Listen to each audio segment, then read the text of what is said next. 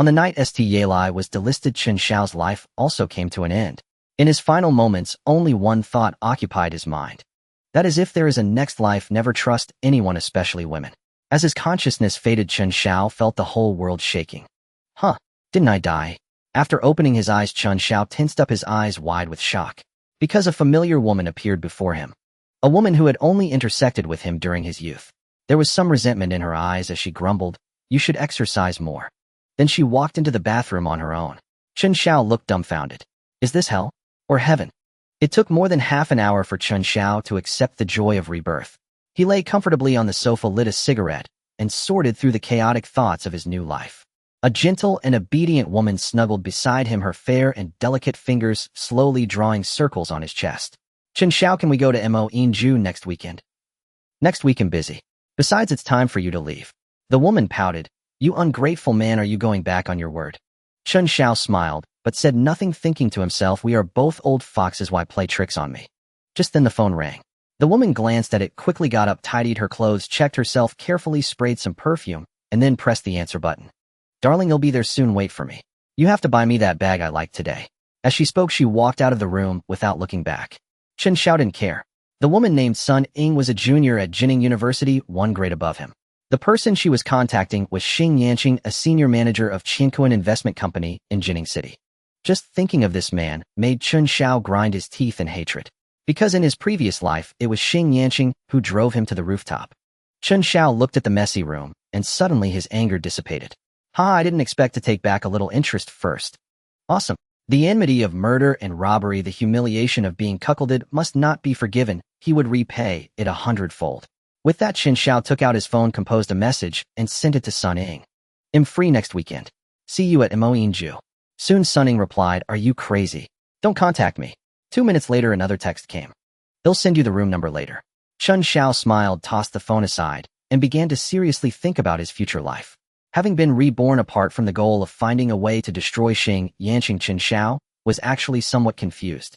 In his previous life, he hadn't been very successful. After graduation, he worked a routine job, and a few years later started a small internet company with a classmate. Just when it was getting off the ground, his ex-wife from his previous life cheated him into bankruptcy, leaving him with huge debts. Chen Xiao only knew the general directions of the next 10 years. For example, how many times the stock price of a certain automobile group multiplied, how the food delivery industry would rise in the next 2 years, the booming sharing economy, and the soaring housing prices. Other fragmented information was very vague. But those big businesses had little to do with a sophomore college student with only 100 yuan in living expenses. 100 yuan wasn't even enough to buy one share of that automobile group stock. In his previous life, he was forced to speculate in stocks only once, and it led to disaster. He didn't know the ups and downs of the stock market. So Chen Xiao decided not to touch stocks again. The water there was too deep for ordinary people. He just wanted to use his foresight to seize small opportunities around him and save up money before graduation. Then buy a house, mortgage it, and buy another. He remembered which areas of Jining City would see high property values. Strive to have 10 or so high-quality properties in 10 years, become a landlord, live a life of debauchery free from worries, and be carefree. Forget about stocks, internet startups, and marriage. With that thought, Chen Xiao leaped up from the bed. Not to mention the promising future, the mere fact of returning to youth was thrilling enough. There were so many girls in college. In his previous life, he was too shy and let them all slip away. This time, I'm coming. After a quick tidy-up, Chen Xiao went to the front desk to check out. The hotel was not far from the school, so Chen Xiao chose to walk back. It was a good opportunity to appreciate the familiar yet fresh world. Having lived 2 lives, Chen Xiao saw familiar sights, but felt completely different.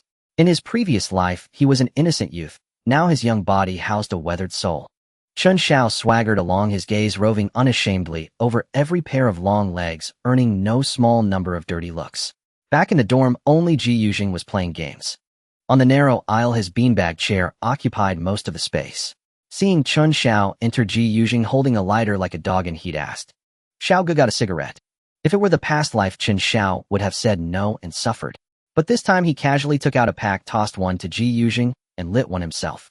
"Xiaozi, what were you up to early this morning?" Chen Xiao inwardly laughed. This jerk was still the same. Calling him Ji before getting what he wanted, then Xiaozi afterwards.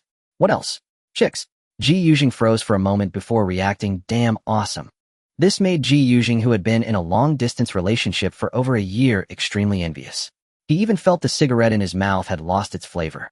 Chen Xiao ignored him, turned on the computer, and searched for needed information from the ocean of news. Chen Xiao rubbed his eyes. On the monitor, a message was floating: May 23rd, green source, wood industry rose up to 6.7. No matter how Chen Xiao scrolled, the message remained floating on the screen. He checked the date. Today was the 22nd, so how could he get news from the 23rd? Xiao Ji, come take a look at this news from the 23rd. Ji Yujing finished his cigarette and reluctantly turned his head. Where's the 23rd? Are you hallucinating from overworking? Chen Xiao pointed at the unusually clear news again. Right here, can't you see it? Get lost, don't mess with me, that's the weather forecast, isn't it? Ji Yujing said. Chen Xiao was stunned, thinking, am I really that weak? No way, it was clearly 40 minutes, not weak. Chen Xiao habitually pulled out his phone to take a picture. The moment the screen lit up before opening any app, the same information appeared on his phone. Holy crap! Could it be that this information isn't an illusion, but only I can see it? Holy crap! Could it be that this information isn't an illusion, but only I can see it? If that were the case, it would be truly. However, Chen Xiao was still uncertain whether it was an illusion. He could only wait until tomorrow to verify. Xiao got a cigarette. Ji Yujing said. Chen Xiao. He casually tossed one over, then stood up and said, I'm going out for a bit. Going out? Give me a takeaway rice bowl, will you? Chen Xiao was speechless. This guy often asked others to bring food, but rarely paid, always thick-skinned and inconsiderate. I've got things to do and won't be back at noon. Go downstairs and get something yourself. Oh, okay. Seeing that Chen Xiao wouldn't bring it, Ji Yujing turned back to his game. Chen Xiao ignored him, got up, and left the dorm. In his past life, Ji Yujing would have infuriated him every day, but now he only found it amusing, not the slightest bit angry. Chen Xiao's dormitory was Building 5, with the cafeteria sandwiched between it and the adjacent Building 6, the girls' dormitory. He ordered a bowl of soup noodles, eating leisurely, while watching the senior and junior girls passing by. Moi. Suddenly, he spotted a familiar figure not far away. Tan Cheng. As her name suggested, Tan Cheng was not tall, with a sweet appearance. When she smiled, 2 shallow dimples appeared, and she had a delicate doll-like beauty. He remembered that the first time he saw her, Chen Xiao was deeply moved. Countless nights, he had been restless. In his past life, he pursued her for 4 years, only to fail without exception. Even 10 years after graduation, every time Chen Xiao thought of her name, he still felt a lingering regret. He gazed at Tan Cheng until she finished her meal with her friend and came to his senses. Chen Xiao immediately stood up and walked toward them. Having been reborn, he wouldn't be timid no matter what. Hello, classmate. My name is Chen Xiao. May I get to know you? Chen Xiao said generously. Girls of this age rarely knew how to refuse. Tan Cheng and her friend were a bit flustered, but still greeted him. You? Hello, is there something? Chen Xiao pointed to a musical instrument nearby and said, Oh, it's like this. A friend of mine picked up an eru by the lake, so I wanted to ask if it belongs to someone in your class. He remembered that Tan Cheng had lost a performance-level eru worth 10,000 yuan at the start of her sophomore year and never found it. Tan Cheng asked with surprise, Really? It's mine. Hey, race a photo, is this the one? Chen Xiao glanced at it casually, he knew nothing about it. Oh, it seems like it. Why not leave a contact and send me the picture? I'll check it when I get back and call you if it matches. Oh, okay. Tan Cheng quickly pulled out a pen and paper to write down her phone number. Then I'll leave it to you, classmate. Thank you. Chen Xiao took the note, said no need to be polite, and turned to leave directly. Watching his back, Tan Cheng's friend Lu Xiaoyan doubted, is it real? Could he be deliberately asking for your phone number? Tan Cheng sighed. I hope it's true. That era was a gift from her family, and she still didn't know how to explain it to them. Chen Xiao saved the phone number into his phone, then tore the note to pieces and threw it into the trash. In his past life, this slip of paper with Tan Cheng's number would have been enough for him to fawn over for a whole semester. Chen Xiao smiled. The arrow, of course, didn't exist. He had gotten the number anyway, he would deal with it later. Having already told Ji Yujing he wouldn't be back, he went to the tennis court next to Building 5. He found a comfortable spot to sit, watching the young ladies on the court practice hitting and picking up balls, their skirts fluttering up and down, creating quite a scene. A college life, so damn comfortable. No worries, no trivial troubles, no financial pressure. After a while, Chen Xiao pulled out his phone, and the floating message still remained. He sent a text to Sunning back at school. It was quickly replied, Yes, missing me already. Come to the tennis court, I have something to ask. After sending it, Chen Xiao put away his phone, not bothering to read Sun Ying's reply. She would definitely come anyway, because he knew Sun Ying. She had 2 great passions, money and looks. But in reality, the two often couldn't be had at once, so she chose to pursue both to satisfy her desires. On one hand, she scouted for so-called successful men, and on the other, she sought boy toys with iron-like stamina. Coincidentally, both Xing Yanqing and Chen Xiao were her prey. Sun Ying could get different satisfactions from the two. Before long, a slender, heavily made-up beauty appeared on the tennis court, catching the eyes of many boys. She spotted Chen Xiao and walked straight toward him. Chen Xiao saw her too.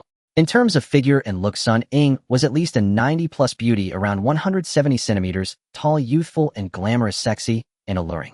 It's just that for some reason, she seemed more mature than her peers. She yearned early for the glamorous world, perhaps due to her personality. She had an extremely strong desire for what she pursued, which Chen Xiao knew well, and luckily he could handle it. "What are you doing here? I asked what you wanted to drink, but you didn't reply. Have a sip with me." Sun Ying brought the milk tea she had half finished to Chen Xiao's mouth. Chen Xiao shook his head. "I just drank." "Oh, so what did you call me for? Could it be?" Sun Ying always spoke without restraint. In the past life, when alone with Chen Xiao, she could make him blush with just a few words. Chen Xiao had something on his mind, and was no longer shy as in his past life, so he asked directly, "I have a question.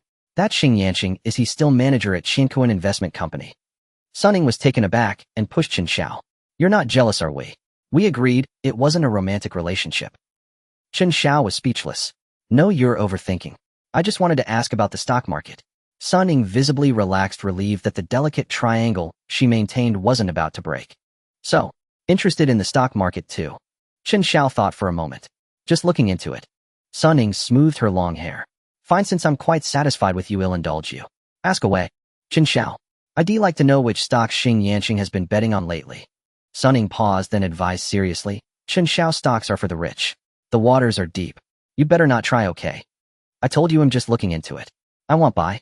Where would I get the money?" Just as Chen Xiao knew, Sun Ying also knew something about Chen Xiao. His family was ordinary, and he only had his monthly living expenses, no extra money. "Alright, about which stock Xing Yanqing is following, I'm really not sure. You know I'm not interested in that. But today I heard him mention Liyuan Wood Industry a few times. He said something about leveraging inside information and such. I didn't really understand." Chen Xiao's pupils contracted. "Are you sure it's Liyuan Wood Industry?" Sun Ying carefully recalled. "It should be." Chen Xiao stood up, saying, "Alright, I understand now." Hey, don't go." "What?" Chen Xiao asked. Sun Ying was momentarily stunned. "Right now." Chen Xiao replied. "Why are you thinking about that?" "I was asking what you were doing." "Oh, that. I think this place is nice. It'll wait for you at 10 o'clock in the evening." Sun Ying said. "Chen Xiao, let's talk about it later." With that, he got up and left. He feared that if they continued talking, he would be stirred up by Sun Ying and feel uncomfortable all over.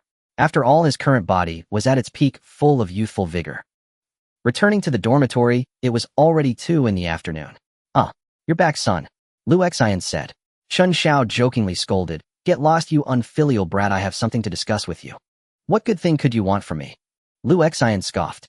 Chen Xiao took out a cigarette, and Ji Yujing, who was lying on the lazy couch after playing games, immediately turned his monitor toward him when he saw the smoke.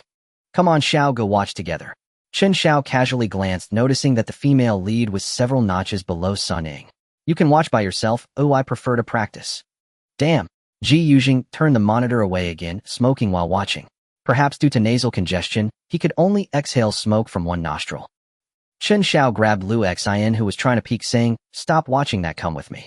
Lu Xian. Chen Xiao firmly pulled Lu Xian out of the dormitory and into the corridor to smoke. "What the hell do you want from me?" "What is it?" Lu Xian inquired. Today it was already too late to open an account, so Chen Xiao planned to temporarily use his. "Do you have a stock account?" "I used to, but I haven't played for a long time. Whatever I buy drops, and whatever I sell rises." "What do you want?" Lu Xian replied. Chen Xiao said, "Let me borrow it for a bit." "Huh, you want to trade stocks? What triggered this?" "You have too much money to spend, why throw it away?" Lu Xian remarked. "Don't worry about it, or just let me use it, and he'll treat you to barbecue on the back street tomorrow." Once he heard barbecue, Lu Xian was instantly excited, saying, "Then I want another box of beer." Chen Xiao. "All right." After obtaining Lu Xin's account, Chen Xiao discovered there were stocks worth 5,000 yuan stuck in it. "That. You can't sell this, I'm counting on it to turn things around. I haven't even paid my tuition, and now I've lost half." Lu Xian exclaimed. "I asked to borrow it, not to take it.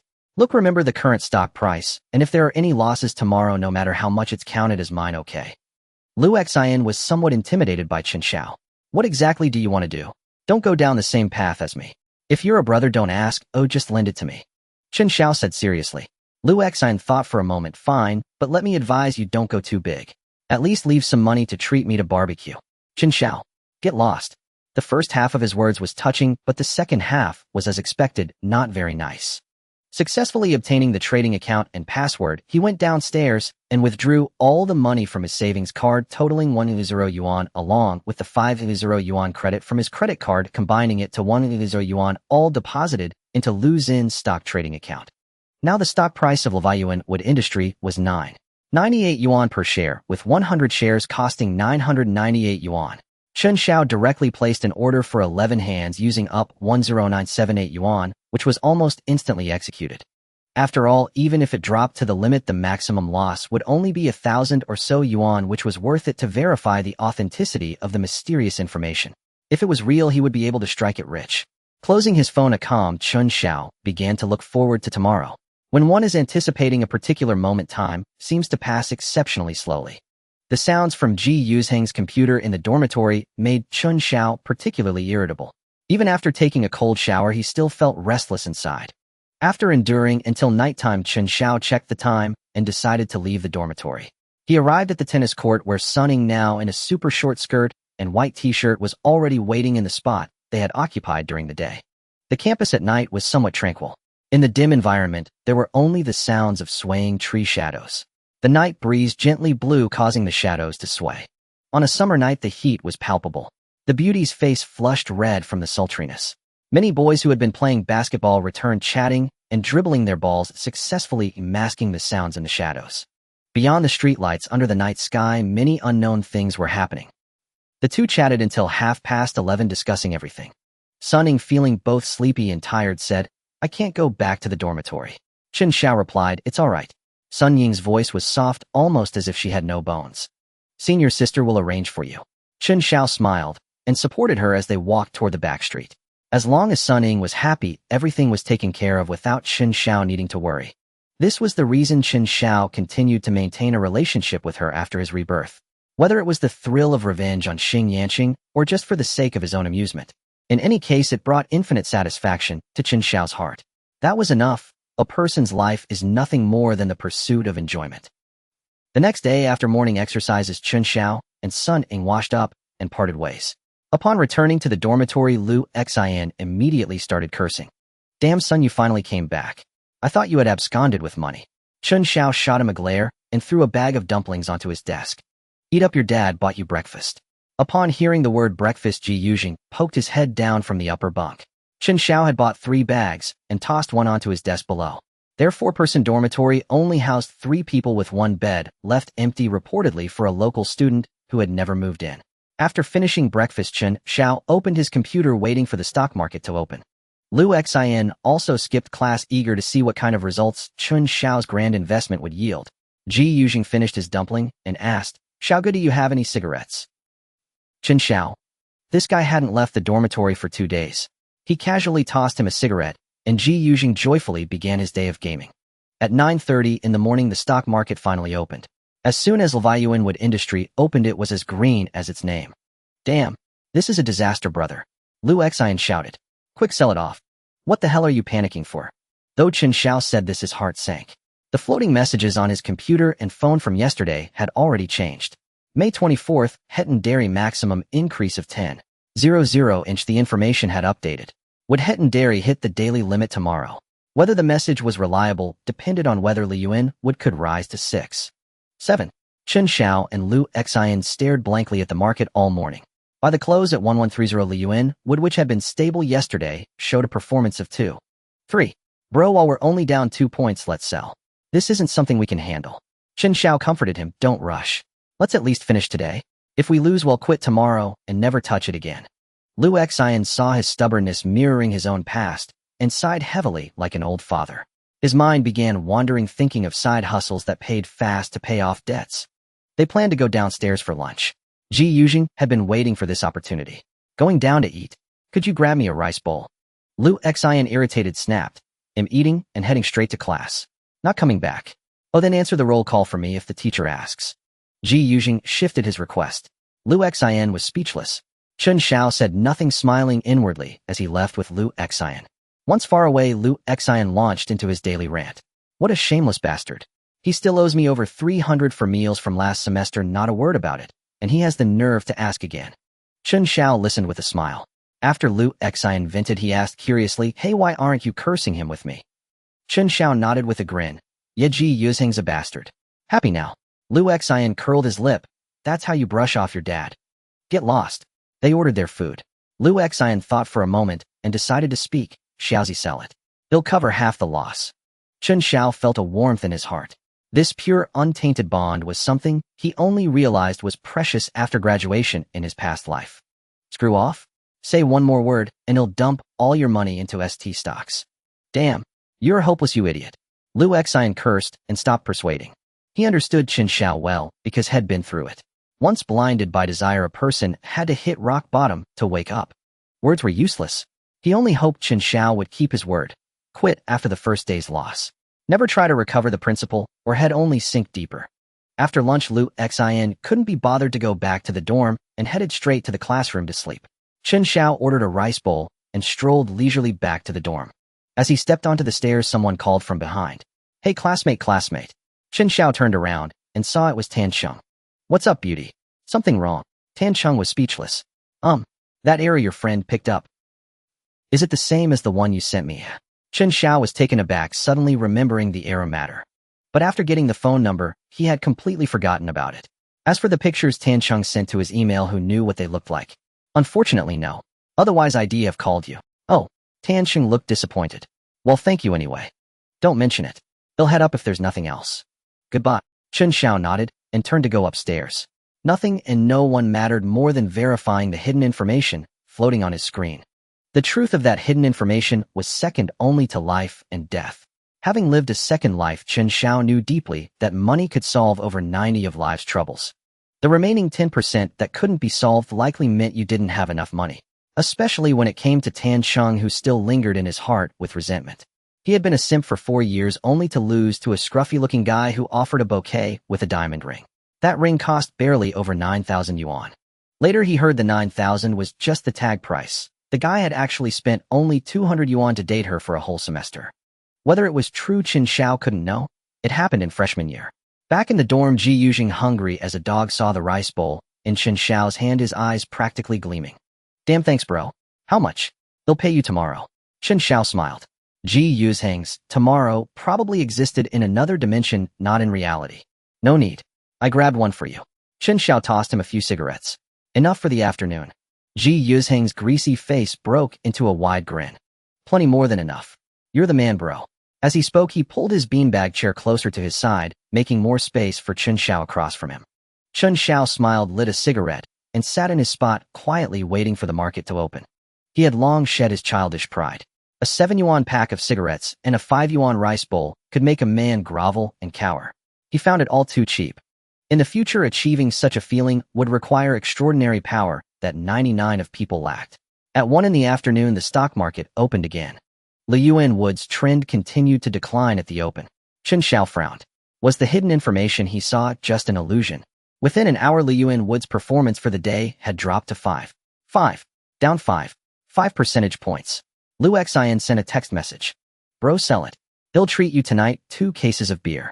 Chen Xiao read it, put away his phone, stared for a while, then set all 11 lots of stock to sell automatically at 10.64. Converted to the increase that was the maximum rise of 6.7 shown in the hidden information. With only 20 minutes left until close, Liyuan Wood had already dropped 6 percentage points. Lu Xian, not receiving a reply from Chen Xiao, grew anxious and slipped out the back door while the teacher wasn't looking. He ran all the way back to the dorm, panting, sell it now? It's down 6 points today. If it hits the limit down tomorrow, we won't even have a chance to run. Lu Xian paused, stunned. On the chair, Chen Xiao was chatting casually with Ji Yuzheng about games. Don't worry, I already sold. Phew. Lu Xian breathed a sigh of relief. Good, you sold. It's fine, think of the loss as a lesson. Withdraw the rest, and he'll treat you to soup noodles tonight. Chen Xiao shrugged. Can't withdraw it. I put it all into Hetton Dairy. What? Lu Xian was shocked. You lost 6 points on Liyuan Wood, and now you're going all in on Hetton Dairy. Chen Xiao, stop playing. You'll sink deeper. Chen Xiao pulled out a cigarette and shoved it into his mouth. Sinking deeper might be right, but I didn't lose 6 points. I made 6. 7 points. Lu Xian stared at the phone showing Liu Yunwood's maximum daily increase of 6. 7, completely dumbfounded. Well, what happened? In the 20 minutes I ran back, it turned a loss into profit. And you cashed out at the peak. Chen Xiao nodded. Yeah, just like you said. Lu Xian took a deep drag of his cigarette and sat on the chair, unable to process it for a long time. In just that brief moment, Chen Xiao had earned over 735 yuan. Their monthly living expenses were generally only 1,000 yuan. And in a single day, he had made more than half a month's allowance. Ji Yuzheng seemed to sense the awkward atmosphere in the dormitory. Seizing a break in the game, he turned his head and asked, "What's up with you two? Come on, get on and play the game." Chen Xiao smiled and said, "It's nothing, you go ahead and play." As a new round of the game began, Ji Yuzheng turned around and said, "Don't have a falling out, all right? There's nothing a game can't solve." Lu Xian completely ignored him, beckoning Chen Xiao with a finger, and the two walked out of the dormitory. "You? If you're my brother, don't ask." Chen Xiao said. "Damn, you really stumbled into a stroke of luck." Chen Xiao smiled without a word, thinking to himself that he should still find time to open his own account. It was fine with the small principal now, but it would be inconvenient later when it grew larger. And in the future, he would need his own professional team. Take today's green source wood industry, for example. It had fallen by 6 percentage points at its lowest, yet he had bought in at the mid-range. If he could buy at the dip and cash out at the peak, today's profit wouldn't be 6, 7 points, but 12, 7 points. Of course, even with a professional team, it's impossible to always buy at the absolute lowest point. But it would certainly be more technically sound than Chen Xiao's method of going all in at once. "Come on, I'll treat you to some rice noodles today. Damn, you earned 700 and you're feeding your dad this. Get lost, take it or leave it." Lu Xian. Anyone who trades stocks understands, especially when the principal is small, you must make every penny work its hardest to accumulate capital quickly through compound interest. That was Chen Xiao's current mindset. Having confirmed a sure profit, he didn't plan to overspend until he had accumulated enough capital. Everything is hard at the beginning. Even with a golden finger, it requires a slow process. That night, Chen Xiao turned off his phone and lay quietly in bed. The chaotic panting sounds from Ji Yuzheng's computer speakers across the room didn't stir a single ripple in his heart. Chen Xiao reflected on the over 700 yuan he had earned today, feeling as if it weren't 700, but 7 million. He knew that from today onward, he held the key to the pinnacle of the pyramid.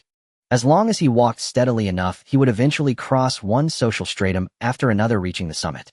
The next morning, Chen Xiao woke up very early, jogged 2 laps on the sports field's rubber track, and then went to the cafeteria for breakfast. Some familiar classmates greeted him, and all noticed a difference in Chen Xiao. He was dressed as usual, and his appearance hadn't changed, but the unwavering confidence and composure revealed in his every gesture and movement were exceptionally captivating.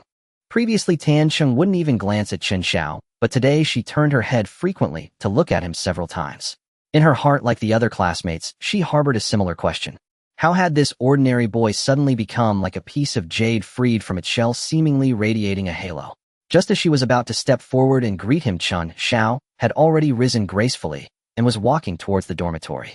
Every step he took seemed exceptionally distinctive among the crowd. At the morning market opening, there was no suspense. Hetton Dairy, which had been stable yesterday, hit the daily limit up at the open. Chen Xiao's principal yesterday was 11735 yuan, and today it directly reached 12908 yuan. In 2 days, he had earned 1908 yuan. Of course, a stamp duty of 3 cents had to be paid. The rest was pure profit. Investment profits in the domestic stock market are not subject to personal income tax. This was almost equivalent to 2 months' living expenses. And Chen Xiao could foresee that his earning speed would increase rapidly as his principal grew. Today's hidden information had already been updated. May 25th, Chiha Group maximum increase 10.00, another limit up. Chen Xiao unhesitatingly sold Hetton Dairy and bought Chiha Group. Because he didn't know if Hetton Dairy would hit the limit up again tomorrow, but Chiha Group definitely would. Since it was still early and he didn't need to monitor the stock market anymore, Chen Xiao planned to go to the securities company to open his own account. Unfortunately, his capital was too small to use leverage now. Otherwise, he wouldn't be limited to a maximum profit of just 10 or 20%. Leaving the school gate, Chen Xiao chose to take the bus. Because all his money was in the account, he had hardly any coins left in his pocket.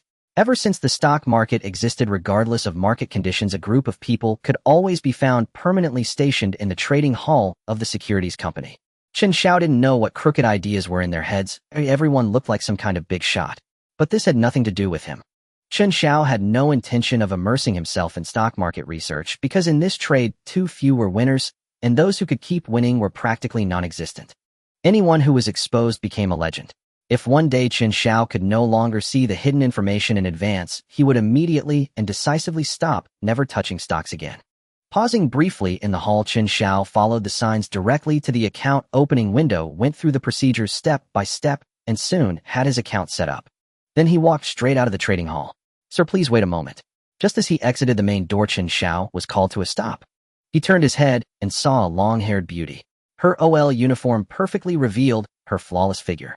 Black stockings, a pencil skirt, a white blouse, and black-rimmed glasses made her look exceptionally alluring and charming. "You're calling me?" "Yes, sir. I'm Su Tang from Changhong Investment Company. This is my card." Chen Xiao took it and saw the company introduction and personal contact information. "How do you think? I look like someone with money to invest."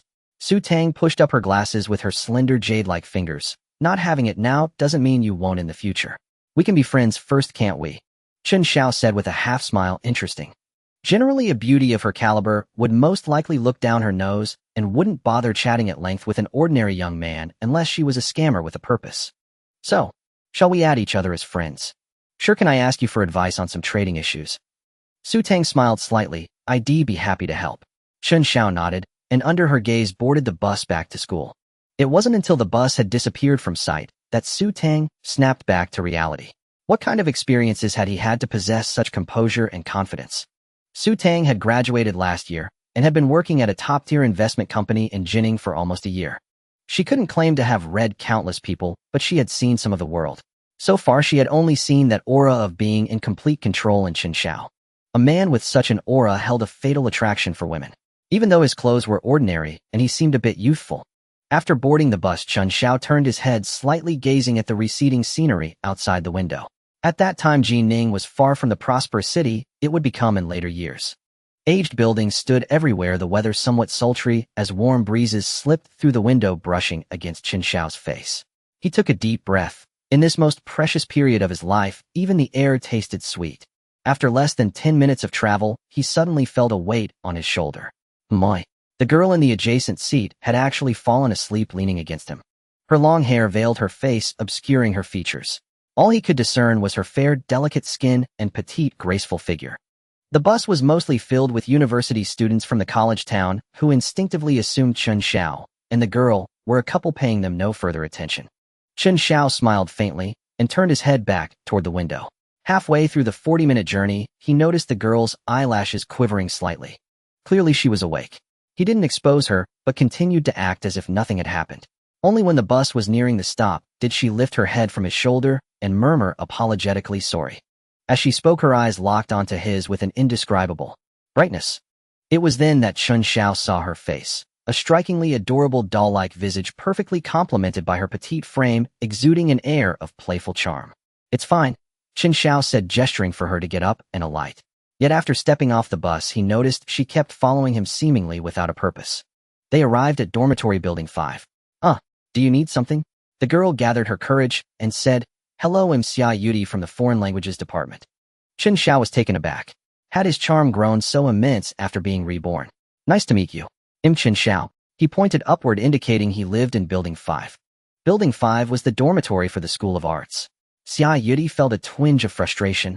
Why wasn't this handsome, sunny boy taking the initiative at all? To Chen Xiao, her little scheme was as obvious as a louse on a monk's head. But having been granted a second life, the last thing he wanted was to incur emotional debts. It wasn't that he was overly virtuous, but rather, it was troublesome. It would disrupt the clear, unencumbered life he planned to lead. "Can we add each other as friends?" Xia Yudi finally asked. "I'm really sorry about what happened on the bus. Let me treat you to a meal sometime." "Sure," Chen Xiao replied with a light laugh. After they added each other, Xia Yudi left satisfied. Chen Xiao turned and headed back to his dormitory. "Holy crap. Son, you're a freaking genius." It hit the daily limit right at the opening bell. Lu Xian shouted as soon as he saw Chen Xiao. "Call me Daddy." "Damn it. Fine. Daddy, take me with you." After the jest, Chen Xiao's tone turned slightly serious. "Lu Xian, to be honest, I don't advise you to jump back into the stock market." Lu Xian was taken aback. "Get lost. Just a couple of days ago you were the one trying to talk me into it." and now you're warning me off. I'm serious. He'll make a couple of moves, and then pull out. Chen Xiao had his own plans. If things progressed normally, Lu Xin as his close friend would never end up badly off. He could even become what most people would call a success story. That would be far better than his aimless fate in the previous life. But Chen Xiao absolutely could not let anyone, not even Lu Xin nor his family, know that he could see hidden information. This was the very foundation of his survival, the core asset that no one but himself could ever touch. Seeing how serious Chen Xiao was, Lu Xin thought for a moment and said, "Then he'll think it over." Chen Xiao said no more, inwardly relieved that he had opened his own account. If he had continued using Lu Xin's account, Lu Xin would have known about every winning trade, making it impossible to dissuade him. Brother Xiao got a cigarette. Ji Yujing seemed to inhabit another world. Aside from gaming, bumming smokes, and asking for takeout, he was oblivious to everything discussed in the dorm. It wasn't that he was broke. On the contrary, his monthly allowance was 1,500 yuan more than both Lu Xin and Chen Xiao.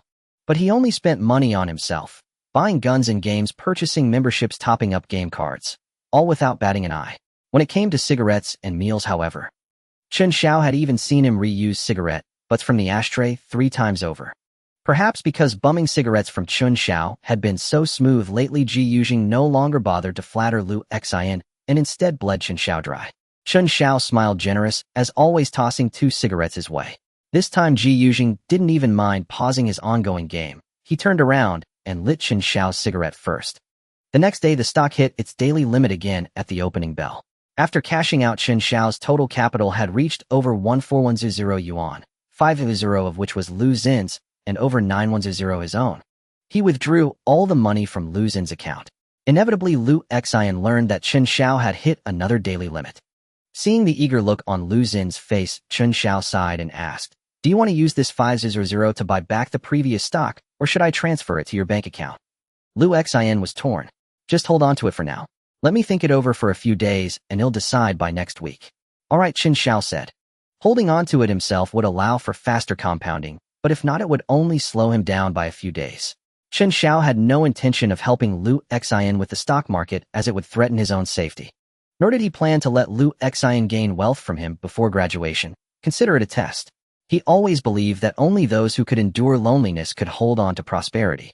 If Lu Xin could avoid harboring resentment over Chen Xiao's changing fortune before graduation, he would later attain wealth beyond his current imagination. If, on the other hand, he grew bitter, angry, or even cut ties because Chen Xiao didn't make him rich, then the sooner such a friendship ended, the better. But regardless of the outcome, on graduation day, Chen Xiao would have a sum of money ready for him, as a token of trust and gratitude for lending him 500 yuan a few days earlier. Whether Lu Xin would receive more after graduation depended on his character and choices. Chen Xiao deposited all 14100 yuan into his own account. The hidden information had updated May 26th. Liaodong Technology Max increased 10.00. Another daily limit. Chen Xiao found the company and felt a surge of delight. That day, the company's stock opened at its lowest limit. Without hesitation, Chen Xiao went all in. If Liaodong Technology released positive news today, it could recover its losses before the market closed. Combined with tomorrow's daily limit, he could secure a 20% profit. In other words, if luck was on his side, Chen Xiao's profit for just one day tomorrow would exceed 280 yuan, or even more. That was nearly 3 months' worth of living expenses in a single day. The stock market, truly a place of intoxicating madness. With no classes in the morning, Chen Xiao spent over 2 hours studying a map of Jining City, marking all the areas that would appreciate significantly in the future. He never abandoned the idea of earning money to buy a house. He wasn't sure if the hidden messages would always exist, but houses wouldn't vanish into thin air. If he ever lost his superpower, he could still live comfortably as a landlord, drifting through life with ease. That afternoon, Ji Yujing finally decided to take a shower, tidied himself up, and even went downstairs to buy food. "Hey, what's this about?" Chen Xiao asked. Ji Yujing may have been short, eccentric, and slightly bow-legged, but there was no denying he was good-looking with a sharp sense of style. Dressed up, he bore a striking resemblance to a tan version of a K-pop star. "Going to class. Sister Li is teaching today." Chen Xiao nodded in understanding. No one dared to skip Sister Li's class. Absence meant failing the course. "Hey, what are all those circles on your map?" Ji Yujing asked. Chen Xiao chuckled. "Remember the places I circled? They might be useful to you." Ji Yujing glanced over. "Forget it. Who's going to remember all that?" Chen Xiao smiled, but said nothing. It was like placing a mountain of gold before him only for him to treat it like dirt. Come on, let's go to class. Wait, let me grab the keys. Right after freshman military training, Ji Yujing had spent an entire semester's allowance on a scooter. On campus in that era, he was the coolest guy around. Chen Xiao rarely rode his scooter before because Ji Yujing's favors always came with a price. If you rode with him, you'd have to buy him meals and cigarettes. So Chen Xiao preferred to walk rather than share a ride. Arriving at the classroom, they grabbed their usual seats in the back row. Lu Xian had arrived early with a classmate from the next dorm and saved a seat for Chen Xiao. Xiaozi, you actually showed up. Haven't seen you in days, said Shen Jianxing. In his past life, Chen Xiao had been close with him, Lu Xian and Wu Ling. But after graduation, they all went their separate ways, often thinking of each other, yet rarely staying in touch. He hadn't even attended Shen Jianxing and Wu Ling's wedding because his career was in a rough patch back then, and he couldn't spare even 2 days. Been busy with something. What's up? Cooking up another scheme. Chen Xiao glanced at Lu Xian, thinking the kid could keep his mouth shut. He hadn't even told Shen Jianxing about the stock trading. Nothing much. Where's Wu Ling? Oh, she asked for leave to help the major course teacher with some side work. Wu Ling had a gift for traditional Chinese, painting off and taking on private jobs from teachers to earn pocket money. As they chatted, Chen Xiao suddenly sensed someone staring at him from the front row. He looked up and caught Tan Sheng and her best friend Lu Xiaoyan. They seemed to be discussing something, occasionally glancing his way. This had never happened before. Chen Xiao was usually invisible to Tan Sheng. Shen Jiansheng leaned in and teased, Xiaozi, your goddess is checking you out. This is your chance. Go for it. Chen Xiao smirked. I have plenty of goddesses. Should I go for all of them? I've got the desire but not the stamina. Shen Jianxing was speechless. Damn, you're something else. Just then a figure slipped in through the back door and sat right next to Chen Xiao. Sunning, what are you doing here? Looking for you, what else? Sunning said, glancing around. Nice spot here. No cameras, right? Chen Xiao was at a loss for words. Was this girl seriously thinking of doing it here? Scouting the place. The moment the guys spotted Sun Ying, they were practically drooling. A stylish, alluring, and seductive senior was an irresistible temptation to them. Ji Yujing in particular kept stealing glances their way. Chen Xiao lowered his voice, leaning close to Sun Ying's ear. I'm curious. What happened to your boyfriend Xing Yanqing that you need me so badly? Sun Ying pinched his thigh under the table and whispered back, you don't think Xing Yanqing has actually had me, do you? Chen Xiao was taken aback. You and him haven't. Sun Ying rolled her eyes. Obviously. Men never cherish what they get easily. Do you think I'd let him have his way that quickly?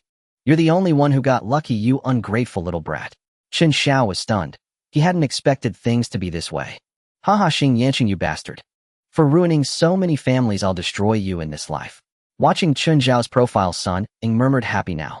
Chen Xiao knew she mistook him for a jealous boy, but he didn't bother explaining. He wrapped an arm around her slender waist. Saturday, at Mayin residence. What? Saturday won't work. I've made plans with Xing Yanqing. Cancel it. Reschedule for Sunday. Sun Ying thought it over. It would be a good way to keep Xing Yanqing wanting more. Fine, Saturday it is. Good. Don't forget to bring your JK uniform. Sun Ying pinched him again. You little brat, you're getting bolder by the day. It's like you're a different person. Chen Xiao didn't dwell on the topic and instead asked something that had been on his mind. Why are you with Xing Yanqing? Sun Ying gave him a strange look. You're still young. You wouldn't understand. You'll know when you enter the real world. It's for material things, money, and most importantly, connections. What you think it's for pleasure. With someone like Xing Yanqing, a single touch, and it's over. Not like your waist, you little brat. It's a deadly weapon. Chen Xiao was stunned. He hadn't known that side of Xing Yanqing. Could it be that in his past life his wife and him were actually fine? He wasn't sure, because impotence could be treated and cured. Sun Ying's reasoning was fitting for her age. She talked endlessly about connections, naively believing that knowing more people, especially rich ones, would somehow benefit her future. What she failed to see was that wealthy people all had a mental price list with everyone's value clearly marked. The most important connection a person could have was themselves. Only when you were valuable enough could you maintain equal relationships. Otherwise, you'd end up as a tool for others to use, because that was where your value lay. Sun Ying had her choices and her own path to walk. Chen Xiao didn't try to correct her worldview.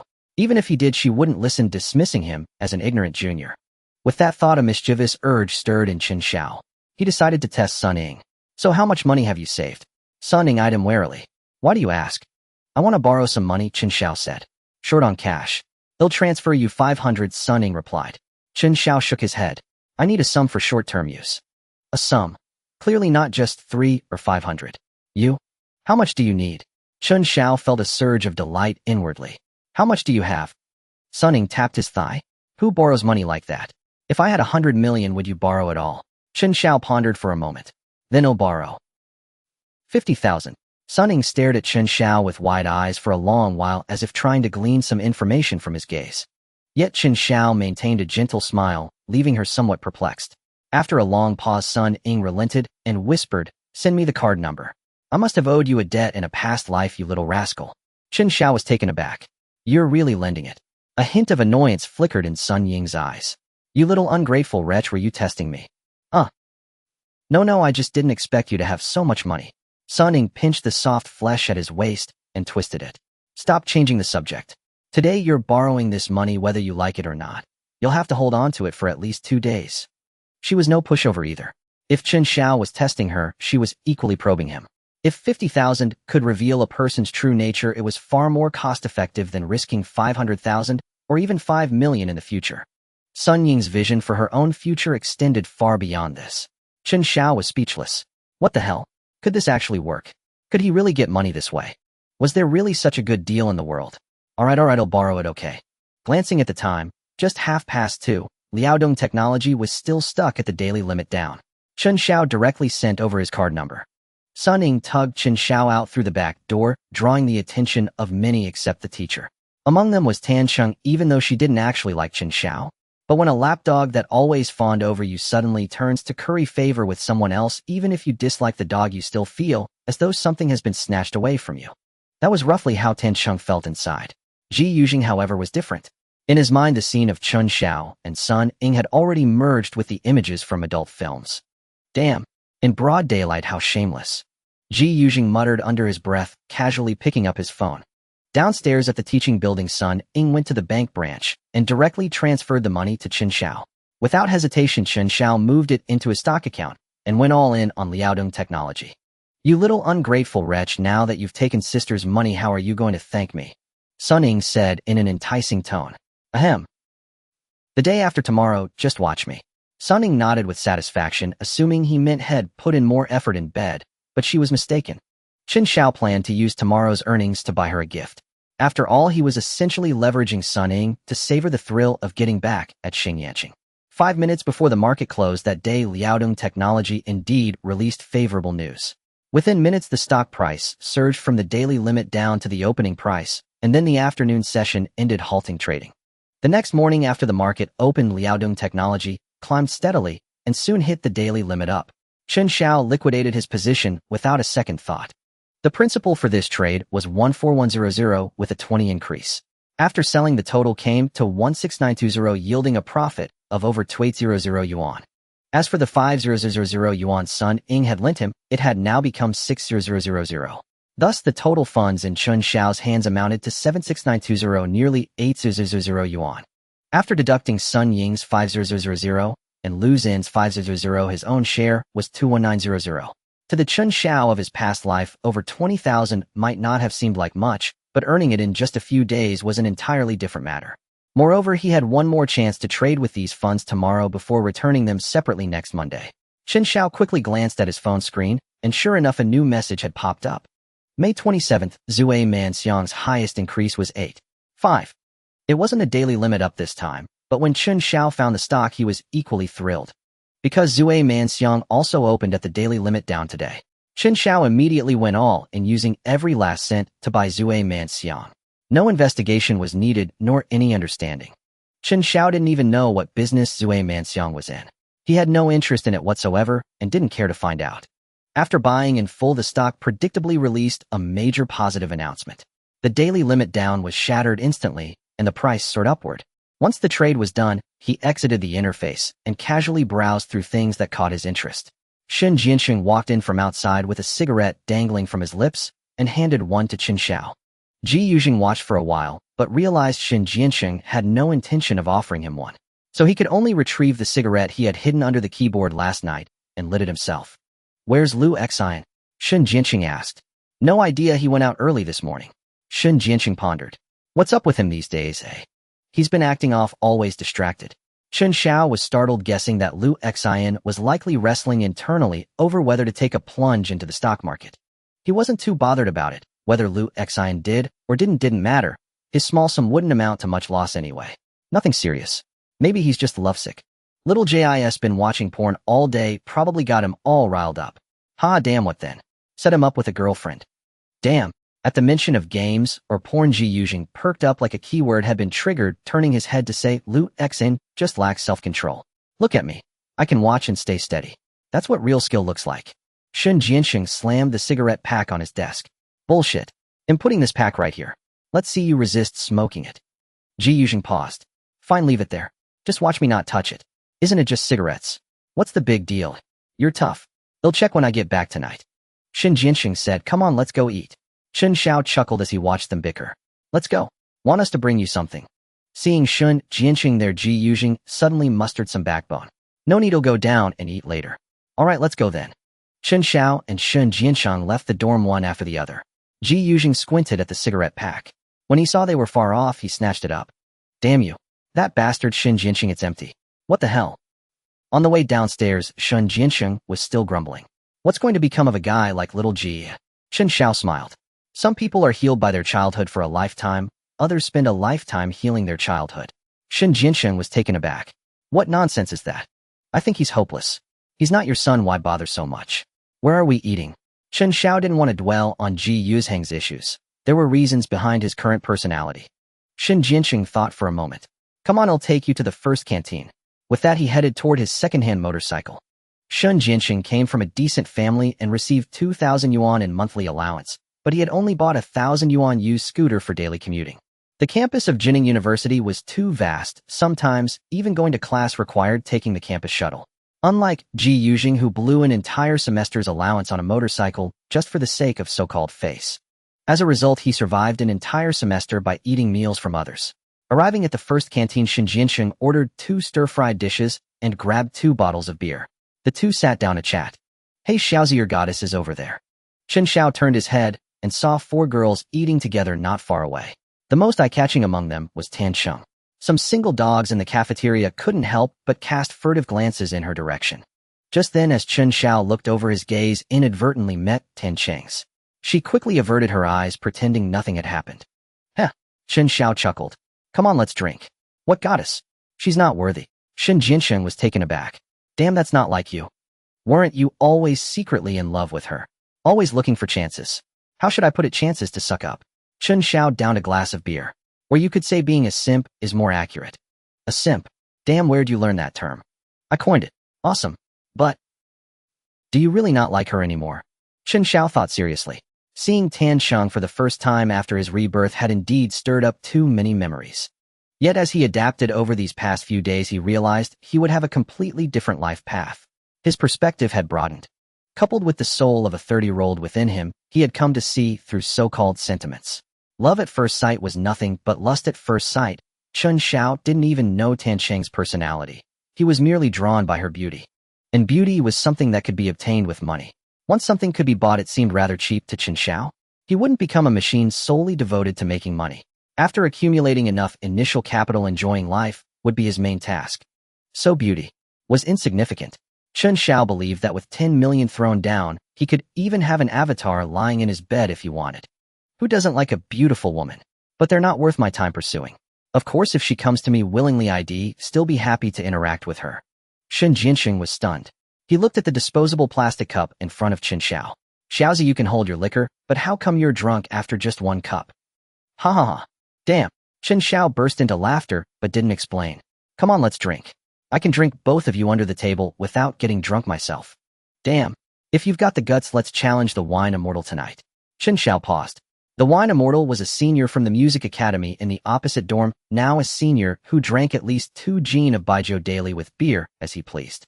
He couldn't quite remember the name, only that about 5 or 6 years after graduation the man had died young from a myocardial infarction at the dinner table. Though not close when Chen Xiao heard the news back, then he had felt a deep melancholy for days, realizing for the first time the fragility of life. Don't invite the wine immortal anymore. He weighs over 200 gin and drinks heavily every day. What if something happens? Try to persuade him when you have time. It's fine. What could happen? At his age, Chen Xiao couldn't grasp how close death could be. Chen Xiao didn't press further. It wasn't that he was unwilling to save him, but that he simply couldn't. Unless he followed him around 247 like a doting mother, it would be impossible. He could only offer some advice when the chance arose. As for the rest, their fate was in their own hands. The two finished a bottle of beer quickly. Chen Xiao asked a few more. Chen Xiao shook his head. No. Call Lu Xian and see what that son is up to. All right, suit yourself.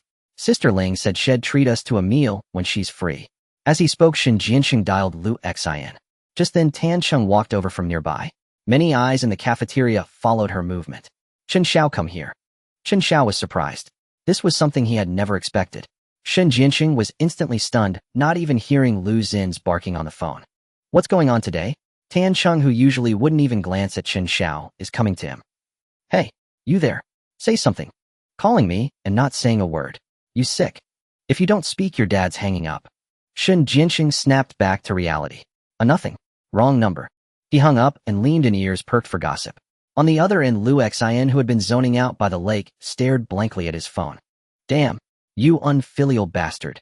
Tan Cheng led Chen Xiao aside, turned around, and asked coldly. Did you actually have a friend who found an arrow? Seeing he had been found out, Chen Xiao decided not to keep up the lie. After all, the excuse had only worked in the moment. Upon reflection, its flaws were obvious. Arrows weren't common, and there weren't that many lying around by the lake waiting to be picked up. Yes, I'm sorry. I just wanted your phone number.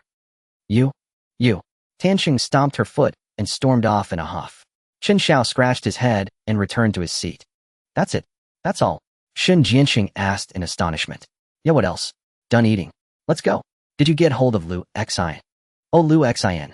Damn, I hung up. Chen Xiao. Call him again. Chen Xiao quickly redialed.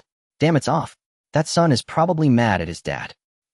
When Tan Cheng returned to her seat, Chen Xiao and Chen Xiao were already gone. Lu Xian asked, how was I? Was I right? Tan Cheng huffed in frustration. See, I told you. There are plenty of toads in the art school wanting to taste swan meat. Ching, you need to be careful. Exactly. Lu Xing is more reliable. His uncle is the vice dean of the construction engineering college. And he's so rich. Giving you a diamond ring in freshman year. How romantic. Chen Xiao isn't that great. He's okay looking, but look at what he wears. Clearly his family isn't well off. He's not even as good as the guy across from him. The friends chattered away. It had to be said that sophomore girls already had a certain judgment and sharp eyes. Chen Xiao's family background was indeed inferior to Chen Jiansheng's, even far behind. Tan Cheng couldn't help comparing. Lu Xing was rich and well-connected, grew up in the city, knew how to please girls, but was a bit of a player. Chen Xiao, aside from his looks and demeanor, had nothing. He probably couldn't even afford a candlelit dinner, couldn't give her the romance she desired, and wasn't the ideal partner. At this thought, Tan Cheng was startled. Oh, why was she comparing the two of them? Men are all no good. Lu Xian did not return until the dormitory was about to lock up. Though he maintained an easygoing tone, Chen Xiao caught a flicker of unnatural expression in his pauses. They exchanged only a few words before each retired to bed. Ji Yuzhing, as if no one else existed, continued playing games on speaker, utterly indifferent to others. Chen Xiao rose and tossed half a pack of cigarettes onto his desk.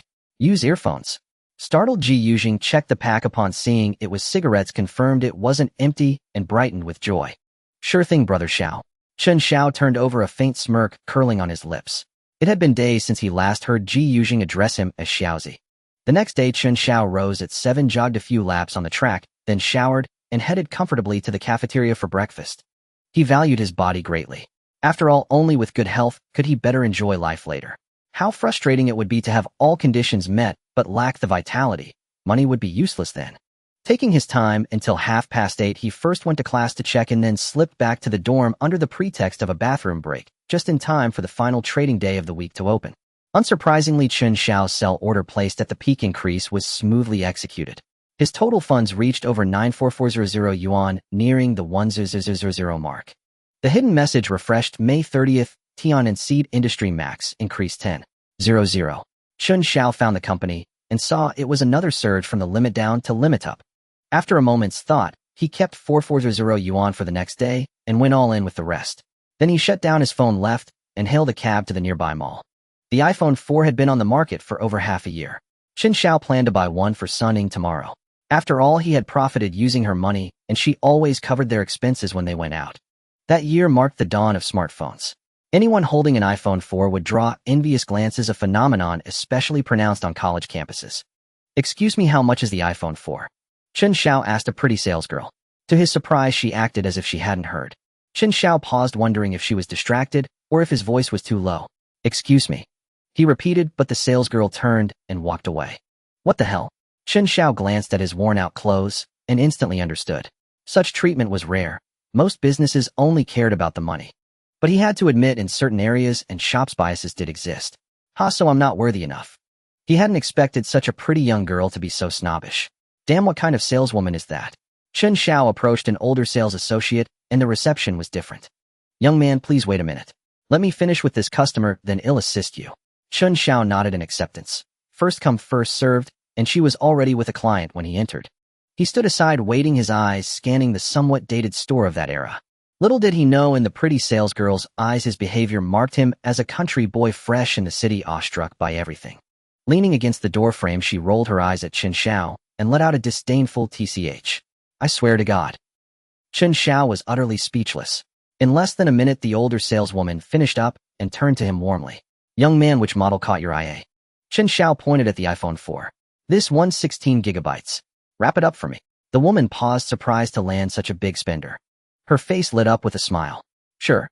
They'll throw in a phone case. Need a screen protector?" The pretty salesgirl still by the door clearly hadn't expected Chen Xiao to be so decisive. Shock and disbelief flickered across her face. Chen Xiao deliberately looked at her and said, "No screen protector. Card payment.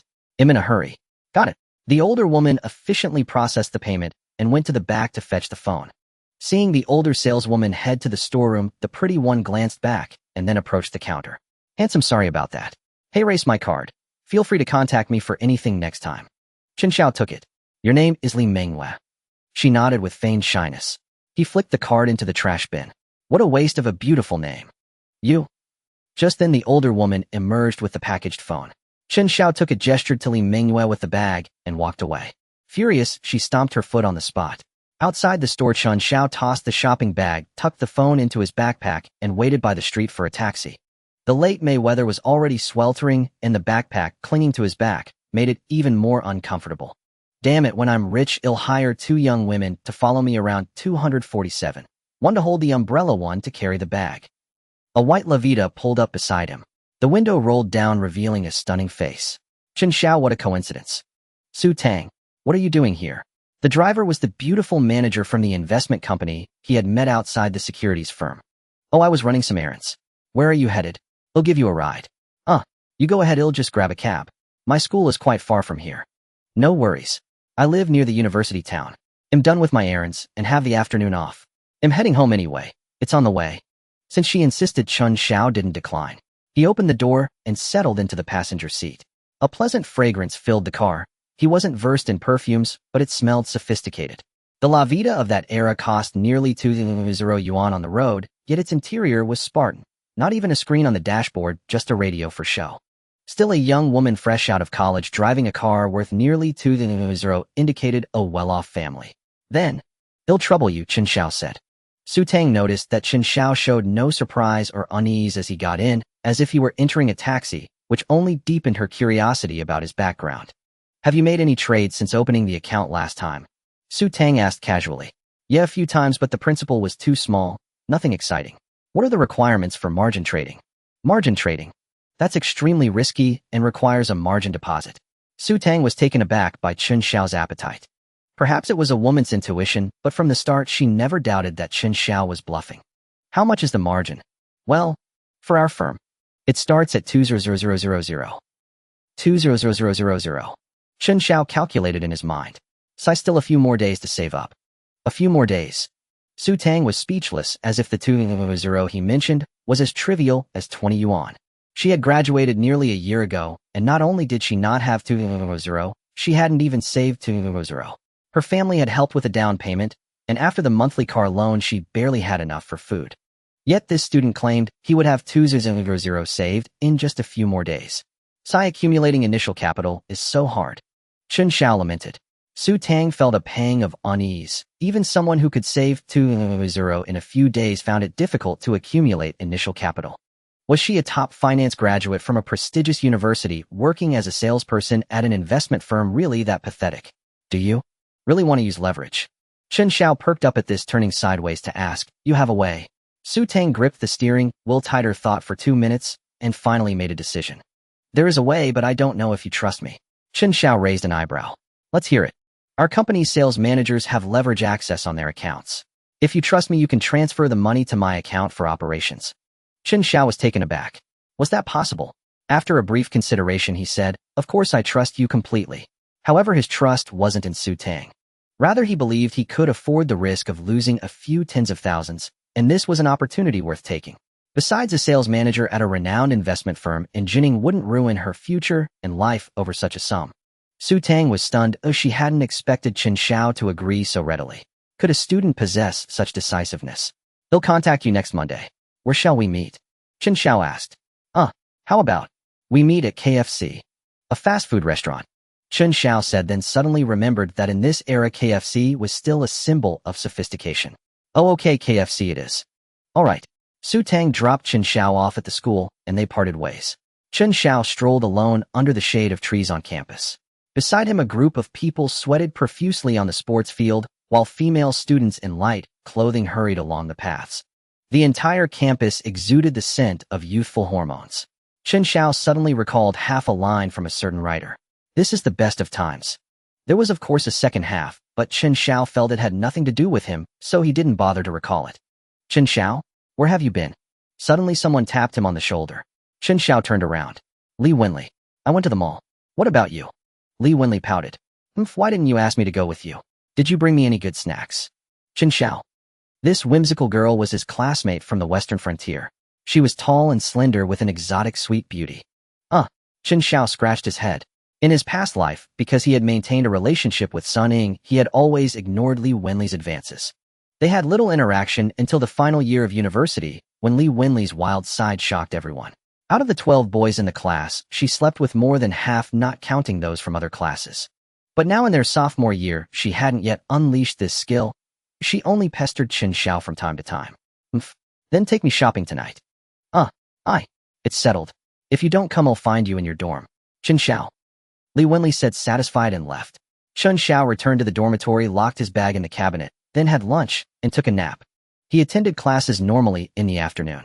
Just after dark, Li Wenli called. Hey, Chen Xiao, I'm by the lake. Come quickly. Okay, I got it.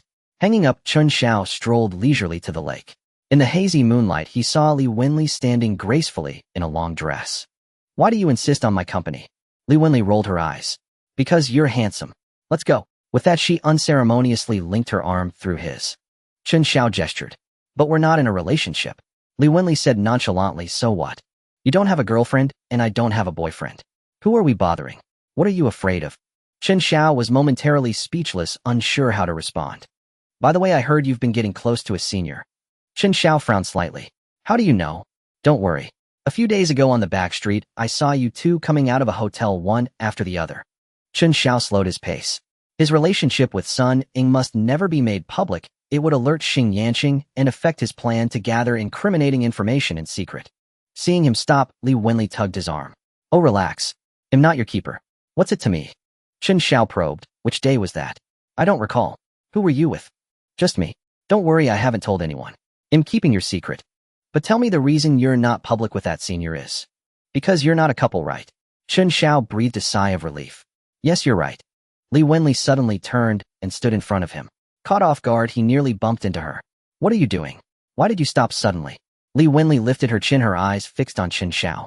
I want that kind of relationship with you too. Chen Xiao was utterly shocked. What? Am I not as pretty as the senior?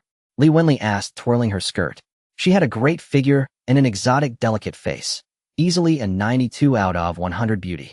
No, you're beautiful, but you must understand this kind of relationship has no future. Oh, you're so long-winded. After graduation, can you come to the Western frontier, or can I stay here? Chen Xiao was taken aback. Since she put it so plainly, what was there to be shy about? All right, but let's agree on two things first. Oh, I know. I haven't even said it yet. What do you know? Li Wenli replied. Keep the relationship secret, and one relationship at a time. Chen Xiao hadn't expected her to be so perceptive. Li Wenli continued. Even if you didn't say it, I'd do it. If it's public, it's no fun. Chen Xiao. While he had overestimated her, she just thought it was fun. All right, since that's settled, they'll be off. Hey, wait up. Li Wenli called him back. What? Chen Xiao asked. Li Wenli looked around, then jumped over, wrapping her arms around his neck and whispering in his ear, it's just beginning. How can it be over? Don't. There's someone here. Chen Xiao refused. Li Wenli pulled him and said, come with me, let's go to the lovers' rendezvous spot. The so-called rendezvous spot was an island in the lake in front of the art building. Surrounded by water on 3 sides and connected by a floating bridge on one, it was dark and densely wooded inside. Chen Xiao. It's pitch black here, there might be snakes, let's leave. Li Wenli, who grew up in the western regions, was completely indifferent to snakes. Oh, just come in quickly. I can't see, I might step on something. Don't make a sound, it seems like there are others here. Chen Xiao, damn, then let's go. No, all lovers rendezvous here, not out in the open. Chen Xiao was utterly speechless. In 2 lifetimes he had never experienced such a thing. Couldn't they just go to the library for a date? The dense forest was sultry and intimate. A breeze rustled the leaves now and then. All whispered conversations were sealed within the thick woods. From outside, all that could be heard was the lake's waves lapping against the shore. In any romance, the beginning is always the most tender and sweet. Simple topics could be discussed for ages. Near curfew, when almost everyone had left, Chen Xiao and Li Wenli cautiously emerged. Moi. Li Wenli quickly kissed him on the cheek. I'm really happy today, thank you. Chen Xiao, you're welcome, I'm happy too. You'll go first, see you next time. Bye. Chen Xiao walked alone under the dim streetlights. The quiet campus at night was soothing. Puff. Chen Xiao exhaled a long plume of smoke, lost in thought. The current Li Wenli was innocent and adorable. As for when she would start to shock the world, he could only take it step by step. Back in the dorm, Xiao Ji was still gaming. Hey brother Xiao, where have you been? Chen Xiao, what else? With a girl. Damn. Xiao Ji cursed his own big mouth for asking. He turned back to his game. Chen Xiao lit a cigarette for himself. Xiao Ji immediately turned around again. Brother Xiao, which girl? Chen Xiao handed him a cigarette, and suddenly wondered if Li Wenli's drastic transformation in his past life was related to Ji Yuzhing. Xiao Ji, seeing no answer, took the cigarette and grinned, returning to his game.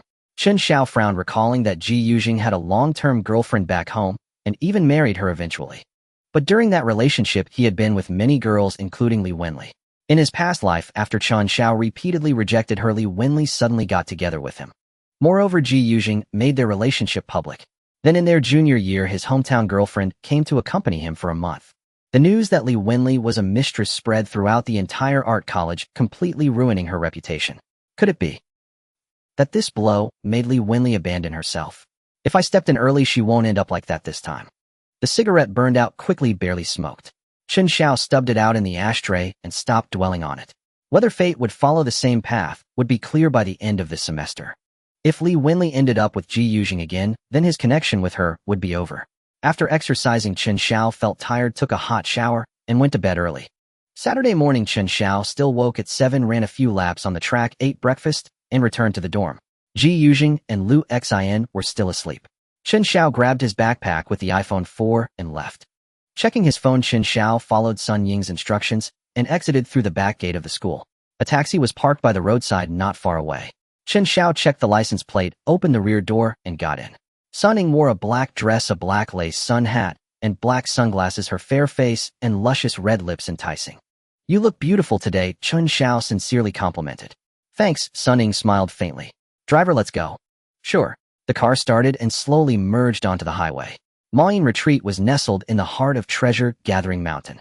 Surrounded by mountains forming a treasure basin-like terrain with mountain spring water flowing through, it was later developed into a resort. Renowned for its beautiful scenery and mountain spring swimming pool, Sun Ying booked a Lakeview King room, which cost over 500 a night at that time, far beyond what most students could afford. Chen Xiao gazed at the verdant mountains and serene waters. Sun Ying sighed deeply, sprawling on the bed. She chose this place for its seclusion.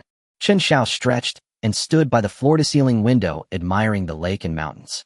He genuinely loved the tranquil scenery. In his past life, he was always busy and troubled until 30, never having time to relax. Compared to his past life, this felt like a heavenly existence. Chen Xiao loosened up, then pulled an unopened phone box from his backpack. Here, this is for you. Sun Ying lay still on the bed, blinked in surprise, then suddenly sat up, staring at the phone box. An iPhone 4. For me? Yeah, for you. Sun Ying turned the box over. You? Where did you get so much money? Chen Xiao grinned. I bought it with your money. Sun Ying shot him a glare, clearly not believing him. She put the box down and wrapped her arms around his neck. Chen Xiao, you're so good to me. Chen Xiao, it's nothing, just a phone. You lent me 50,000 without hesitation. Compared to that, this is nothing. Sun Ying's eyes reddened as she tapped his forehead. You do have a conscience. Chen Xiao. But you should keep this phone. Xing Yanqing promised to buy me one tomorrow. At the mention of Xing Yanqing's name, a violent surge of power erupted within Chen Xiao. Chen Xiao said, he bought it for you, you can sell it. Sun Ying was speechless. You're so bad, she said. Chen Xiao was at a loss for words. Senior, when you talk like that, it makes me uncomfortable. Sun Ying giggled, uncomfortable. Then just. The hotel's 3 meals a day were included. Though not extravagant, some specialty dishes were exquisitely prepared. Surrounded by beautiful scenery, delicious food, and a lovely woman, Chen Xiao experienced what life truly meant for the first time. Before it was merely existence, and now this was what he called living. In the afternoon, after lunch and a rest to regain their energy, the temperature of the swimming pool water became just right. Chen Xiao helped Sun Ying apply waterproof sunscreen all over her body, and they entered the pool hand in hand. Sun Ying insisted Chen Xiao teach her how to swim.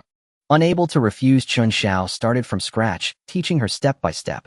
Yet after over an hour of effort, Sun Ying hadn't learned a thing. Just then Chen Xiao suddenly spotted a familiar figure. His memory quickly awakened, and within a dozen seconds he recognized him. It was Xing Yanqing. Chen Xiao pulled Sun Ying into his arms, using his back to shield her. What are you doing? Xing Yanqing is over there. Sun Ying peeked through the gap behind them. She saw Xing Yanqing arm in arm, with an unfamiliar woman laughing and playing. Let's go back to the room.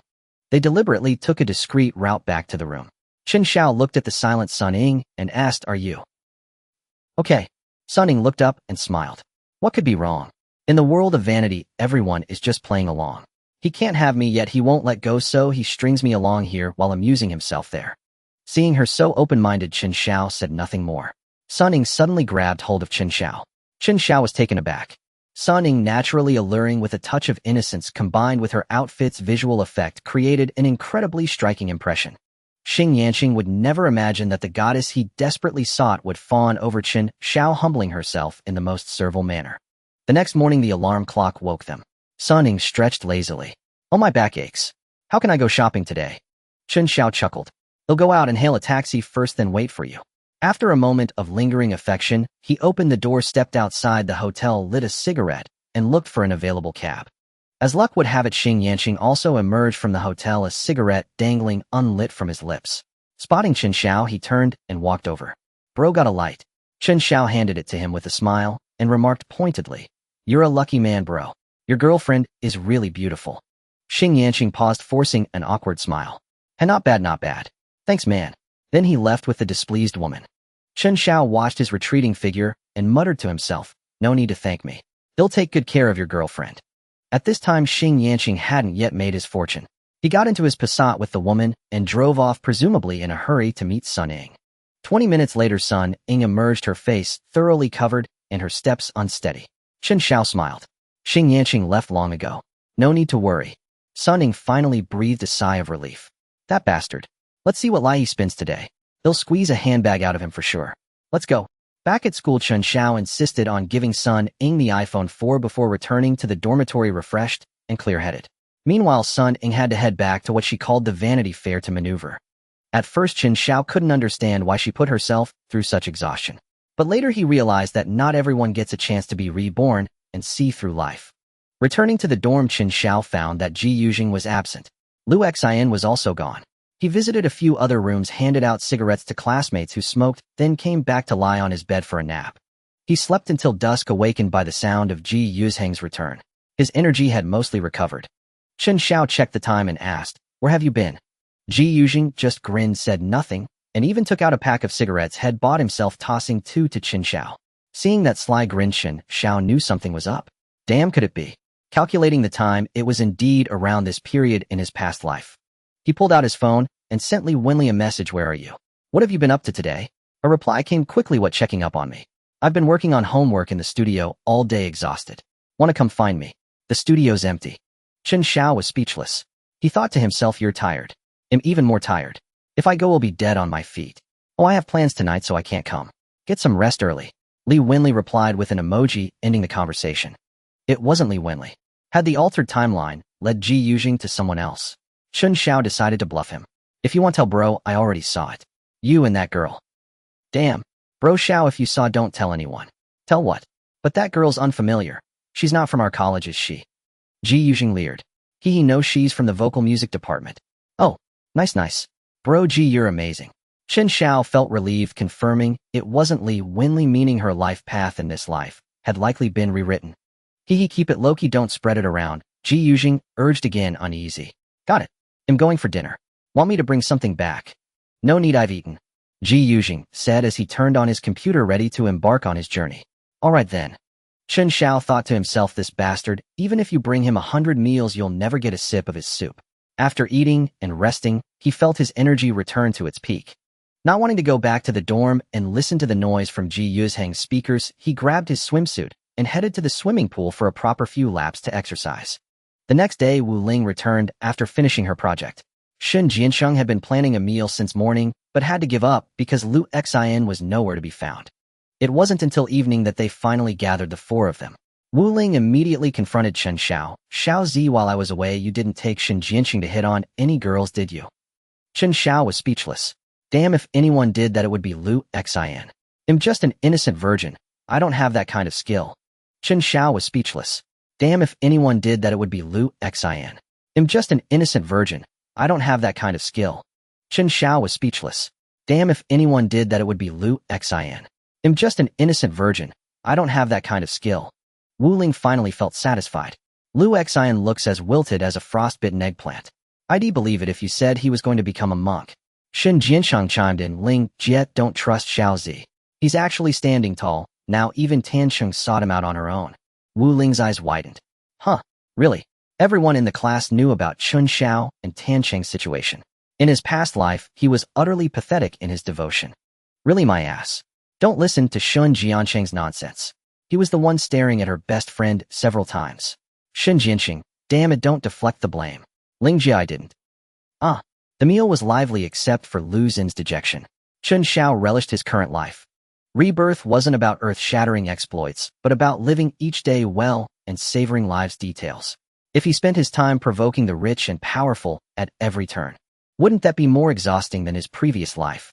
Creating trouble for himself, rushing about frantically, living each day coarsely. What meaning would rebirth hold? Before the dormitory curfew, Chen Xiao helped the stumbling drunk Lu Xin back. Damn, it's just a small thing. Look at you, how many days has it been? Lu Xin laughed drunkenly. Hee, you don't understand. Besides, I'm not drunk. Fine, you're the best, alright, Chen Xiao said. After finally settling him in, Chen Xiao took a cold shower and went to bed. The sweltering night relied only on a small fan for relief. Though less comfortable than an air-conditioned room, this was the era he had once cherished most. Chen Xiao slept more soundly and sweetly here than in any climate-controlled space. The next morning, everything proceeded as usual. After a week of exercise, Chen Xiao gradually increased his intensity. Initially, he could only run 1 lap, walking the rest. Later, he managed 2 laps, then 3. Today, Chen Xiao completed 5 laps around the 400-meter track before stopping drenched in sweat. On the track, a group of fit young men and women continued running. This was the most vibrant and energetic spot on campus. The surrounding bleachers were never short of spectators who neither ran nor exercised. Their goal was to catch sight of the beautiful women whose figures had been sculpted by long-term training. Chen Xiao shook his head and didn't linger. If he wanted to find that type of beauty, he could go to a high-end gym and hire a personal trainer. Their figures were even more exaggerated than the girls here. They had undergone specialized training for specific alluring features. After breakfast, Chen Xiao took a refreshing shower, changed into clean clothes, slung his bag over his shoulder, and walked out of the campus. No choice. For the sake of his grand plan to amass wealth, he had to skip class for now. He'd sort that out later when he had the chance. At 9 in the morning, before the stock market opened, he arrived at the KFC head agreed upon with Su Tang. They found a quiet corner and ordered a set meal. Chen Xiao used Su Tang's laptop to log into his stock account. The glaring 10,000 gain made Su Tang's pupils contract sharply. She marveled inwardly. Truly no ordinary man. What she didn't know was that Chen Xiao had ridden the stock from its daily lower limit to its upper limit, a full 20 profit, in a short-term trade spanning just 1 trading day. Even accounting for luck, such a feat was almost unheard of in the entire financial market. Chen Xiao deftly sold off all his stocks. With a principal of 9,000 head, earned 18,000 in a single trading day. It was something Chen Xiao had never dared to imagine, yet it had now become reality. Su Tang watched Chen Xiao's operations, tempted to advise caution, but he moved too fast. Before she could even phrase her words, he had already liquidated without hesitation. This company released major positive news over the weekend. You could have held it a bit longer. In the coming trading days, even if it doesn't hit the daily limit, it should at least maintain a continuous rise. Chen Xiao smiled. That's not interesting. Tomorrow we'll transfer the 100 into your account and switch to a different stock. Su Tang was taken aback. Not interesting. Countless people in the stock market prayed to gods and Buddhas for their stocks to rise, yet to him, it was not interesting. If you grabbed any random investor on the street and told them which stock was sure to rise in the coming days, they'd probably set up a shrine for you after it was confirmed. What's wrong? Chen Xiao asked, noticing her daze. Off. Oh no, nothing. Su Tang snapped back to reality, a bit flustered. She fumbled in her bag and pulled out her bank card. This is my card. The next morning they met at the same spot. Chen Xiao directly transferred the money to her account via online banking. Then he stood up, letting Su Tang take over. Mr. Chen, how should we buy? At how many times leverage?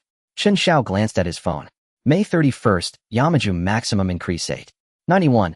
Pull up Yamaju for me to see. Su Tang followed the instructions and brought up Yamaju. Its current price was 7.99, and its recent trend was poor. Mr. Chen, are you planning to buy Yamaju? I've heard this company's operations haven't been great lately, and a large number of supplier payments are due this month. If there's a cash flow risk, the stock price could plummet. Su Tang kindly shared the information she'd gathered from her investment firm. Chen Xiao frowned in thought. But he wasn't pondering the company's risks. He was considering the best price to sell at. After all, using leverage made complete secrecy impossible. The investment firm would monitor the account to prevent margin calls. If he always sold at the peak, it would seem too suspicious. Let's go with it. 10 times leverage, full position. Su Tang's eyes went wide. 10 times leverage. In a full position. She had never seen such a crude operation. Typical traders built positions by seizing opportunities amid daily fluctuations to average out costs. Who just went all in like that? This wasn't stock trading, it was gambling. A high-stakes bet with almost no chance of success. Yes, exactly, Chen Xiao confirmed. Mr. Chen, though the money is yours, I must warn you that the risk is extremely high. A 5% drop will trigger a forced liquidation from the firm. If it falls 10%, you'll be wiped out. Your 100 principal gone. Chen Xiao smiled. As they spoke, Yamaju dipped further, now at 8.08. Judging by the trading volume, it seemed poised to hit the daily lower limit. If it hit the limit, even if it opened with another limit down tomorrow, and then rebounded to the limit up, the maximum downside would be just 10 mm. You make a point. Su Tang breathed a sigh of relief, glad he could take advice. Chen Xiao considered this and said, then let's go with 90 of the position, leaving a 10 safety margin. Su Tang, who was drinking, sprayed her drink out. A 10 safety margin. So safe. With such a small margin, even a slight fluctuation could trigger a forced liquidation or margin call. How is this considered safe? Staring at the already limit down Yamaju, Su Tang felt that Chen Xiao would face a margin call by tomorrow at the latest, with no second or third day. No, I'm not. Seeing Yamaju hit the daily limit down, Chen Xiao knew it was the perfect moment. He immediately said seriously, buy according to my instructions right now. I can bear this risk. Su Tang stared at him blankly for a long while before finally nodding reluctantly. Final, do as you say. But her tone was no longer as gentle as before. After a flurry of operations done, principal of 100 with 10x leverage, mobilizing 100 in funds 90 position using 9000. Mr. Chen, I must solemnly remind you again, if this stock loses you 50, the company will initiate a forced liquidation. A loss of 100 will result in a complete margin call. Chen Xiao nodded. Yes, I understand perfectly. Seeing that he fully grasped the situation, Su Tang said no more, closed her computer, and stood up. Mr. Chen, the domestic stock market operates on a T1 basis. You don't need to make any more trades today, correct? Correct, Chen Xiao replied. All right, then I'll wait for you here at 9 a.m. tomorrow. Okay, goodbye. Goodbye. Su Tang finished speaking, picked up her laptop bag, and left directly. Once in the car, she let out a long sigh. Covering her cheeks, she felt a pang of disappointment. Could I have misjudged him? Was everything he showed just an act? In her eyes, Chen Xiao's operations were no different from those of a clueless retail investor, perhaps even worse. But a college student with 100 in capital hitting the daily limit up. Was it all luck? These two factors colliding were utterly contradictory. Su Tang ran her hands through her hair, then started the car and floored the accelerator. After completing his trades, Chen Xiao slowly ate his untouched meal, his mind deep in thought. If the stock remained limit down until the close today, he would only see a gain of 8 or 9% at most tomorrow. If the price rebounded to the opening price before the close and continued rising the next day, that would yield a profit of over 10%. If the stock surged from the current limit down to limit up before the close today, followed by another limit up tomorrow, that would be a profit of 20 to 30%.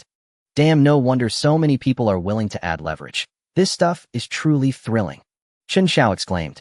Of course, this was an ideal scenario. He couldn't sell at the absolute peak, but he wouldn't be far off. After savoring all the possibilities, Chen Xiao put down his food.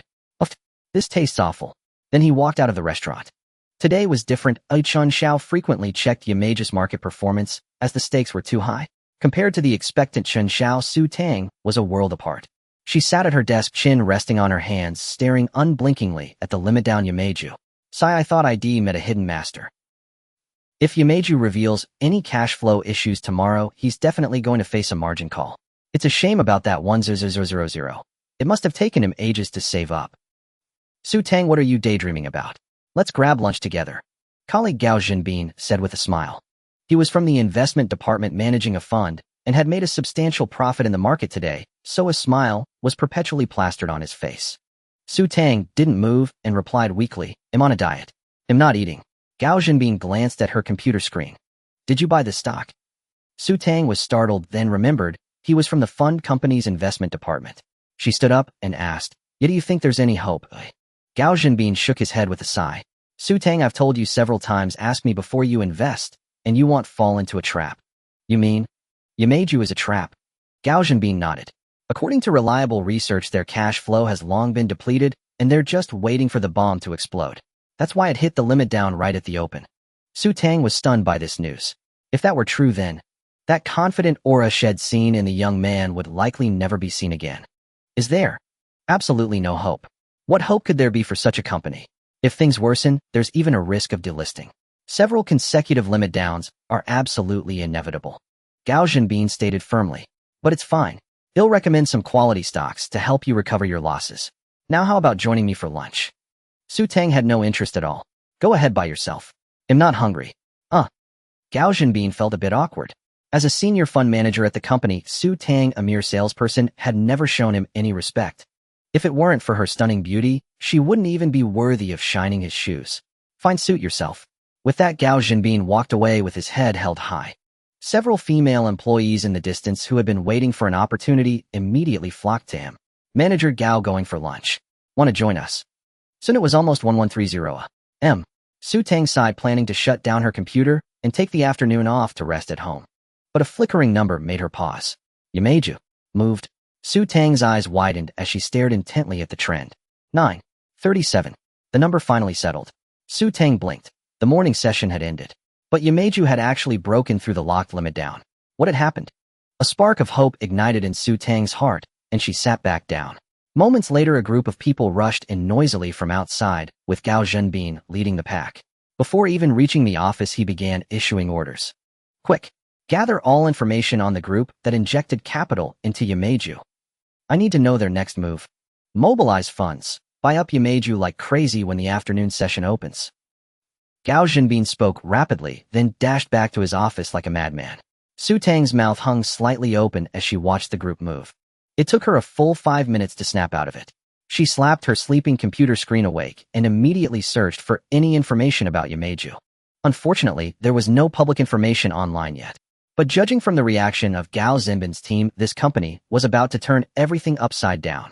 Su Tang could clearly hear the pounding of her own heart. Chen Xiao's confident, calm smile suddenly appeared in her mind. It was as if he were mocking her short-sightedness. How did he know? Chen Xiao did not notice the subtle changes at Yamaju's morning market.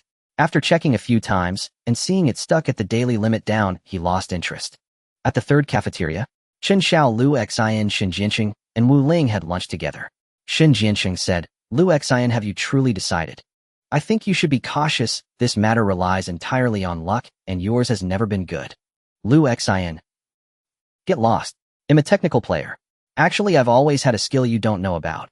I can predict future economic trends based on news. And economic trends. Seeing Lu Xin blabbering away like a naive investor, Chen Xiao clutched his forehead in frustration. So we'll transfer the money to you tomorrow. Sure. Lu Xin continued his amateur analysis. Look, for example, Hatton Dairy. I felt it would surge, and it did just as I predicted. Chen Xiao couldn't bear it anymore. You guys chat and going back to nap. Hey, I haven't finished my analysis. Lu Xian said. Analyze with Chen Jianxing first. Chen Jianxing also stood up. Figure it out yourself, little rookie. Your dad's heading back to rest too. Damn. Lu Xian turned his gaze to Wu Ling. Wu Ling said, what? Want to come to the girls' dorm and continue chatting? Lu Xian. Forget it, none of you understand. Chen Xiao bought a pack of 7 yuan cigarettes at the cafeteria entrance and returned to the dorm. He then locked the door. Xiao Ji, have these. Ji Yujing was startled. The whole pack. Bro Xiao, this is for me. You put on your headset and play games, draw the curtains. When Lu Xian comes back, don't let him in. I need to sleep. At that moment, Lu Xian, bursting with a desire to talk, would probably chatter at Ji Yujing for an entire afternoon if given the chance. So Chen Xiao decisively shut him out. Got it, Master Chen, to bed you go. Shall your servant warm the sheets first? Chen Xiao. Get lost. Although most of the class disliked Xiao Ji, Chen Xiao did not. On the contrary, he found interacting with Ji Yujing easier than with most others. Because it was simple, if you could satisfy his desires, he would meet your requests. Before long, Lu Xian returned. Damn. Who locked the door? Open up for your dad. Xiao Ji smoked and chuckled. Bro Xiao locked it, you're not getting in. Damn it, Xiao Zi, you bastard, open the door for your dad. Chen Xiao put on noise-canceling earphones, turned over, and fell asleep with a smile. He slept soundly, but the financial world that noon was boiling like a pot of water. Such a massive financing case caused great distress to the capital that had indirectly shorted the stock market through financing margin trading and stock index futures. At Changhong Investment Company, all fund managers were frantically analyzing data. From their fragmented words, Su Tang learned that Yameju had undergone significant capital changes. But with the midday break, it couldn't yet be reflected in the stock market. They had to wait until 1 p.m. for the market to open. The wait and agony made time pass excruciatingly slowly. When it finally neared 1 p.m., Su Tang was counting down the seconds. As soon as the market opened, Yameju surged instantly. In just a few blinks, it went from a 9 drop to a 2 decline, nearly recovering its opening price. Just as Su Tang considered using her own funds to follow up, in another flash, Yameju's share price for the day had turned from loss to profit. Su Tang hastily transferred funds into her account, but Yameju had already hit the daily limit up. A massive volume of buy orders was stacked, and unless a major incident occurred, it would surely not fall. Su Tang stopped. It all happened too fast. She quickly reacted, pulling out her phone to call Chen Xiao. Sorry, the number you dialed is powered off. Sorry, you. Su Tang. A godlike man. Chen Xiao slept until past 2 p.m., woken only by Lu Xian banging on the door again. Bastard. Open the door for your dad. I need to grab my books and go to class. Chen Xiao got out of bed. Come on, your dad will go with you. Get lost. I'm sick of you. Chen Xiao smiled, handed him a cigarette, and the two walked arm in arm to class. Xiao Ji suddenly leaned out the window and shouted down. Bro Xiao, answer the roll call for me. Chen Xiao didn't look up, but waved his hand in acknowledgement. On the way to class, Li Wenli suddenly popped out. Hey Lu Xian, you're heading to class too. She deliberately didn't greet Chen Xiao, both to hide their relationship and to punish him for not contacting her for so long. Oh, isn't this the class beauty? Lu Xin's words were sweet. Li Wenli smiled sweetly. Chen Xiao, you need to attend class in person too. Chen Xiao. Ahem, I had things to do a few days ago. Li Wenli pouted, clearly unconvinced, but didn't leave. The three arrived at the classroom together and sat down next to each other. The public class was a large lecture for several different majors, including sculpture, painting, instrumental music, and vocal music from the art college. Tan Cheng, who habitually sat in the front row, casually glanced at the back. Her expression paused upon seeing Chen Xiao and Li Wenli, then she quickly turned around. Li Wenli's leg fidgeted under the table. Chen Xiao frowned. Class is in session, don't mess around. TCH. Li Wenli leaned in with a gossipy look, pointing stealthily at Tan Cheng. Hey, I heard you like that girl. Chen Xiao pretended not to hear. Li Wenli didn't mind. Giggle. What's there to be shy about? If you like her, I can help you pursue her. Chen Xiao still ignored her, pulled out his phone, and realized he had forgotten to turn it on. Upon powering it up, he found many missed calls and text messages, all from Su Tang. He casually opened a text. Mr. Chen, Yameju has risen. Mr. Chen, I called, but your phone was off. Yameju has surged. Please call back when you see this. Mr. Chen, Yameju has skyrocketed. No, it's hit the daily limit up. Chen Xiao was stunned, even ignoring Li Wenli's restless movements beside him. He quickly searched for Yameju's stock information, and indeed it showed it had hit the daily limit up. The hidden information Chen Xiao had seen indicated that Yameju would rise by a maximum of 8.91 on May 31st. Today was May 30th, and he had no idea what Yamage's market performance would be. Going from the daily limit down to the daily limit up in a single day was truly unexpected. Looking at the massive buy orders on the daily limit up board, Chen Xiao, though unaware of what had happened, knew that the pre-market auction tomorrow would likely be fierce and the opening price would inevitably be high. It seems a gain of over 20% is secure, maybe even higher. A smile curled at the corners of Chen Xiao's mouth. He had finally hit the fast track. Although following the usual pace wouldn't take long to reach this level, faster was certainly better. Li Wenli lay on the desk, gazing at Chen Xiao's profile, murmuring, "Wow, Chen Xiao, your side profile when you smile is so handsome." Chen Xiao's smile vanished. He looked left and right and whispered with a frown, "Stop acting lovesick." Li Wenli still stared at him, nodding rapidly. Even your frown is handsome." Chen Xiao. Li Wenli still stared at him, nodding rapidly. Even your frown is handsome." Chen Xiao. Chen Xiao, what were you grinning at your phone for? Is it more fun than me? Chen Xiao. Well, it actually is. Humph. Li Wenli shot him a glare, then sat up and sent him a message on her phone. "Let's go out tonight. They'll prove to you I'm way more fun than your phone." Chen Xiao was stunned.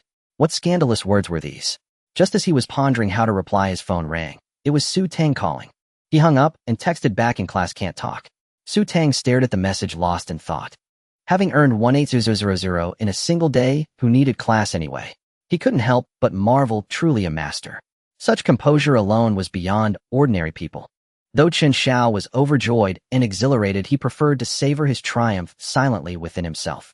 For instance, Li Wenli, rubbing against his thigh, had no idea that the boy beside her had just made 18000. 180,000 in cash was an unimaginable sum for a sophomore. Glancing at the restless Li Wenli, Chen Xiao tilted his head and asked, "What do you like?" "Huh?" Li Wenli seemed confused. "I mean, what do you like?" "Phones, bags, makeup." "Why are you asking? Are you going to buy me something?" Chen Xiao nodded. "Yeah, I'm in a good mood today. I'll get you a gift." Li Wenli looked skeptical, knowing full well Chen Xiao's financial situation after a year as classmates. Really? For real? Of course. Li Wenli had never thought about it, so she couldn't come up with anything. Seeing her like that, Chen Xiao found it amusing. She was young and naive. If she were older and more worldly, she'd probably rattle off a list of luxury bags and brands. "Forget it. Not going out today. Let's hit the town tomorrow night." "Oh." Li Wenli felt uneasy, wondering what had gotten into Chen Xiao. After the first class, the stock market closed and Yamage's was firmly locked at its daily limit. When the afternoon classes ended, Chen Xiao said to Lu Xian, "Son, your dad's treating tonight. Let's go." Lu Xian glared. "Damn, it'll make you broke today, or it'll take your last name." "Haha, fine." Shun, Jianxing, Ling, "Yeah, let's go dinner tonight." Shun and Ling were surprised. Chen Xiao's finances only allowed one treat per semester, but today seemed different. "Let's go. They'll change clothes first." Ji Yuzhing invited himself, unusually eager. Chen Xiao didn't mind. Other cheerful classmates joined in. Chen Xiao welcomed everyone. "Let's go, all of you. The more the merrier." But Lu Xian, Shun Jianxing, and Wu Ling began to worry. On the way back away from others, Lu Xian said, "Are you crazy? A dozen people will cost a fortune." Shun Jianxing added, "It's fine. We'll chip in. It's been a while since we partied." Wu Ling nodded. "Yeah, I just got paid for my project. They'll cover more." Chen Xiao smiled silently. In his past life, he lacked the means to cherish friendship. In this life, those who treat me sincerely will surely rise to greatness. Back at the dorm, Su Tang called again. Chen Xiao lit a cigarette and stepped onto the corridor to answer. "Hello. Hello, Mr. Chen. The market's closed." Su Tang said excitedly. Chen Xiao rolled his eyes. "Are you calling just to tell me the market's closed?" Su Tang was stunned. Mr. Chen, your 10x leverage trade surged 20. Chen Xiao sighed. "I know that too." Su Tang felt dizzy. "No, I mean, Mr. Chen, please forgive my earlier rudeness. Earlier? I forgot. Same place, 09 tomorrow morning." "Okay. All right, bye." Chen Xiao hung up, shaking his head. "Weird." Then he yelled, "Come on, sons, let's party." Chen Xiao shouted down the hall, and students streamed out of their dorms, cursing and gathering. He had half a carton of 15 yuan cigarettes in his pocket. That was top tier for an average student back then. Those guys had already smoked a pack in the dorm. Chen Xiao figured the rest wouldn't last through dinner, so he planned to buy more downstairs. "Is everyone here?" "Little JIS, not done yet." "Damn it, hurry up. Your hair looks like a calf licked it."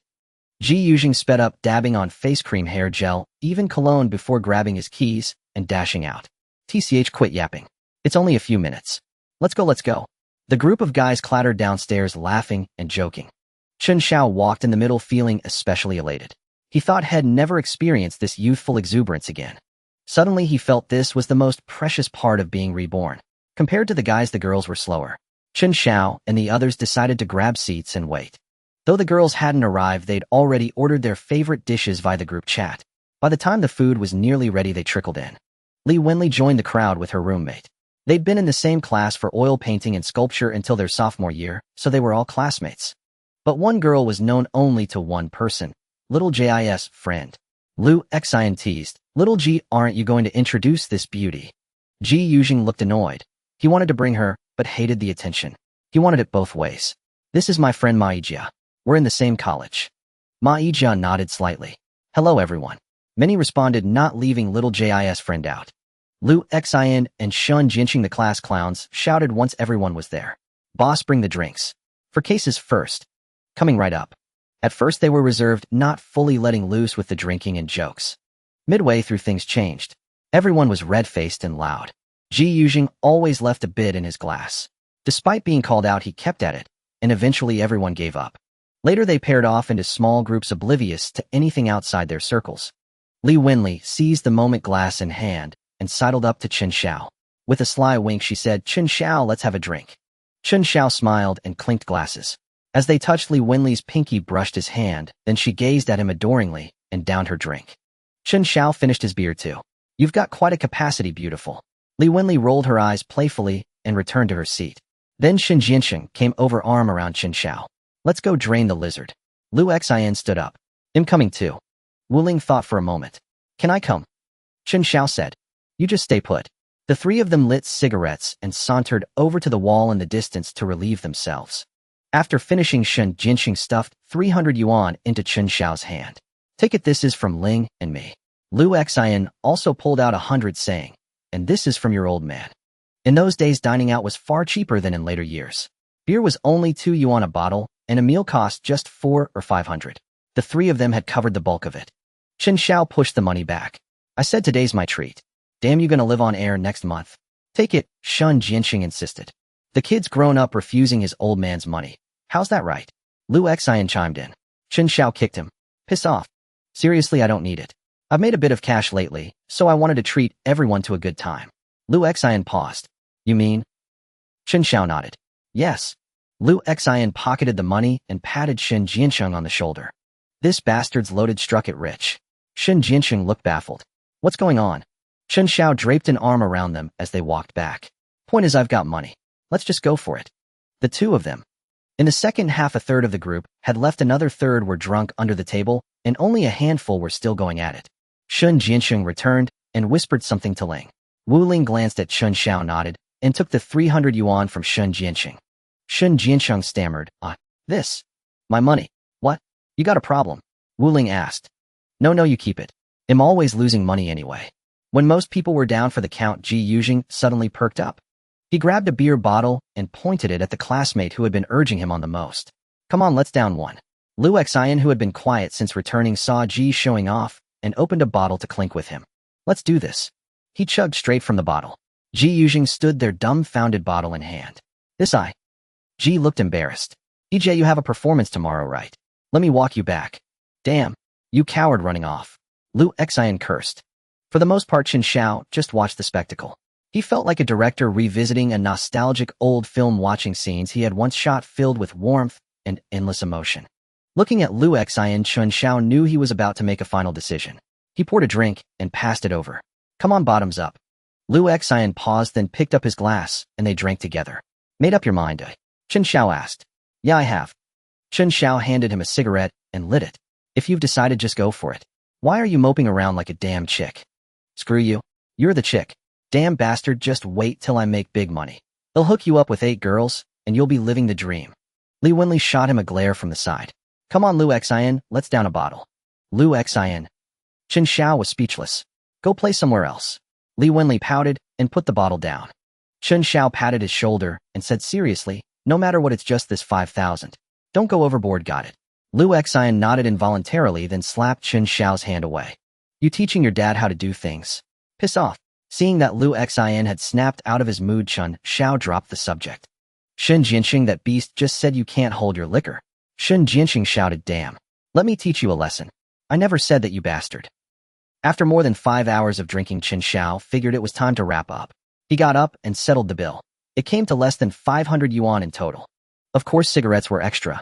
Seeing that the smokes weren't, there's those animals turned into chimneys puffing non-stop for 5 hours. Especially that bastard Ji Yuzheng, who even pocketed half a pack on his way out. At Chen Xiao's suggestion, the group helped each other stagger back toward the school. Li Wenli took the chance to approach. Chen Xiao, are you drunk? Let me help you. Lu Xian shoved her aside, his tongue thick. Woman scram. We men have big money-making plans to discuss. Li Wenli's anger surged. Lu Xian, thoroughly plastered, had no idea what her expression was.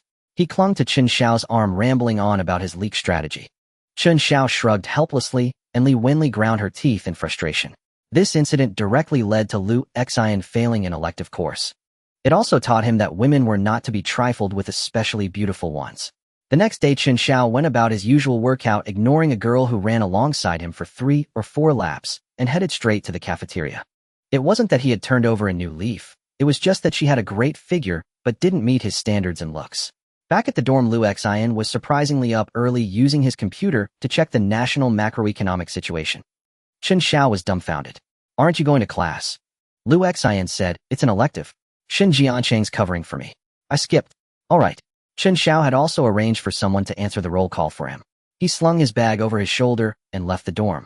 When he arrived at KFC, he found Su Tang had already arrived early. She was waiting nervously by the spot in the corner. Chen Xiao was taken aback. What was up with this girl?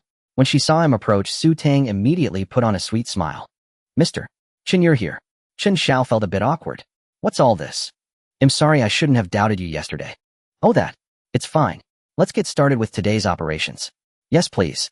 Su Tang gestured for Chen Xiao to take the seat in front of the computer. Chen Xiao sat down and turned to see Su Tang still standing behind him. Sit down. It makes me uncomfortable when you stand. Oh, Su Tang finally took the seat opposite him. They silently watched the pre-market call auction phase. Since the bidding during this phase directly indicated the market's direction for the day. Soon the call auction began and a flood of buy orders poured in. Chen Xiao breathed a sigh of relief. It's solid. Sure enough, Yamaju opened at a 5 gain and quickly climbed. Chen Xiao smiled and nodded, then stood up and said, set a limit order now. Sell when it reaches an 8. 5 gain. Su Tang's bright smile froze on her face. Mr. Chen, Yamaju's momentum is excellent right now. Chen Xiao nodded. I know. Prepare to sell. Su Tang paused for a moment, then said, all right, sell at an 8. 5 gain. Order placed. Almost as soon as she finished the operation, the sell order was filled. Chen Xiao sighed with relief. Good, it's done. Not long after they sold, Yamaju's upward momentum weakened and began to trade sideways. Su Tang was stunned. It was as if everything was completely under Chen Xiao's control. He moved through the volatile stock market with the ease of a leisurely stroll, as steady and assured as a seasoned veteran. Withdraw all the money, release the margin, and transfer it into my account. Su Tang was taken aback. You're not playing anymore. Chen Xiao said, I'm switching to a different game. With a puzzled expression, Su Tang followed his instructions and withdrew all the funds.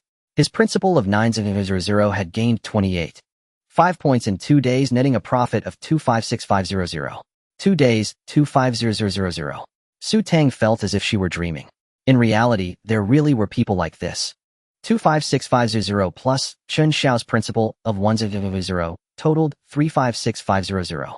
Since the financing period was short, the handling fees and stamp duty amounted to only a few hundred yuan. The final amount in hand was 356,000. Once the money arrived, Chen Xiao glanced at it and turned off his phone. Let's go. Huh? Where to? Chen Xiao glanced at her Fruit 3 phone and said, follow me. Oh. Su Tang, carrying her bag, followed behind Chen Xiao, who walked with steady steps, hands in his pockets. Arriving at the same phone store as last time, Li Mingyue immediately recognized Chen Xiao. His attire was still the same as before. Sir, you? Chen Xiao raised a hand. I'm not here for you. That lady, come over here. The older saleswoman who had sold him the phone last time immediately dropped her customer and hurried over. Hello, sir, how may I assist you? Chen Xiao turned to Su Tang. You've worked hard these past 2 days. Pick a fruit for it, it's my gift to you. Su Tang covered her mouth in surprise. This is too generous. Chen Xiao said. If you refuse, then you're not treating me as a friend. Without your account, could I have made that money? Pick one quickly, I'll consider it a bonus from our 2-person team. His tone carried a hint of finality. Su Tang looked at the phones in the display case. It would be a lie to say she didn't want one. Though she talked about hundreds of thousands or millions every day, she knew all too well how low her own salary was. After deducting rent car loans and other expenses, saving up for such a phone would take several months. Of course, if she asked her family, it would be easy. But Su Tang, already working, didn't want to burden her family any further. Yet she felt awkward accepting Chen Xiao's gift. As she hesitated, Chen Xiao said helplessly, "This model, one in black and one in white." Upon hearing he was buying two, the saleswoman's face lit up with a smile. The happier she was, the more regret Li Mingyue felt. This big spender should have been hers, but now it was too late for regrets. She could only stand aside looking at Chen Xiao with pitiful eyes. But Chen Xiao paid no attention to her gaze. Once he got the phones, he forced one into Su Tang's hands, paid, and turned to leave. That's just how reality works. For the same product, whoever offers better service gets the business. You, Li Mingyue, are too proud to lower yourself, but there will always be someone who will. The phones were the same, so Chen Xiao naturally chose to buy from the salesperson who provided better service. "Take care, sir. Feel free to contact me anytime. There's my card in the bag." Chen Xiao waved his hand without looking back. Once outside, he casually tossed the bag and phone box into the trash, as if discarding the wrapper of an ice cream bar head just bought. Su Tang was once again stunned by his nonchalance. He even threw away the warranty certificate. "Thank you, Mr. Chen." Chen Xiao waved it off. "Don't mention it. The phone isn't free though. Do me a favor." "Oh sure, go ahead. Use this money to open a margin account for me at a securities firm." A margin account was one that allowed leverage. Using the margin account from Su Tang's company wasn't ideal. If her company found out once, could be explained as luck, but more than twice would be hard to justify. But a securities firm was different. Though they'd monitor it, as long as there were no violations, they couldn't do much. "Oh okay. Is 200,000 enough?" Chen Xiao asked. Su Tang nodded. "Yes, that's enough." Chen Xiao transferred 200 to her. "Then I'll leave it to you." "You're welcome. Should I drive you back to school?" "No, just get the margin account set up for me. If there's time today, I might still catch the market." Hearing this, Su Tang immediately grabbed her keys. "They'll go right now." "All right." Su Tang started the car, waved, and drove off. Watching the car disappear, Chen Xiao thought to himself how convenient it was to have someone run errands. All he had to do was speak, and everything was taken care of. So maybe it's time to put together a team soon. Chen Xiao couldn't do everything himself. His time was mainly for making money and enjoying life, while all other trivial matters could be delegated. After a moment's thought, Chen Xiao pulled out his phone and dialed Sun Ying. "Hello. You little ungrateful one, missing me." "Chen Xiao. Can you change the nickname?" "Oh honey, missing me." "Chen Xiao. No, I don't." "Humph. Then why are you calling?" Chen Xiao was speechless. "To pay you back? You don't remember your 500,000 yuan is still with me, do you?" "Oh that. You really don't need the money?" Sun Ying asked. "No, didn't I say I'd return it on Monday? It's already Tuesday." "Why promise Monday but delay until Tuesday?" "Because you need the money. Little bro, don't be shy with your big sis. Keep the money for now. I've got things to do, gotta go. Bye." Beep, beep, beep. Chen Xiao. What kind of logic was that? This girl's brain worked differently from normal people's. Fine, leaving it with him meant it could even multiply. Chen Xiao then called Li Wenli, having promised to go shopping with her yesterday. "Hello. Hello. Brother Chen Xiao, did you miss me?" Li Wenli deliberately spoke in a voice sweet enough to make one sick. "Chen Xiao. Speak normally." "Oh, what are you up to?" "I just got Lu Xian in trouble." Chen Xiao. "Got him? How?" "He skipped class. The elective teacher took roll call, and I said he wasn't here." "Ta." Chen Xiao nearly died laughing. Truly never offend a woman. That was just too ruthless. "Come to Jiang Shimao, I'll wait for you here." "Huh. Oh, wait for me." Chen Xiao checked the time, 10:30 a.m. He decisively headed to a nearby massage parlor, declined the fancy packages, and booked an attractive female therapist for an hour. He tipped an extra 100 to keep her quiet, and the therapist immediately stopped pushing products and gave a serious massage. As it turned out, Chen Xiao's choice was correct. A full hour later, Li Wenli finally arrived. She looked bewildered as Chen Xiao walked out of the massage parlor looking refreshed. You went for a massage?" Chen Xiao glanced back. "What else? You think I went for a workout?" Li Wenli's mind was in a whirl. Chen Xiao found it amusing to see Li Wenli in her floral dress, exuding a rustic exotic charm. "Let's go. What's so interesting about staring at a massage parlor?" Li Wenli figured nothing improper could have happened, so she let Chen Xiao pull her into the mall. "Chen Xiao, are you really going to give me something?" "Of course, or why would I wait here for an hour?" Li Wenli pouted. "You clearly enjoyed that hour. That was still waiting for you. Otherwise, why would I be here pounding my thumbs?" "Fine." Chen Xiao once again experienced the terror of accompanying a woman on a shopping spree. Half an hour later.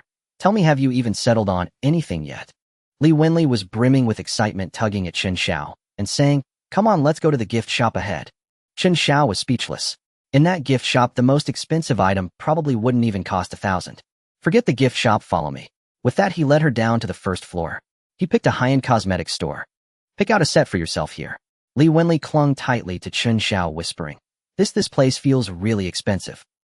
Chen Xiao rolled his eyes and said to the saleswoman, Hey miss, come over here and help me pick out a set of skincare products suitable for her. Certainly, sir.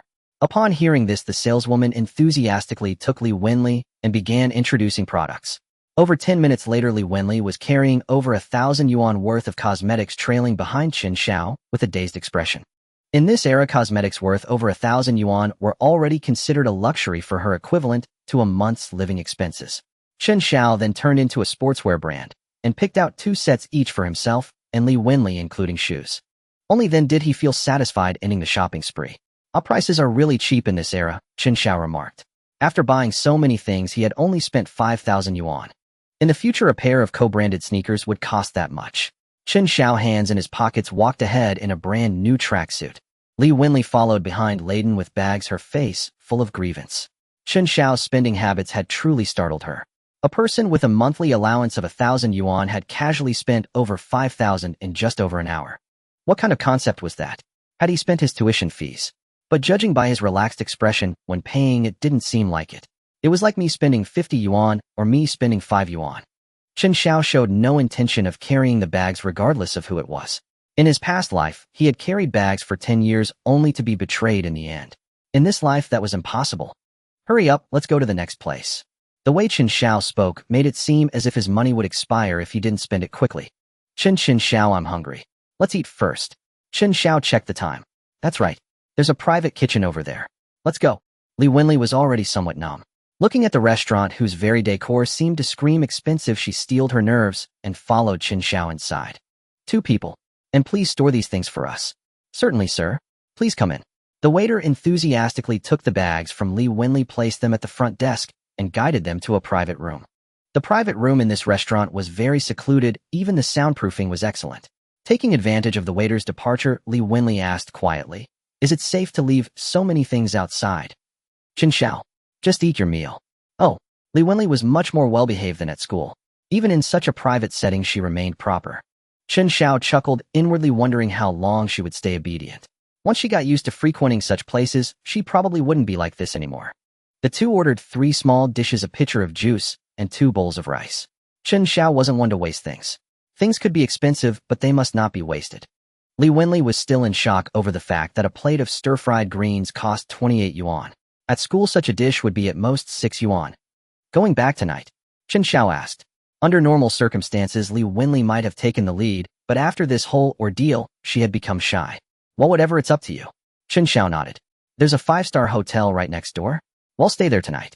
Oh, okay. 5-star. Chen Xiao watched with amusement as Li Wenli's adorable expression flickered. A little more growth, and he probably wouldn't see it again. Yeah, they have computers there. I have some work to do this afternoon.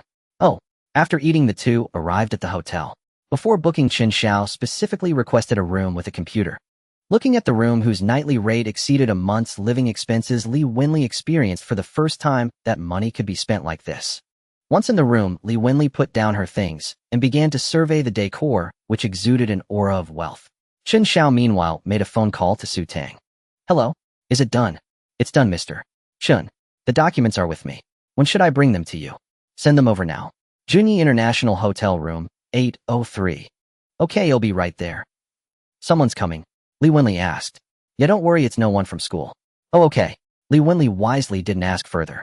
The Chen Xiao she saw today was completely different from the one at school. He undoubtedly harbored many secrets she didn't know about. Before long, the doorbell rang. Chen Xiao said, Go answer the door. Oh, Li Wenli obediently replied. When she opened the door and saw a stunningly beautiful woman, she was momentarily stunned. Seeing a pretty girl open the door, Su Tang instinctively stepped back, thinking she had the wrong room. But this was indeed Junyi International Room, 803. Excuse me, is Mr. Chen in? Li Wenli, Mr. Chen. Oh, Chen Xiao is here. With that, she stepped aside to let her in. Su Tang peered through the hallway, and upon seeing Chen Xiao at the computer, confirmed it. She nodded at Li Wenli and quickly entered the room. Mr. Chen, all your documents are here. Good, thank you. Please help me bind the account. Okay. After Su Tang's operations, Chen Xiao had his own financing account. Today's hidden information was June 1st, a Qintong Steel maximum increase 6.87. Chen Xiao found the stock and saw its performance was mediocre today. Such a small increase. Chen Xiao grumbled, but didn't worry too much. He wouldn't take Sun Ying's money for now.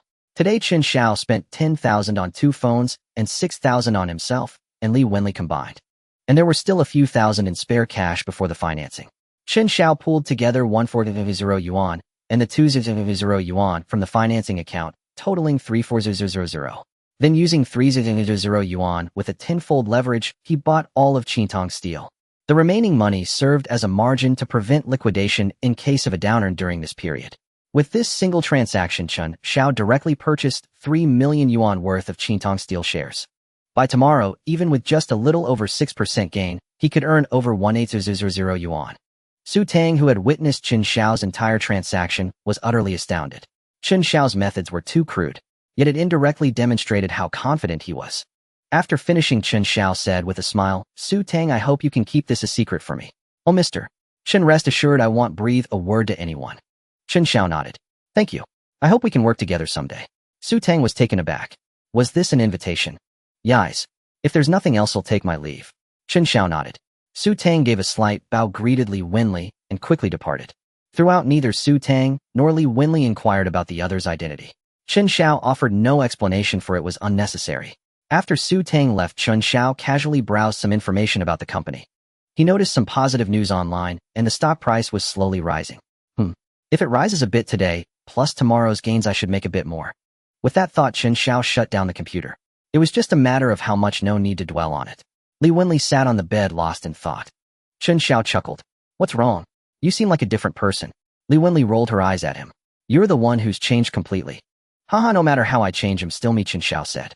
Li Wenli lowered her head and whispered, Chen Xiao, today feels like a dream. Are you secretly a rich second generation? Well, strictly speaking, I'm a self-made rich man. A self-made rich man. Li Wenli didn't press further. Though she was considered very beautiful in her class and school, in front of Chen Xiao like this, she still felt a sense of inferiority. The professional woman earlier, who was slightly prettier and more mature, had spoken to Chen Xiao with utmost respect. Chen Xiao sat beside her and comforted, relax. Li Wenli bit her lip, then opened her arms to embrace his neck. After a long while, feeling each other's rising body heat, a sensual atmosphere filled the room. Wait, pull the curtains. Chen Xiao felt a pang of annoyance. Damn these curtains again. When would they become voice-activated? After another moment, the story truly began. Hey, don't dirty my clothes. It's fine, room service can wash them. No, don't tear them. We'll buy new ones. At just past 6 p.m., feeling the slickness on his skin, Chen Xiao slowly opened his eyes. Patting the warmth beside him, Chen Xiao said, want to get dinner? Maybe do some shopping. Li Wenli waved her arm weakly. I'm so tired I can't get up. I'm not going. Chen Xiao. Then rest. They'll go to the gym for a workout. Li Wenli hummed in response, turned over, and went back to sleep. The gym at the 5-star hotel, though not as professional as a high-end fitness center, was undeniably luxurious. More importantly, there were more beautiful female personal trainers here than in a professional gym. Chen Xiao wondered if people staying at 5-star hotels truly needed professional fitness guidance, or perhaps some other kind of guidance. In any case, in this fitness atmosphere, few of the men who came here were actually serious about working out. After Chen Xiao had been lifting barbells for just over 10 minutes, 3 trainers had already come over to ask if he needed their services. However, he declined them all for a simple reason: he wasn't in the mood. After a few sets of barbell presses, feeling the soreness in his arms and chest, he was about to get up. Just then 2 peaks blocked his view. Your grip is too wide. This will put extra strain on your pectorals, a pleasant voice rang out. As she spoke, the newcomer adjusted Chen Xiao's arms to a proper position. Chen Xiao tried a few presses. Indeed, the force was now evenly distributed from his chest arms to his wrists. I can't afford a personal trainer, Chen Xiao said with a laugh as he sat up from the bench. Wouldn't it be too much to charge for just correcting a wrong posture? Only then did Chen Xiao get a clear look at her. She was about 1.7 meters tall, wearing tight, stretchy yoga pants and a sports crop top. Her stunning perfect curves were clearly the result of professional training, especially her glutes, which had been a focal point of her workouts. In his past life, Chen Xiao had watched plenty of short videos. Men primarily trained their upper body to look strong and imposing. For women, the key was training the glutes. They even aimed for various shapes. Things like peach-shaped. Chen Xiao didn't really understand.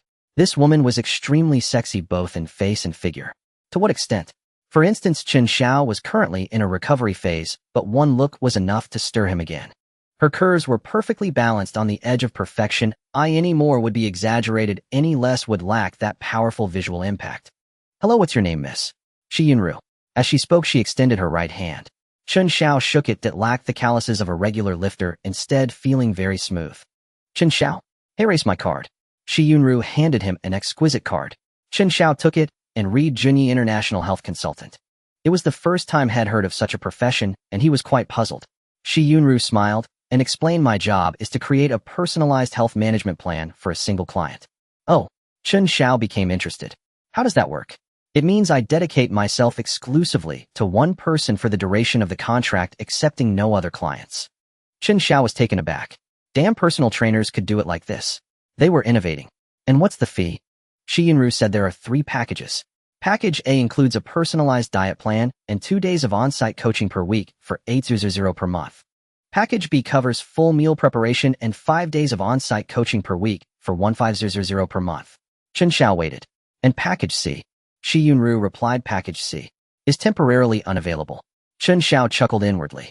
Temporarily unavailable probably meant she was waiting for the right price, didn't it? In this era where a new iPhone cost just over 400 yuan, a personal trainer charging 800 or 1500 a month surely offered more than just lessons. He wouldn't say it involved deep intimacy, but some casual physical contact probably wasn't out of the question. As for Package C, Chen Xiao just smiled wryly. Shi Yunru's figure and looks were definitely worth the price. But Chen Xiao didn't have his own place yet, let alone a private gym, so I'd have to put it off for another day. Chen Xiao took out his phone, saved Shi Yunru's number, and dialed it. Let's stay in touch. I'm very interested in your Package C. Very interested. Shi Yunru smiled. I have a studio here. Mr. Chen, you can try a trial lesson first. Chen Xiao was about to leave, but upon hearing this he stopped. Is there a fee? If it costs, I can't afford it. Shi Yunru laughed heartily, covering her collar, and said, of course it's free. It's a trial lesson.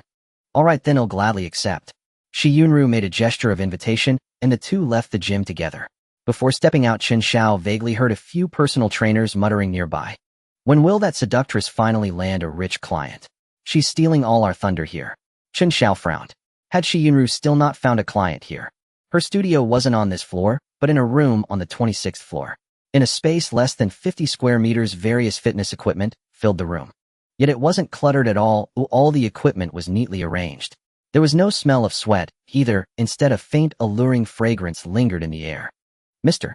Chen, which muscle group would you like to work on? Chen Xiao thought for a moment. Abs. Every man wants a six-pack. Shi Yunru smiled and pointed at a bench. Please lie down then. Chen Xiao complied and lay down on the bench, while Shi Yunru naturally sat on his thighs. Instantly, an astonishing softness and elasticity pressed against his thighs. Chen Xiao was immediately embarrassed, but Shi Yunru acted as if she hadn't noticed, saying, let's start with crunches. 30 reps per set, rest for 1 minute between sets. All right. Even with Chen Xiao's seasoned composure, his face felt hot. Suppressing his awkwardness, he began doing crunches one by one, while Shi Yunru softly counted for him and occasionally offered encouragement. 17. Keep going. 18. You're doing great. After finishing the first set, Chen Xiao felt no strain, only a slight soreness in his abdominal muscles. Shi Yunru pressed her hands on his abdomen, gently massaging along the muscle fibers. Chen Xiao thought to himself, damn, this service. 15,000 a month is totally worth it. No wonder everyone wants to be rich. After 3 sets of crunches, Shi Yunru massaged him for a full 5 minutes before standing up and moving to Chen Xiao's head. Shi Yunru pressed her thighs against Chen Xiao's head, then bent over and placed her hands on his abdomen. Now let's do supine leg raises. Keep your legs at a 45-degree angle for 1 minute. 3 sets total. Chen Xiao's face was pressed against her abdomen, his nose filled with a delicate fragrance. With effort, he raised his legs to a 45-degree angle, instantly engaging his abdominal muscles. Shi Yunru pressed down gently, which made it a bit easier for him. After barely holding on for a minute, Chen Xiao dropped his legs heavily and exhaled a long breath of stale air. As he exhaled, he could clearly see the fine hairs on her flat stomach slowly rise. During the breaks between leg raises, Shi Yunru continued to massage his abdomen. Great job, just 1 more set. After finishing 3 sets, Chen Xiao felt his abs had no strength left. Oh, I can't go on. This workout is a bit too much today. Shi Yunru took a tissue and gently wiped the sweat from Chen Xiao's forehead. Rest for 5 minutes, then one more set of weighted push-ups. Huh. Chen Xiao panted slightly. Shi Yunru fetched a bottle of water, opened it, and brought it to Chen Xiao's lips. She also took a towel and wiped off all the visible sweat on his body. All right, let's begin. When the time was up, Shi Yunru said. Chen Xiao lay down on the yoga mat ready to start doing push-ups. But unexpectedly, Shi Yunru sat directly on his lower back. From the mirror behind her, he could see her alluring silhouette. Chen Xiao then realized that the so-called weighted push-ups meant the coach adjusted the weight applied to him based on his supporting strength. The final exercise was weighted squats. Chen Xiao held a barbell and performed squats. The coach pressed against his back to assist. After the entire trial lesson, Chen Xiao felt utterly overwhelmed. In the end, he could only describe it with 2 words: professional and comfortable. If everyone had a coach like this, damn, everyone would have a six-pack. After the workout, Chen Xiao rested on the sofa.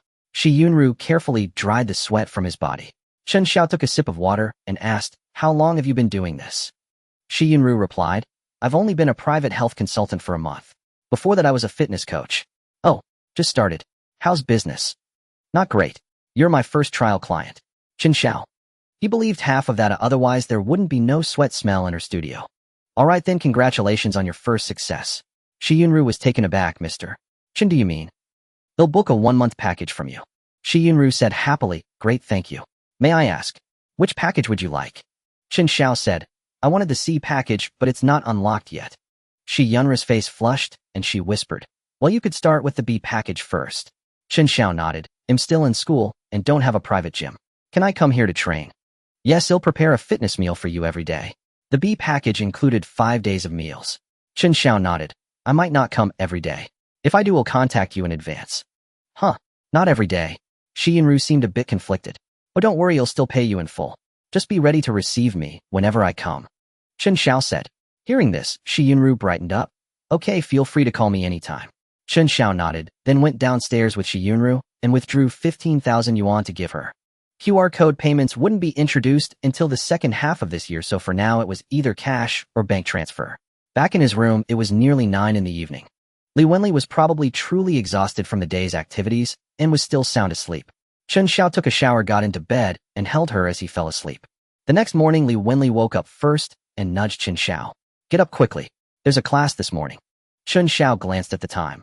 Only 7 o'clock, and turned over saying, "You go back first. He'll return in the afternoon. I still have work to do." "Oh," Li Wenli replied obediently. "He'll find someone to mark you present." Thanks. Don't forget to take everything back, including mine." "Okay." Li Wenli could tell that Chen Xiao didn't like carrying things, so she had planned to take everything back for him anyway. "By the way, keep everything about me a secret for now," Chen Xiao instructed. "All right, I understand." After saying that, Chen Xiao drifted back to sleep so deeply that he didn't even notice when she left. He woke up again at 9 in the morning and ordered breakfast from the hotel to be delivered to his room. Chen Xiao, clad in a bathrobe, sat at the computer desk yawning. Chen Xiao glanced at his account. Yesterday, he had been too busy indulging in mischief to notice that the market had surged by 3.9 points at the afternoon close. Today it could rise another 6.87 points, but Chen Xiao planned to sell at around 6.5 points, netting a total profit of 10 percentage points. Just then the hotel breakfast arrived. The waiter laid it out on the desk, and Chen Xiao savored the exquisite meal while keeping an eye on the market. The morning trend went smoothly, hitting the target shortly after the market opened. After clearing his position, Chen Xiao pocketed a profit of 3,100, an even more thrilling gain than yesterday. This was the power of capital accumulation, wealth generation accelerating at an ever faster pace. Including his principal, Chen Xiao now had over 600,000 yuan on hand. And with tenfold leverage, that 600,000 could command a staggering 6 million yuan in capital. Chen Xiao immediately turned to the hidden information. June 2nd, Jinchuan Expressway's maximum increase 10.00, another daily limit. Chen Xiao located the stock, which was showing a downward trend at the open. Its current performance stood at 3.1. Chen Xiao decided not to wait. For a stock destined to hit the daily limit tomorrow, favorable news could break at any moment. Hesitate, and he might miss the opportunity to board. To play it safe, Chen Xiao only deployed 500 yuan, leaving 100 as margin to eliminate the risk of a forced liquidation. The remaining 10,000 plus, along with the 3500 from yesterday's spent margin, he transferred entirely to his bank card as pocket money. After the operation, Chen Xiao didn't leave the computer. A sudden surge of interest struck him. He wanted to witness the expansion of his initial capital. Chen Xiao bought in as the stock dipped by 3.1 points, but after his purchase the trend continued to slide. He remained unfazed. With 1,000 in margin and a total capital of 6,000, even a daily limit down wouldn't trigger a margin call. As expected, the downturn didn't last long. The trend swiftly reversed and shot upward, recovering all losses and turning a profit within minutes. And it surged relentlessly, hitting the upper daily limit before the morning close. Chen Xiao finally shut down the computer. The afternoon was likely secure. A favorable news must have already broken to seal the limit so quickly in the morning. Lying in bed, he imagined how much his capital would grow by tomorrow when suddenly hunger pangs struck. Chen Xiao sat up, abruptly grabbed his phone and dialed. Hello, Coach Shi. I'm in room 803. Could you prepare a meal and bring it over? I'd like to do some exercise in the room this afternoon. Shi Yunru considered briefly before agreeing. She was meant to provide in-room training anyway, and while the client lacked a professional gym, the hotel would suffice. Chen Xiao went downstairs to extend his stay and took a stroll outside. By the time he returned, Shi Yunru was already waiting at the door with a meal container. She was again clad in stretchy leggings that showcased her flawless figure to perfection. With such a beauty before him, Chen Xiao's appetite soared, and even the bland fitness meal tasted delightful. Shi Yunru attended to him, attentively wiping his mouth from time to time and serving him dishes. After he finished, she cleaned up the utensils. Rest a while before exercising. Working out right after a meal isn't good for your health. Chen Xiao checked the time. It was almost 1 o'clock when the afternoon market would open. You take a break. I have a bit of work to do. Shi Yunru thought for a moment, didn't decline, and sat on the bed fiddling with her phone. Whenever Chen Xiao made a move, she was quick to notice. For instance, if he reached for a cigarette, she would fetch the ashtray. At 1 o'clock in the afternoon, the market opened without much fluctuation. The stock remained locked at its daily limit. Chen Xiao turned his attention to browsing the company's favorable news with a curious mind. Shi Yunru lay on her side on the bed, watching the man working at the computer. A whirlwind of thoughts clouded her mind. He was a student by identity, yet staying in a 5-star hotel and seemingly trading stocks. These multiple contradictory identities and behaviors wove a mysterious background around Chen Xiao. But Shi Yunru knew that a man who could casually spend 1,500 on a personal trainer was certainly no ordinary person. Knowing too much about some things brought no benefit. The wealthier a person was, the less they appreciated others prying into their secrets. Before long, Chen Xiao stretched and turned around. Seeing Shi Yunru lying on her side, her curves sent a rush of heat straight to his head. Had it not been for the experience and composure gained from his rebirth, the consequences would have been unimaginable. Chen Xiao took a few deep breaths, muttering that no one could withstand such a sight. In terms of facial beauty alone, Shi Yunru might score a 95, but with her figure, she was an undeniable 99. In 2 lifetimes, Chen Xiao had never encountered such a perfect enchantress. Let's begin. Some simple exercises. Chen Xiao set his throat dry. Oh, okay. Shi Yunru had yet to realize just how much her appearance and physique impacted the man before her. Compared to yesterday's free trial session, Chen Xiao was much more at ease today. Not for any other reason. Yesterday he had felt awkward because he hadn't paid. Today, having spent money, he let himself go. But every time Chen Xiao tried to push further, Shi Yunru gracefully evaded him. After several attempts, he understood the boundaries, exactly as he had guessed. Some physical contact was acceptable, but to go further he would likely need that mysterious package C. Shi Yunru, drenched in fragrant sweat, her delicate skin glistening like it had been oiled, was a vision of radiance. In his past life, there was a popular term, the ceiling of pure allure. Shi Yunru had no purity. She was the ceiling of desire itself. If 4 words could describe her, Chen Xiao thought these would be it. Softness, fullness, luster, allure. Being alone in a room with such a breathtaking beauty, any man would tremble at the sight of her, was a torment. Of course, it would be a different story if he could have her. Chen Xiao mulled it over and posed a soul-searching question from his past life. Yunru, what is your dream? Shi Yunru, my dream. Chen Xiao began probing for an opening. I actually don't have any dreams. Chen Xiao, impossible. Everyone has a dream. Well, Shi Yunru thought for a moment and said, if I must say, I want a huge private gym with a full wall of floor-to-ceiling windows overlooking the Chongqing River. And a man who loves me and supports me in not having children. Because I don't want my body to lose its shape. Chen Xiao. Good heavens, she called that no dreams. A property by the Chongqing River that met those requirements would cost at least over 10,000 per square meter in this era. A gym that size would require at least 200 square meters. Besides, with a figure like hers, wouldn't it be a waste not to have children? Using the traditional wisdom of the elders, Chen Xiao could tell that Yunri's stunning physique would not only guarantee sons, but also ensure the child would never go hungry. Probably enough for two. A wonderful dream. I believe you will achieve it, Chen Xiao said. Yunri smiled. I hope so. By the way, I see you're drenched in sweat. Would you like to take a shower? Yunri was taken aback. Can I? Of course, go ahead. It's better than catching a chill from the wind outside. The air conditioning in the hotel is set quite low. All right, thank you then. Don't mention it. Chen Xiao sat by the floor-to-ceiling window, lit a cigarette, and gazed at Yunri's alluring silhouette reflected on the frosted bathroom glass, a surge of heat rising within him. Back at school, Li Wenli stared at the pile of bags on her desk, still feeling a sense of unreality. Her roommate returned and gasped. Wow, NKE's new sneakers. These must cost 400 or 500 a pair, right? Oh my god, this makeup set is more expensive than my monthly allowance. Wenli, did you hit the jackpot? Li Wenli snapped back to reality. My brother gave them to me. Wow, since when did you have a brother? Got any more like him to introduce to us? Li Wenli forced a stiff smile. Hell, ask. Though it was said as a joke, Li Wenli could tell her roommate was serious beneath the playful tone. It was just expressed through humor. Seeing their envious gazes and the expensive goods that brought her boundless confidence and satisfaction, Li Wenli felt incredibly fortunate. Chen Xiao, whom she had seduced for over a year before succeeding, turned out to be a hidden leviathan in the deep sea. Yet she lacked the means and capital to tame this beast. Just as she was thinking, Li Wenli's phone suddenly rang. She picked it up and saw a message from Chen Xiao, Juni International, same room. Come wearing the new sportswear you bought. Li Wenli was stunned. They had only just parted. She quickly took a shower, changed into the new sportswear, and headed out. Hey Wenli, where are you going? There's class this afternoon. Oh, I need to run an errand off campus. Could you mark me present? They'll bring back treats for everyone. Sure, no problem. In room 803 of Juni International, Yunru, fresh from her shower, wore a hotel bathrobe. But even the loose robe couldn't conceal her stunning figure.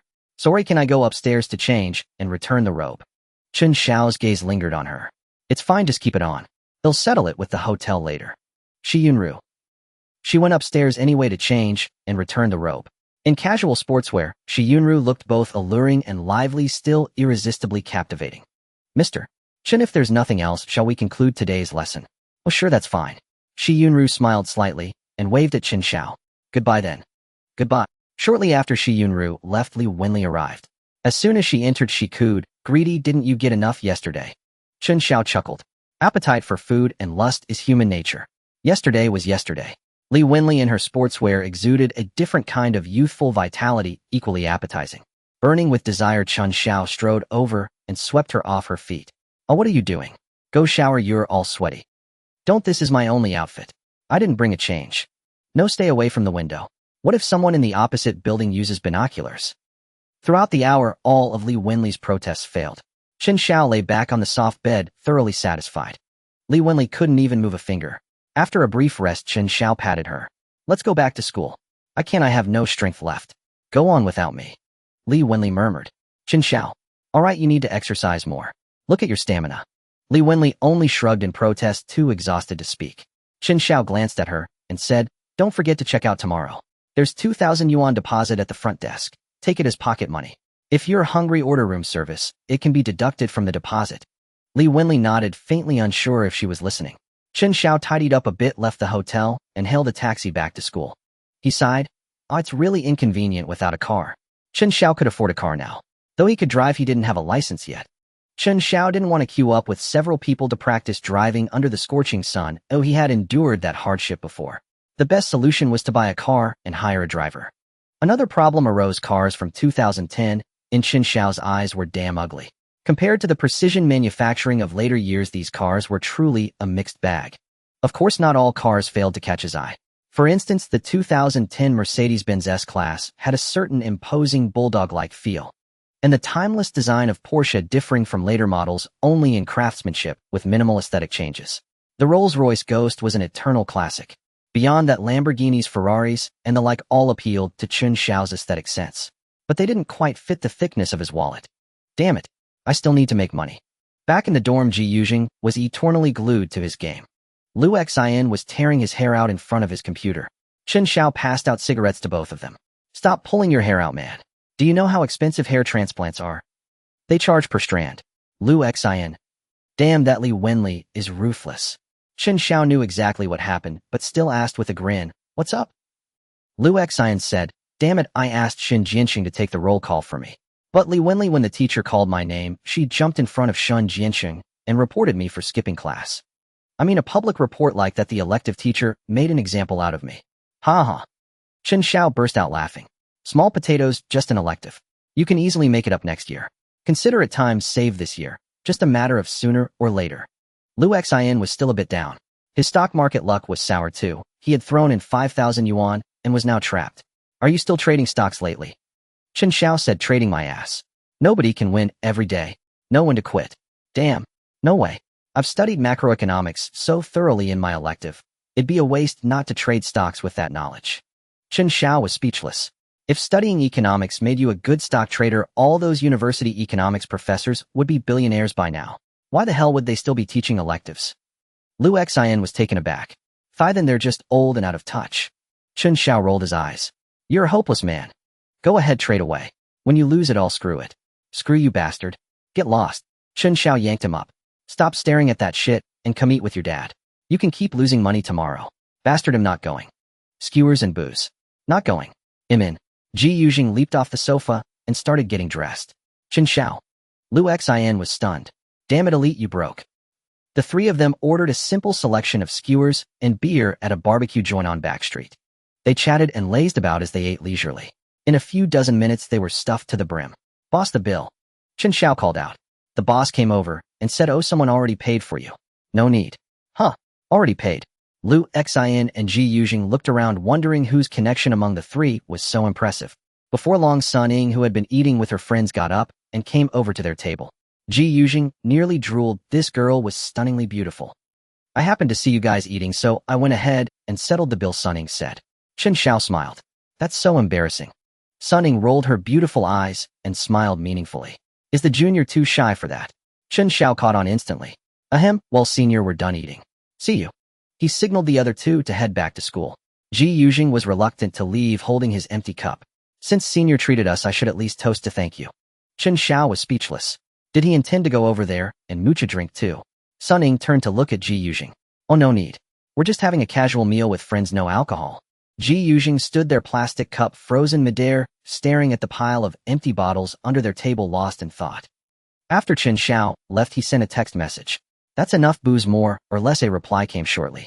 "Okay, puppy, moi Chen Xiao. Damn, it'll make you call me daddy one day." Perhaps this body was too young. The slightest provocation stirred up an unbearable heat. Back in the dorm, he took a cold shower and felt a bit better. Then, grabbing 2 packs of cigarettes, he kicked open the doors to all the male dorm rooms. "Come on, stop watching porn. Let's Elaine party." Red alert.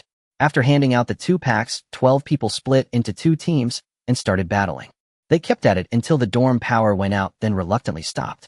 A group of them stormed out of the dorm cursing. "Damn noob, I told you to hold the top lane. What the hell were you doing?" "Screw you. My ass was being camped and none of you helped. I'll drag you down with me. You're so bad it's painful. Come on, let daddy teach you how to play." Chen Xiao was laughing his head off. In these brutes' mouths, everyone except themselves was a total noob. The next day, Chen Xiao didn't stay glued to the dorm computer. He went to class. After switching to a smartphone, he could trade using the securities company's app.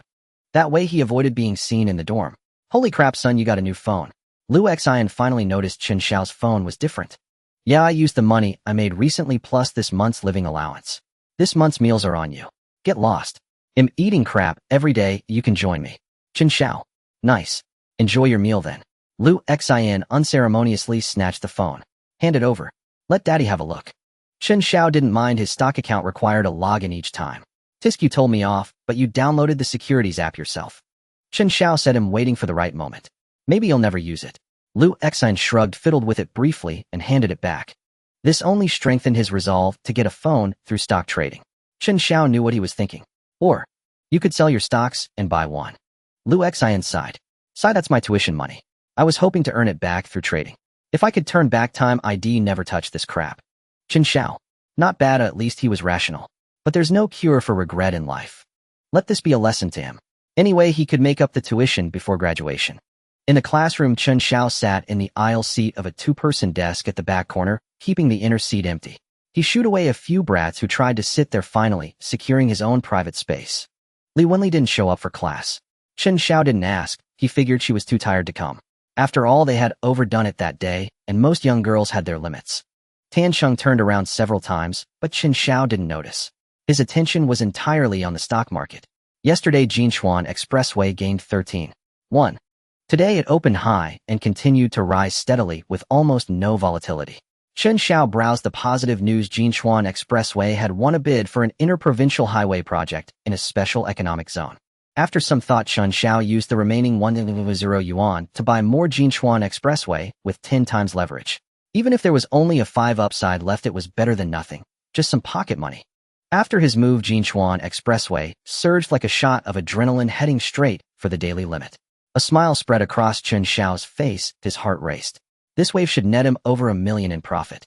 For the first time in both his lives combined, he had $1 million in cash, a milestone of special significance. Alright, that question goes to the male student in the second to last row on the left. Just then the teacher's voice rang out, and the classroom fell silent. Chen Xiao was startled. Wasn't that him? He put down his phone and stood up slowly, his eyes blank. Hell if he knew what question the teacher had just asked. What was he supposed to answer? Lu Xian Shun, Jinxing Wu Ling, and others whispered the answer from the side. But Chen Xiao was utterly confused. What nonsense were these guys spouting? He vaguely caught words like dollar, pound, and Venezuela, but had no clue. The teacher looked at him with doubt. Everyone else quiet. The three shut up immediately. Chen Xiao glanced around and admitted honestly, Teacher, I don't know the answer. But Instantly, the whole class burst into laughter. The teacher was amused despite himself. You don't know this. Come on, what's your name? Chen Xiao's eyes darted. Reporting in, teacher. My name is Ji Yuzhing. Okay. Some students near Chen Xiao could barely hold in their laughter. The teacher, noticing nothing amiss, lowered his head to search the roster, marking something down. Tan Orange turned back in surprise. In her memory, Chen Xiao seemed incapable of such an act. Dear students, entering university is not a liberation, but a new journey. I hope everyone can respect knowledge, unlike classmate Ji Yuzhing, who can only stare at his phone with a silly grin, unable to answer a single one of the 3 mainstream currencies in human economic circulation. If you don't understand money, how will you ever earn it? A wave of laughter erupted in the classroom. Chen Xiao was speechless. Who the hell would have guessed the teacher would ask such a simple question? As for how to make money, he had just earned over $1 million in class. Didn't that count? But he wasn't about to argue with the teacher. Sit down. The teacher, after a brief lecture, didn't press him further. Chen Xiao smiled at the teacher and obediently sat. Lu Xian leaned over and whispered, You idiot, were you watching videos in class? Chen Xiao mouthed the word scram and then focused on his book. The rest of the lesson went smoothly, with Chen Xiao becoming the teacher's prime target, behaving himself until the bell rang. As soon as class ended, he was the first to dash out. Lu Xian said to Shun Jinxing, Look, he's running like a dog, definitely heading to the restroom. Shun Jinxing sighed with a laugh. Alas, the mighty ships have turned to ashes. Take care, young man. Wu Ling pinched Shun Jinxing, who yelped in pain. Ow, that hurts. Are you crazy?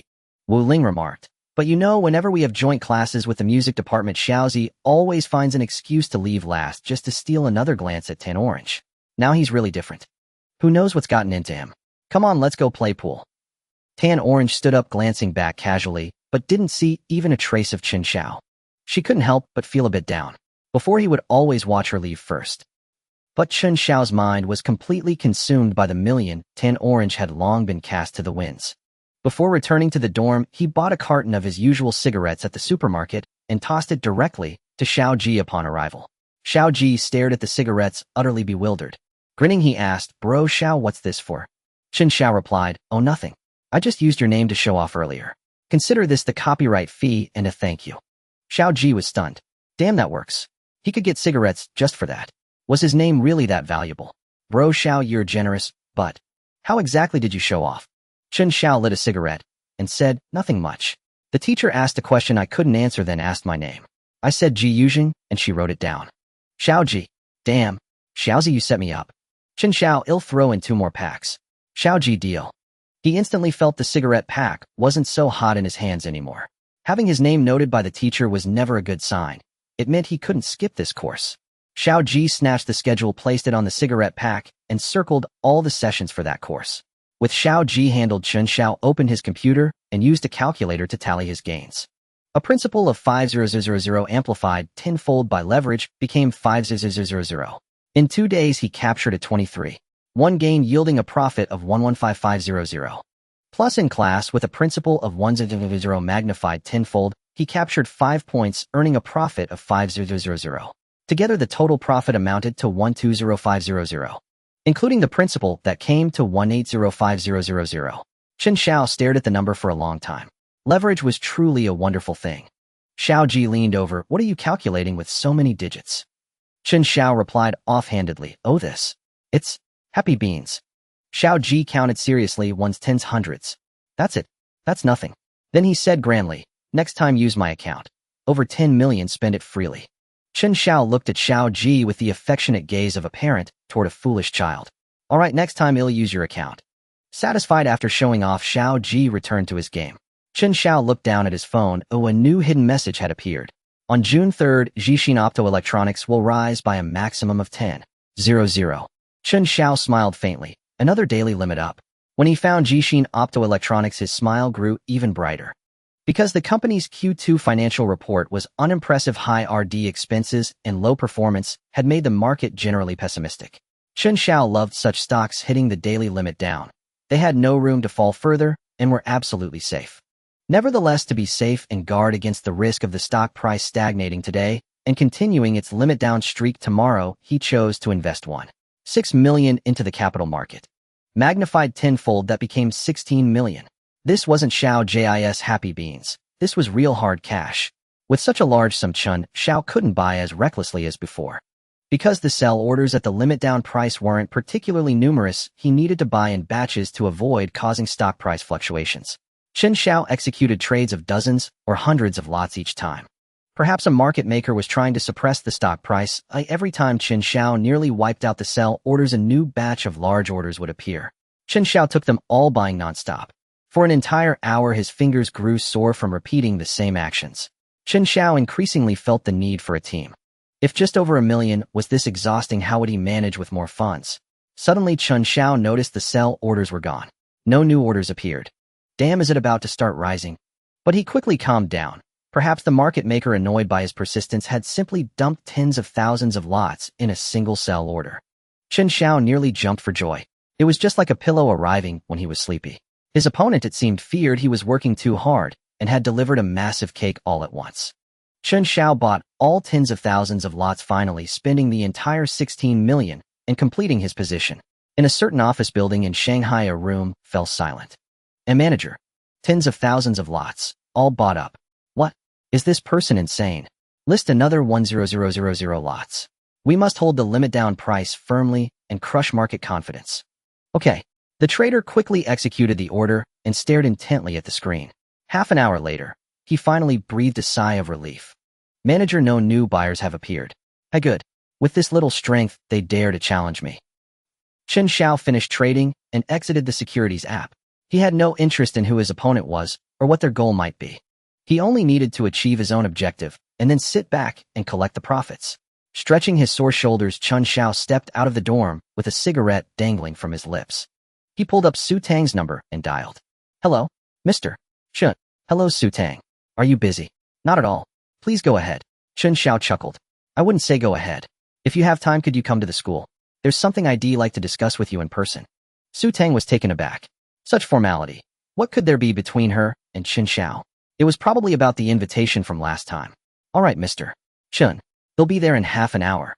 After hanging up, Chen Xiao checked the time. In half an hour, it would be mealtime. He planned to take Su Tang to revisit the campus cafeteria. Chen Xiao walked through the passage between dormitory buildings 5 and 6, intending to take a couple of laps around the sports field. But just as he was about to reach the field, he suddenly noticed a secluded corner beneath the female dormitory building where a young man was speaking with Tan Cheng.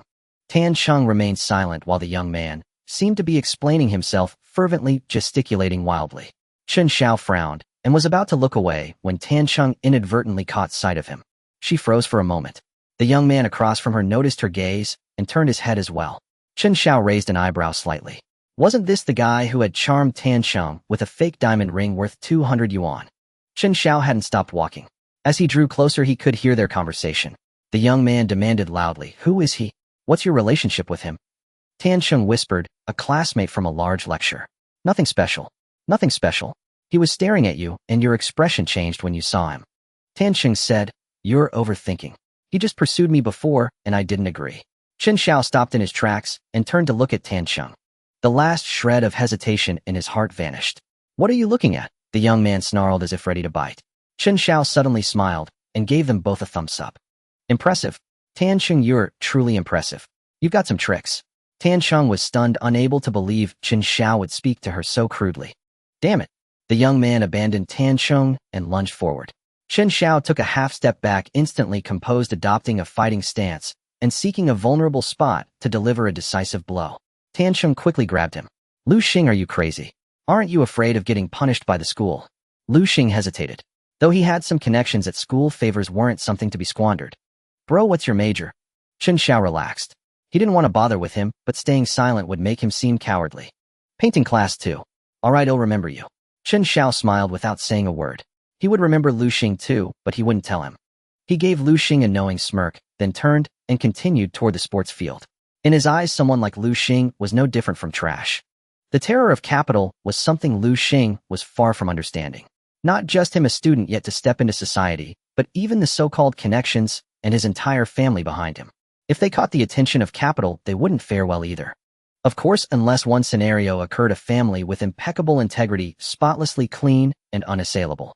Within legal bounds, capital abandoning moral scruples could only cause them some trouble, but couldn't shake them. However, the family that raised someone as outstanding as Lu Xing could hardly be that clean.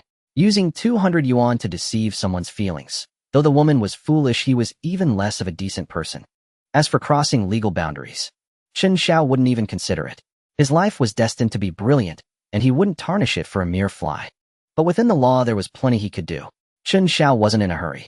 He could watch and see how far the pitiful Tiancheng would go. Once at the field, Chen Xiao completely dismissed the incident.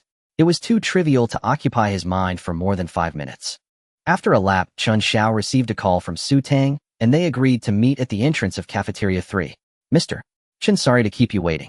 Su Tang, dressed in a professional OL outfit, stood gracefully at the cafeteria entrance. Students passing by, both male and female, couldn't help but steal extra glances. A workplace beauty like Su Tang was the epitome of their aspirations at that age, especially with her striking looks. Chen Xiao smiled. No problem. My time at school is quite leisurely. Come, please don't mind the humble setting. Su Tang smiled lightly. It's been ages since I experienced campus life. Eating here is far more worthwhile than anywhere else. They ordered their meals and found a quiet corner to sit. During the meal, Chen Xiao kept up casual conversation, gleaning quite a bit about Su Tang's situation. Her parents ran a small business, and they were reasonably well off. By this era's standards, they had essentially crossed the threshold into the middle class. As for Su Tang herself, she was a graduate of a prestigious university, but had been unlucky. Upon joining a large company, she was assigned to the sales department under the pretext of job rotation. Chen Xiao saw through her work arrangement clearly. For a top-tier beauty like Su Tang, it was likely that certain company executives had set their sights on her as early as the resume submission stage, followed by a series of schemes waiting for her to fall into. But Chen Xiao didn't point it out, because these matters would soon have little to do with Su Tang. After the meal, he intended to get down to business. Su Tang. Yes, Mr. Chen, please speak. Su Tang also sensed the shift in the conversational atmosphere, different from during the meal. How much is your monthly salary now? Oh, over 3,000. Su Tang answered candidly. Chen Xiao nodded, then suddenly changed the subject. What is your dream? Su Tang was taken aback. Dream? She pondered for a long time. In summary, I want to see a bigger world and stand on a higher stage. Chen Xiao was surprised. He believed Su Tang was telling the truth, but he hadn't expected such grand aspirations. Having a dream made things easier. Only those without desires or ambitions were truly unassailable. He didn't like that kind of person because he couldn't control them. Your dream is quite big. How much are you willing to sacrifice for it? Chen Xiao lit a cigarette, his eyes fixed on Su Tang. She pursed her lips. I'll give it my all. Every answer she gave satisfied him deeply. He stubbed out the cigarette and leaned forward slightly, speaking in a voice only the two of them could hear. I can help you realize your dream, but I also need your help. Su Tang was a little excited. Through their interactions, she knew Chen Xiao was no ordinary man. After returning from the hotel last time she had looked into it, his maneuver had once again hit the ceiling, a stroke of genius. And joining someone like him was, in her view, the most promising path to achieving her dream. Mr. Chen, I'm willing to join your team. Chen Xiao raised a hand. Hold on. I have many flaws and not everything I do is good. Of course I definitely don't do anything illegal. Su Tang smiled. Mr. Chen, by that standard you're already quite virtuous in the capital market. Chen Xiao was taken aback. Su Tang was right. Some capital was even stained with blood. Since she already understood this, there was no need for further elaboration. Su Tang was a clever person already mentally prepared for the fact that the path to the summit would inevitably be strewn with thorns. Chen Xiao straightened up, his expression relaxing. All right, welcome aboard. 1 month probation-based salary of 10,000. Su Tang immediately stood up, bowing excitedly. To have the opportunity to follow such a prodigy was a chance many sought, but few obtained. Thank you, boss. Chen Xiao quickly waved his hand. Sit down, sit down. Keep a low profile on campus. Oh, okay. Su Tang quickly sat back down, chiding herself inwardly for being too excited. Judging by Chen Xiao's attire, it was clear he didn't want to stand out on campus. Chen Xiao thought for a moment and said, I need a professional team. Su Tang took out a notebook and pen. All right, the basic setup includes a trader, fund manager, analyst. Chen Xiao said, for our team, we only need traders. Su Tang was taken aback for a moment, but quickly understood. The boss probably had his own channels for information, and no one was more suited for the role of fund manager than himself. So all that was needed were some traders to execute the work. Okay, boss. Any requirements? Chen Xiao raised 2 fingers. 2 things. First, strong capability. Second, honesty. Su Tang noted it down solemnly. All right, boss, I've got it. And I also need you to find an office space. It should be in a good environment and close to the school. Okay, that's all for now. I'll let you know if I think of anything else. Go ahead and get it done. Chen Xiao said. All right, boss. I'll take my leave then. Su Tang packed up her things and strode out of the cafeteria with decisive steps. Chen Xiao picked up the bowl of seaweed egg drop soup, which barely had any egg flakes, and took a sip. A smile unconsciously spread across his face. He really liked Su Tang's work style, her mindset, and her considerable emotional intelligence. For instance, when the 2 women met at the hotel last time, Su Tang showed no emotional fluctuation or any desire to pry from start to finish. Or this time, she didn't even mention how to handle her current job, compensation, salary, insurance, or anything of the sort. Because she didn't want to burden her boss, as she understood that her job was to solve problems for him. Having someone to handle things is really satisfying, Chen Xiao mused. Without Su Tang, he would have to do all this himself, and the thought alone gave him a headache. Tripling Su Tang's salary wasn't just about showing off. It was simply giving compensation commensurate with her value. It wasn't just his subordinate Su Tang who had a working relationship with him, but also senior Sun Ying. Although their relationship was mutually beneficial, Chen Xiao still bought her a phone, which he considered a fair exchange. As for the matter of borrowing money, that was a separate issue, and he had plans for it. The same went for everyone else, including his buddies Lu Xin, Shin Jinqing, and even Xiao Ji. Each and every one of them. Of course, Xiao Ji only got a few packs of cigarettes because he merely satisfied Chen Xiao's desire for control. In a corner of the cafeteria, Tan Cheng frowned in deep thought. She had just witnessed Su Tang stand up and bow, and it left her profoundly shaken. How could someone like Chen Xiao ever receive a bow from anyone? And from such a beautiful woman at that? Could he have some hidden secret? With this thought, she silently stood up and casually walked towards Chen Xiao, intending to stage a chance encounter and subtly probe him. But unexpectedly, before she could reach him, Chen Xiao had already stood up and was heading towards the classroom. Tan Cheng was startled and involuntarily quickened her pace. The message on Chen Xiao's phone from Wu Ling read, "Hurry, the major course teacher is furious." So he was jogging all the way. Tan Cheng chased him to the lake, gasping for breath. She had planned a chance encounter, but it almost turned into a marathon. Staring at Chen Xiao's disappearing back, Tan Cheng stomped her foot in frustration and turned back. Chen Xiao had no idea Tan Cheng was chasing after him, but even if he did, he wouldn't have stopped. After all, the major course teacher's wrath was far more important than Tan Cheng. He rushed over and managed to arrive at the classroom just before his name was called. The teacher shot him a glare, but said nothing else. Chen Xiao behaved in class, and only after the danger had passed did he dare to pull out his phone. He searched for positive news about Jixin Optoelectronics, but found nothing. The stock price was still stuck at the daily limit, down, with a glaring sell order of over 100,000 shares firmly pressing it down. Chen Xiao sighed. "Can't you show some strength today?" As soon as he said this, as if a spell had been broken, the 100,000 share sell order vanished instantly. Chen Xiao rubbed his eyes vigorously. Holy shit. He didn't continue watching the trend, but instead searched again for positive news about Jixin Optoelectronics. This time he finally saw it. Fruit Company had included Jixin Optoelectronics in its list of component suppliers. Holy shit. Jackpot. Becoming a supplier for Fruit Mobile Tech Company was definitely a recipe for striking it rich. Chen Xiao looked at the chart again. It was a straight line upward, and the earlier sellers had disappeared. The stock price instantly went from the daily limit down to the daily limit up. I'm rich. At this rate, going from 1 million to 10 million might be much faster than going from 0 to 1 million. Indeed, the faster you make money, the quicker wealth accumulates. Even crossing from millions to tens of millions, Chen Xiao was still excited. He was far from the stage where money was just a number. Every increase in his assets brought him immense pleasure. What are you fiddling with? Pay attention in class. Teacher Wang walked over from the side. Chen Xiao smiled. Class is over, Teacher Wang. Let's go have a smoke. Teacher Wang was strict during class, but once it ended, he treated his students like brothers. Checking his watch, Wang Hua said, "Let's go to the entrance of the art hall. We'll grab a coffee too." As he said this, a few cheeky male students immediately tagged along.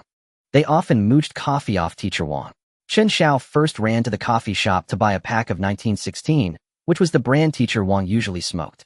The coffee shop at the entrance of the art hall only stocked a few types of premium cigarettes, the cheapest being China's luxury brand Huazi. The School of Art at Jining University was quite famous nationwide, often visited by celebrities and stars for exchanges. The faculty members were all quite accomplished. As for how accomplished, Chen Xiao didn't know, but he felt he was more accomplished than them. Outside the art hall was a platform with some tables and chairs. A few rascals had successfully mooched Teacher Wang's 1916 cigarettes and were smoking them contentedly.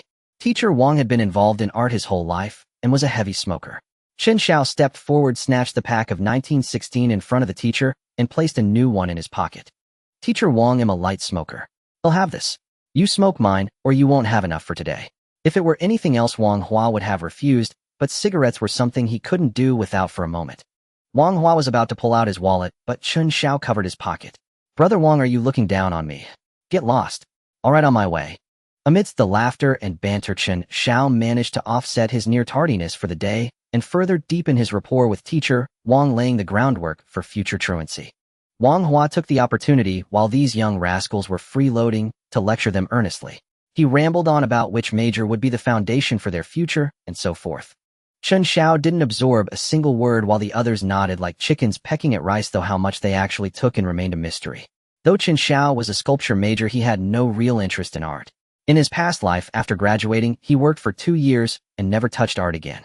Bored out of his mind until class ended, Chen Xiao dashed out of the classroom. Chen Xiao.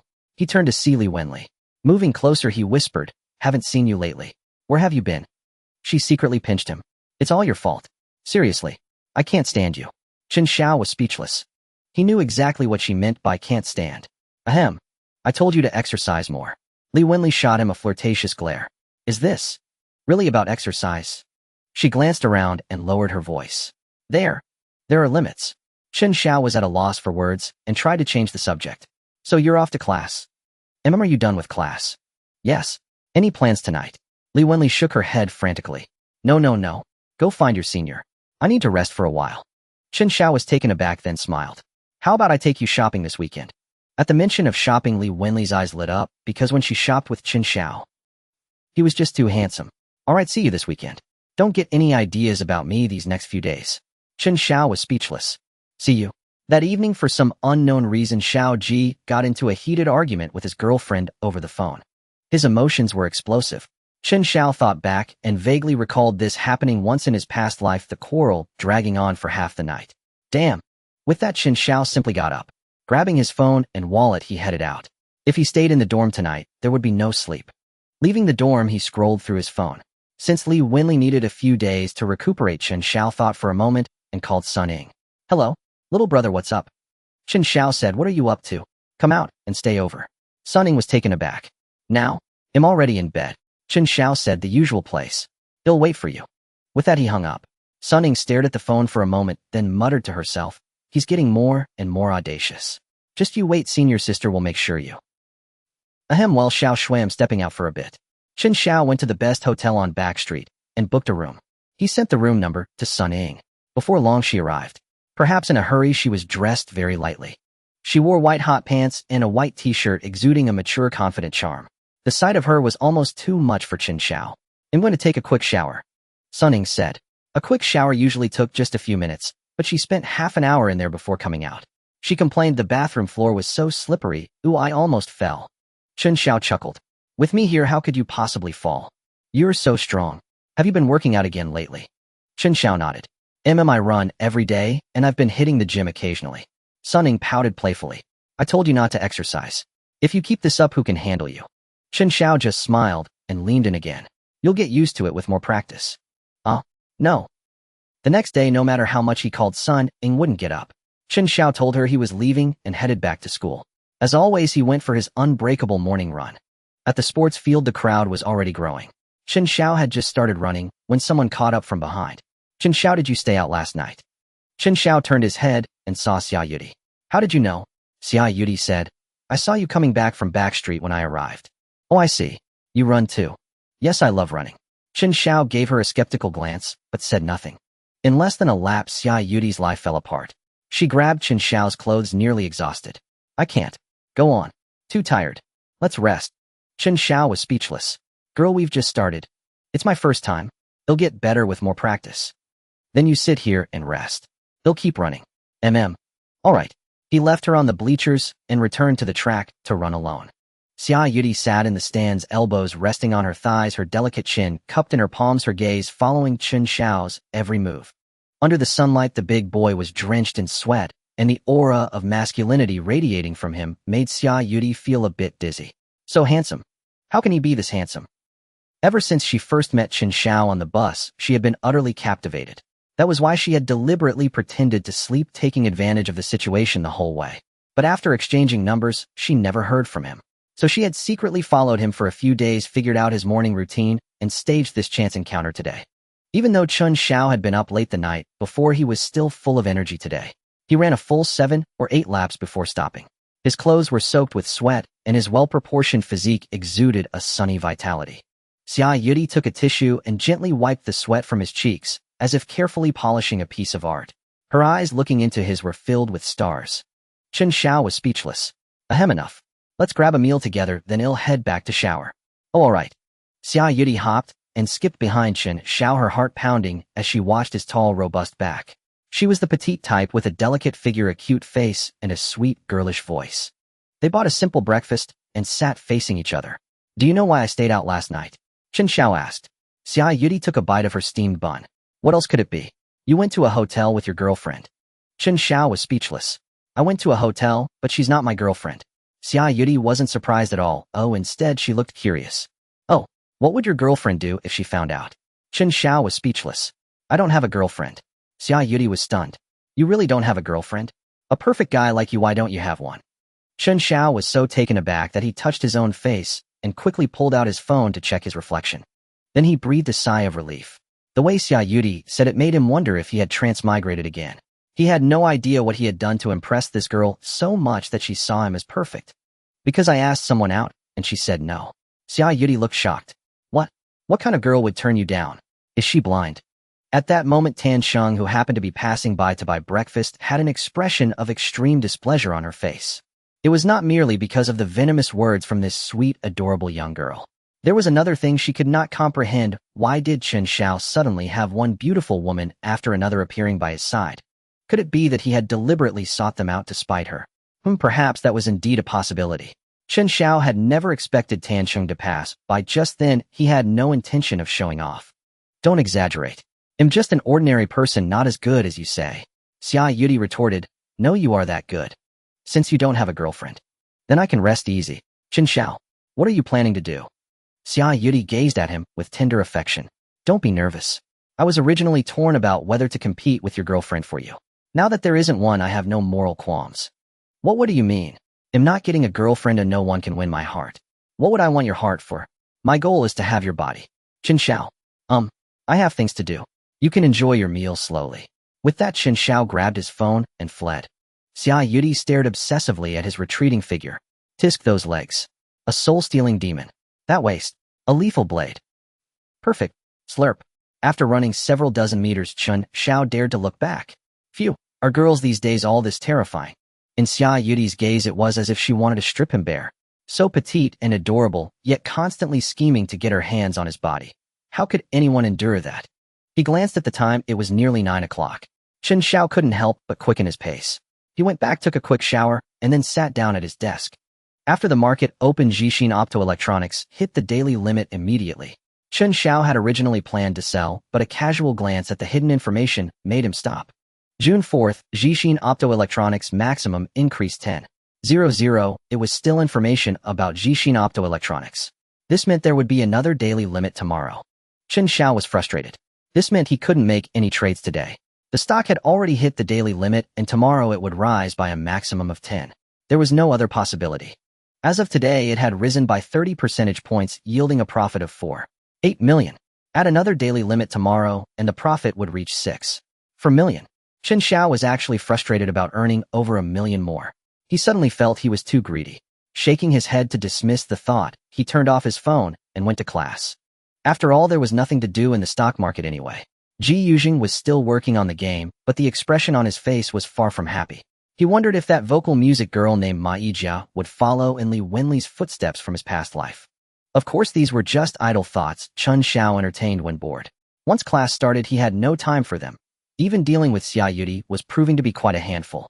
The students from class 2 were dumbfounded. There in the back row sat a girl who could almost be called the pinnacle of cuteness, constantly harassing Chen Xiao. Chen Xiao kept dodging, his face full of helplessness. "You're not even from our college. Why are you here attending our class?" Xia Yudi looked at him and said, "I like this course. Can't I sit in?" Chen Xiao was speechless. "Do you even know what this course is, eh?" Xia Yudi was taken aback. "No, but I like it anyway." Chen Xiao, "What you like, is that really the course? Alright, you can attend class, but can you stop poking me?" Xia Yudi said, "It's fine, you do your thing, you'll do mine." Chen Xiao, "I just..." Tan Sheng saw the girl who had secretly called her blind that morning sitting next to Chen Xiao and cursed back in her heart. "You're the blind one. Can being handsome put food on the table? What use is it without money?" Barely enduring until class ended, Chen Xiao leaped over the desk and fled.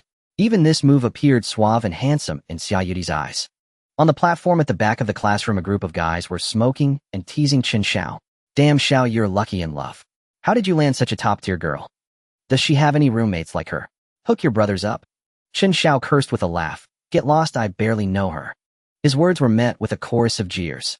On the other side, Li Wenli walked over to Xia Yudi with a dark face. "Come out for a moment." Xia Yudi was startled. Looking at this tall, radiant girl, she guessed she was likely her rival in love. She smiled sweetly. "Sure." The two found a secluded spot, glaring at each other with tension crackling in the air. Xia Yudi asked, "Are you Chen Xiao's girlfriend?" Li Wenli was taken aback. Girlfriend? They had agreed it was just for fun. But now, though she was captivated by Chen Xiao's charm, she was also awed by his power. Could a man like that ever be controlled? Li Wenli realized clearly that it was absolutely impossible. No, so what? Her words were weak, but her tone refused to back down. Xia Yudi let out a soft laugh. "Since you're not Chen Xiao's girlfriend, what right do you have to confront me? Are you accusing me of stealing your classmate?" Li Wenli. "Little sister, I'm telling you this for your own good. Chen Xiao's heart is not something you can tame." Xia Yudi puffed out her cute little face and thrust out her chest. "Who are you calling little sister? Show yours. I've got half a caddy more than you." Li Wenli couldn't help but laugh. "No, that's not what I meant. I'm just giving you sincere advice." Xia Yudi said with a serious expression. "Who wants to tame his heart? Isn't it better to spend that time playing a few more games? I just want his body." Li Wenli's mouth fell open. Was that even acceptable? So she was an esports girl after all. Finally, Xia Yudi warned with a stern face, "I'm warning you, don't get in my way. Of course I won't interfere with you either, humph." With that, she turned and walked away, her face full of pride. Li Wenli felt a headache coming on. She really had no good way to deal with someone like that. Most importantly, she didn't know if Chen Xiao liked this girl. If she was too harsh and made him unhappy, that wouldn't be good. Sighed. "Forget it. It's not like he's my boyfriend anyway. If it were anyone else, Li Wenli might have found a new playmate. But Chen Xiao was different.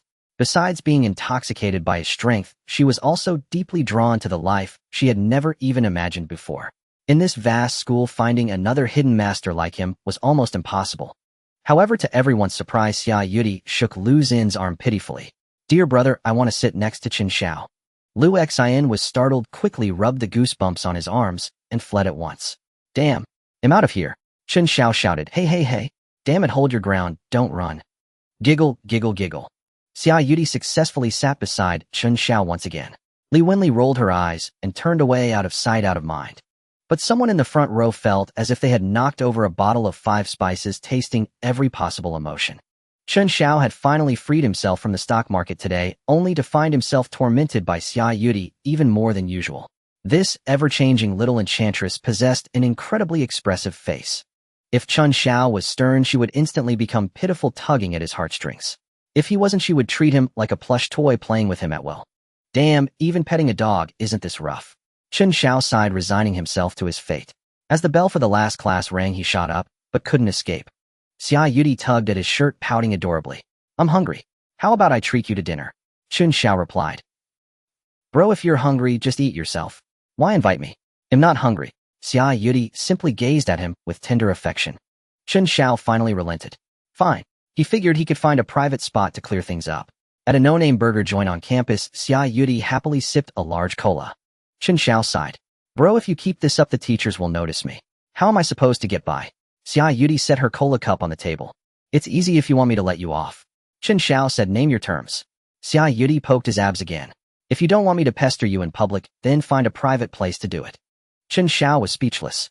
Xia Yudi was beautiful, of the sweet and cute type. Chen Xiao liked that type of girl too, but felt no desire. She was the kind you admired for her looks, but had no deeper thoughts about. Why don't you find a proper boyfriend? I'm a scumbag. Xia Yudi thought for a moment. Scumbag. Hey, that's a powerful word, hee. They'll remember that. Chen Xiao was exasperated. I mean, me, I'm a scumbag. Oh, what's that got to do with me? I'm not looking for a relationship with you. Chen Xiao was left speechless. Fine, you win. Yage. Xia Yudi leaped in victory. Spend the weekend with me. Chen Xiao replied, no time this weekend. I've got a date with a girl. Xia Yudi pouted. Then I'm booking next weekend. Chen Xiao sighed. All right, fine. But don't come to my class until next weekend. Deal. Chen Xiao breathed a sigh of relief. Okay, I'm off. Bye. Back in the dorm, he was met with the usual teasing. Damn, Ziosis got game. Let dad see if you're packing. Lu Xian exclaimed. Piss off, you idiot. Do I look like you? Bro Xiao, where'd you pick up that girl? She's gorgeous, my dream girl. I remember her. In freshman year, someone ranked the beauties of each department. She was the belle of the foreign languages college. No way, really. The guys' gossip came and went fiercely. Once Dota started, the bunch of animals were too busy cursing their teammates and opponents. Only then did Chen Xiao find some peace. The next morning, Chen Xiao went for his usual run. Xia Yudi, with a small bag slung over her shoulders, sat yawning in the stands. Chen Xiao was speechless. Why are you here again? You don't even run. Xia Yudi said, I'm not going to your classroom. No one knows you here. Chen Xiao. No one knows me, but don't they know you? Look at those animals. Xia Yudi glanced around. Many boys nearby were sneaking looks their way. Let them look. It's not like you'll lose a piece of me. I'll just go run. They'll watch you from here. Chen Xiao. Today he was in exceptional form, running a full 4,000 meters before stopping. Xia Yudi hurried over, made him sit in the stands, pulled a towel from her bag, and gently wiped his body. She also took out warm water, opened it, and fed it to him. Chen Xiao quickly took it and drank himself. Ahem, I'm all sweaty and stinky. You should keep your distance. No, I don't mind. She then tidied his windblown hair. I've never been this attentive even to my odd eye, and you're still not happy. Chen Xiao was taken aback. Your odd eye is... Oh, it's a dog. At first, Chen Xiao resisted Xia Yudi because she disrupted his life. But now he found himself enjoying it. He couldn't refuse her utmost tenderness. Especially the infatuation and admiration in her eyes when she looked at him. Of course, maybe she just liked his appearance. But that was fine. His looks were part of him too. After breakfast, Xia Yudi yawned and headed back to the dorm, mumbling about needing to catch up on sleep. When Chen Xiao returned to his dorm, Su Tang called. Hello? Boss, are you up? Su Tang asked tentatively. I usually get up at 7, exercise for an hour, and am free around 8. Informing subordinates of his schedule made things convenient for both him and them. Okay, I've found an office building and recruited 5 traders. When do you have time for interviews? Chen Xiao thought for a moment. Let's do it today. Come pick me up and we'll check out the office space together. All right. 20 minutes later, Su Tang's car stopped at Building 5. Chen Xiao came downstairs in his workout clothes and sat in the back seat. He had sat in the front before out of politeness when hitchhiking. Now that Su Tang was his subordinate, Chen Xiao naturally sat in the back without hesitation. Let's go. Okay. Su Tang, from now on, I'll add 5,000 yuan to your monthly fuel allowance. Su Tang was startled. Such a fuel allowance was way too much. Boss, isn't that a bit much? Chen Xiao smiled. Not at all. You're also my driver. But still. Su Tang tried to decline. It's settled. Chen Xiao said calmly, not wanting to dwell on a trivial matter. Oh, okay. Su Tang wisely shut up. The office she had found was on the banks of the Chongqing River in the most bustling CBD area. The facilities were top-notch, just over 10 minutes from Jining University. Chen Xiao was fairly satisfied. Though better locations might come later, nothing currently surpassed this. Boss, we're here. Chen Xiao checked the time. It was already 9:30. Wait a moment before going up. Okay. Su Tang acknowledged without asking why. Chen Xiao pulled out his phone and opened the stock app. As expected, Jixin Optoelectronics hit the daily limit right at market open. There were millions of orders stacked above. Chen Xiao checked the hidden information. June 7th, Haitian Fisheries Max gained 6.69. Tomorrow was the weekend the market closed. The next Monday, he switched to another stock with only a 6% gain. Chen Xiao decisively sold off Jixin Optoelectronics. He had made 30 profit on the first day, plus another 10 from the daily limit on the second, totaling a 40 gain. With a leveraged principal of 16 million, he pocketed 6.4 million, faster than robbing a bank. Adding the principal of 1.6 million and the reserve fund of 2.0, Chen Xiao's total assets reached 8.2 million. Barring any unexpected events, surpassing 10 million by the next trading Monday would be effortless. With this amplified principal, he could now leverage funds of 70 to 80 million. Chen Xiao could no longer operate, as before, casually buying and selling. 70 to 80 million in the stock market, though not colossal, could still influence short-term fluctuations if dumped in a single day, potentially even driving market trends. Thus, both buying and selling required professional execution. It was the perfect time for Chen Xiao to assemble a team. Let's take a look upstairs. All right. Su Tang got out and opened the rear door. Chen Xiao followed her to the 28th floor. The office space was not too large, roughly 500 square meters, but it offered an excellent view. Standing before the floor-to-ceiling windows, the winding and vast Chongqing River lay in full view. The buildings on the opposite bank stood in close array, and the entire city was in its early stages of rapid development. Standing there for a moment, one felt a sense of refreshing exhilaration. The feeling of having the city at his feet stirred Chen Xiao's heart with surging emotions. Because in the near future this feeling would surely become reality. This space was sufficient for Chen Xiao's needs. His team did not require many people. Of the 500 square meters, only a few dozen were needed for office work. For the remaining area, aside from his private office, he planned to install all sorts of leisure and entertainment facilities. The basic decoration was already in place, though only some office supplies needed to be procured. In the work area, 5 young people waited nervously. Chen Xiao greeted them, and then walked into the private office, which contained only a desk and a few chairs. Su Tang arranged the interviews one by one. All right. Soon the first interviewee entered. The resume clearly stated that each person had at least 2 years of trading experience and had graduated from prestigious universities. Chen Xiao focused on their work history. Words could deceive, but a person's experience could not. If there were fabrications, a background check by a professional HR company after the interview would reveal the truth. Among the 5, 2 had never changed jobs and were only considering a change recently. Of the other 3, 1 had changed jobs once, and the other 2 had switched companies 5 times in their 2-year careers. Chen Xiao then carefully inquired about the reasons for leaving each job and their motivations for seeking a change. During the conversation, people would inadvertently reveal flaws. For Chen Xiao, who had headhunting experience in his past life, distinguishing truth from falsehood was easy. Some reasons sounded contradictory to him, and with a little probing, the flaws were exposed. The entire process lasted an hour, and in the end, Chen Xiao settled on 2 candidates. After everyone had left, Chen Xiao pointed to the chart recording each person's details. Keep Wang Peng and Xiao Su. Su Tang nodded. Chen Xiao's seasoned interviewing skills made her question whether the person sitting before her was a sophomore or an experienced interviewer. Her feeling was not wrong. In his past life, Chen Xiao had indeed worked as a headhunter. It was only for a year, but his performance had been impressive. Thus, he was very experienced in probing candidates' weaknesses, including salary negotiations, job satisfaction surveys, and background checks. However, he didn't want to exert himself that much now. If money could solve a problem, he preferred to use it, saving himself the trouble. Su Tang went out to send the other 3 away. Following Chen Xiao's instructions, she gave each of them 200 yuan as travel expenses. Even if the deal fell through, maintaining goodwill was important so as not to leave a bad impression. Calling the excited Wang Peng and Xiao Su into the office, Chen Xiao said with a smile, "Don't get too happy just yet. Although our team offers high salaries, whether you can join depends on passing a professional skills assessment." Wang Peng and Xiao Su exchanged a glance and said confidently, "President Chen, don't worry about our professional skills. We wanted to change jobs because our company couldn't pay our salaries, not because of any professional issues. Chen Xiao nodded. The two came from the same company and had only held this one job in their careers.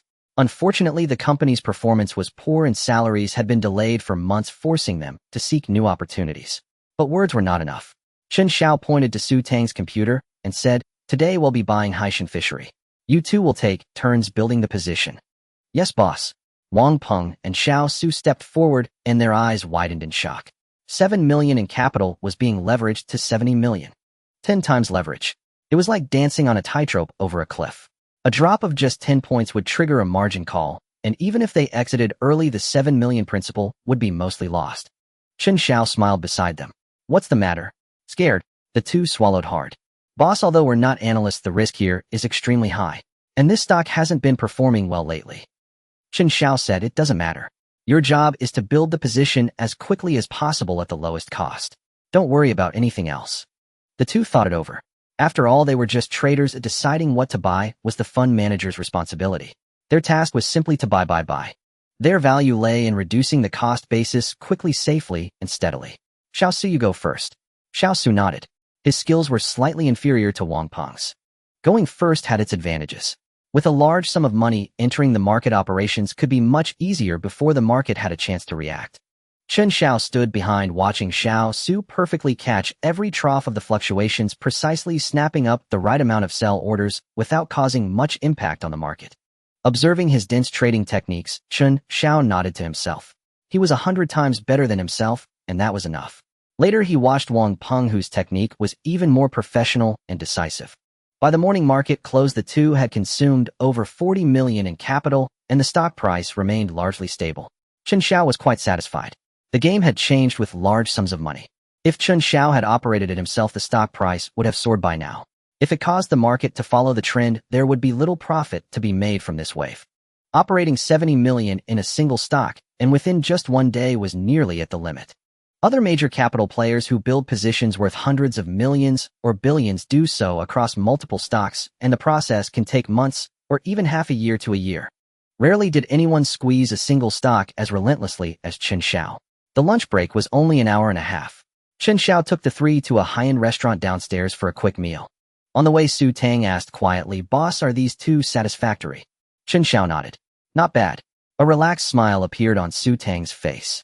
The boss' satisfaction was an endorsement of her work. "By the way, recruit some support staff. Someone to order meals, cut fruit, or make juice." "Okay, boss." "Any requirements?" Chen Xiao thought for a moment. "Female, reliable, good-looking." Su Tang. "Okay." As soon as the market opened in the afternoon, Wang Peng and Xiao Su busied themselves with intense activity. After 2 hours of hard work, they finally exhausted 70 million and completed the position building. Fortunately, no bullish news broke out today, otherwise the share capital would have risen further. Phew. The two finished their task and breathed a sigh of relief. Yet soon worry crept in. Their maneuver had essentially pushed 70 million in funds to the brink of an abyss where the slightest disturbance could shatter everything into pieces. Chen Xiao, however, was quite satisfied. "All right, today's work is done. Tomorrow's the weekend, everyone can relax." Wang Peng and Xiao Su were taken aback. Wasn't a review needed. No need to study strategy. No need to analyze intelligence. All right, we don't even have an analyst, so what's there to analyze? No need for overtime work. How damn satisfying. Seeing the two stunned faces, Su Tang felt like laughing. A few days ago, she too had been baffled by the boss' unconventional moves. But now, no matter how astonishing a decision the boss made, she wouldn't be too surprised. Who else could turn a 100 principal into leverage for 70 million in just a few days? To judge or demand such a person by common sense. That wouldn't mean he's crazy. It would mean you are. Su Tang smiled and said, "Don't doubt it. Work hard, and one day you'll be glad for today's choice." "Oh, okay, President Su." Though the company had only a couple of people, Chen Xiao had still given Su Tang the title of General Affairs Manager, so calling her President Su was fine. After speaking, Su Tang entered the boss office wanting to ask if Chen Xiao had any further instructions. If not, she would attend to her own work. Others could rest, but she couldn't. The company had just been established, only a framework existed with much yet to perfect. Knocking and entering, Su Tang asked, "Boss, any other tasks to assign?" Chen Xiao asked with a joking tone, "How is it? The team's just set up. Tiring, huh? Any regrets?" Su Tang smiled and said, Boss, you can't appreciate the joy of building a team from scratch, from nothing to something, from weak to strong, bit by bit. Chen Xiao was taken aback, thinking to himself that he too had started from the bottom. Clearly Su Tang regarded him as an elite nurtured by some prominent family. Still, if she found fulfillment and happiness in her work, that was enough. Take 24000 from this card. Keep 2000 for rent, office supplies, and daily expenses, and bring 4000 to my office. Huh. Su Tang's lips parted slightly. In those days, rent was only over 10,000 a month, paid quarterly. So much. For what office supplies? Chen Xiao thought for a moment and said, search online and follow the standards of Silicon Valley or Wall Street. Su Tang. Oh, okay, fine. Su Tang turned and went downstairs, soon returning with 4 stacks of cash to hand to Chen Xiao. In that era, mobile payments didn't exist, yet cash was still mainstream. He planned to take Li Wenli shopping tomorrow, so he needed some cash on hand. Seeing Chen Xiao on the phone, Su Tang waited nearby. Yeah, come over tonight. I've booked the hotel. All right, see you later. Chen Xiao hung up and said, Su Tang, when you go downstairs, book a hotel for me and leave the room key at the front desk.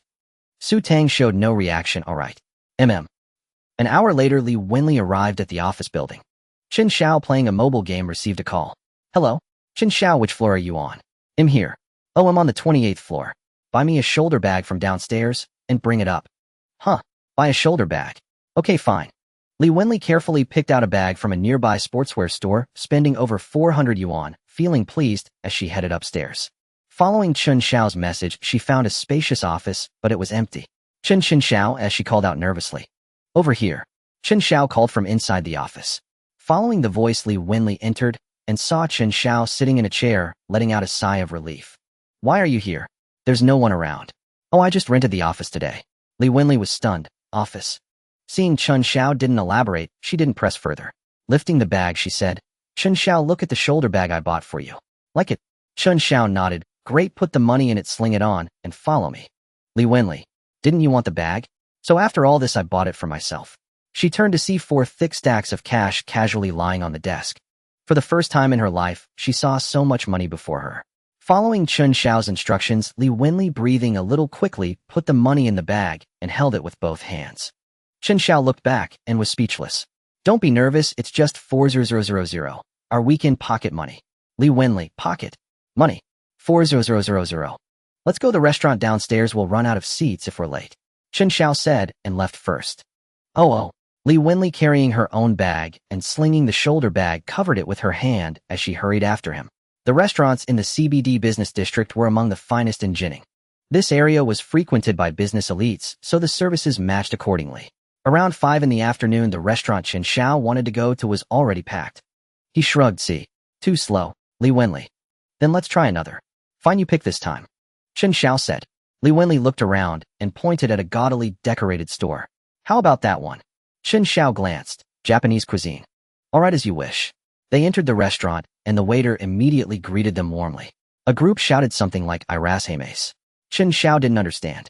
The interior was even flashier than the outside, with yellowed posters of people on the walls and photos of sumo wrestlers and other random elements. The hanging curtains were also gaudy. Chen Xiao didn't know if it was high class, but it was certainly dizzying.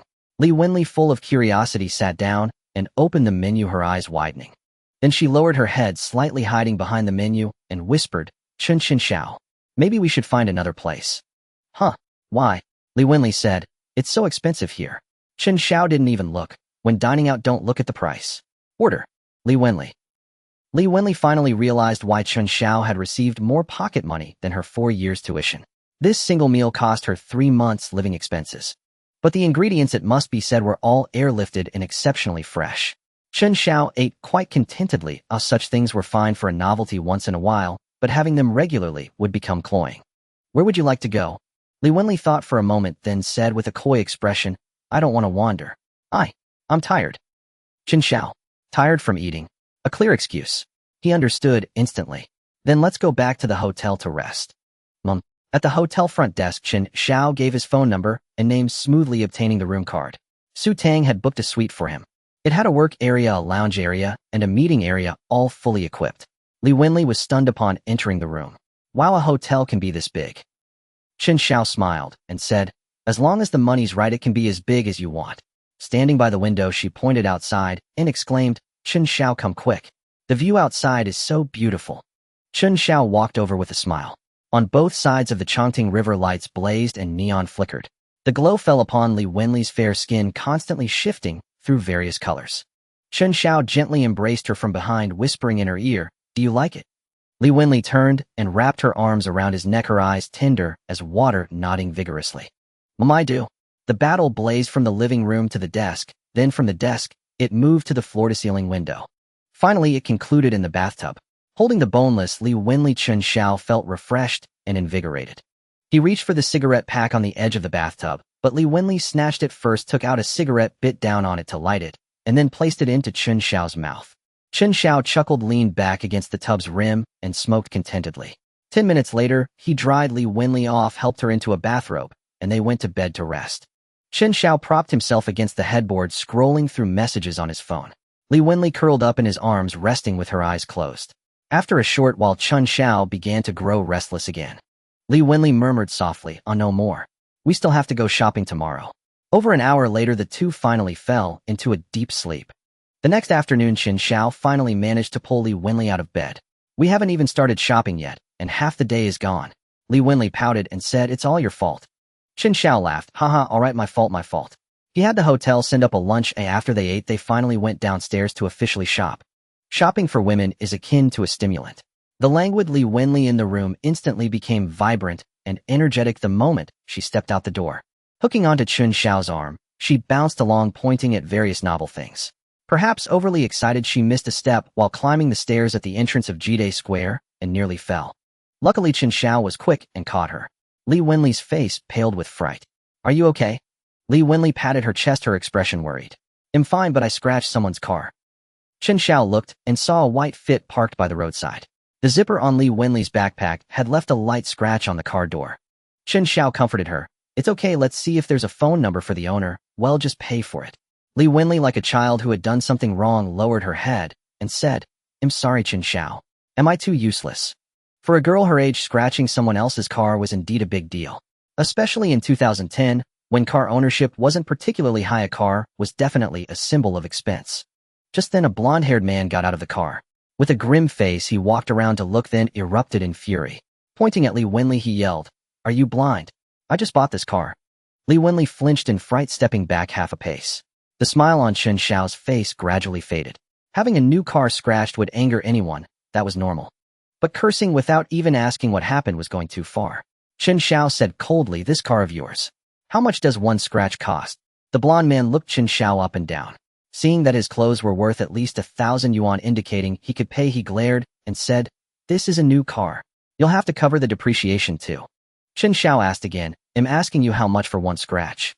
Normally, such a light mark could be fixed at any repair shop for 100 or so. But the blonde man stammered for a while, then said, At least 1,000. Chen Xiao nodded, pulled Li Wenli over, took a stack of cash from his bag, and threw it into the blonde man's arms. Then, holding Li Wenli's hand, he used the key to scratch the Fit with a grating sound. The blonde man was stunned, then cursed loudly, "Damn it, you're asking for death." Chen Xiao sneered, "Don't want the money. Give it back, and he'll pay for the repair." The blonde man clutched the money, unwilling to let go, but had no reason to stop him. He stood aside, his face red with suppressed anger. Li Wenli said worriedly, "Chen Xiao, let's just forget it. It was all my fault." Chen Xiao patted her back. "Don't be scared. We've paid. If we don't scratch it 10 times, wouldn't that be letting someone off easy?" With that, he continued scratching with Li Wenli. Soon the once pristine Fit was covered in deep scratches across all 4 panels. Although Li Wenli was worried Chen Xiao might get into trouble, she had to admit it felt really satisfying. Chen Xiao asked, "Had enough fun? Want to add another 10?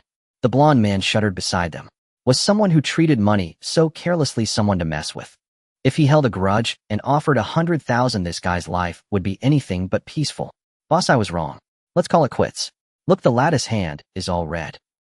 Chen Xiao didn't even glance at him, only asking for Li Wenli's opinion. Li Wenli whispered, "No, let's stop. It's too wasteful." Since she had vented, Chen Xiao decided to let it go. But unexpectedly, 2 people appeared from somewhere. One of them, carrying a fire extinguisher, shouted loudly, "Don't stop yet. I'll add another 10,000. With that, he also threw a stack of cash at the blonde man, then swung the fire extinguisher and smashed it.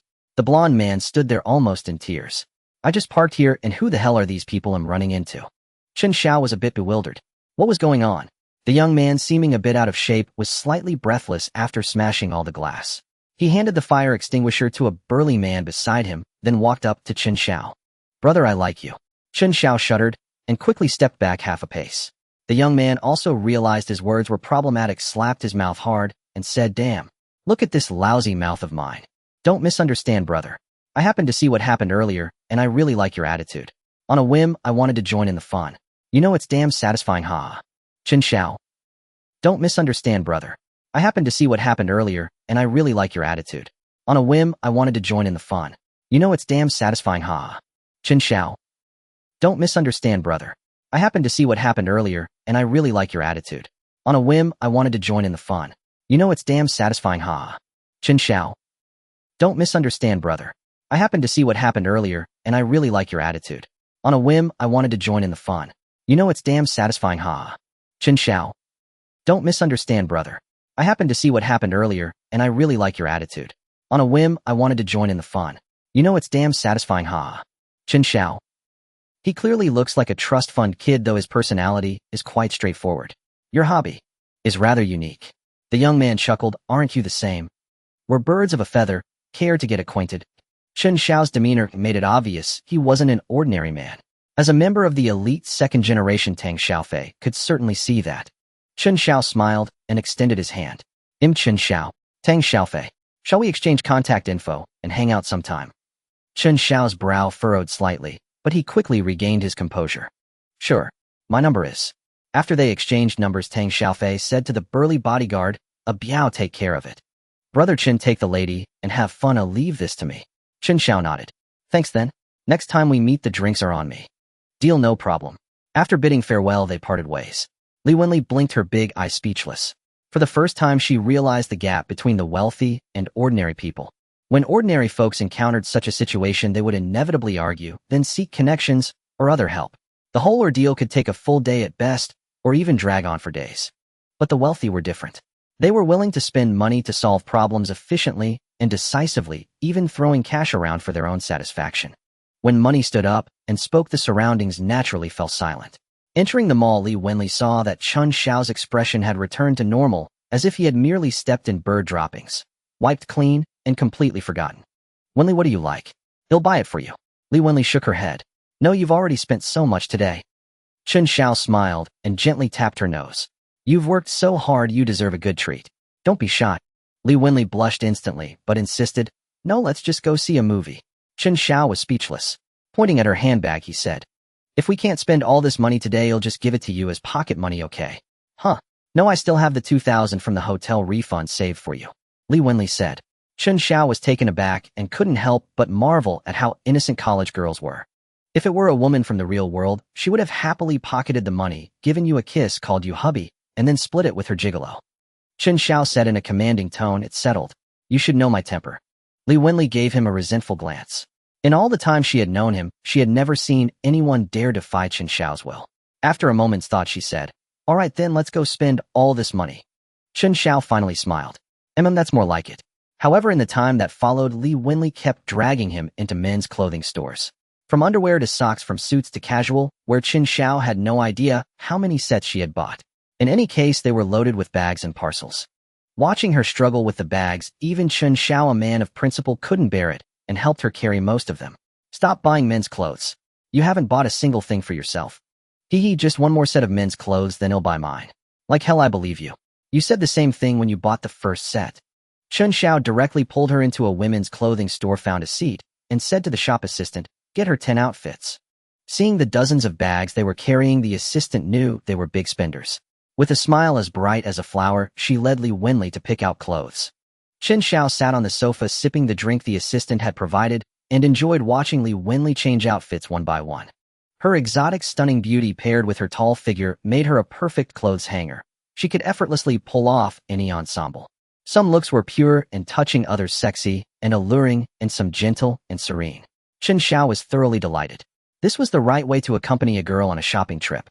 Compared to the exhausting form of shopping that could wear a dog out, this was pure enjoyment. After another 2 hours of fussing, they had bought a mountain of clothes, but the money still wasn't spent. Chen Xiao awkwardly realized they couldn't carry any more. Left with no choice, he called Su Tang to pick them up. Su Tang arrived in just over 10 minutes without a word. The three of them loaded the clothes into the car, filling the trunk to the brim. Boss, where to? Chen Xiao thought for a moment. Back to school. If we go to a hotel, it'll be more trouble. All right. Chen Xiao and Li Wenli sat in the back, while Su Tang drove with her eyes fixed straight ahead. Wenli, when we get to school, take all these clothes to the dorm. They'll tell you when I need them. Oh, okay. Li Wenli knew Chen Xiao wanted to keep a low profile, so she would have to cover for him. When the car reached Building 5's dormitory, Chen Xiao got out first and went back to his room. Then Su Tang drove to Building 6. Li Wenli called all her roommates down to help carry the clothes up. Sister Su Tang, thank you. You worked hard. Li Wenli bent down to wave through the car window. Su Tang smiled and said, You're welcome. It's my duty to work for the boss. Goodbye. Li Wenli was startled, then quickly waved with a smile. Goodbye. After the car left, Li Wenli's roommates were stunned, their mouths agape. Wenli, how did you buy so much stuff? And half of it's men's clothes. Even underwear. Li Wenli. She felt utterly speechless but braced herself and said, Oh, hey, I won a small lottery ticket. Those are all for my brother. Why you have to treat us then?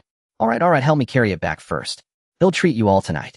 Back in the dorm, Li Wenli sorted the men's clothes by style and neatly placed them on the upper shelf of the cabinet. Then she piled her own clothes haphazardly on the lower shelf.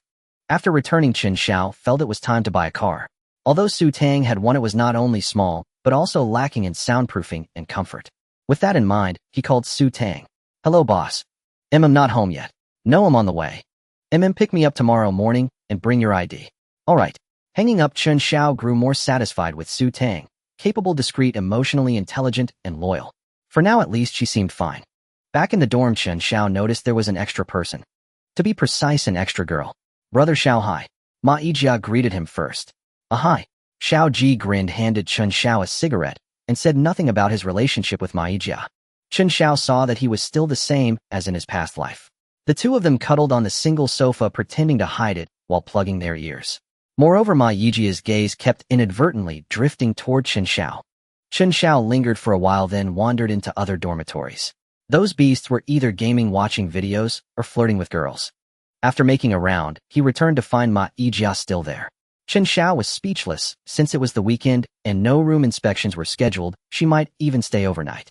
Chen Xiao pondered and sent Lu Xian a message. Xiao Ji had brought a girl to the dorm, so he should decide for himself whether to come back and face the awkwardness.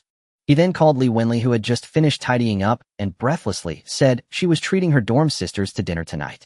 Resigned, Chen Xiao tried calling Sun Ying, but no one answered. A text came back shortly. Eating out back later. Chen Xiao was dumbfounded. Were all the girls around him suddenly in such short supply? He scrolled through his phone aimlessly, his finger pausing on Xia Yudi's name. Recalling the look in her eyes when she gazed at him, Chen Xiao felt an inexplicable thrill. No matter how formidable a man, he couldn't resist a woman's admiration, especially a beautiful one. Chen Xiao was no exception. He dialed her number. Wow. Chen Xiao, you finally called me. Amid the chatter from her end, voices chimed in. Oh, my little fairy, were you waiting for a man's call? Mom, I'm heartbroken. My fairy is flirting with a mortal man. Yudi, a girl as gorgeous as you should stay single forever. Xia Yudi rolled her eyes. You guys go away. After some shuffling, she found a quieter spot and asked Chen Xiao, are you calling to ask me out? Well, if you have time. I do. Where shall we meet? At the juice shop on the campus commercial street. Okay, see you there. Moi? Chen Xiao was at a loss for words. The campus commercial street was the only one at Jining University. On days without classes or during weekends, it buzzed with activity. The first-generation milk tea shop thrived while the fresh juice bar remained relatively quiet. Fresh juice was pricier, over 10 yuan a cup, offering little competition against milk tea that cost just 3 or 4 yuan.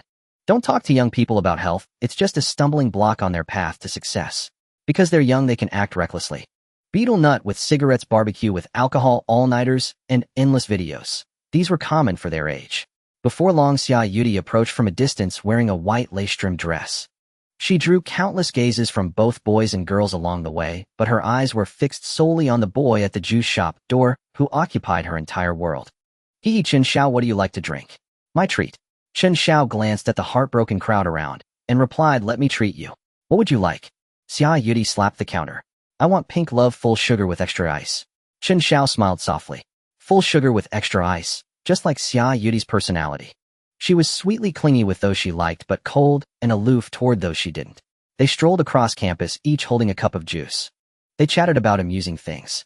But it was still midsummer. Once the icy drink was finished, the heat surged back, making them uncomfortable. Xia Yudi looked up at the swimming pool, then sized up Chen Xiao's physique. Chen Xiao want to go swimming. He was taken aback. Huh? Swimming? Yeah, it's too hot. Perfect for a swim. Chen Xiao eyed the national standard pool, which had barely visited in his past life, a waste. Alright, let's go swimming. They didn't return for swimsuits, but bought new ones at the pool entrance, then headed to the changing rooms. Chen Xiao in simple attire slipped into his swim trunks, and went in first with his cap and goggles. After waiting over 10 minutes, he saw Xia Yudi sneak in, arms wrapped around herself like a thief. As she entered, every guy's gaze snapped toward her. Xia Yudi's petite figure was delicate and adorable, with curves in all the right places, fair skin, and a refined, cool face. She was the opposite of sexy, yet just as eye-catching in the pool. Her appearance instantly stirred a protective instinct in the boys. Spotting Chen Xiao, Xia Yudi walked straight over, two rosy blushes blooming on her cute cheeks. Chen Xiao was speechless. Have you never been to a pool before? She quickly hid behind Chen Xiao, blocking the unabashed stares of the crowd ahead. I haven't. Chen Xiao was incredulous. Then do you know how to swim? Xia Yudi shook her head with innocent wide eyes. No, I don't. Chen Xiao was at a loss. If you can't swim, why insist on coming? Blushing, Xia Yudi retorted, I can't, but can't you? Teach me. Chen Xiao sighed. Fine, let's get in. No, hold me. I'm scared. He felt awkward. Ahem. So many people are watching. Then, you go in first and catch me. I'm afraid of drowning. Chen Xiao wanted to laugh. Was this girl coming to swim with the resolve of facing death? Okay. He jumped into the pool first, arms open. Come on, don't be afraid. Xia Yudi sat at the edge, lowering herself slowly. Terrified of the water, her face was panicked, her lips tightly bitten. Once in, she lunged into Chen Xiao's arms, clinging to him like an octopus. He was speechless. The surrounding guys collectively slapped their foreheads, unable to bear the public display of affection, and left grumbling. Both in swimsuits, Chen Xiao felt a surge of heat he couldn't suppress. You. Get down. Xia Yudi shook her head firmly, arms around his neck. No, I won't. I'm afraid of drowning. But, how can you swim like this? You hold me and swim. Chen Xiao edged toward the pool wall, facing it to hide his embarrassment. He thought, I can't swim like this. If anyone sees, he'll have to transfer schools. You're smothering me, I can't breathe. Startled, Xia Yudi leaned back, slightly giving him some space. Oh, sorry. Chen Xiao wouldn't have pulled away from that warmth if he hadn't been gasping for air. Cough, it's fine. Slowly get down, don't worry. I won't let you drown. After more reassurance, Xia Yudi gradually relaxed and slid off Chen Xiao. Huh. I think I scraped against something. Chen Xiao was dumbfounded. No, you scraped nothing. Then she realized something, her face turning crimson. Chen Xiao, are you okay? He was silent. I am not okay. I can't turn around. Then, maybe we should leave. You go up first, I'll leave after I calm down. Xia Yudi was at a loss for words. Then, maybe we should leave. You go up first, I'll leave after I calm down. Xia Yudi was at a loss for words. Over half an hour later, Chen Xiao finally emerged from the swimming pool. Some students who had been observing him were puzzled. What was that guy doing standing in the water like a statue for half an hour? Those in the know understood all too well. If it were them, they would have been mortified in an instant. Outside the swimming pool, Xia Yudi followed behind Chen Xiao, her face flushed like a child who had done something wrong. Chen Xiao, I'm sorry, I didn't mean to. It's fine, I don't blame you. Xia Yudi's face lit up with joy. Really? That's great. Even though we didn't swim today, you looked really good without your clothes on. Chen Xiao was speechless. I was still wearing swim trunks. Xia Yudi said nonchalantly, it doesn't matter, I can fill in the blanks. Chen Xiao. Alright, go back to your dorm and fill in the blanks slowly. Chen Xiao coaxed and persuaded until he finally managed to send her off. In the evening, he sat alone in the cafeteria, feeling dejected, sipping a drink. He was enjoying the leisurely pace of university life when Tanxing suddenly appeared and sat down directly across from him. Chen Xiao was taken aback. What are you doing here? Tanxing pursed her lips in thought, and then said, Chen Xiao, I didn't agree to get back together with Lu Xing. Chen Xiao looked at her with a mix of amusement and exasperation, speaking bluntly. Why are you explaining this to me? Do you want to date me? You. Tanxing hadn't expected Chen Xiao to be so direct. And his tone was so casual it was impossible to accept, even if she wanted to. Who wants to date you? With that, she huffed and stormed off. Chen Xiao had completely given up on his former goddess from his past life. How the hell did I waste 4 years chasing someone like her?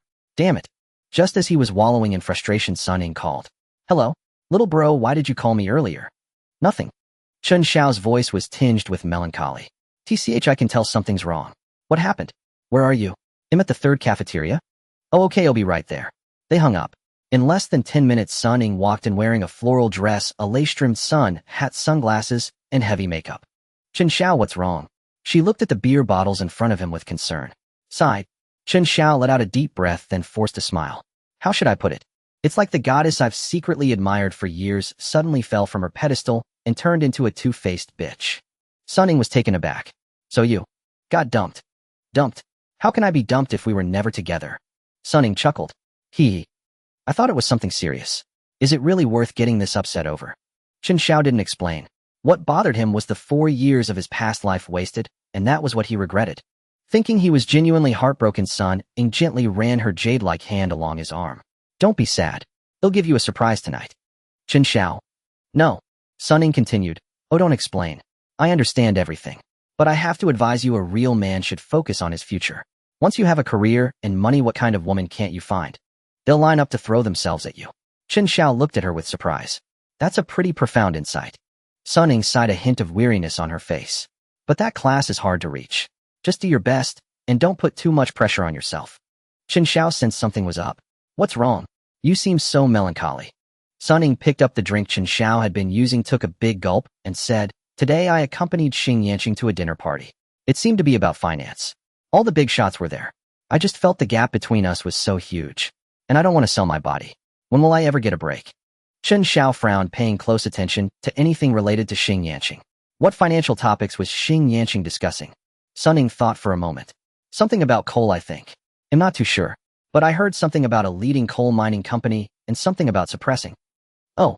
Chen Xiao made a mental note, planning to look into it later to see if he could cause some trouble. Senior, you're so beautiful. How do you always manage to get away from Xing Yanqing? Sun Ying smiled. What? Don't want anyone else to touch me, eh? Chen Xiao thought for a moment. If possible, no. Sun Ying touched her fiery red lips with her jade finger, then pressed it against Chen Xiao's lips, her eyes seductive. Little bro will be waiting for you to keep me. Chen Xiao smiled. How long can you wait? Sun Ying thought for a moment. Not forever, so you better work hard. All right, I'm going to the library to study all night and become an elite as soon as possible, Chen Xiao said. Ha ha ha. That's for later. Come with me first. Chen Xiao? 2 more figures appeared on the tennis court. Chen Xiao was puzzled. Why are we here? Sun Ying ran her jade hand along the chain-link fence, turned to him, and said, Because there's a net here, of course. Chen Xiao was taken aback. What for? You want to surf the net? Sun Ying shot him a resentful glare. You're annoying. The next day, Su Tang called saying she had arrived at the school. Chen Xiao checked the time. It was almost 9 o'clock. He told Su Tang to drive the car directly to the hotel building. Then he and Sun Ying packed up and headed downstairs. Su Tang only felt a flicker of surprise when she saw Chen Xiao emerge from the hotel with an unfamiliar beauty, but she quickly regained her composure. Old. Ahem, don't call me old, Chen, it makes me sound aged, Chen Xiao interjected hastily. Su Tang paused, then immediately caught on. This meant the girl beside the boss likely didn't know his true identity. All right, old. Chen Xiao, please get in the car. Chen Xiao asked, my friend came to pick me up. Want a ride? Sun Ying was also taken aback. The girl was not only strikingly beautiful, but also possessed an air of elegance and competence. Was Chen Xiao dating someone? No, that couldn't be. If she were his girlfriend, would he have her wait at the hotel entrance? Oh, no need. I'm heading back to school. Uncertain of the situation, Sun Ying felt it best to keep quiet, giving Chen Xiao more leeway to explain. All right, see you. After watching Sun Ying disappear into the distance, Chen Xiao finally settled into the back seat. Su Tang asked, Boss, where to? To the auto parts city. Got it. Su Tang started the engine and drove steadily toward the destination. While recruiting the logistics team, also hire a couple of drivers and a front desk assistant. Huh. Oh, all right. Su Tang silently made a mental note. As for the assistant, find someone young, pretty, and efficient. They'll be under your wing and can help lighten your workload.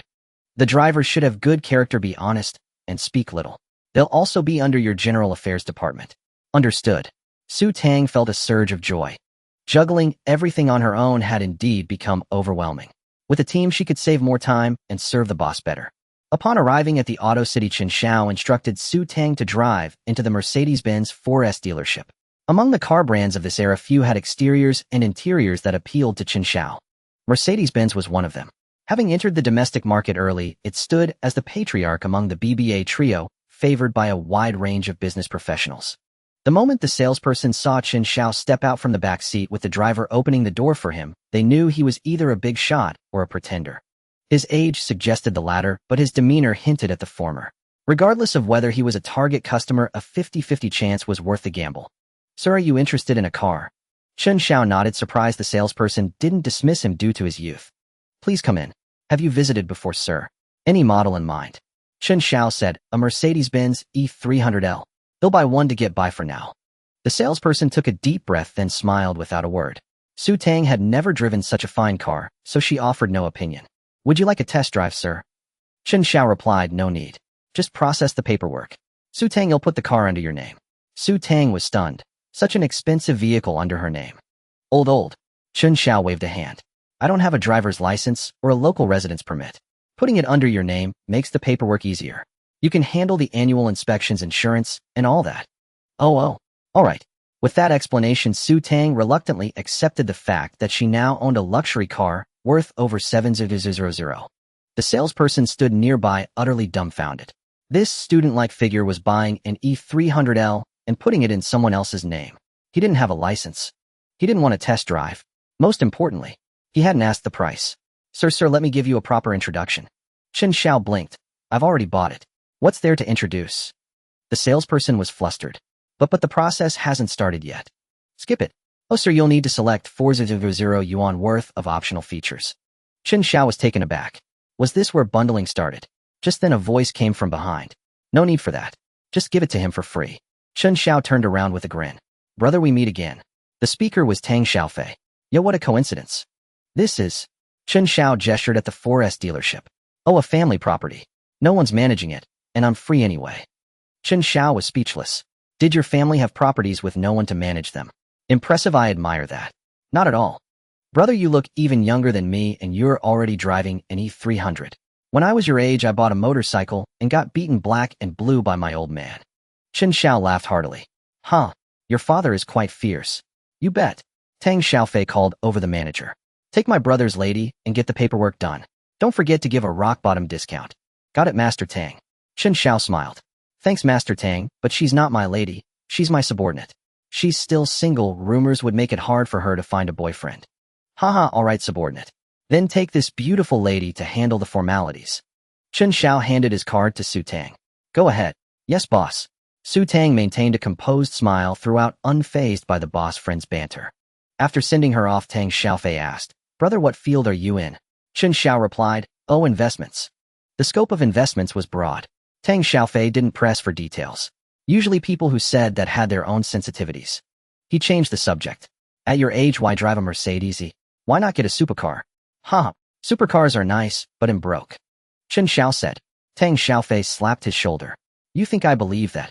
Chen Xiao replied seriously, "The company's just starting and I don't have a license yet. He'll use the E for now and upgrade later."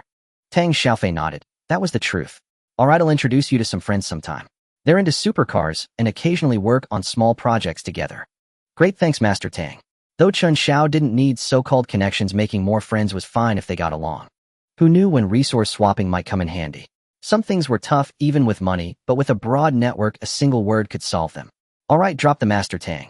I'm older than you, so call me Brother Tang, and he'll call you Brother Chen. Makes things closer." "All right, Brother Tang, I want stand-on ceremony." "Hey, no need for that. Stay for lunch.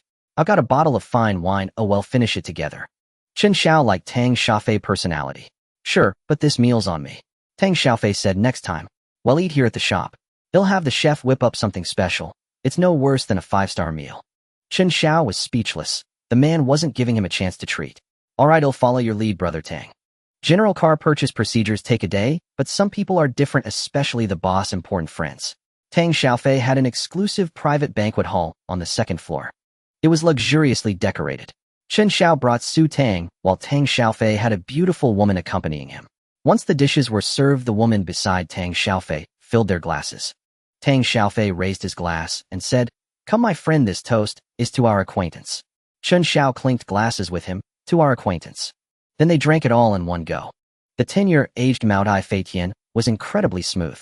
Chen Xiao, who usually didn't drink much liquor, found himself enjoying this sensation.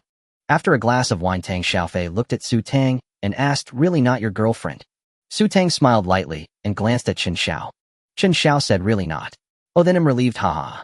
Tang Xiaofei turned to the woman beside him and said, Xiaomei, let me tell you, the way Chen Xiao and I met is quite interesting. That day he brought a girl. Of course not this Su Tang. At the entrance of Jide Square. The meal lasted nearly 2 hours. The two of them drank happily half a gin each and then stopped. There was no pressuring each other to drink, it was just like friends chatting and drinking naturally and comfortably. Brother, next time I call you for a drink you can't refuse. Don't worry, Brother Tang, you'll skip class to come. Haha, no way, you need to study hard. Well, drink during the holidays. Chen Xiao. This guy was clearly a bit tipsy, already worrying about studies. Alright, don't worry. Okay then. Su Tang, take good care of my brother. Okay, Mr. Tang, don't worry. Xiaomei, supporting Tang Xiaofei, said, Sister Su Tang, take the E300 and go. They'll call you later and have someone deliver your car. Alright, Sister Xiaomei, thank you for the trouble. You're welcome. Su Tang first helped Chen Xiao into the back seat before starting the car. She greeted Tang Xiaofei and Xiaomei and drove out of the 4S store. On the way, Su Tang said, Boss, the car is top spec, originally priced at 85000. The 4S store gave a discount of 1000, so the total cost is 750,000. Chen Xiao nodded. This favor would need to be repaid someday. Looking at the brand new exquisite interior of the E300, he felt a surge of emotion. In his past life, he never got to drive such a fine car, yet in this life, it had come true so quickly. The car exuded the distinct scent of a new vehicle. The entire interior was a blend of brown leather and walnut wood, crafted with exquisite workmanship and elegant stitching, exceptionally luxurious and upscale. The car's sound insulation, suspension, and power were all top-notch. Sitting in the back seat, there was enough space to cross his legs. Su Tang drove carefully. Though her boss appeared calm and composed, she couldn't help feeling excited inside. Returning to the company building, she intended to book a room for Chen Xiao to rest, but when she turned around, she found him leaning back in his seat, fast asleep. Su Tang paused for a moment, then got out of the driver's seat and slid into the passenger seat. She gently rested Chen Xiao's head on her shoulder, adjusting it to a comfortable position, and watched him sleep even more soundly. Chen Xiao had a long dream. He dreamed of being a child lying on a soft, fragrant bed. Both his hands were full of cotton candy, soft and warm. He laughed and kneaded it, then ate it bite by bite, leaving a lingering sweetness in his mouth. Unfortunately, at the end, he was awakened by his mother scolding him for coming home late. Chen Xiao sensed the intoxicating fragrance in his nostrils. Slowly opening his eyes, he found himself leaning against Su Tang's shoulder with his hand resting on her thigh. He quickly sat up and said apologetically, I didn't expect to fall asleep. Sorry. Su Tang blushed and straightened her slightly wrinkled white shirt. It's okay. Since there's nothing to do today, I'll just sit in the car with you for a while. How long did I sleep? Su Tang frantically pulled out her phone. About an hour. Oh. Chen Xiao wiped his face and said, keep that little car of yours for grocery shopping and use this one from now on. Boss, wouldn't that be using a company car for personal use? Chen Xiao smiled and said, if I give my subordinates a car, isn't it to help them work better for me? Drive it with peace of mind. We'll get an even better one later. Su Tang. This is already very good. Boss, do you want to rest at a hotel, or? Chen Xiao thought for a moment. Let's go to Junyi International. Okay. Su Tang started the car, drove steadily out of the underground parking lot, booked a room for Chen Xiao, and then left. Chen Xiao lay on the bed and pulled up Shi Yunri's number. Hello? Junyi International 803, come over now. More than 10 minutes later, Shi Yunru, dressed in sportswear, knocked and entered. She was still as full and alluring as ever. Mr. Chen, shall we start with a set of stretches? Chen Xiao patted the edge of the bed. I drank today, no exercise. It puts too much strain on the heart. Shi Yunru paused for a moment, then walked to the bedside. Chen Xiao didn't stand on ceremony and directly lay down on her lap, taking a deep breath. His face was full of intoxication. After all, he had paid for it, so he shouldn't miss out on any of the services he was entitled to. Yunru, give me a massage. All right. Within her scope of duties, post-workout recovery massage was included. Since Chen Xiao didn't come several times a week, this request was far from excessive. Shi Yunru gently massaged Chen Xiao's head with her hands. The effects of the alcohol hadn't worn off, and soon he drifted back to sleep. This sleep was incredibly comfortable, and he had a very soft and sweet dream. But before he could enjoy it for long, he was jolted awake by a violent shaking. Bleary-eyed, Chen Xiao opened his eyes. What's wrong? Where am I? Shi Yunri's expression was a bit flustered. Mr. Chen, you're at Junyi International Hotel. Oh. Chen Xiao relaxed again, looking up at Shi Yunri's partially obscured rounded chin. Why is your face so red? Are you feeling unwell? Shi Yunru quickly looked away and gently shook her head. No, it's nothing, Mr. Chen. Chen Xiao piecing together the dream, he just had roughly understood what had happened. Ahem. Sorry. It's okay. Shi Yunru sat on the edge of the bed, her face still red. Chen Xiao took the opportunity to stand up and said, "Let me treat you to dinner." Shi Yunru replied, "Mr. Chen, I usually don't eat out to maintain my figure." Chen Xiao knew how much these figure-obsessed girls were willing to sacrifice. "It's fine, we'll have Western food. You can eat steak, boiled eggs, and the like." "Oh, all right then." Chen Xiao and Shi Yunru dined at the hotel's Western restaurant. Her figure and beauty instantly became the center of attention. Chen Xiao reveled in the envious glances from others, feeling a sense of satisfaction. In the dimly lit ambience of the restaurant, Shi Yunru's exquisite beauty and perfect figure were rendered breathtakingly beautiful by the flickering candlelight. "Yunru, moi, you don't have the C package temporarily, but is there a B?" Shi Yunru. "Yunru, moi, you don't have the C package temporarily, but is there a B?" Shi Yunru. Mr. Chen, you must be joking." Shi Yunru blushed as she spoke. "Ahem. Yes. Just a joke, ha." After the meal, Chen Xiao parted ways with Shi Yunru at the restaurant entrance. If he continued to stay with her any longer, he felt he might explode. He initially thought of venting at the gym, but then remembered that the gym in this damn place wasn't exactly a proper one. It might even make things worse. Though spending some money could bring satisfaction, he had no idea if those seasoned veterans were safe. What if a promising life was cut short to just a decade? Wouldn't that be a huge loss? He went back, took a shower, turned on the TV, and found a classic old movie. At some point, Chen Xiao drifted off into a dazed sleep. The next morning, he finally went to the gym for a run. Only at this time was the gym at its most tranquil and pure. After working up a drenching sweat, Su Tang arrived. She held a warm water cup in her hand, watching Chen Xiao sweat profusely on the treadmill with a gleam in her eyes. Her boss was not only young and wealthy, but also handsome and elegant with such a great physique. No wonder so many stunning women threw themselves at him. Who wouldn't be smitten by the sight? Little did she know that Chen Xiao hadn't originally possessed such charm. But his already decent foundation, amplified by money, now shone with extraordinary brilliance. Huff! Chen Xiao let out a long breath, adjusting the treadmill to a slow walk. Su Tang immediately handed him a towel. Chen Xiao wiped his sweat while walking slowly. "Later, help me open 2 more accounts." "Sure, boss." The accounts Chen Xiao referred to were stock trading accounts. One person could open up to 3. The reason he didn't set up a company to open accounts under its name was that corporate accounts incurred high taxes on profits. Returning to the hotel, he freshened up and changed into the new clothes Su Tang had brought, then settled into the back seat of the E300.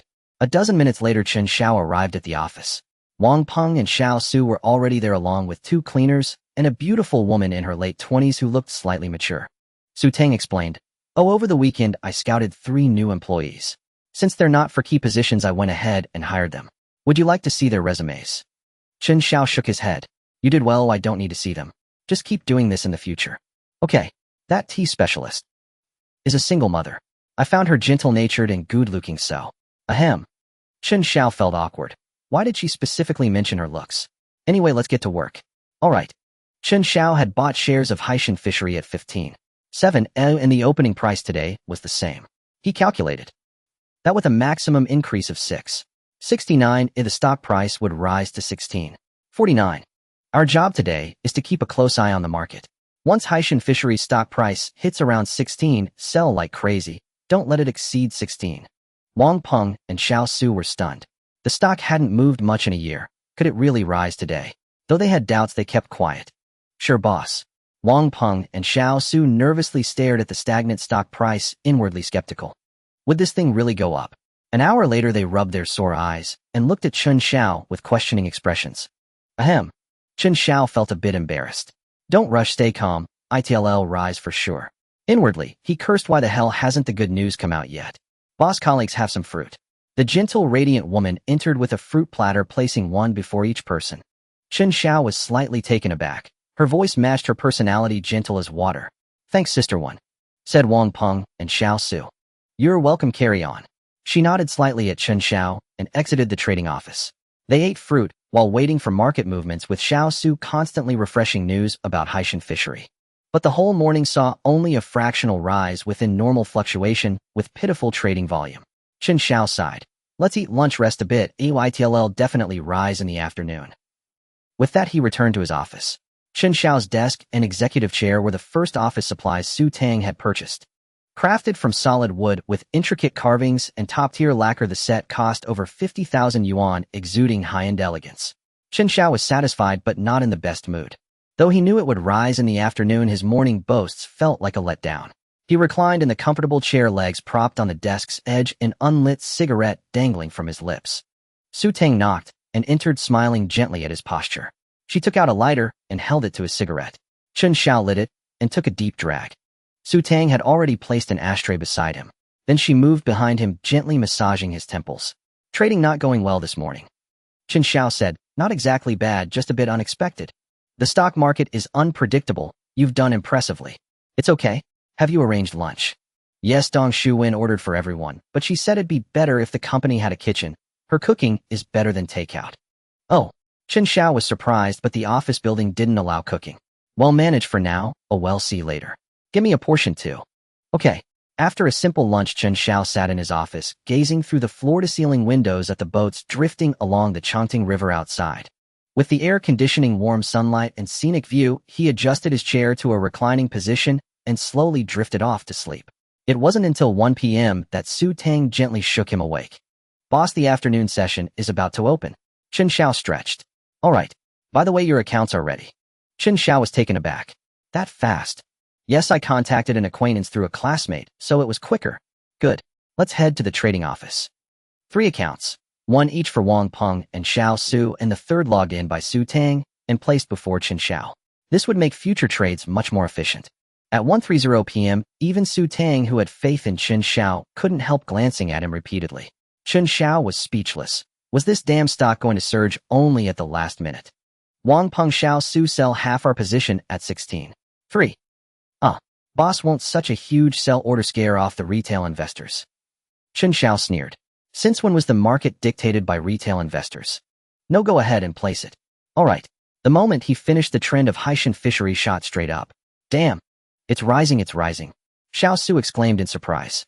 Wang Peng and Su Tang were also startled, their eyes fixed on the market board. Haitian fishery was climbing at an alarming speed. Someone in the market was aggressively acquiring this stock, instantly driving it up to 16.3, only to be halted by Chen Xiao's massive sell order. He breathed a sigh of relief, grateful he had placed the order in time. What if it had surged straight to a 6.69 gain? Chen Xiao had no intention of altering any hidden information. If he inadvertently stirred the wings of the butterfly effect, he wouldn't even know where to cry. Quick sell it all. Yes. Wang Peng operated while Xiao Su assisted, frantically unloading massive sell orders. They managed to prevent the stock price from fluctuating too wildly, while curbing its rapid ascent.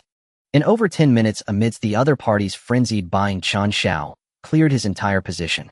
Wang Peng glanced at Chen Xiao and said, Boss, we're out of ammunition. Chen Xiao chuckled, we've achieved our goal. It's wise to quit while ahead. Even if it hits the daily limit, it's none of our concern now. This time the average selling price was 16.39, netting a profit of 0.69 per share. With over 4 million shares from 70 million, the net profit was 3.076 million. Adding the previous account balance and deducting 7.0 for the car, Chen Xiao's account balance surpassed 10 million. He planned to split the 10.57 million into 3 parts. For the accounts managed by Wang Peng and Xiao Su, each would retain 4.5 million, with 1 million as reserve funds, and the remaining 5.7 to be withdrawn tomorrow as pocket money. Su Tang immediately set to work. Chen Xiao seized the moment to check today's hidden information. June 8th, Dongxing Decoration Max gained 10.00. June 8th, Jinghua Film Industry Max gained 10.00. Chen Xiao. The hidden message had turned into 2, and both were daily limit ups. Damn! Chen Xiao jumped up in excitement, then rushed back to his office. After checking the current status of both stocks, he was even more overjoyed. Both are at the daily limit down. We're rich, haha. Su Tang walked in with a worried expression. Boss, are you alright? Logically, earning 3 million shouldn't be a big deal for the boss. Why was he so agitated? Chen Xiao composed himself. I'm fine. Hey, race the plan. Have Wang Peng and Xiao Su each handle 1 stock, Dongxing Decoration and Jinghua Film Industry. Use 10x leverage, go all in. We have an hour left, or we must complete the position build-up. Su Tang was taken aback. It was the first time the boss was simultaneously operating 2 stocks, and with such an aggressive strategy. Oh, okay. Su Tang immediately relayed the orders. Wang Peng and Xiao Su quickly looked up the 2 stocks and exchanged bewildered glances. Both had mediocre performance, trending downward for a year. And today both hit the daily limit down with a bleak outlook. With 10x leverage and a full position, another limit down tomorrow would trigger a margin call. President Su, this is too risky. Can you persuade the boss? Su Tang smiled. I trust the boss' judgment. Just execute it. The two exchanged a helpless glance. The market sentiment for both stocks was pessimistic, with plenty of sell orders piled up at the limit down price. Wang Peng and Xiao Su had little trouble. They each exhausted the 45 million amplified by 10x leverage in their accounts. After work, neither left. Instead, they searched for news about the companies they were monitoring. They felt that with their high salaries, they should try to do more for the boss. Chen Xiao had already left the building, but realized had forgotten his cigarettes. With no convenience store nearby, he returned to the office to get them. To his surprise, he found the two brothers still working overtime, researching information on those two stocks. The traders were acting as analysts. He inwardly approved, but put on a stern face. Why aren't you off work yet? Startled by the sudden voice, they relaxed upon seeing it was the boss. Boss, we were just gathering intelligence, nothing else. Chen Xiao chuckled. In the financial market, private trading based on inside information was indeed taboo, but it was impossible to ban entirely. The only recourse was to investigate and penalize when discovered. I understand. Look into the intelligence tomorrow. Overtime is a terrible habit. At this hour, you should be gaming or chasing girls, not wasting your prime time in the office. The two were dumbfounded.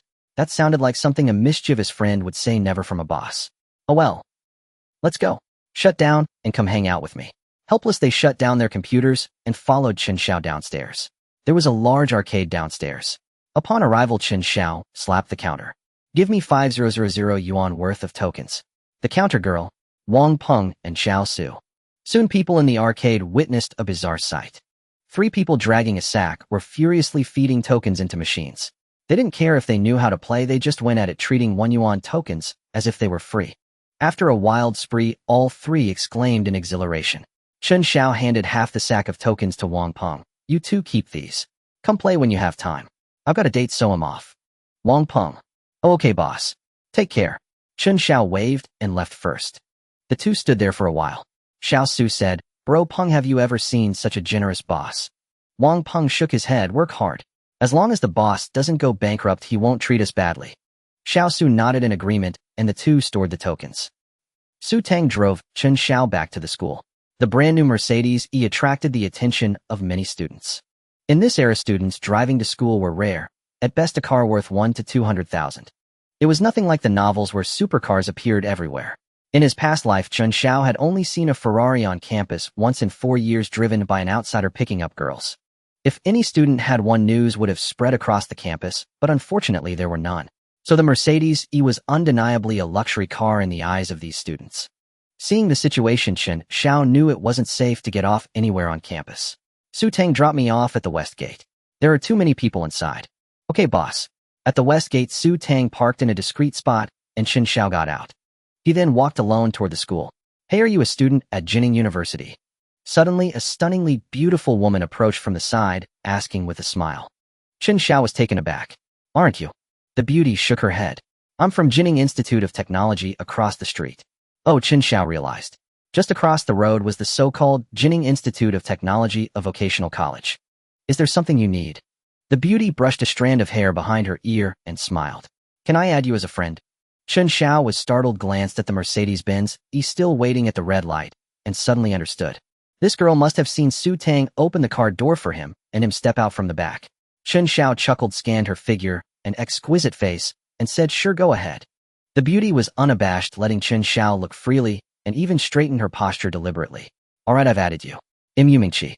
Nice to meet you. How about dinner tonight? Chen Xiao nodded. Okay, I'll be in touch. With that, he walked into the campus. Back in the dormitory, Lu Xine cursed. Damn it, son, where the hell did you go? You didn't reply to my messages. I almost called the cops. Chen Xiao said, your dad's like you, a lone dog. I've got so many girls out there, why would I hole up in the dorm? Cut the crap, you think you're that rich guy. Huh, what rich guys? Xiao Ji said, a Mercedes showed up at school, just now, probably here to pick up girls. Lu Xine smacked his lips. These bastards, what good could they be doing driving a Mercedes to school? Chen Xiao. Fuck. Cursed without being able to retort, he gloomily handed out a round of cigarettes to the two beasts. Lu Xine took one and looked at it with disdain. What kind of cheap cigarette is this? Smoke mine. He then passed over a Roan Wang cigarette. This brand cost over 20 yuan, the top tier among ordinary students. Damn Xian Yi, you struck it rich. Chen Xiao asked. Lu Xian wore a smug expression. Nothing much, just hit 2 daily limit ups, made a little over 1,000. Xiao Ji grinned as he took the cigarette. What's a limit up? Lu Xian. Stock market jargon, you wouldn't get it. Hee Xian, you got a way to make money not taking your bro along. Lu Xian asked, it takes capital, do you have any money? Xiao Ji took a drag. No money Xian, you lend me some first. They'll pay you back after I make a profit. This nearly made Chen Xiao burst out laughing, and he couldn't help but give Ji Yuxing a thumbs up. Brilliant. Lu Xian cursed, damn, screw off. You'd better stick to gaming. Chen Xiao was somewhat surprised that someone like Lu Xian could hit 2 limit ups. It was undeniably incredible luck. But this game could make money today and lose it tomorrow, which might not be good for Lu Xian. Soon Lu Xian stepped out for a call, came back, pulled Chen Xiao aside, and said behind Xiao Ji's back, come on, I'll treat you to dinner tonight, let's eat out. Chen Xiao grinned. Where to? Let's go to Xuelin Yuan. I'll show you my skills. Shen Jianxing and Ling Jie rented a place there and moved out. Oh. Chen Xiao raised an eyebrow. Then I've got to go. In his past life around this time, the two of them wanting to spend more time together, and because Shen Jianxing disliked the dorm conditions, decided to move out after discussing it. They rented a 1-bedroom duplex with an attic in Xuelin Yuan. Both came from well-off families and could easily afford it. In his past life, Chen Xiao and Lu Xian often went there to play mahjong. Sometimes when they played late or during holidays, they'd sleep in the attic, which was far better than the dormitory conditions. Downstairs, Lu Xian had borrowed a beat-up motorcycle from somewhere, and the two rode to Xuelin Yuan. Returning to this familiar place, Chen Xiao was overwhelmed with emotion. This small house had held so many joys from his past life. Damn, kick Xiao Zi out. Can't reach him when moving, but he shows up for food. Shen Jianxing shouted as he entered. Chen Xiao shot back, serves you right. Why didn't you call me?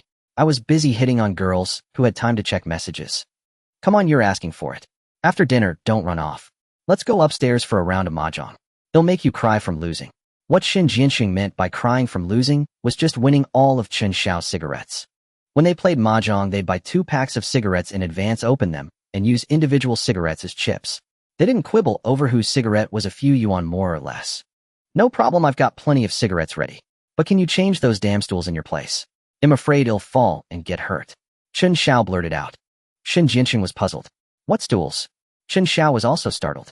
In his past life, he had fallen off a plastic stool in the attic because it was too flimsy and he had accidentally mentioned it now. Oh, never mind. I'm afraid of heights. Get me a sturdy stool. Shen Jianxing cursed. Then just lie on the floor and play, you idiot. They chatted and joked, watching Lu Xian busy himself in the kitchen. Lu Xin's family background was similar to Chen Xiao's. Neither was well off, so he had honed excellent cooking skills from a young age. His cooking was full of Western Hunan flavor. After graduation, Chen Xiao had searched for that taste many times, but never found it. He had messaged Lu Xian saying he missed the taste of his Hunan dishes. Lu Xian had invited him, but until his death, he never found the time. In this life, that regret would not exist, and the tragedy that befell Lu Xian would not repeat itself. Damn, what's up, Xiaozi? You're not taking that joke seriously, are you? Shen Jianxing nudged Chen Xiao. Chen Xiao snapped back to reality, composed himself, and cursed with a laugh. Damn it, not only can't you find me when moving, but after I move out you still won't find me. Damn. Lu Xian take Xiaozi's portion out and feed it to the dogs.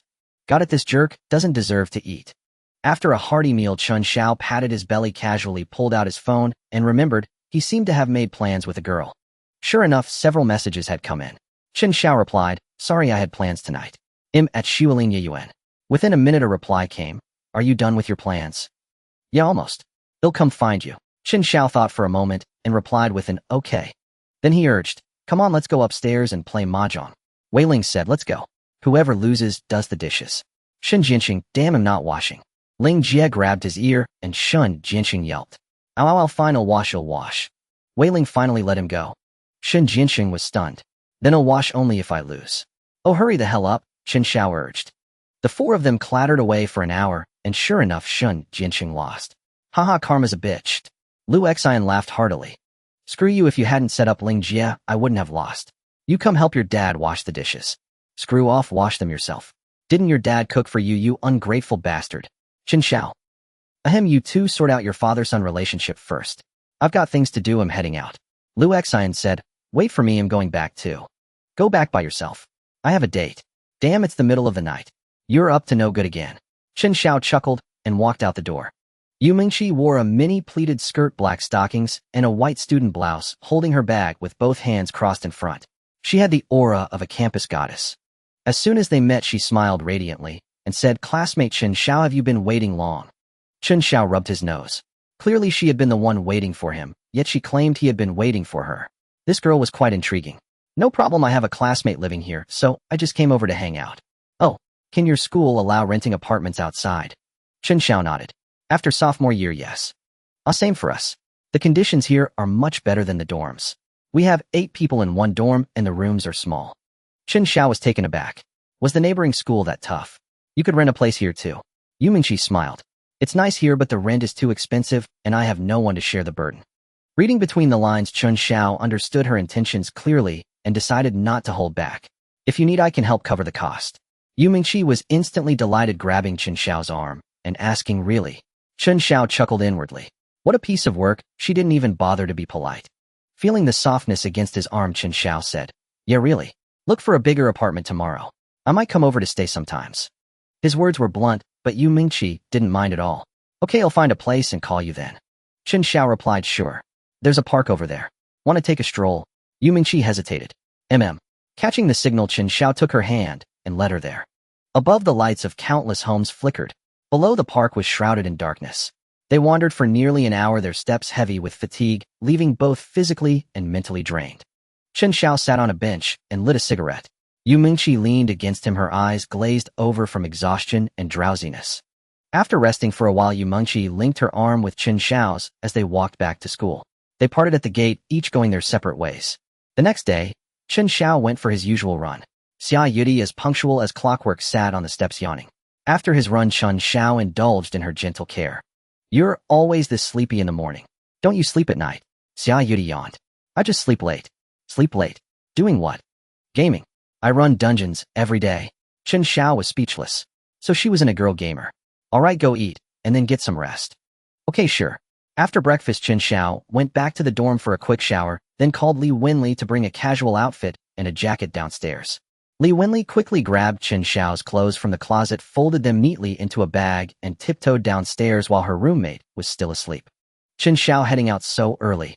Seeing the drowsiness in Li Wenli's eyes, Chen Xiao tousled her already messy hair even more. "Yeah, going out." Li Wenli protested by smoothing her hair, then handed him the clothes. "Changing here." Chen Xiao pulled out the jacket, wrapped it around his head, leaving only one eye visible. "Can you tell who I am?" Li Wenli was exasperated. "Of course not. You look like a big monster." "Perfect. Just like this." Just then Su Tang's car arrived. "I'm off." With that, Chen Xiao, his upper body and head covered, walked toward the E300. Li Wenli's eyes widened. Though she didn't know the model, she recognized the brand. A Benz. A Mercedes. No wonder he had to cover his head. Chen Xiao's outfit nearly startled Su Tang. He revealed his face only after getting in the car, putting her at ease. Patting her ample chest, she said, "Boss, your getup gave me a fright." Chen Xiao tossed the jacket aside. "Drive, let's go. If I didn't do this, I'd be the talk of the campus tomorrow." As the car left the campus, Su Tang asked curiously, "Boss, why do you still live on campus? Couldn't you just buy a place nearby?" Chen Xiao smiled. "For the 4 years of college, I don't want to live off campus. It's not about money. They'll have decades ahead to live in houses outside. Why rush? And the college dorm. After these years, you'll never get to live in one again." Su Tang was taken aback. What the boss said made a lot of sense. Only someone who lives life meticulously and cherishes every stage would have such insight. Otherwise, people just yearn for childhood, then for youth, and then for adulthood. In the end, the most precious time is always those years before leaving school. "Boss, hearing this, I've gained so much insight." Chen Xiao laughed. "Haha, I'm not lecturing you. I'm just sharing my own thoughts." Su Tang chuckled too. "No, I genuinely feel enlightened." Chen Xiao dropped the topic. Glancing at a taxi beside them, a thought struck him. Or rather, he recalled a legendary car from his past life. It wasn't that legendary, but if you showed it to 100 people, 99 would say it's worth, at most, 200,000. Especially in this era, 100 ordinary folks might all say it's worthless. Only true car enthusiasts would grasp its value and power. A saying later emerged: fear not the Benz or the Land Rover, but the VW with letters under the logo. That referred to this car, the Volkswagen Phaeton. Judging by its appearance, you'd never guess it was a luxury car costing over $2 million, nearly $3 million fully loaded. But such cars weren't available at 4S dealerships. They had to be imported through parallel channels requiring connections with specialized dealers. Chen Xiao had no such contacts. He'd probably have to ask Tang Xiaofei. As he pondered, the car drove into the office building's underground parking lot. He led Su Tang to the office and saw Wang Peng and Xiao Su standing at the trading room door. Seeing Chen Xiao arrive, they immediately bowed. "Boss, we're sorry. We shouldn't have doubted you." Chen Xiao was puzzled. "What's going on?" Wang Peng said excitedly, "Boss, both companies released major positive news last night. They're likely to hit the daily limit today." Chen Xiao remained calm knowing they'd hit the limit. But he said, "Good, I trust your judgment. Sell all at the limit price." Wang Peng was stunned. "Boss, this is huge positive news. The future trend is bound to be good. Are we selling now?" "Yes, I know, sell at the daily limit, and well, all have a good time tonight." Chen Xiao finished speaking and returned to his office. This kind of market trend was the most effortless. Su Tang looked at the two who had yet to snap out of it and asked, "Do you trust the boss?" Wang Peng and Xiao Su couldn't help but nod. "We do." Su Tang spread her hands. "So you know what to do." The two were taken aback for a moment, then immediately nodded. "Yes, President Su, we understand." "All right, get to work." Chen Xiao's office was now completely different from when he first arrived. High-end office desks and chairs went without saying. The reception area in front was furnished with genuine leather sofas, and the cubicle housed a wardrobe, a shoe rack, and more. The hygiene was spotless clean and dust-free. Potted plants and art pieces were arranged in an orderly and tasteful manner. The overall environment was refreshingly new. Before long, Su Tang came in to report. "Boss, we've completely cleared our positions." "Good, excellent." Chen Xiao checked the account. These two stocks had shown no movement yesterday, but rose by 10% today, yielding a profit of 9 million. The funds in the stock account had reached 19 million. The hidden information had long been updated. June 9th, Kanglan Liquor Industry Max rise 7.91. June 9th, Huaiyang Industry Max rise 8.86. Neither hit the daily limit. It seemed another hard-fought battle was ahead. Chen Xiao said, "All right, set aside 2 million in reserve funds. With the remaining 17 million, each of you will handle half. 10 times leverage, immediately buy into Kanglan Liquor Industry and Huaiyang Industry." "Okay." Su Tang hurried away. For those playing short-term trades, every second counted. Wang Peng and Xiao Su had grown accustomed to the boss daily short-term operations, and upon receiving the task began without a word. These two stocks were currently oscillating at low levels. Taking advantage of the volatility, the two fiercely snatched up sell orders. The good news was that the market was generally pessimistic about these two stocks. The bad news was that other institutions were also competing with them to buy these two stocks. In the capital market, there was never a shortage of big players. If Chen Xiao had seen the situation at that moment, he would have known that certain prescient individuals had obtained inside information ahead of time. In the trading room, the air conditioner was already set to the lowest temperature, but Wang Peng and his colleagues' fast-paced operations still left them drenched in sweat. They didn't even have time to touch the fruits and snacks Dong Xuan had brought. At 11:30 a.m., the morning session ended. Wang Peng and Xiao Su both let out a sigh of relief, leaning back in their chairs. Playing short-term trades was extremely physically demanding for traders. There were people who specialized in this kind of work, using rapid trading frequency to extract profits from volatility, known in the industry as manual laborers. Although Wang Peng and Xiao Su were fundamentally different from them, their workload was hardly less. "Su, how much did you burn?" "Over 50 million, and you?" "Same, we're about even." The two ate snacks and sipped some juice. Chen Xiao looked at the position situation and was quite satisfied. If he had to do this work himself, forget it. He'd just go all in and call it a day if it hit the limit. The position building in the early session didn't significantly boost the stock prices. The other group of buyers maintained a tacit understanding with Chen Xiao's side, both trying not to affect market sentiment while quietly fleecing the retail investors. Just after lunch, Yumenki's call came through. "Hello, Brother Chen Xiao, I've found the house. Good, I'll send someone to handle the procedures." "Okay, and when will you take me to buy stockings?" Chen Xiao thought for a moment. "I'll have someone deliver them to you later. I have things to do today and can't make it." "Oh, all right, then I'll wait for you tonight." Chen Xiao suppressed his rising desire. "Okay, talk later." "Goodbye, Brother Chen Xiao." After hanging up, Chen Xiao called Su Tang in and asked, "Have you found the driver and assistant?" "Oh yes. The driver, Brother Liu, is a very honest man with excellent driving skills and 20 years of experience. He worked for his previous boss for 10 years until the company went under due to poor management, and then he started looking for a new job." Chen Xiao nodded, feeling quite satisfied.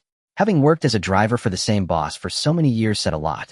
Firstly, his loyalty was commendable and his character should be decent. Secondly, his professionalism should be adequate. He would know what to say and what not to say, what to see and what not to see. It was far better than training a greenhorn. Su Tang continued, as for the assistant. They're a pair of twin sisters. Chen Xiao. Su Tang glanced at the boss expression and then added, ahem, they previously worked as assistants for a certain celebrity for 2 years. Because of a wardrobe issue that delayed that actress banquet, they were scolded and let go. Chen Xiao asked, did you ask which actress? Su Tang said, I did, but the 2 young ladies said they had to keep it confidential. Chen Xiao nodded, very good, let's hire them. Working as assistants for such a hot-tempered celebrity and lasting 2 years showed that these 2 girls took their work very seriously. Moreover, being fired after a scolding, yet still keeping their former employer's identity secret demonstrated excellent character. All right, boss. Chen Xiao said, have Brother Lu drive one of the assistants to handle some errands for me. Yes, boss, what are your instructions? Go to this address, rent an apartment for a girl, and then buy 10 pairs of stockings to give to her. Su Tang. Although she never interfered with the boss' personal life, she had to admit that buying 10 pairs of stockings for a girl was rather provocative. Okay. Su Tang turned and left to make arrangements. 40 minutes later, at the entrance of Shuelin Yuan Yu Mengshi awaited the familiar black Mercedes. However, the person who stepped out of the car nearly made her turn and run. She thought it was the boss wife coming to confront her. But the beautiful woman directly produced 10 pairs of stockings. Hello, miss, my boss asked me to give these to you. Additionally, I will handle the apartment rental for you. Yu Mingxi awkwardly accepted the stockings and said, oh, thank you. The number of people around Chen Xiao was growing, so most tasks could be delegated. He himself enjoyed the air conditioning, the view, and leisurely did what he pleased. When the afternoon session opened, Chen Xiao's attention was again fixed on the 2 stocks. After a noon break, Wang Peng and Xiao Su focused intently on the countdown to the market open. At exactly 1 o'clock, it was like the horn signaling the start of a great battle. In the entire financial market, scenes of slaughter and conquest unfolded. Some roamed the battlefield victorious, while others met their downfall. On the small battlefield belonging to Chen Xiao and another institution, the fight had reached a fever pitch. The morning's frantic buying spree prevented the wildly fluctuating stock price from dropping significantly. By the afternoon, the market gradually regained confidence, and the stock price showed signs of rising. After over an hour of fierce trading, Wang Peng and Xiao Su had largely completed their position building. Seeing the price on the verge of breaking out, they threw in the last of their remaining funds in an Allen move. This acted like a fuse, causing both stocks to surge simultaneously. Another institution was still snapping up shares, and under their lead, countless retail investors followed suit. The trend quickly reversed from a decline to an upward climb, surging ahead with unstoppable momentum. Exhausted to the point of collapse, Wang Peng and Xiao Su stared blankly at the chart. Boss, that was divine. Completing the position build just before the upward trend was nothing short of a perfect victory. Chen Xiao personally entered the trading room and said, great work. You've earned a rest today. Head home. Wang Peng and Xiao Su froze, glancing at the blazing sun outside. Boss, it's barely past 2. I know. President Su got you both memberships at the gym downstairs. Feel free to go swimming or work out. They were taken aback. That gym was a top-tier fitness center offering not just gym and pool facilities, but also leisure activities like billiards, badminton, and bowling, all covered by the membership. Rumor had it memberships were annual, only costing over 10,000 each. Boss, were fine just jogging around the neighborhood. No need for a gym card. Just then Su Tang returned. Chen Xiao said, see, it's already done and non-refundable. Go on. Only then did the 2 accept. But soon they sneaked back to check the chart. Seeing the stock had hit the daily limit and the market had closed, they finally headed to the gym downstairs with peace of mind. With a driver now, Su Tang no longer had to drive. She sat in the passenger seat, while Chen Xiao settled in the back.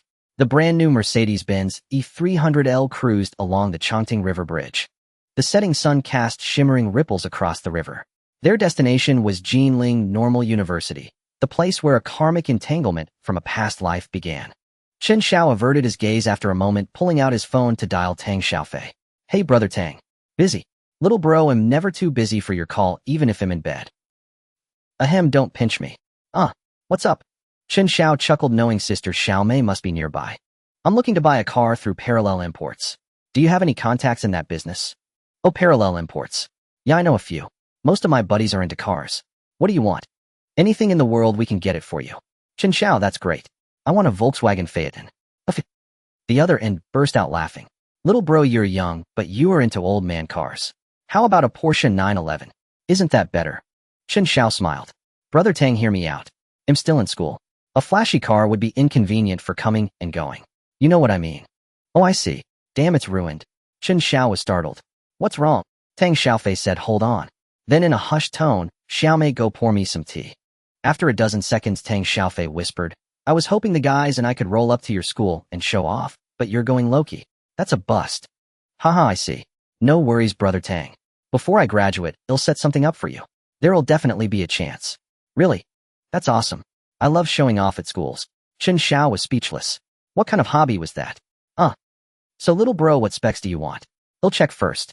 This model isn't common, I'll need to order it. Well, since I'm the only one riding, go for the top trim. Got it. Wait for my news.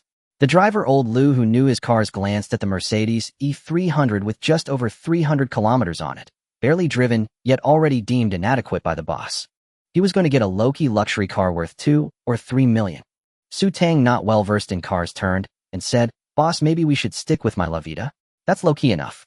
Driver old Liu's mouth twitched as he chuckled. President Su, the kind of low-key the boss wants. It's a bit different. Huh, different how? Chen Xiao smiled. Brother Lu, tell President Su what's different. Sure thing. Old Lu said, the low-key car the boss wants costs nearly 3 million. Su Tang gasped sharply. Volkswagen makes cars that expensive. In my mind, the most expensive one is the Passat, right? The two. Don't worry, you'll see when we get there. Just then, Chen Xiao's phone rang again. His smile froze, and his breathing grew heavy. Su Tang, noticing his strange state, asked with concern. Boss, what's wrong? Are you feeling unwell? Chen Xiao shook his head. Brother Lu, pull over. Sure, boss. After checking the surroundings, old Lu merged into the service road and slowly stopped the car. Chen Xiao opened the door and stepped out, gesturing for Su Tang, who was about to follow, to stay inside. He walked to the roadside, pressed the answer button with trembling hands. Hello? You little ungrateful brat, took you long enough to answer your mother's call. What have you been up to? Not a single call in a month, trying to starve me. The voice on the other end continued its torrent of scolding. Chen Xiao wiped the corner of his eye, moistened his dry throat, and said slowly, Mom. The voice on the phone abruptly stopped. Then, shifting to a worried tone, she asked, Son, what's wrong? Has something happened? Chen Xiao steadied himself and tried to speak calmly. Oh, nothing. I just choked on some smoke from a cigarette. You little rascal, you scared me half to death. Huh, smoking.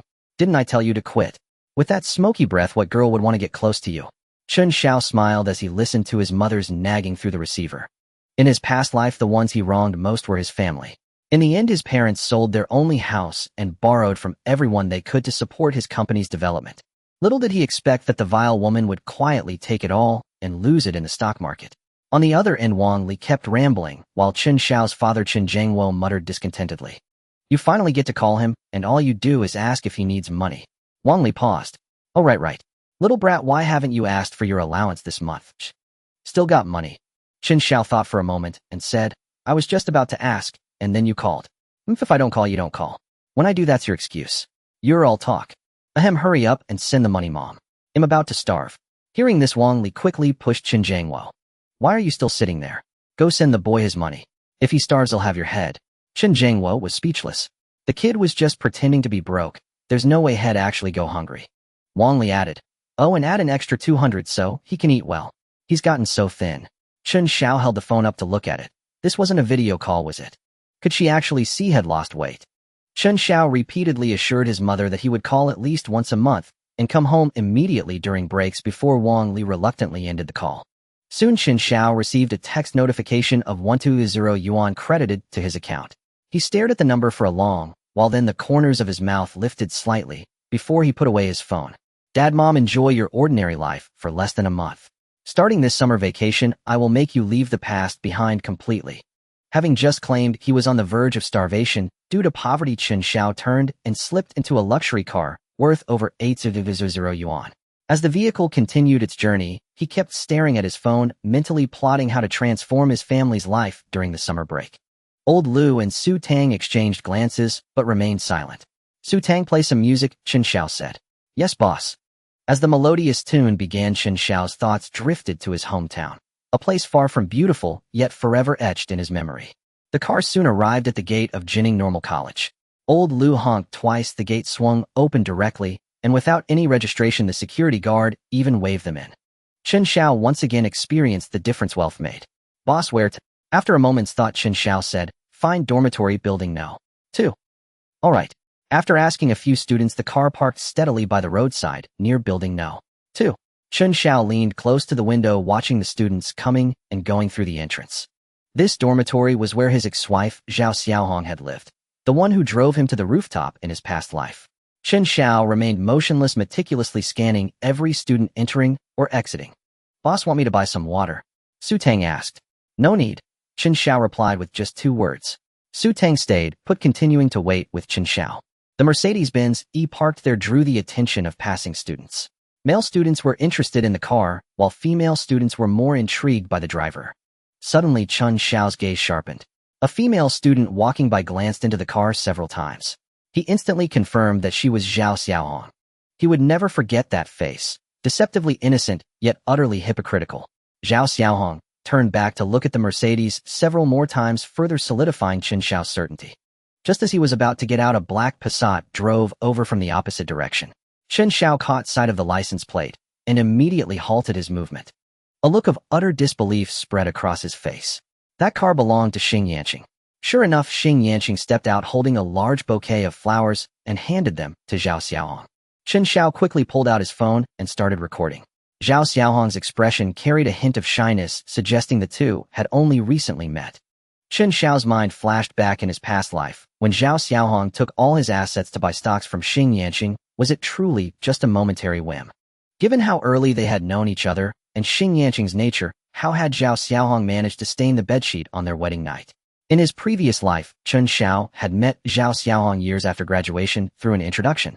Zhao Xiaohong had claimed she was always busy with studies and had never been in a relationship. But seeing this now, it was clearly not just 1 or 2 affairs, was it? From too far away, Chen Xiao couldn't hear what they were saying. He only saw them exchange a brief hug before parting. As Zhao Xiaohong walked back toward the dormitory, she turned to glance at the Mercedes again. After Xing Yanqing left, Chen Xiao stopped recording. He said to Su Tang, "Su Tang, her name is Zhao Xiaohong from Finance Class 1. I need to know everything about her. Can you manage that?" Su Tang bit her lip, thought for a moment, then nodded. "I can, boss. Wait for me." A warmth spread through Chen Xiao's heart. This was beyond Su Tang's job scope, yet she fulfilled his request without asking why. Chen Xiao cracked open the window and offered a cigarette to Old Lu. Old Lu declined nervously. "Boss, I don't smoke." "Thank you." Chen Xiao nodded, put on his sunglasses, and chose to step out for a smoke. Though he enjoyed smoking, he disliked the car being filled with the smell. After waiting over half an hour, Su Tang finally emerged from the dormitory. Seeing her confident smile, Chen Xiao knew the task was accomplished. Once in the car, Chen Xiao asked, "How did you do it?" Su Tang smiled. "I found their class dormitory and spent 2,000 yuan to get very detailed information." "Good, tell me." Su Tang nodded. "All right. Name Zhao Xiaohong, 20 years old, from Jining City, Tianhong Line, Shaowang Village. Since her freshman year, she's had 3 boyfriends, but each relationship ended quickly because they couldn't satisfy her financially. Xing Yanqing is someone she just met. According to her roommate, she often praised Xing Yanqing's generosity and was torn about whether to go to a hotel with him. That's the main information. There are some other details. I'll listen to the recording again and send you a compiled version." Chen Xiao was very satisfied with Su Tang's work capability. At the same time, he felt a surge of hatred. Indeed, in his past life, this bitch had deceived him. "No need, this is enough. You got Zhao Xiaohong's phone number, right?" "Yes, I have it." "Good. Starting tomorrow, send her a bouquet of flowers every day, signed Ji Yuzhing." Su Tang was taken aback. "All right, let's go. Later, buy me 2 packs of Rongwang cigarettes. I have to pay the copyright fee again." That very evening, Zhao Xiaohong received a bouquet of 99 roses. "Wow, Xiaohong, Xing Yanqing just gave you a small one, and now someone sent a big one. That's so rich." Zhao Xiaohong looked bewildered. This isn't from Xing Yanqing." "Huh, then who is it from?" Her roommates gathered around to look. "Who is Ji Yuzhing?" Zhao Xiaohong composed herself. "Well, you're asking me, but I don't even know who to ask. Could it be some guy with a crush on you?" Zhao Xiaohong shook her head, having no recollection of that name. Back in the dormitory, Chen Xiao tossed 2 packs of Furongwang cigarettes onto Xiao Ji's desk. Xiao Ji leaped off the sofa and hugged Chen Xiao's leg, saying, "Brother Xiao, anything but the chrysanthemum." "Chen Xiao, don't worry, this is the copyright and usage fee for your name." Xiao Ji shuddered. Big brother, which trouble is this time? At least leave me a couple of courses to pass." "Relax, it's not at our school this time. You can rest easy." "Oh, okay, good. Here, brother Xiao, have a smoke." Xiao Ji offered his cheap 7 yuan cigarettes. Chen Xiao pointed at the Rongwang. "Smoke that." "Tisk, what's the difference?" Let's just smoke this first. Chen Xiao was speechless. This guy was truly the stingiest person had ever met. But later Chen Xiao realized he was being narrow-minded. That night, Xiao Ji didn't return to the dorm at all. Lying in bed, Chen Xiao realized that bastard didn't go out to sell the cigarettes, did he? Yeah. The more he thought about it, the more likely it seemed. Damn, you're really something. Lu Xian walked into the dorm and asked, hey, where's Xiao Ji? He went to find a girl for a hotel. Damn, seriously. He'll tell his girlfriend later. Chen Xiao knew he was just joking. In the past life, Ji Yuzheng's girlfriend remained in the dark and even married him smoothly in the end. Lu Xian added, good thing I have you to keep me company. Chen Xiao pulled out his phone. Hello, Yu Mingqi. What's your building and room number? As he spoke, he walked out the door and turned back to add, I'm heading to a hotel too. You stay here by yourself. Lu Xian stood in the middle of the dorm looking around at the empty room, then looked up to see Chen Xiao already gone. Damn. Chen Xiao walked to the door and took a taxi straight to Shuling Yuan. Following Yu Mingqi's guidance, he knocked on the door. When the door opened, Yu Mingqi appeared in a white gauzy dress accentuating her graceful figure. You're here, come in and see our new home. Chen Xiao frowned slightly upon hearing this. New home. Looking around, he said, this place is nice, very good, I am quite satisfied. Hee, thank you. No need to be polite, I gave you those stockings. Do you like them? I do. Valentino is my favorite brand. Yu Mingqi said. Chen Xiao smiled, that's good then. Can you change into a pair for me to see? Yu Mingqi was taken aback, right now? Yes, right now. Chen Xiao sat on the sofa watching with great interest. Yu Mingqi's cheeks flushed slightly. All right, I'll go get the high heels. She was the campus belle of Jining Technology University. Tall and slender, her long legs complemented the outfit that could maximize attack speed, making her even more dazzling. In the evening, Chen Xiao strolled alone in the night heading towards Jining University. The streetlights stretched his shadow long. However, the wind blew, causing him to sway slightly. Upon returning to the dormitory, Lu Xian was studying the stock market. Seeing Chen Xiao come back, he mocked. Quit pretending, didn't you go out with a girl? Why are you back? Chen Xiao smiled. I had my fun, came back to play games with you. Get lost, I need to make money, no time to play with you. Chen Xiao pouted and kicked open the boys' dormitory door again. A few minutes later, Lu Xian, red-faced and furious, shouted outside the dormitory. Damn, guys, come back and defend. Chen Xiao stole our home. The next day, Chen Xiao, having reaped the benefits of exercising, got up half an hour early to work out. When Xia Yudi arrived at the playground, Chen Xiao was already drenched in sweat. As Chen Xiao passed by, Xia Yudi shouted, Chen Xiao, you're up so early today. He waved at her and continued running. The sweet, lowly voice instantly attracted the attention of a crowd of onlookers. Chen Xiao ran 5 kilometers in one go before slowing down. After doing a few sets of stretches, he took Xia Yudi to have breakfast. Yudi, you don't have to come with me every day. I have to. Who will bring you water and wipe your sweat if I don't? At this time, you belong to me. Chen Xiao. Then can you go to bed earlier? How can you keep staying up like this every day? Okay, come on, eat the egg. Saying this, Xia Yudi placed the peeled egg into Chen Xiao's bowl. You eat too. After Chen Xiao returned to the dormitory and washed up, Lu Xian had not yet gotten up, and Xiao Ji was not back either, so he went downstairs in his tank top and shorts. At the foot of Building 6, Li Wenli was waiting for a long time with clothes in hand. When she saw Chen Xiao come down, she gently wrapped his upper body with her coat, and taking advantage of no one being around, she kissed his cheek before letting him go. Chen Xiao arrived at the company at 9 o'clock, while Yu Mingqi had slept for a full 12 hours before waking up. After waking, she found that apart from the chaotic mess in the room, Chen Xiao was nowhere to be seen. With just a slight movement, she felt soreness all over her body. Perhaps due to overexercising, muscle strain had led to today's aftereffects coming to haunt her. However, looking around the spacious house, Yu Mingqi felt happy. The furniture and appliances were complete, much better than cramming 8 people into bunk beds in the dormitory. She lay on her back on the bed, exhaling a long sigh of relief, her face filled with a look of enjoyment. When she picked up her phone, she found a stack of money underneath, instantly invigorating her. After counting, there were exactly 2,000, and there was a note underneath with a message written on it. Buy something delicious. Yu Mingqi raised the cash and shouted happily. Yay! In this era, 2,000 yuan could bring immense joy, something Chen Xiao could not comprehend. His goal today was not 2,000, not even 2 million. Upon arriving at the office, Wang Peng and Xiao Su were discussing today's market trends. Chen Xiao walked in with a relaxed demeanor. Don't be nervous, just do as I say. Okay, boss. Wang Peng and Xiao Su immediately took out their notebooks to jot down notes. Chen Xiao said, when Kanglan Distillery rises to 7.5, start unloading. When Huayang Industry reaches 8. 6. Start unloading. After Wang Peng and Xiao Su took note the morning market opened. The two instantly entered work mode, beginning to arrange for unloading. Chen Xiao walked into the office asking Dong Shuwen to brew a pot of tea and began to drink it with pleasure. Both stocks had hit the limit up yesterday, and today the morning market opened high.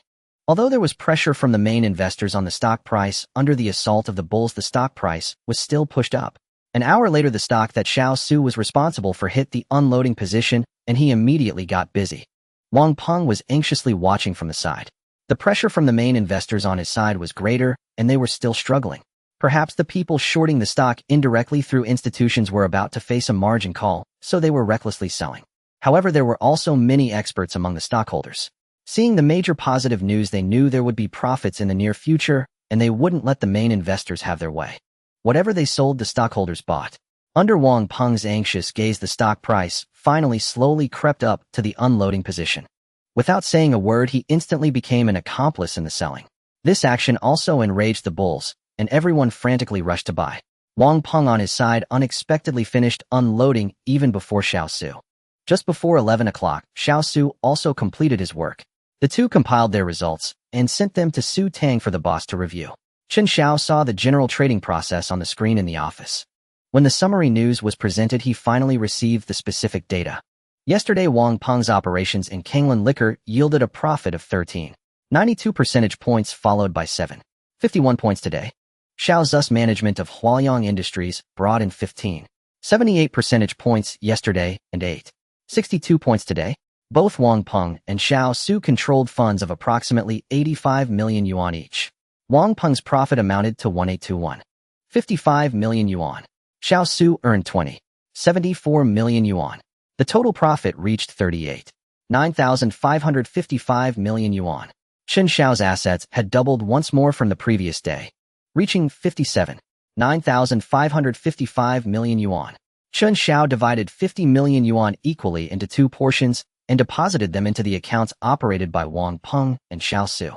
The remaining 7.9555 million yuan was withdrawn to his own card, which combined with the original 500 plus yuan totaled over 8.5 million yuan. He no longer needed such substantial funds in the stock market. With 25 million yuan each leveraged to 250 million yuan, it was rare in short-term trading to find a single stock that could absorb such a massive amount of capital in one day. Chen Xiao did not seek extravagance, earning a steady tens of millions daily sufficed. After savoring this pleasant thought, he continued reviewing today's hidden information. June 10th, Zhuqian Thermal Power's maximum increase was 7.91. June 14th, Longzhong Coal's maximum increase was 10.00. It seems coal and thermal power are poised for a surge. Could it be due to the summer heat or a reduction in coal production? After speaking, Chen Xiao was astonished to discover that the date for Longzhong Coal's news was Monday the 14th and not tomorrow. This marked a new development. After a moment of surprise, unable to fathom the reason, Chen Xiao simply accepted it with equanimity. Coal. Longzhong Coal. Isn't that the industry leader? He suddenly recalled that Sun Ying had mentioned overhearing Xing Yanqing saying during a meal that he was determined to drive down the stock price of some coal giant. He quickly looked up Longzhong Coal and found its stock price was steadily rising. Chen Xiao pondered, feeling somewhat uncertain. He decided to step out and call Sun Ying to inquire about the situation. However, as he exited the company, he saw Sun Ying walking out of the elevator arm in arm with Xing Yanqing. Chen Xiao stared at the pair in astonishment. They too were taken aback, especially Xing Yanqing. He instantly recalled the scene of seeing Chen Xiao at the entrance of Mayin residence. He immediately winked at Chen Xiao, then led Sun Ying into the company across the way.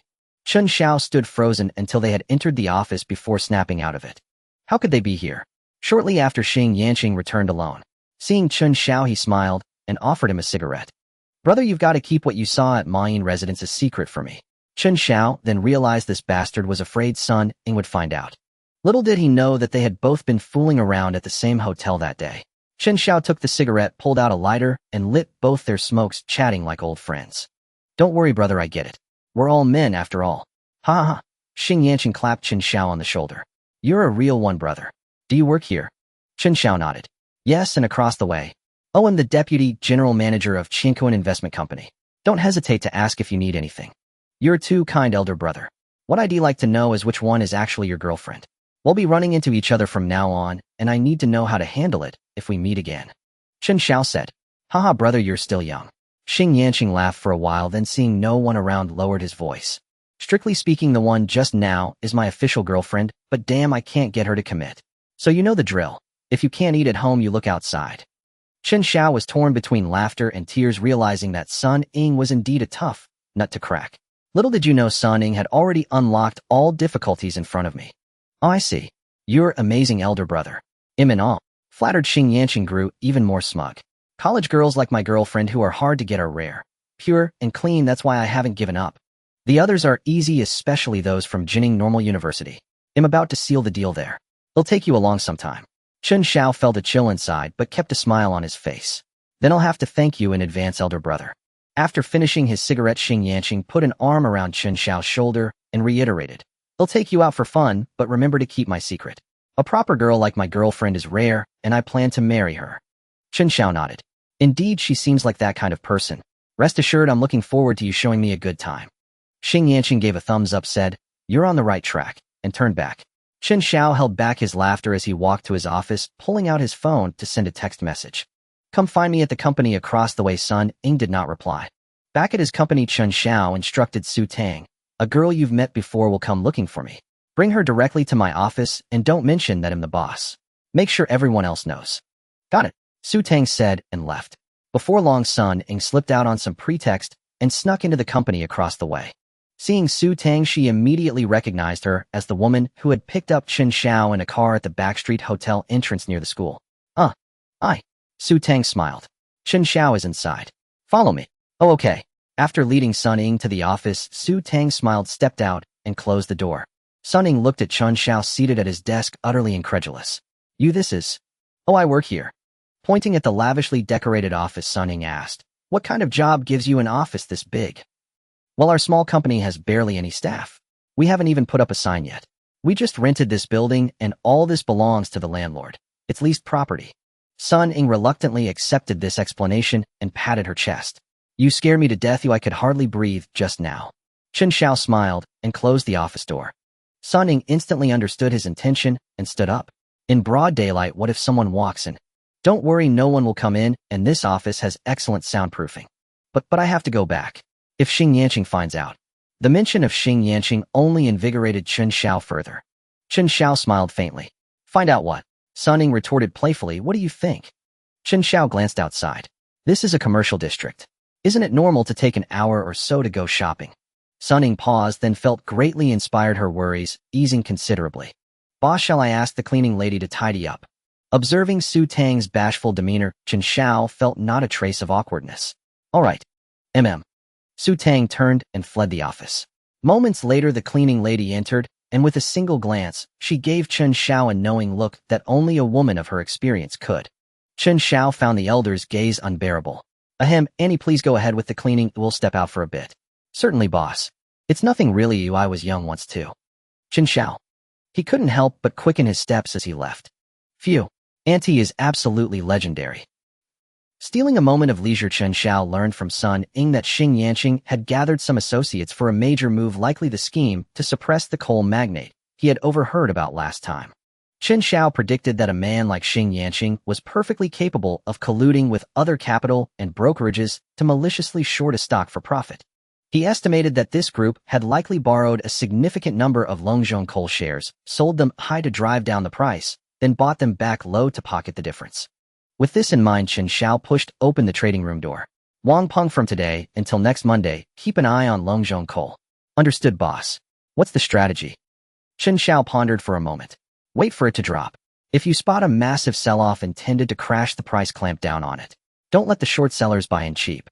Build our position and drive the price up relentlessly. Wang Peng was taken aback. It seemed his boss had a personal vendetta against these people. Yes, boss. Then Chen Xiao added, Xiao Su, for the coal sector's 9th heaven thermal power, find a chance to establish a position. If it rises tomorrow, liquidate when the gain hits 7.5. Understood. The two men meticulously noted their tasks and began their respective work.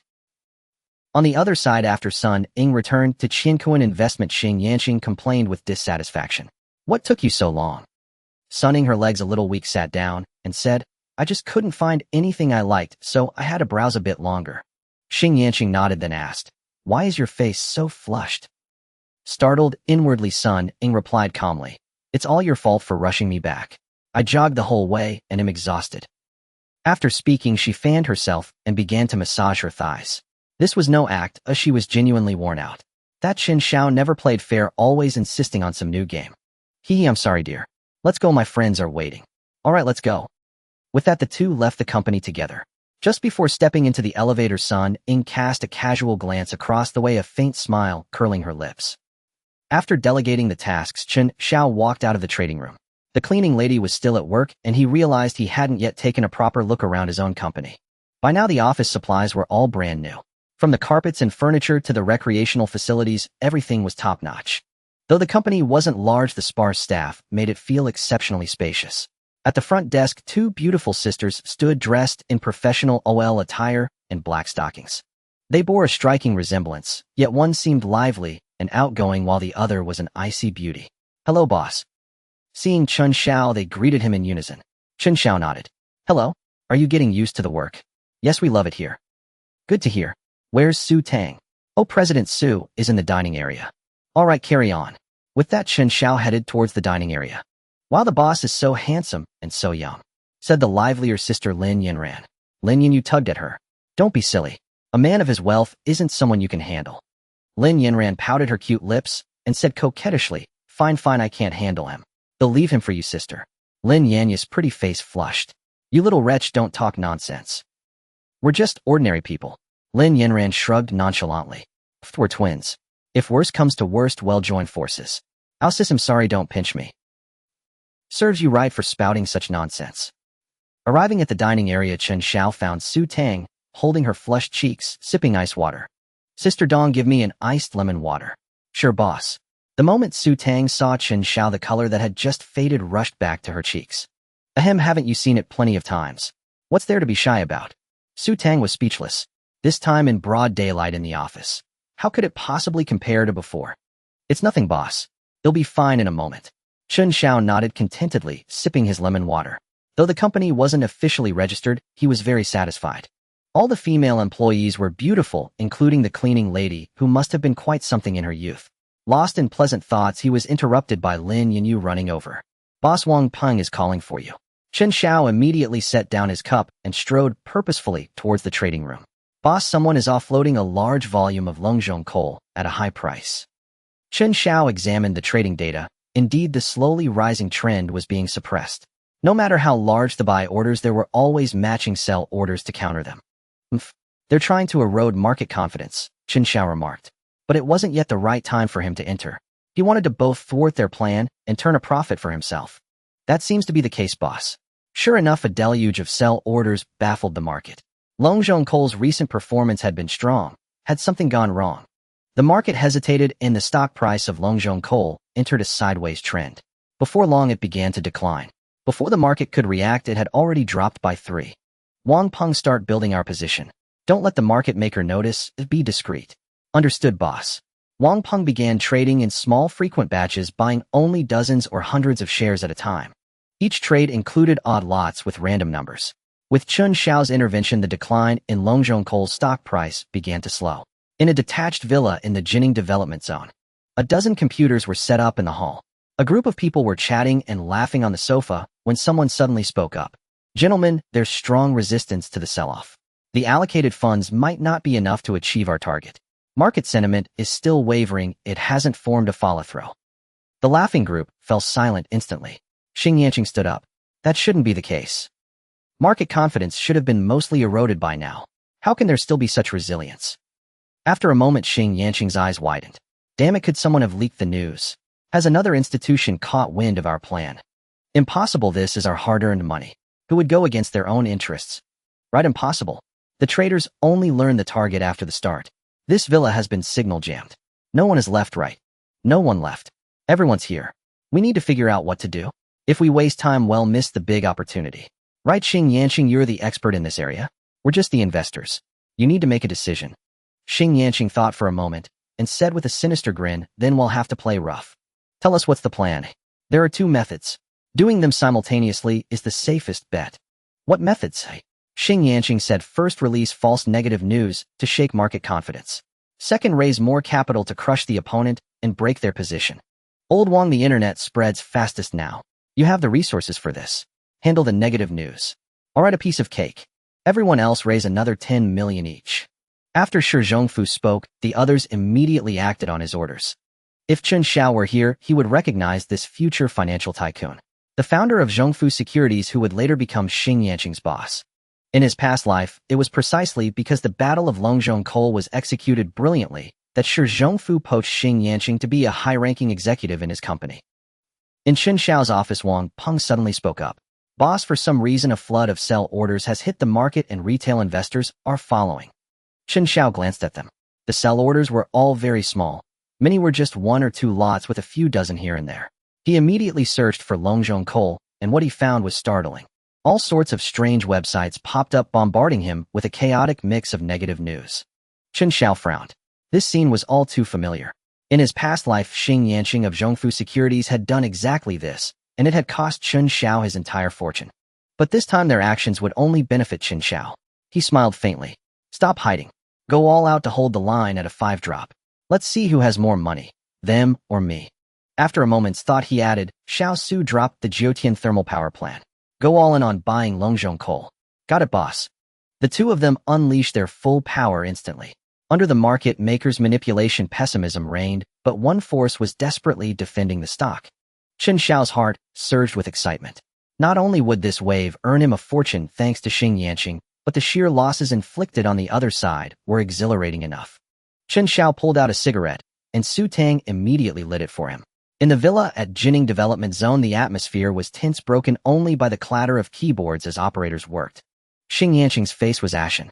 He hadn't expected the opponent to be so formidable, so resolute, completely unfazed by the fake news and frantically buying up all the sell orders. Damn it, who the hell is this? After years in finance, Xing Yanqing had never encountered such a reckless adversary. Only a deep-seated vendetta could drive someone to such a heated confrontation. Capital usually moves as one. The opponent should have seen his play and joined in to feast on the retail investors. Fortunately, by the morning session's close, Longzhongkou had dropped from an opening gain of 3 to a closing loss of 3. Though it had fallen 6 points, the opposing institution, buying like a mad dog, had already sown hesitation in the market. Seeing Xing Yanqing's expression, Shi Zhongfu said, Don't worry. Another 50 million will arrive before the afternoon session opens. Keep borrowing Longzhongkou shares. Xing Yanqing nodded and smiled. Thank you for your support, mister. Sure, Shi Zhongfu replied. We've worked together more than once. I trust you. In Chen Xiao's office, he was playing a casual mobile game, his mood light as a feather. Over the morning, Wang Peng and Xiao Su had burned through over 100 million in funds. Under normal circumstances, that would have been impossible. He had Xing Yanqing to thank for the reckless selling on the other side. Not only was Xing Yanqing giving away his own money, but he was also spreading fake news to trick retail investors into joining him. Knowing in advance that Longzhongkou would have major positive news before Monday, Chen Xiao welcomed it all with open arms, taking everything they threw at him. It was her first time dealing with such a large sum, and Su Tang was nervous. During the break, she kept searching for news about Longzhongkou. Chen Xiao chuckled, Stop looking. It's all just rumors. Su Tang nodded. Yes, the sources are either pop-ups from gaming sites or those automatically popping pages from certain websites. Don't underestimate those sites. I bet 10 years from now plenty of people will still believe them. Many of the telecom frauds in the future would originate from such sources. When the afternoon session opened, Wang Peng and Xiao Su, refreshed after a short break, jumped back into the fray. From the very start, the battle turned white hot. Thanks to the morning's ambush, many institutions and retail investors began to follow Chen Xiao's lead in the afternoon. Longzhongkou not only stopped falling, but even recovered somewhat. Chen Xiao paused. Let them fight for a while first. Got it, boss. Without Chen Xiao's massive presence, the followers held out for an hour before being routed and retreating in defeat. Chen Xiao and his team, well rested, re-entered the battlefield. Today, let's just keep the stock price slowly declining. Don't clash heat in with them. Got it. Chen Xiao's reasoning was that his involvement had driven up the opponent's costs dramatically from their frantic selling today. Tomorrow they would have to break the market completely, or by Monday they'd have no chance left. At this point, Chen Xiao was invincible. Even if they managed to crash the market tomorrow, he still had over 200 million in reserve to buy heavily and reduce his cost basis. Come Monday, it would just be a matter of counting his profits and the trouble had caused the other side. At 3 p.m., Wang Peng and Xiao Su closed the day's trading, having spent 2.6 billion in total, leaving them utterly exhausted. Chen Xiao smiled. Good work. Head home and rest well. Boss, let's study tomorrow's strategy a bit more. It feels like the opponent still has plenty of fight left. As the frontline soldiers in this battle, they had deep insights. No need. Tomorrow's strategy is simple. At the opening, use all our funds to place buy orders right at the limit down price. Wang Peng and Xiao Su were stunned. The boss was going to play it openly. By revealing all his cards at the opening, he was telling the opponent outright, this is everything I've got.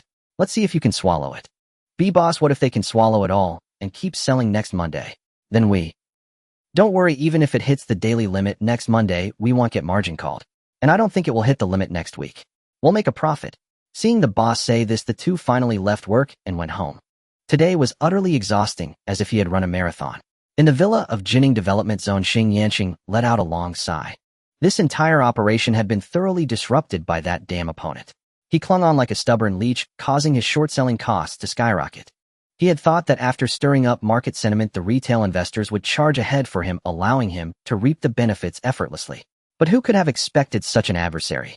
If he couldn't shake him off, there would be no chance to buy at a low price, and this move might end up in vain or even result in losses. Xing Yanqing grew agitated, and the expressions of the capital magnates present were equally grim. They barely touched their dinner before retreating to their respective rooms. Throughout the entire trading process, no one was allowed to leave the villa to prevent any information leakage. But Xing Yanqing felt that this time the news had already been leaked. He just didn't know which bastard was betraying them from within. He would have to investigate thoroughly after it was all over. Returning to his room, he had hoped to find some solace with Sun Ying to relieve his frustration, but unexpectedly, she pushed him out again. Xing Yanqing cursed inwardly as he walked helplessly toward the adjacent room. You bitch, once I get my hands on you, I'll make you pay. As for what he told Chen Xiao about marrying her, it was nothing more than a casual lie. Xing Yanqing was extremely ambitious. Ordinary women were merely tools and playthings to save face. Once he grew tired of them, he could discard them. If it were Shi Zongfa's daughter, she might be worth treating seriously. Alas, unlucky. I said this market trend was unreliable, but those old geezers insisted on stirring things up. If I hadn't traded these days, I would have taken Zhao Xiaohong by now, right? And the Zhao Xiaohong he mentioned was at that moment holding a bouquet of 99 roses signed by Ji Yuzhing, utterly bewildered. He sent them yesterday and again today. Not even a phone call. What was he playing at? A bouquet costs 400 or 500. Are they all that wealthy? Zhao Xiaohong thought to herself. Well, good thing I didn't agree to go to a hotel with Xing Yanqing too quickly. A better catch has come along, hasn't it? Chen Xiao sat in his office and received a call from Li Wenli. Miss me? Who misses you? I'm asking when you'll come to class. If you don't show up soon, I can't hold out much longer. Chen Xiao was taken aback. The reason he had been sailing smoothly was all because Li Wenli had been handling the roll call at school for him. A warmth surged in his heart. Bring a set of clothes to the hotel for me. Huh, now. I just got out of class. It's fine, I'll send someone to pick you up. Oh, all right. Hanging up, Chen Xiao asked old Lu to drive to the school.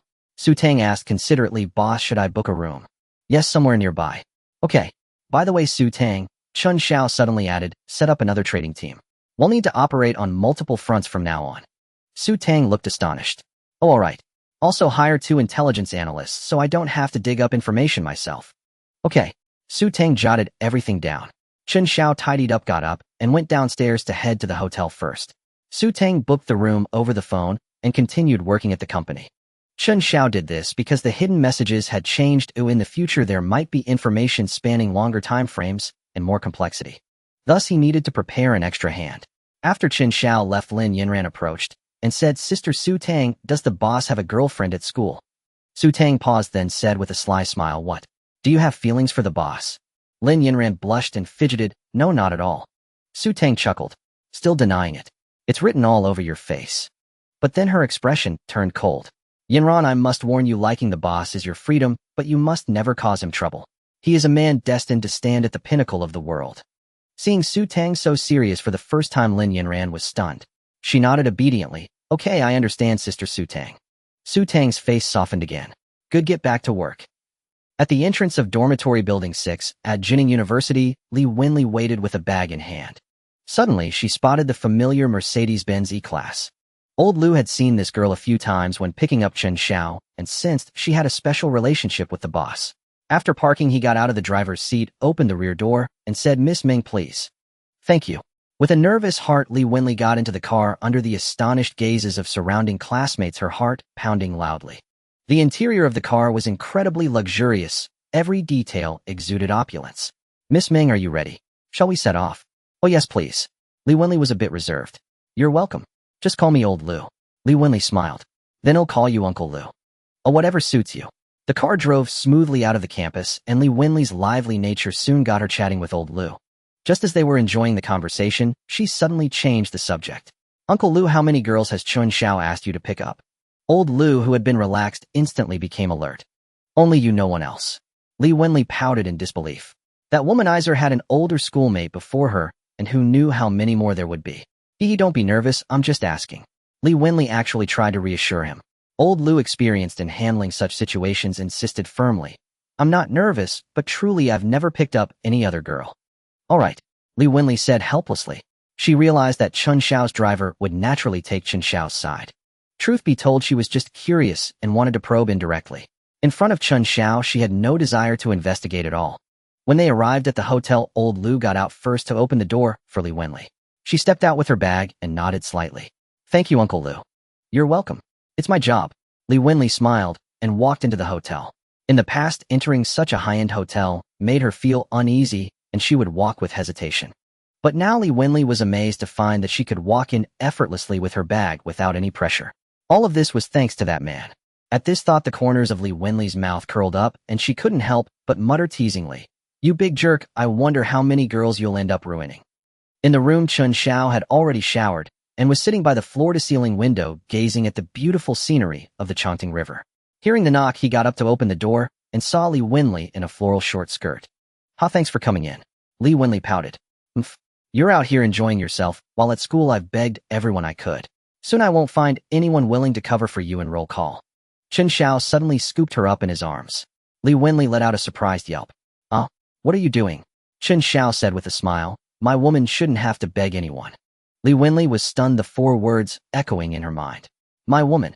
After a long pause, she struggled to retort, "Who's your woman? I don't want to be." Chen Xiao handed her a black plastic bag. Li Wenli took it, feeling the weight drag her hand down, almost dropping it. "Oh, what is this? It's so heavy." Chen Xiao smiled and said, "Open it and see." Li Wenli placed it on the table, unwrapped 2 layers, and then her small hand flew to cover her mouth. So much money." "Yeah, it's for you," Chen Xiao said. "For me, eh?" Li Wenli stared at the 2 thick stacks of cash, utterly bewildered, instinctively stepping back. No, I don't want it. This is too much money." Chen Xiao grasped her delicate, slender, jade-like hand and placed it on the money. "I told you my woman doesn't need to beg anyone. From now on, if you need someone to answer roll call for me at school, don't plead. Just throw money at them." Li Wenli glanced at the nearly 2,000 in cash, mentally calculating. Using this to hit someone on the head might actually kill them. "All right, go deposit it later. For now, let's talk about serious business." Li Wenli. The next morning before leaving, Chen Xiao asked, "Wenli, in sophomore year you can live off campus. Do you want to?" Li Wenli shook her head. "I don't." Chen Xiao was surprised. Didn't everyone prefer better living conditions? "Why, oi?"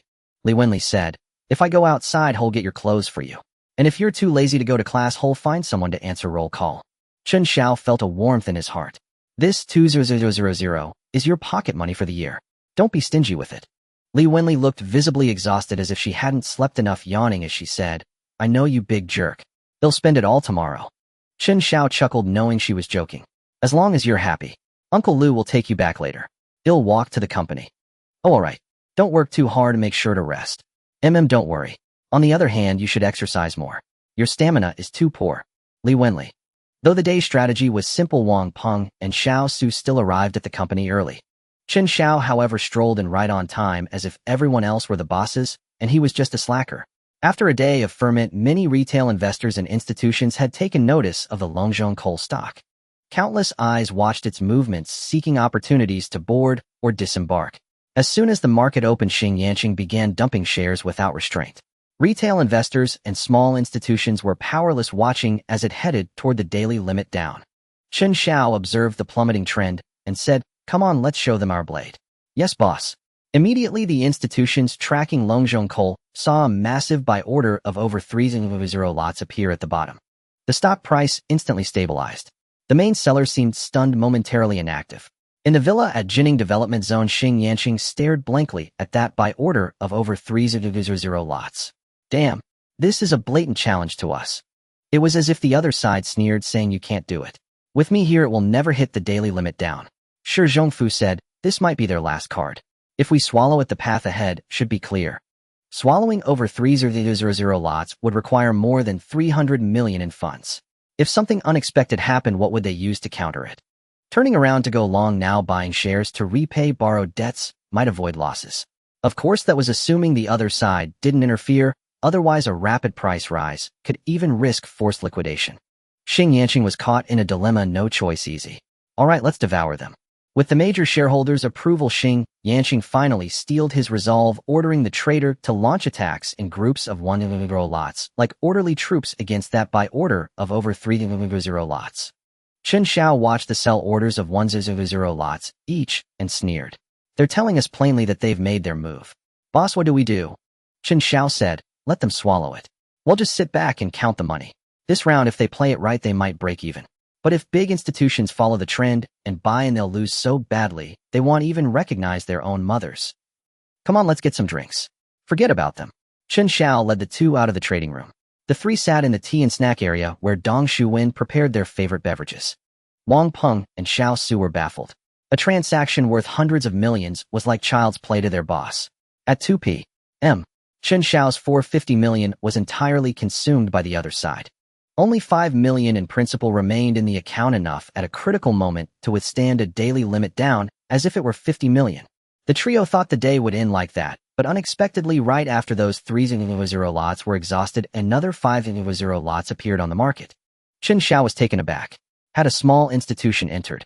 Those 500 lots didn't hold long before being traded. Yet as soon as that trade was done, another 500 lots emerged. Not only that, but buy orders of various sizes appeared above the 500 lots. Without notice, the stock price had actually risen by 0.5 percentage points. This shift was significant. A stock heading for the daily limit down showed no downward momentum and was now rebounding. A flood of retail investors reacted, with many who had sold high regretting and buying back at the lower price. Though Chen Xiao couldn't understand this behavior, it was the mindset of the retail crowd, always regretting ignoring gains or losses. Shi Zhongfu and Xing Yanqing were dumbfounded after absorbing 300,000 lots of buy orders and then taking 2 additional 50,000 lot buys. They were utterly spent. The moment they hesitated, Longzhong Coal's share price began to surge. Retail investors always sail with the wind. Relieved of the major players' pressure, the price rose, and those who had followed Xing Yanqing in dumping the stock immediately reversed course, buying back in behind the bullish forces. Chen Xiao was stunned. He had expected the stock to hit the limit down today, perhaps slide another 7 or 8% by Monday, after which the manipulators crushing the price would reverse buy back to cover and escape. Unexpectedly, it did not hit the limit down, rather it rebounded from the bottom. Chen Xiao laughed aloud. Wang Peng and Xiao Su were equally astonished that there were allies. Earlier they had been fighting alone, now the situation had turned. A large group stood with them, and those who had dumped the stock found themselves isolated. No, it was already beyond saving. In the villa in Jining Development District, a group of people sat stunned. The trader warned the bosses that they might need to add margin because the borrowed shares they had sold were about to be forcibly bought back in a forced closeout. Shi Zhongfu and Xing Yanqing exchanged glances. With such a powerful rebound, only if another 50 million were leveraged tenfold to 500 million could they press it down.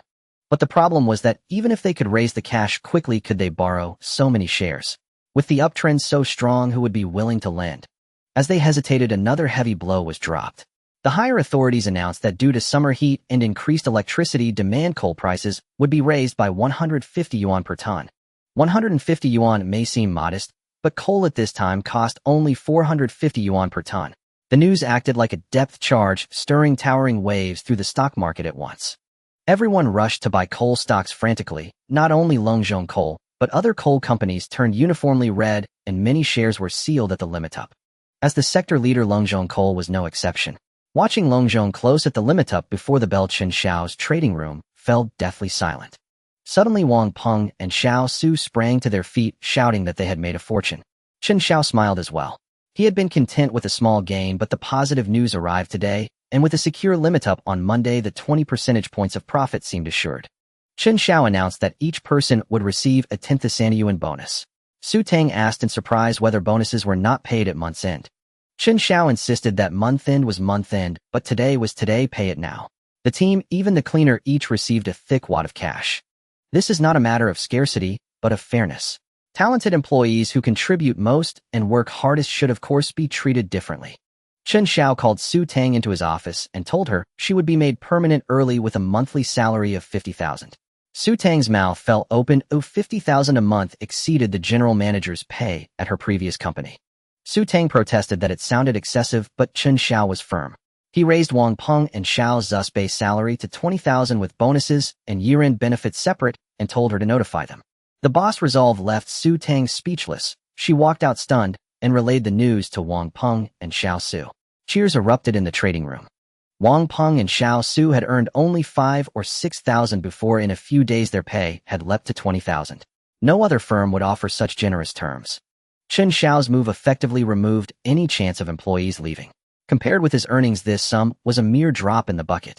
Barring surprises, his assets would likely exceed 100 million by Monday. In the villa at Jining Development District, the traders had all retreated. Xing Yanqing and 5 others sat in the living room with sullen faces. They had no time to respond to this wave before being liquidated. One of them asked old Shi who was opposing them. Shi Zhongfu took out his phone and said he would investigate. Such a large sum likely involved leverage, and leverage leaves traces. He stepped aside to make a call. Xing Yanqing's face grew bleak. In all his years, he had ruthlessly harvested many retail investors, but he had never lost so completely. The 5 bosses present had over 100 million tied up and were nearly wiped out. His plan to take over Zhongfu Securities after this move had collapsed. He took out his phone and sent Zhao Xiaohong a message asking what flowers she liked and suggesting he would bring them and that she come stay over tonight. Minutes later, she replied that she was unwell and asked to postpone. Already agitated Xing Yanqing exploded in anger, demanding she come now. He hurled vicious insults, then glanced around the room and realized he had lost his composure. He stammered an apology. Old Wang waved his hand and soothed him, saying it was all right, that young people should let things go and that everyone has slip-ups. This was not solely his fault. Xing Yanqing gave a forced laugh and fell silent. Soon Shi Zhongfu approached with a dark expression and observed that they had indeed encountered a prodigy.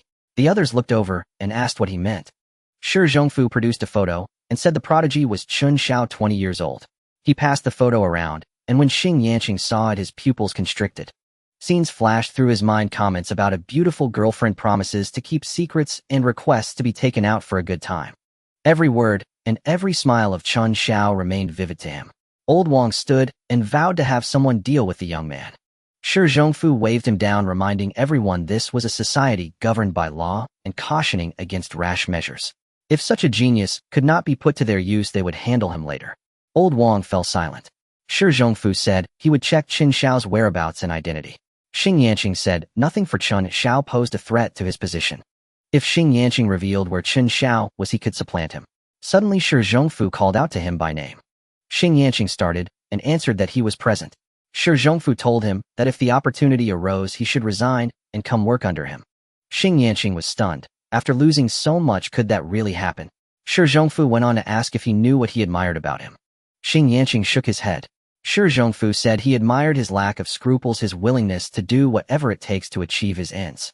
Xing Yanqing was startled and quickly rose to his feet, saying, "Mr. Sure, thank you for your trust. I will definitely work hard. Let's call it a day? We'll gather again when the opportunity arises." With that, the group retrieved their phones and departed. Sunning had been cooped up in the villa for 2 days and was already full of complaints. As soon as she stepped out, she clamored to return to school. Xing Yanqing, vexed and impatient, couldn't be bothered with her and simply sent her off. He then drove back to the company alone, unable to figure out whether Chen Xiao had acted deliberately or if it was merely a coincidence. Meanwhile, Sunning took a taxi and secretly slipped into Chen Xiao's office. The moment she entered, she collapsed onto the sofa. "How annoying. I was locked up for 2 days. I'm never going to another one of those damn high-end parties again." Chen Xiao chuckled and said, "What's wrong? Didn't you enjoy it?" "Enjoy my ass. Come on, give your big sister a massage." Smiling, Chen Xiao walked over to the sofa and began giving her a full-body massage. Just as he was getting into it, he suddenly heard Lin Yanren's voice from outside the office. Sir, you can't go in. Move aside. I'm looking for Chen Xiao." "Is Chen Xiao in there?" "Chen Xiao?" Sunning was startled. "Oh no, how did Xing Yanqing find me? Does he know I'm here?" Chen Xiao said, never mind that for now. Go hide in the break room. Okay, got it. Sun Ying quickly darted inside. Once she was hidden, Chen Xiao sat grandly in his executive chair. Just then the office door was pushed open by Xing Yanqing. Chen Xiao pointed to the seat across the desk and said with a smile, have a seat. What's got you so angry? Xing Yanqing strode straight over and sat down huffily. Chen Xiao, were you deliberately blocking me? Hearing that Xing Yanqing wasn't looking for her son, Ying, hiding in the inner room, let out a long sigh of relief. Realizing he was here to settle scores, Chen Xiao put on a bewildered expression. Brother, what do you mean? Blocking what? The Longzhong coal mine. I was borrowing stocks to short sell. Was it you who kept buying to support the price? Chen Xiao pretended to be taken aback and said, what? The counterparty was you. I really had no idea. Our company received instructions from above and was just following orders. Besides, whether it was you or not, our company still had to do what we had to do. This is really just a misunderstanding. I was even hoping you'd take me out to meet some girls. Why would I deliberately oppose you? Xing Yanqing slumped back in his chair looking defeated. Could it really be a coincidence? He had only met Chen Xiao once, and they hadn't talked much. There was no way he could have leaked any information. Chen Xiao pulled out a cigarette and tossed it over. Come on, brother. Aren't market mix-ups common in finance? Next time we get a chance, we'll join forces and make a big move together. Sighed. Xing Yanqing let out a deep breath. Brother, you have no idea how dangerous today was for me. Even though it wasn't my money that was lost, I almost missed the most important opportunity of my life. Oh, but you still seized it, didn't you? Chen Xiao probed. A sense of relief washed over Xing Yanqing, as if he had survived a calamity. Yeah. If you ever want to work with me in the future, I'll be in partnership with Zhongfu Securities. Chen Xiao's pupils constricted. Even with this setback, he still managed to get into Zhongfu Securities. It seemed the inertia of history was far too powerful to be swayed by his interference. Or perhaps he possessed certain qualities that Zhongfu Securities valued enough to overlook this loss. I'm really happy for you getting into Zhongfu Securities. That's a major company. Thinking of Zhongfu's words, Xing Yanqing muttered cryptically, it's nothing. Maybe someday we'll even be colleagues. He didn't dare to completely offend Chen Xiao. After all, he needed him to keep the Mayan residence incident a secret. With that in mind, Xing Yanqing said, brother, please don't tell my girlfriend about my affairs with women. I was too impulsive today. Chen Xiao replied calmly, don't worry. Next time take me along to pick up girls, and we'll be on the same side. Xing Yanqing paused, then laughed. No problem. We'll hang out sometime. All right, take care. I won't see you out. Xing Yanqing nodded and turned to leave. Lin Yinran knocked and entered. Boss, are you all right? I'm fine. Go back to your work. Lin Yinran was puzzled. Where was the woman who was in the office just now? She glanced toward the inner room and suddenly understood. Boss will step out now and close the door for you. Wait a moment. Chen Xiao said, book a room for me at the hotel downstairs. A luxury king-size room. Lin Yanran's face flushed even more at the mention of the room type. Oh, okay. After handling all her tasks, Lin Yanran was about to shut down her computer and leave for the day when she suddenly saw Sun Ying emerge from the office. She immediately stood up. Sun Ying walked over, took her hand, and said, such a pretty sister. Why is your face so red? Lin Yanran covered her cheeks and shook her head. No, it's nothing. I think I have a fever. Oh. Sun Ying smiled knowingly. Sister Yinran, someone in your company specializes in curing that. No, that can't be. The boss is a good person. Ha ha ha. Though Sun Ying was young, she was far from naive in many aspects. When they actually started talking, it was Lin Yinran who turned out to be more bashful. Chen Xiao felt a surge of heat coursing through him because of Sun Ying. Turning the air conditioner to its lowest setting did little to help. Only after smoking 2 cigarettes in a row did he begin to feel somewhat better. Just then Lin Yinran returned and handed a room card to Chen Xiao. Boss, here is your room card. Oh, thank you. You're welcome. Just as Lin Yinran was about to leave, Chen Xiao called her back. About what happened in the office today. Rest assured, boss, I will never tell a soul. Chen Xiao nodded. Very good. With that, he walked out of the office. He hurried into the elevator, intending to go to the hotel. But as soon as he stepped outside and patted his pocket, he exclaimed, damn. Look at my head, I forgot my smokes again.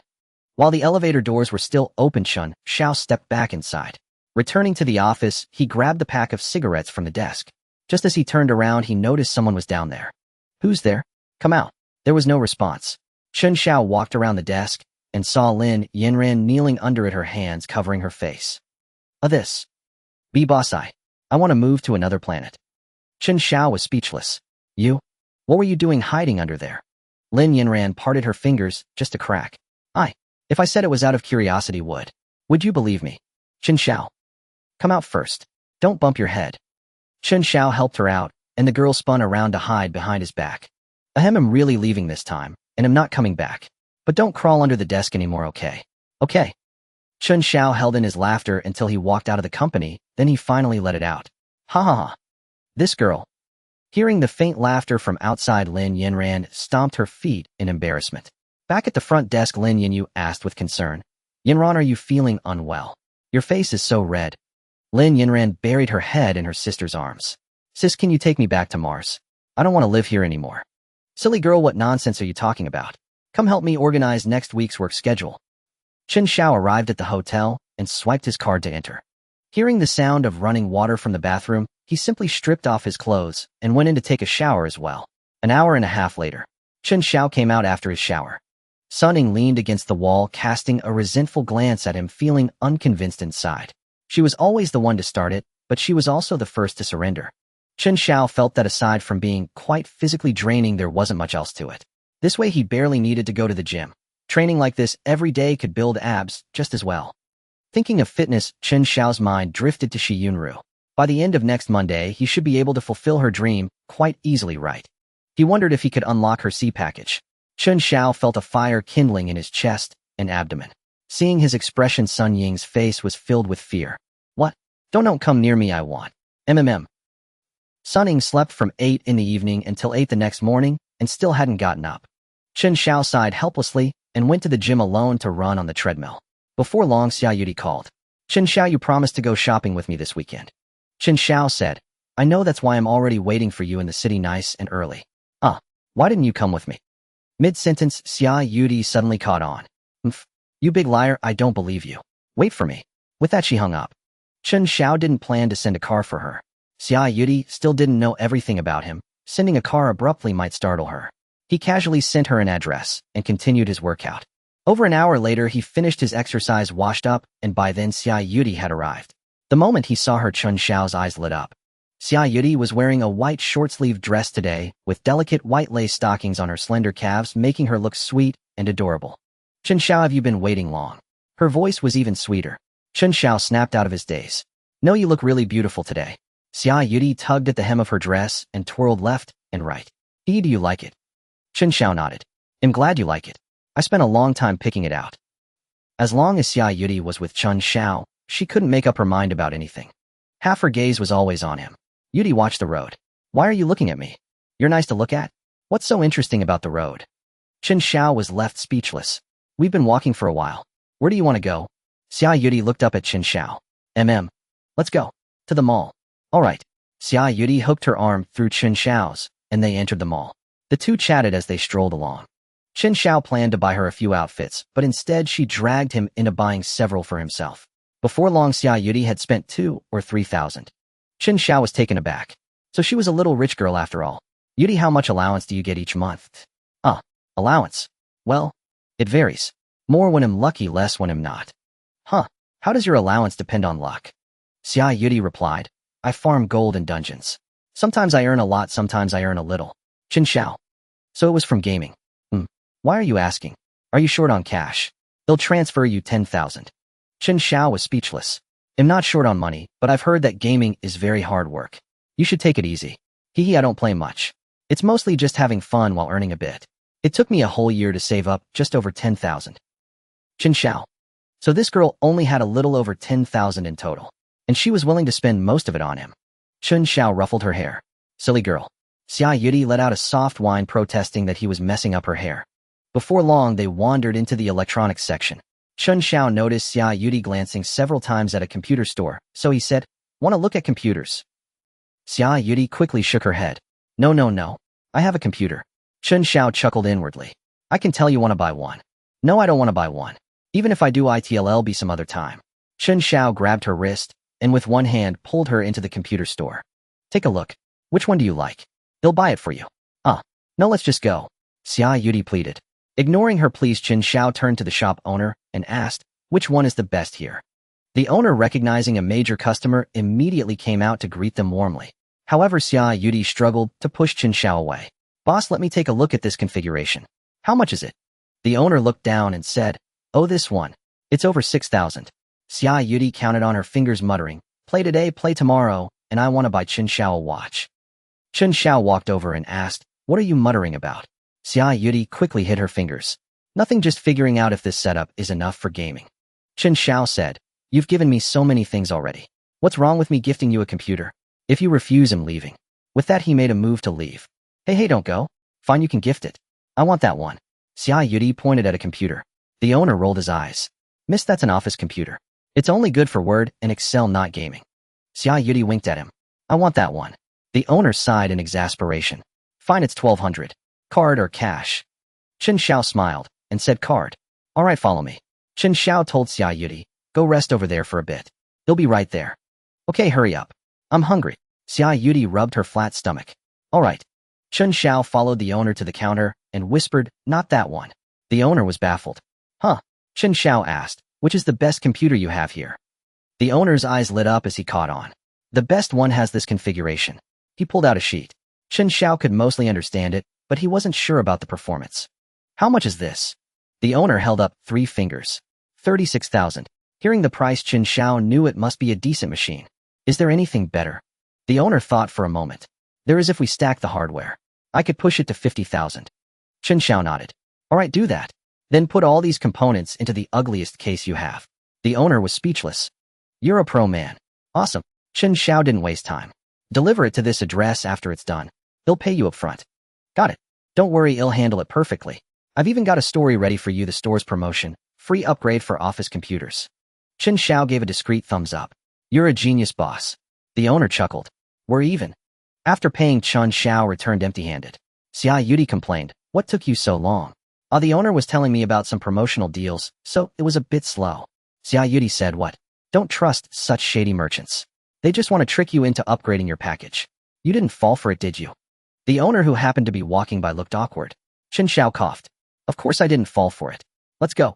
He then pulled Xia Yudi out of the store. Xia Yudi stuck out her tongue, a little shaken. "Gosh, that owner walks without a sound. Scared me to death. He didn't hear me, did he?" Chen Xiao smiled. "Don't worry, he probably didn't hear. Maybe. We should switch malls in case he chases us to beat us up." "Haha, it's fine. I believe the boss is a good guy." Chen Xiao laughed loudly. He didn't trust the man's character, but he trusted the power of money. They found a restaurant, and Xia Yudi insisted on paying. Chen Xiao didn't argue with her. This girl was always afraid he'd spend too much, so she scrambled to pay at every turn. After the meal, they went to an arcade. It was Xia Yudi's turf, and Chen Xiao was reduced to a follower and clapper.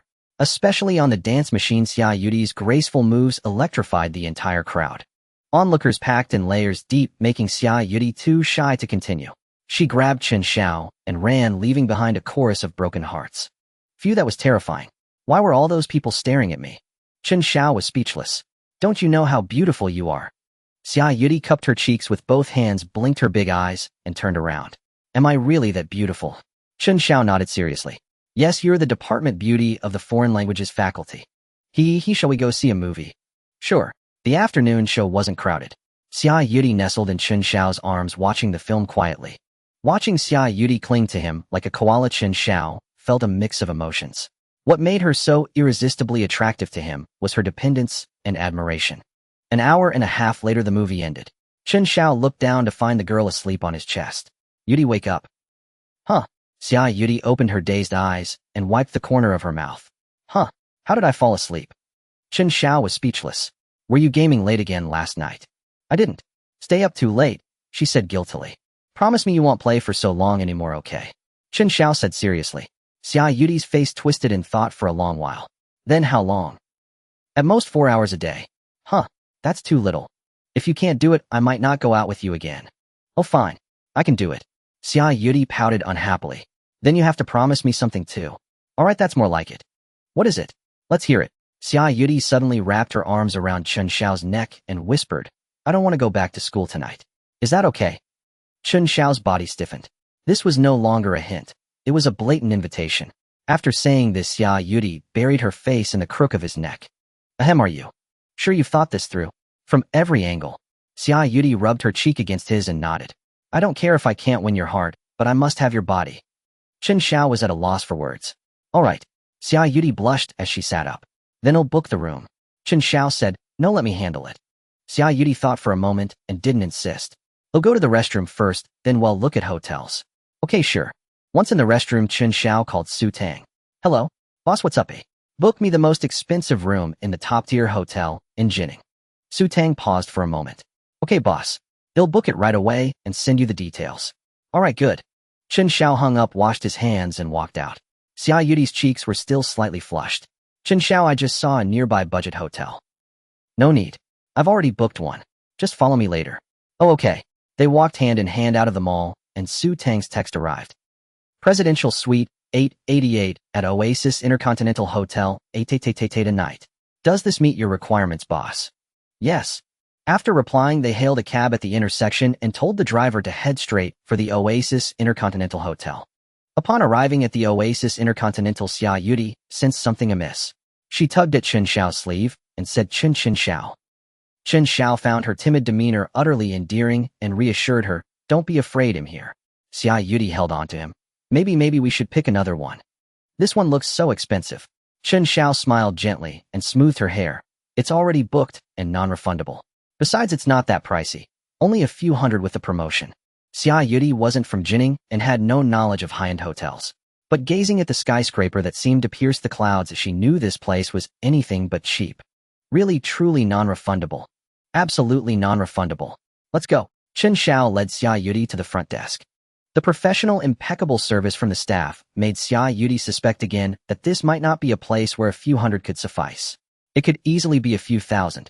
After completing the formalities, the front desk said, Sir, allow me to escort you. No need, we can find our way. Very well, sir, this way, please. The front desk attendant pressed the elevator button for Chen Xiao, and the two watching them ascend before departing. Back at her workstation, she whispered to a colleague, wow, so young and staying in the presidential suite at 80,000 a night. Truly wealthy. Sigh, lucky girl. Even if it doesn't last, she'll still gain plenty. Indeed, when will we ever have such fortune? Arriving at the 45th floor, Xia Yudi's mind went completely blank. Outside the elevator stood four attendants in perfect posture, bowing as they saw Chen Xiao and Xia Yudi. Good evening, sir and madam. It is our pleasure to serve you. Whatever you need, please inform us at any time. We will provide meticulous, attentive service around the clock. Chen Xiao nodded and led Xia Yudi into the presidential suite. As the door opened, they were greeted by a massive floor-to-ceiling window overlooking the entire cityscape of Jining. This building was the tallest in Jining and the second tallest in the nation. To the left of the 100-square-meter living room was an 80-square-meter master bedroom, and to the right were two 50-square-meter secondary bedrooms. The dressing room, bathroom, and washroom were all separate. There was also a gym and a karaoke room. The decor was the epitome of luxury: hand-woven carpets, rosewood furniture, gilded fixtures. Every detail exuded opulence. Xia Yudi stared for over a minute before coming to her senses. Thighs. Really only costs a few hundred. Chen Xiao swept her into his arms and said with a tender smile, no matter the cost, you are worth it. Late into the night, Chen Xiao came out to sit on the sofa. He picked up a cigarette, but glancing at Xia Yudi, who was dozing, gently set it down. Yudi, moi. Everything in this world that you desire, I will give to you. Xia Yudi smiled happily and shook her head. Having you is more than enough. Chen Xiao smiled knowingly, a plan already forming in his mind. It involved VV Live, which had already launched but lacked live streaming features, and Shark TV, which would emerge a few years later. Both companies had birthed countless legends. If not for Xia Yudi, Chen Xiao might not have chosen to invest in this industry. But since she loved gaming, he would stand at the very pinnacle of that field. The next day, perhaps because she had twisted her ankle, Xia Yudi's face occasionally showed signs of pain.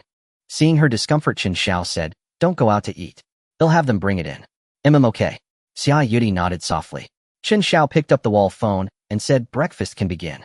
Very well, sir. 5 minutes. Shortly after, the door to the presidential suite was knocked. Two chefs, each pushing a cart, entered behind two beautiful attendants. After exchanging greetings, they gently and swiftly arranged the dazzling array of delicacies perfectly, then stood 2 meters away, ready to serve at any moment. Xia Yudi stared blankly at the exquisite, meticulously prepared breakfast dishes. Most of them she had never seen before. This single table alone was worth far more than a few hundred. After breakfast, their originally planned itinerary was abandoned. Xia Yudi winced with every step she took. Looks like we'll have to stay in the hotel today, she murmured. I'll keep you company, Chen Xiao said. Xia Yudi glanced around the opulent suite and shook her head. No, I'm going back to my dormitory. Chen Xiao blinked in surprise. Why go back there? She paused thoughtfully. I want to play video games. Only gaming can distract me from this pain. Chen Xiao was utterly exasperated. Have you remembered your promise to me? Xia Yudi pouted playfully. Oh, come on. I'm injured. At least wait until I've healed before we begin. His heart softened. Then it settled. We'll proceed exactly as promised once you're fully recovered. Fine, fine. I know now, help me up. Don't move yet, Chen Xiao said, then stepped aside to make a quick call. Moments later, he swept her effortlessly into his arms. Let's go. I'll carry you down. Oh, no. How embarrassing. There are so many people outside. It's all right, let's go. With a startled gasp, Xia Yudi buried her face against his chest.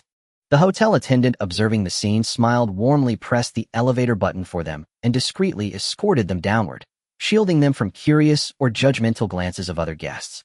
At the front desk, several female staff members stared stunned. Wow, a Princess Carrie. That's the heir to the presidential suite.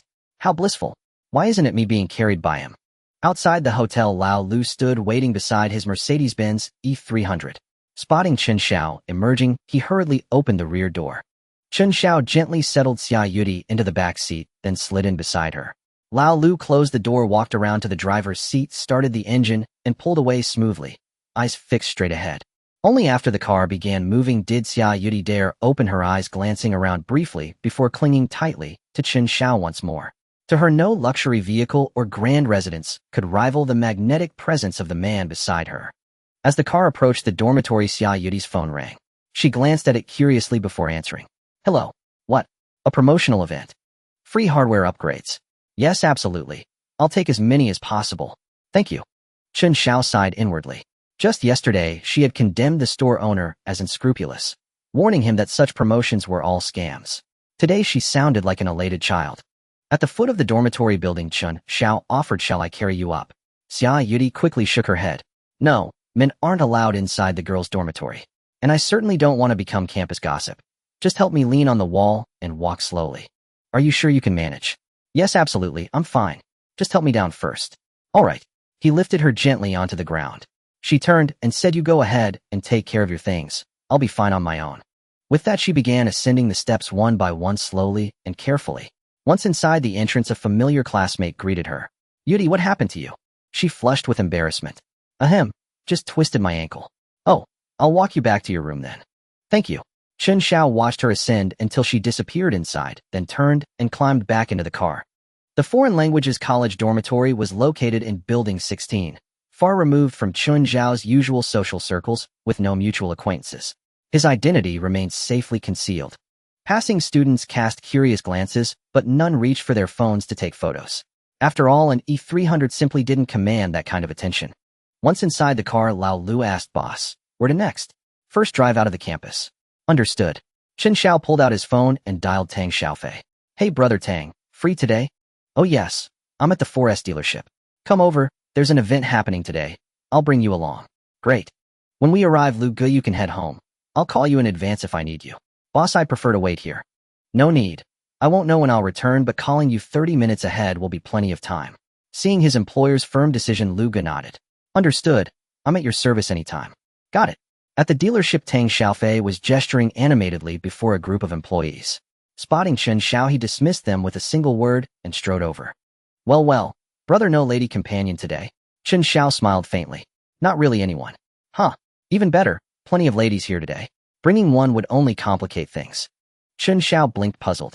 What on earth was about to happen? Tang Xiaofei laughed heartily. "I've never met a second-generation heir as earnest as you. Come on.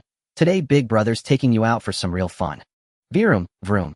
At that moment, a fiery red Ferrari 458 emerged from behind the showroom.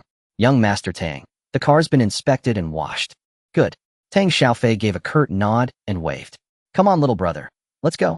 Chen Xiao paused, struck by awe. Even a decade later, this machine would remain timeless. Its futuristic aerodynamic silhouette, low-slung, sculpted, meticulously engineered, shone as a radiant jewel atop the pinnacle of human industrial artistry. Inside, the cabin enveloped them in abundant carbon fiber, while hand-stitched premium leather traced sinuous, elegant lines across the interior. The seats, however, proved less accommodating. Designed for performance over comfort, they featured minimal cushioning and cradled the occupant in a semi-reclined posture, placing subtle pressure on the lower back. Still, it was understandable. The car wasn't built for ease. It existed solely for speed and raw exhilaration. Vroom, vroom. Tang Xiaofei revved the engine twice, revealing its exceptional sound insulation. Yet the roar of the engine thundered louder within than it did outside. Precisely that untamed visceral symphony of power was the very thrill every man secretly longed to embrace. Buckle up, we're off. Got it. Chen Xiao floored the accelerator, and in under 3 seconds the car surged past 100 kilometers per hour. Whoa, brother Tang slowed down. Isn't that speeding? Heh, he's no radar here in front of the dealership. Just savor that one glorious burst. Beyond this stretch, it's all speed limits. My license points are already dangerously low. Chen Xiao exhaled quietly in relief. Oh, you could borrow a friend's points, right? Don't remind me. Every employee's license at our dealership has been wiped clean by me. Chen Xiao? He gripped the handlebar tightly. This was terrifying. He couldn't help but wonder had Chen Xiao even earned his driver's license.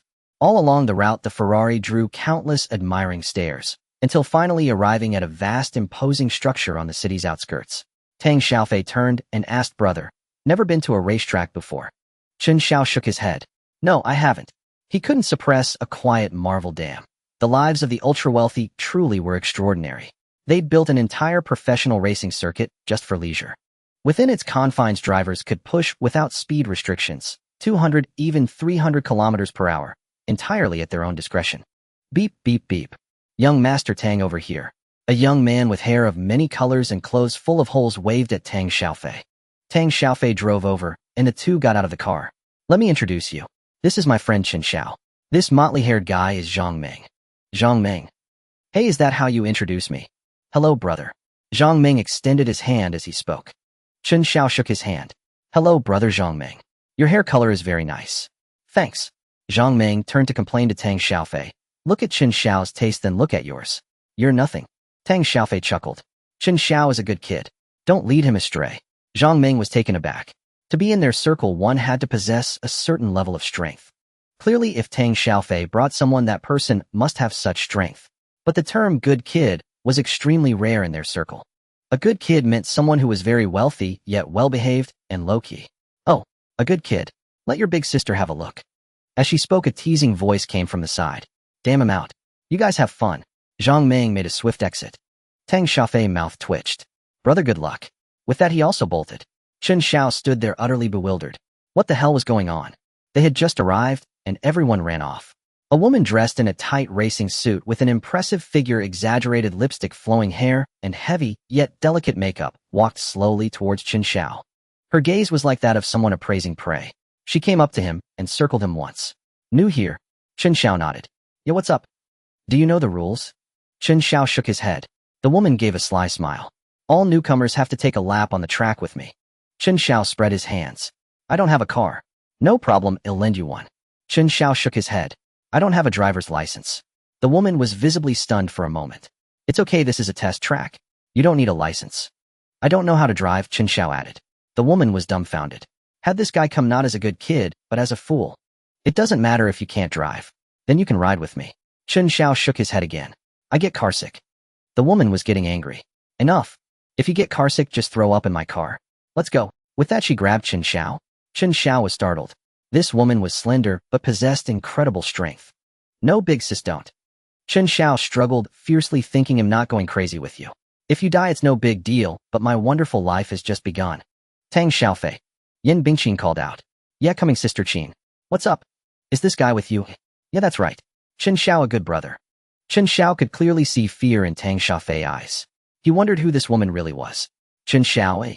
The woman murmured the name, then said, if he doesn't take a lap with me today, Xiao Tang, you'll deal with the consequences. Tang Xiaofei shuddered and pulled Chen Xiao aside. Bro, brother, just go along with her. No one dares to mess with this woman. Chen Xiao was surprised. Who is she? Tang Xiaofei lowered his voice. She's the heiress of the Atlantic Capital Group. Chen Xiao was stunned. The Atlantic Capital Group. Tang Xiaofei said, it doesn't matter if you haven't heard of the Atlantic Capital Group. The key is that their company has 25 subsidiary groups with businesses covering all aspects. They're a Fortune 500 company. Chen Xiao. Damn, my money is probably not even pocket change in front of hers. But she can't just bully people because of her power. Tang Xiaofei put his arm around Chen Xiao's shoulder. Brother, you're wrong again. Yan Bingqin never bullies people because of her power. Chen Xiao was taken aback. Then why are you all afraid of her? She doesn't rely on her power because she's tough enough all on her own. Let me tell you guys, like us 7 or 8 of us couldn't take her down. Ask any of the second-generation heirs here who hasn't been beaten up by her. Damn, she'll beat me if I don't go. Chen Xiao gave a wry smile. No, she might beat both of us. Chen Xiao was speechless. What kind of world was this? He glanced sideways and saw the woman already flexing her wrists and ankles. And since both Chen Xiao and Zhang Meng were that scared, it probably wasn't just talk. Damn, what if she beats me up? Even though everyone here has been beaten, I don't want to get beaten. It's too embarrassing. Ahem, your name is Yin Bingqin, right? I heard you're a good fighter. Chen Xiao saw Chen Xiao's suicidal behavior, slapped his forehead, and went to his car ready to flee at any moment. Yin Bingqin looked at Chen Xiao with interest as he approached, cracking her joints loudly. How about it? Want to fight? Chen Xiao laughed. Huh? Fight? Who's fighting? I was just asking. Isn't it just a lap on the track? Let's go, Yin Bingqin. Then a smirk curled on her lips. Interesting. Let's go. Just as Chen Xiao was about to brace himself and go along with her craziness, a woman ran over from a distance holding a phone. Miss, something's happened at the company. Yin Bingqin frowned, took the phone, and stepped aside to talk. When she returned, her expression was not very pleasant. She smoothed out a wrinkle on Chen Xiao's shoulder, gave him a charming, mischievous smile, and looked at him. You're off the hook this time. I have things to do today, so I'll let you off. With that, she turned and left, accompanied by her assistant. Phew. Having been reborn, Chen Xiao valued his life greatly and avoided danger whenever possible. Chen Xiao and Zhang Meng finally came back over. That was terrifying. How did that woman suddenly show up? Who knows? Lucky for us, she had to leave. Listening to their conversation, Chen Xiao asked again, is she really that scary? Chen Xiao and Zhang Meng nodded in unison without hesitation. Chen Xiao. After Yin Bingqin left, the atmosphere on the scene noticeably heated up. Many second-generation heirs stood on their sports cars, waving their clothes and howling in celebration. See that? That's the power of Yin Bingqin. Chen Xiao nodded in profound agreement. It seemed best to avoid her whenever possible and try not to run into her again. Brother Tang, about that Phaeton. Oh, the Phaeton. Talk to Zhang Meng. I brought you here today to see him. Zhang Meng was surprised. Brother, you want to buy a Phaeton? Chen Xiao nodded. Yes, just the Topophthalene black model. Damn, the Topophthalene. Why would you buy that thing? How about I get you a new McLaren instead? Chen Xiao laughed. Chen Xiao is still in school. He doesn't want to stand out. Just do as he asks. Oh, I see. Okay, but you'll have to wait a few days. It'll take about a week to ship it from West Continent. All right, no problem. Chen Xiao knew that this kind of car couldn't be rushed. Okay, so shall we get started? Want to hit the track? Zhang Meng invited. Then the track echoed with the roaring engines of sports cars. It must be said this scene was incredibly thrilling, enough to make most men's blood boil. Among all the cars present, hardly any were priced below 2 million. Chen Xiao Ferrari 458, with an on-road price of nearly 5 million, was merely above average. Chen Xiao absolutely refused to ride with those reckless guys. He loved sports cars too, but he preferred to drive himself, to be in control of his own fate. Those young hotheads had nothing to do all day but seek thrills. Who knew what trouble they'd stir up? Seeing his reluctance, Chen Xiao winked and said, you can go straight for the girls here. Someone will pick up the tab. Chen Xiao was speechless. Ahem, I'll just watch from here. You guys have fun. He sat in the stands sipping juice, watching the supercars whiz by below, finding an unexpected charm in it. Hey, handsome, all alone. A seductive voice whispered in Chen Xiao's ear. Chen Xiao glanced over and saw a heavily made-up woman around 25 or 26 at the peak of maturity, but reeking of worldliness. My friend went down to the track. Then how about I keep you company for a while? Chen Xiao gave a wry smile. And how would that work? The woman flaunted her figure, gesturing behind her. It's up to you, of course. There are rooms inside. Chen Xiao chuckled. No thanks, I promised to wait here for my friend. Both understood the social cues, and the woman got the message. Alright, I'll be over there. Feel free to come find me anytime. Okay. After that woman left, several more came, each trying to strike up a conversation or probe his background. Chen Xiao brushed them all off easily. Half an hour later, Chen Xiao returned with a satisfied look. Tisk, you should have come down and had some fun. Chen Xiao smiled. I don't have a license or a car. Chen Xiao paused. A license is easy, we'll get you one by next time. As for a car, if you don't want to borrow one, there's a showroom on the first floor. You can see if anything catches your eye. Oh, they sell cars here too. Ye Zhangming handles imports, modifications, racing. He does it all. He's got connections everywhere. Chen Xiao understood. These second-generation rich kids, relying on their connections and resources, dabbled in fields ordinary people couldn't touch, with extremely high barriers to entry. Of course, he wasn't interested in these scattered ventures now. He had only one goal, making money. But making money didn't mean he couldn't enjoy life. What man didn't dream of a supercar? Chen Xiao was no exception. He still had over 8 million in pocket money, and if he found something suitable, he could get one just for fun. Alright, I'll take a look this afternoon. Ye Zhongming goes crazy over cars. See that one driving the wildest down there? That's him. Chen Xiao looked. A white Aston Martin like a bolt of lightning, its tremendous roar filling the entire track. Isn't this his own venue? He can drive however he wants. Hey, what's the fun in driving alone? It's only satisfying when a crowd watches him show off. Chen Xiao thought about it and felt a surge of eagerness himself. But he decided to wait until he was more skilled. After several more laps, Zhang Meng reluctantly pulled off the track, lowering his window and waving toward the stands. A group of flashy women screamed and cheered. A moment later, Zhang Meng swaggered over an arm around two beauties. How was that? Awesome, right? Cool, huh? Awesome. Chen Xiao gave a thumbs up. At least his driving skills were far better than his own. Of course he meant when it came to driving cars. Awesome, my ass. He'll break your record sooner or later, Tang Xiaofei said jealously. Bring it on. Come and beat me, Zhang Meng taunted, patting his own rear. Damn, bastard. Chen Xiao, come on, I'll introduce you to other dealers for a supercar. We're not buying from this jerk. Zhang Meng immediately backed down. Hey, brother Tang, brother Chen. Don't let business go elsewhere. Quick, escort my two brothers to the first floor. The two beauties beside Zhang Meng immediately smiled and came forward, linking arms with the pair and leading them downstairs. Tang Xiaofei was only joking. They'd been friends for years and had only buy a supercar from him. Chen Xiao looked at the spacious, clean hall on the first floor where over a dozen colorful sports cars were displayed. Ferraris, Lamborghinis, McLarens, Aston Martins. All supercars worth over 3 or 4 million. The brands Chen Xiao knew best were Ferrari and Lamborghini. He liked both, but his wallet had limits. If he had to choose one, he'd go for the fiery red new Ferrari 458. This car had a sleeker, more graceful design than Tang Xiaofei older model. He'll take this one. Same model as brother Tang's, the 458. Zhang Meng clapped his hands. Great choice, brother. Let me tell you, there are only a few of these in the country. I snagged the first batch. Tang Xiaofei liked this one too, but he already had the same model even if it wasn't the latest, so he didn't plan to buy another. Meng, he's one of us. Give him a fair price. Don't worry, Master Tang. I won't take a cent more than I should, and I won't miss a cent a mode. Chen Xiao nodded inwardly. That was a very honest statement. If someone offered to sell at a loss, Chen Xiao wouldn't dare buy it. As the saying goes, free things are often the most expensive. If something is sold below market price, there's always a catch. Even if there isn't, you'll owe a favor sooner or later. Alright, swipe the card. Chen Xiao said. Coming right up, brother Chen. You're a straightforward man. Zhang Meng laughed. After paying for 6 million, the brand new Ferrari 458, with all paperwork completed, appeared outside the venue, drawing a crowd of onlookers from the second-generation rich. Chen Xiao used the opportunity to familiarize himself with many people. It must be said a supercar was like a ticket. Once you had one, you naturally entered the circle. Without one, forcing your way in was useless unless you managed to win the favor of some rich kid and become their lackey. Zhang Meng personally guided Chen Xiao on how to drive the supercar, ensuring he mastered it before letting him take it for a spin. Chen Xiao sat in the low-slung body, gripping the steering wheel, his heart racing with excitement. He tapped the accelerator, and the engine erupted with a thunderous roar. Following Zhang Meng's instructions, he flicked the paddle shifters, fed the gas, and the car slowly moved forward. After a couple of familiarization laps, he gradually got the hang of driving a supercar. On the empty track, he steadily increased his speed.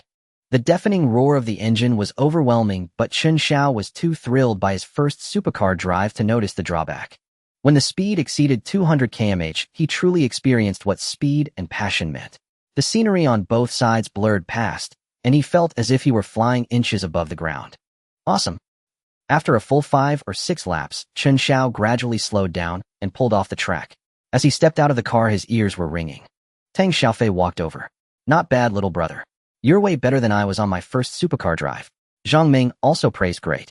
I reckon you're not far from driving a Ferrari with one hand. Chen Xiao was speechless. He used to think it was just a meme, but only after driving did he realize that handling a Ferrari one-handed while working the paddle shifters was something a novice might find tricky. After all the fuss, it was already lunchtime. A buffet had been set up on the club's terrace, yet few came to eat. Chen Xiao wondered to himself, where did everyone go? Tang Xiaofei winked and said, a feast for the eyes can also satisfy the appetite, don't you think? Chen Xiao instantly understood. Impressive, truly impressive. Want to get a couple? I can arrange it for you, Tang Xiaofei said. Chen Xiao shook his head. No, you go ahead and enjoy yourself. Tang Xiaofei chuckled. It's not safe here. If your sister Xiao Mei found out I'd be in deep trouble. Wait until we head out to sea, then I'll show you a good time. And the girls who come aboard are all medically checked. Chen Xiao was speechless. Besides impressive, he didn't know what else to say. The world of the wealthy was beyond his imagination. He could only wait to experience it himself in the future.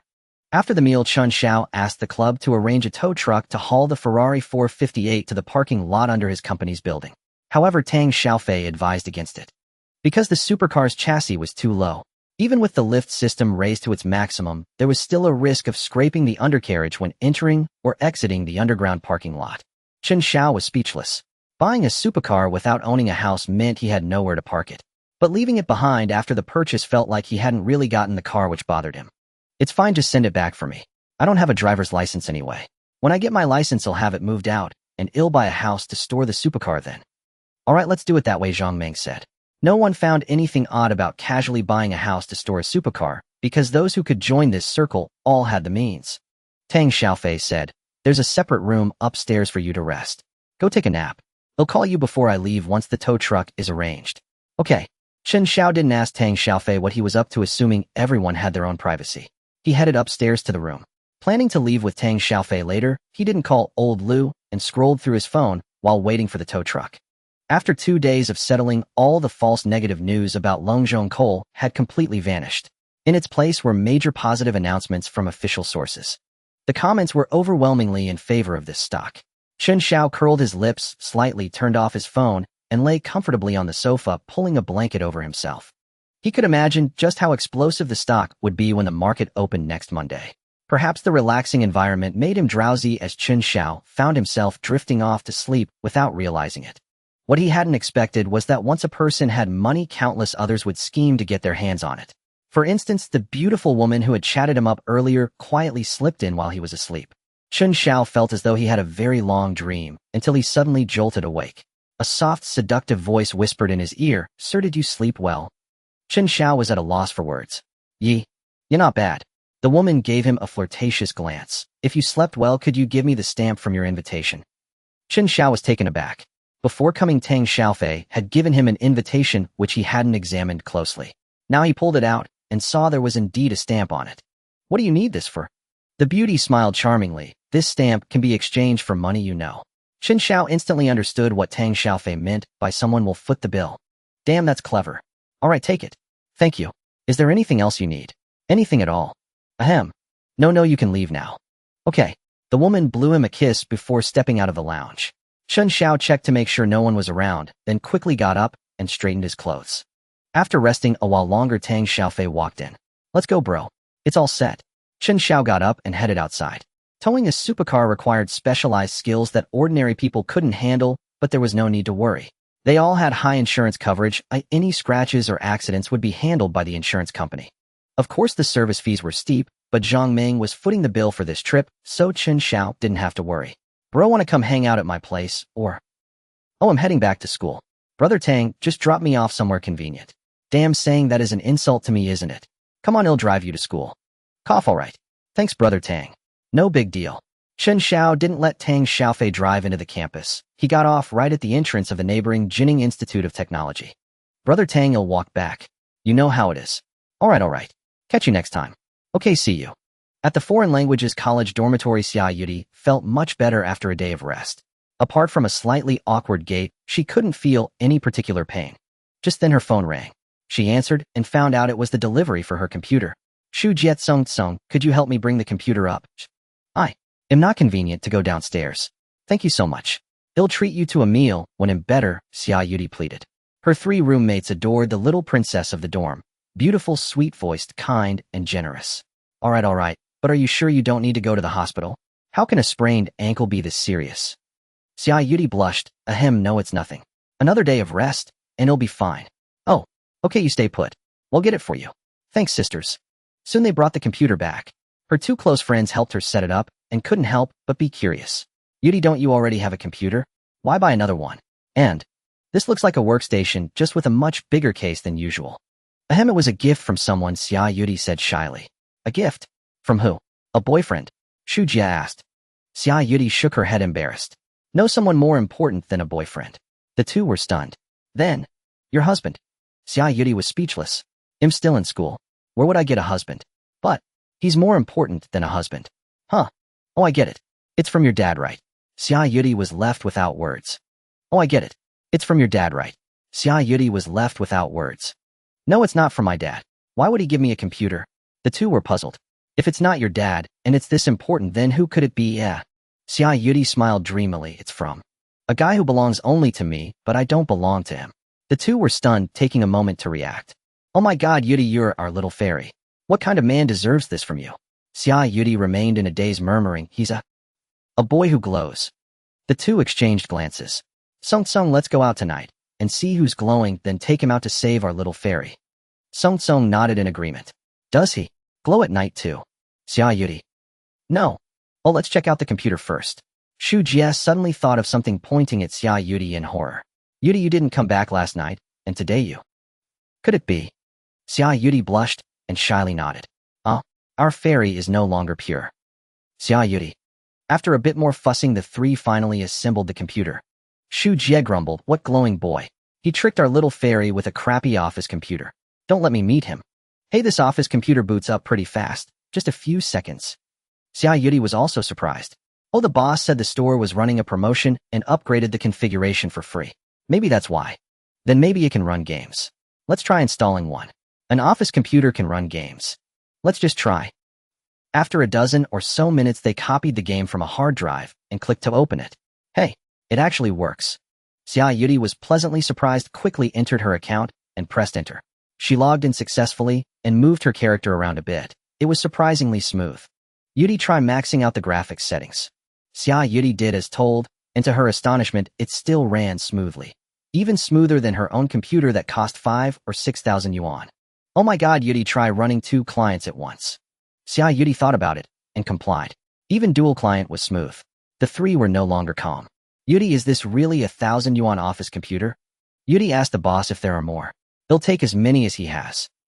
Xia Yudi, utterly stunned, opened the system configuration interface. Staring at the outrageous performance specs, she was dumbfounded. Every component was top tier, and some were even doubled. She suddenly recalled Chen Xiao going to pay, and everything clicked. Yudi, snap out of it. What's up with this computer? Xia Yudi's gaze drifted out the window as she murmured, it's that glowing boy. At that moment, the glowing boy Xia Yudi spoke of wasn't glowing at all. In fact, his face was dark. Because when he returned to the dorm, he happened to catch Xiao Ji and Ma Yijia tangled together on the sofa. Though nothing too extreme was happening, their oblivious cuddling made it hard for Chen Xiao to stay. He lit a cigarette and walked out of the dorm, finding Lu Xian, who also looked dejected, next door. Haha, son, what are you doing here? Chen Xiao laughed. Damn, aren't you in the same boat? Xing Gu from the next dorm said, screw it, let's call some guys and surround them to watch. See who's more embarrassed. Forget it, I'd rather spend the time gaming. After finishing his cigarette, Chen Xiao said, you have fun. Dad's not coming back tonight either. Damn, where are you off to now? Chen Xiao replied, a girl already booked a room for me. Why should I be a third wheel in the dorm? Bullshit. You're just going to sleep in the library, aren't you? Ha ha ha. Chen Xiao laughed loudly as he left the dorm building and hailed a taxi to Shuilin Yuan. When he opened the door, he found that Yu Munchi wasn't alone. Chen Xiao changed his shoes and walked in, only to see 3 girls in the dining area with wine bottles lying askew and the girls in similar disarray. Chen Xiao, you're here. Upon seeing Chen Xiao, Yu Mingqi struggled to stand, her speech slurred. The other 2 girls turned around. Both were quite pretty. Mengming Jiao Jiao, let me introduce you. This is my good brother Chen Xiao. Chen Xiao, these are my besties. Chen Xiao smiled and nodded. Hello. Hello. All 3 had drunk quite a bit. Are you continuing, or? The 2 struggled to their feet. Well, head back to school. We won't disturb you. Chen Xiao saw that they could barely walk and figured it would be more troublesome if something happened to them. It's fine. There's a guest room here. You can rest here and go back once you've sobered up. Yu Mingqi, seeing Chen Xiao's agreement, also urged them to stay. Stay? We can go shopping together tomorrow. Feeling unsteady, the 2 decided to sit back down. Yu Mingqi said, brother Chen Xiao, help me take them to the guest room. Chen Xiao. All right. He then went over, hoisted them up, one arm around each waist, and helped them to the guest room, laying them on the bed. 2 disheveled, scantily clad beauties lay on the bed. Chen Xiao didn't dare look too long and left the room feeling a bit flustered. Yu Mengqi tried to walk out while holding onto a chair, but her legs gave way, and she nearly fell. Chen Xiao's quick reflexes caught her around the waist, preventing disaster. Don't drink so much anymore. It's dangerous. Yu Mengqi, already stunningly beautiful, was even more alluring in her drunken state, smiling as she spoke. Oh, okay, brother, Chen Xiao will listen to you. Chen Xiao carried her into the bedroom. Wanna wash up? Chen Xiao sighed. It seemed he'd have to do it himself. A 40-kilogram sack is easy to carry because it doesn't move. But a 40-kilogram person exerts force in all directions at once. So controlling them is exhausting. Even with Chen Xiao's stamina, cleaning her while keeping her upright left him half dead. Still, there was a certain charm in her state. Afterward, Yu Mengqi's cheeks were flushed, and she seemed asleep. In her dreams, she sucked on her index finger. The sight was incredibly enticing. Chen Xiao sat beside her watching and resting until he could no longer contain himself. When one is inebriated, the senses grow dull, yet emotions overflow with greater intensity. One becomes increasingly sentimental, losing perception of external stimuli. It is akin to how some people after drinking easily weep or laugh and delight in boisterous antics. No matter how fast they drive, it never feels swift. No matter how loud the noise around them, it never seems deafening. They completely and utterly let themselves go. Even Chen Xiao found it unbearable to witness. In the early hours, Chen Xiao was sitting on the living room sofa, having just lit a cigarette. At that moment, he suddenly heard a crash followed by a dark figure plummeting from outside the window. What the hell? Chen Xiao's first instinct was that someone had jumped. He dashed to the windowsill to look. He saw a man suspended in midair, ropes tied around his waist and neck, writhing in agony.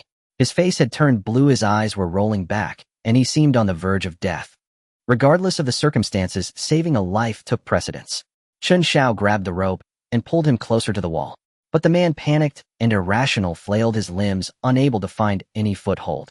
Chen Xiao shouted, "Grab the security bars." Only then did the man come to his senses, clutching the bars with both hands. This eased the pressure on his neck, at least allowing a sliver of air into his windpipe. Chen Xiao assessed the situation. The rope was coiled around the man's neck. Pulling him up might strangle him. He tore down the curtain, twisted it into a rope, and tossed it down. "Hold this. They'll use it to pull you up." The man nodded shakily and quickly fastened the curtain around his waist. Seeing this, Chen Xiao said, "Exert yourself upward too. Don't look down." Okay. After catching his breath, the man could speak again and nodded vigorously. Chen Xiao flexed his arms and with sudden force heaved the bedsheet upward with all his might. The man outside, now calmer, cooperated. Despite the terror of dangling in midair, he climbed upward with effort, using every possible handhold. After 7 or 8 minutes of struggle, they finally pulled him through the window into the room. Chen Xiao and the man collapsed on the floor, nearly exhausted, gasping for air. "Damn it, what the hell were you thinking? Why try to kill yourself?" "Brother, I wasn't trying to kill myself. I slipped and fell by accident." "Chen Xiao, you repair air conditioners?" The man shook his head. "I'm a reporter." "Huh, a reporter?" Chen Xiao was baffled. Why would a reporter jump off a building? After catching their breath on the floor, they got up and sat on the sofa. Chen Xiao lit a cigarette for him, and the man began to explain. "Alas, I'm an entertainment reporter.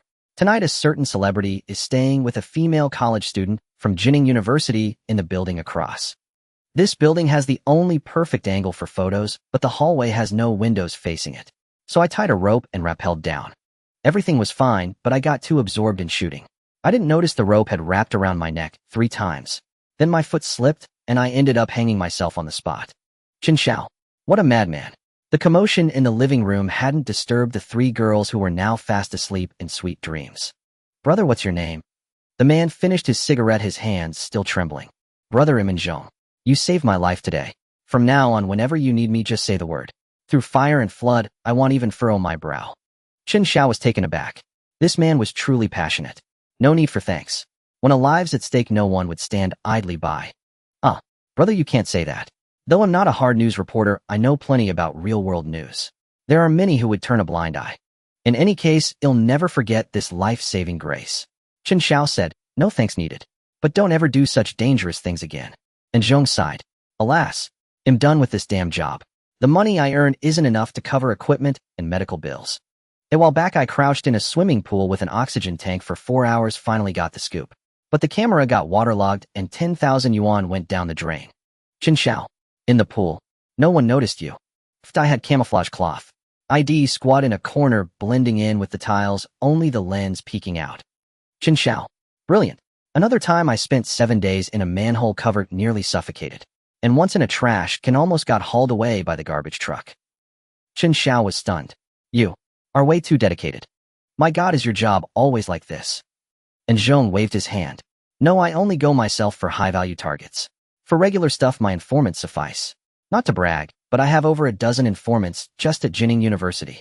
Chen Xiao grew more excited as he listened. With all this effort, you still don't make money. Make a damn penny. Most of the intel gets bought back by the subjects themselves. We only get a tiny cut. I barely scrape together 8 or 9,000 a month, and I have to support my informants. Chen Xiao mused to himself. In the future, he would undoubtedly need dedicated intelligence personnel.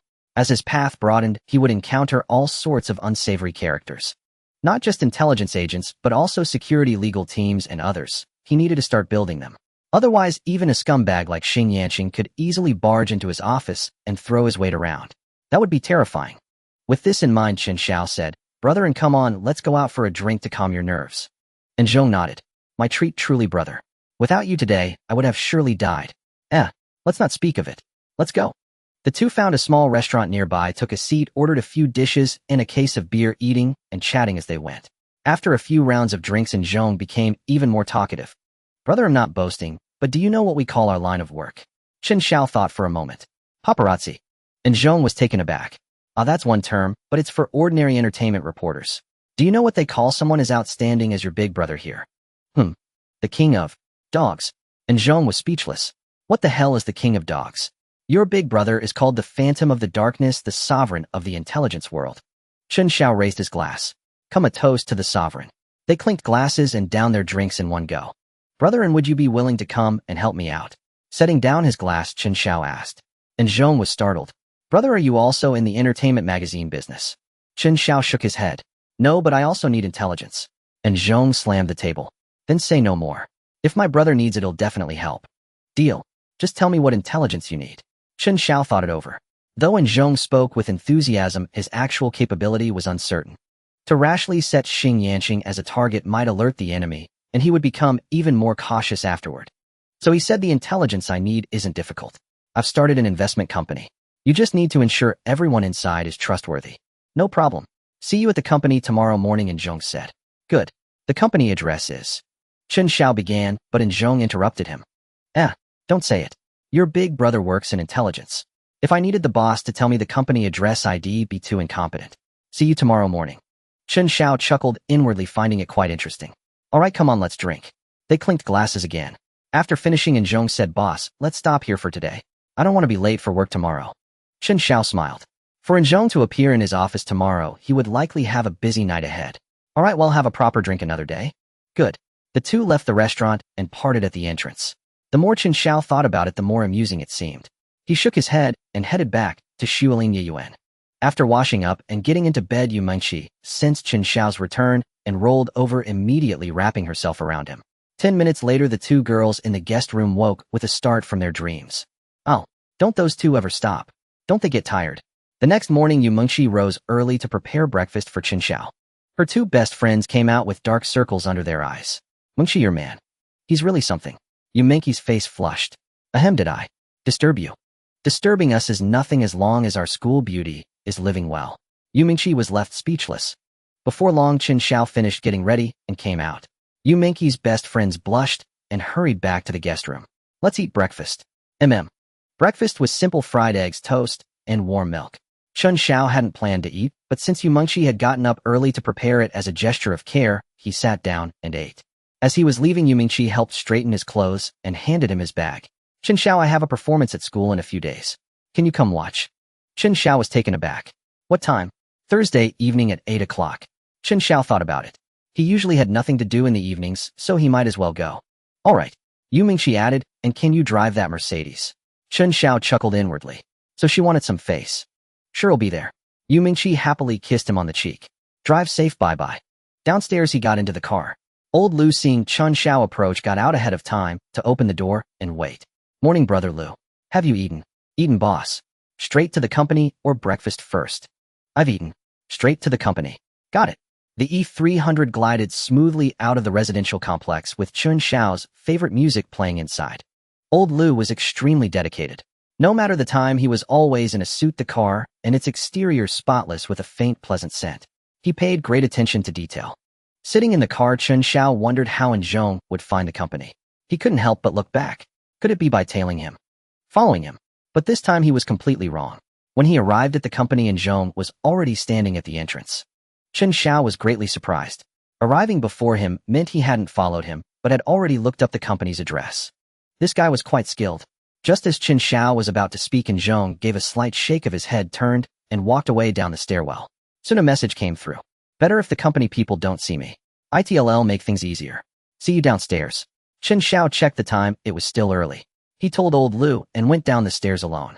Sure enough, he met and Zhong waiting there. Not bad, brother, Chen Xiao praised without reservation. And Zhong smiled. Are you satisfied, boss? Satisfied, very satisfied. From today, you're officially hired. Monthly salary of 20,000 with activity funds and bonuses separate. And Zhong's eyes widened in shock. This is too much, boss. My previous job averaged only 7 or 8,000. Chen Xiao patted his shoulder. It's fine. I'm always generous with my own people. Work hard. Also maintain your external intelligence network. We might need it later, especially in the financial sector. Go ahead and expand into new areas. And Zhong nodded. Understood, boss. His previous connections were mostly in the entertainment industry. Since the boss was interested in finance, he would need to build a new intelligence network. This process couldn't be completed overnight, but would require constant adjustment based on the boss' needs. You'll be in single-point contact with Su Tang. Apply to her directly for anything you need. Salaries and all expenses will also go through her. Understood, boss. Please give President Su a heads up, and he'll find a way to contact her. Chen Xiao was taken aback. And Zhong even knew that Su Tang was President Su. His efficiency was impressive. All right. After finishing with Zhong, Chen Xiao returned to his office. Today was a day he had greatly anticipated. The Longzhong coal stock was ripe for harvest. This wave would not only allow him to rake in a fortune, but also cause Xing Yanqing and the capital behind him to bleed out. The mere thought was exhilarating. Boss. Wang Peng and Xiao Su greeted him. Has it started? Boss, it surged at the open and is about to hit the daily limit. Chen Xiao smiled inwardly. Clear the position right at the limit up price. Got it, boss. Before long, Longzhong coal shot up to its daily limit without any surprises. Chen Xiao began to slowly sell off his nearly 500 shares of Longzhong coal stock. Upon seeing this, the capital market immediately branded him as the one who had crashed the market last Friday, and countless people began to curse him vehemently. That damn institution still trying to crash the market. The fake news you spread made me lose tens of thousands. Damn it. The authorities have announced good news, and you still want to crash it. They'll fight you with everything I've got. You bastard, did you actually believe the fake news you put out? Trying to crash the market now. Amid the overwhelmingly positive market conditions, Chen Xiao's liquidation proceeded with surprising smoothness. Over 4,000 lots of stock were completely cleared in less than an hour. Staring at the nearly 5,000 lots still on the limit up board, it seemed as if the retail investors were taunting him, saying, "Come on, keep going. Let's see who has more money." Chen Xiao had deployed a total of 450 million yuan in funds. Last Friday, he made a profit of 16.87, and with today's 10, that totaled 26.87. With 450 million yuan in capital, his profit reached 129 million yuan. This single maneuver propelled Chen Xiao into the billionaire club. Wang Peng and Xiao Su jumped and shouted with excitement, their gazes fixed on Chen Xiao in admiration.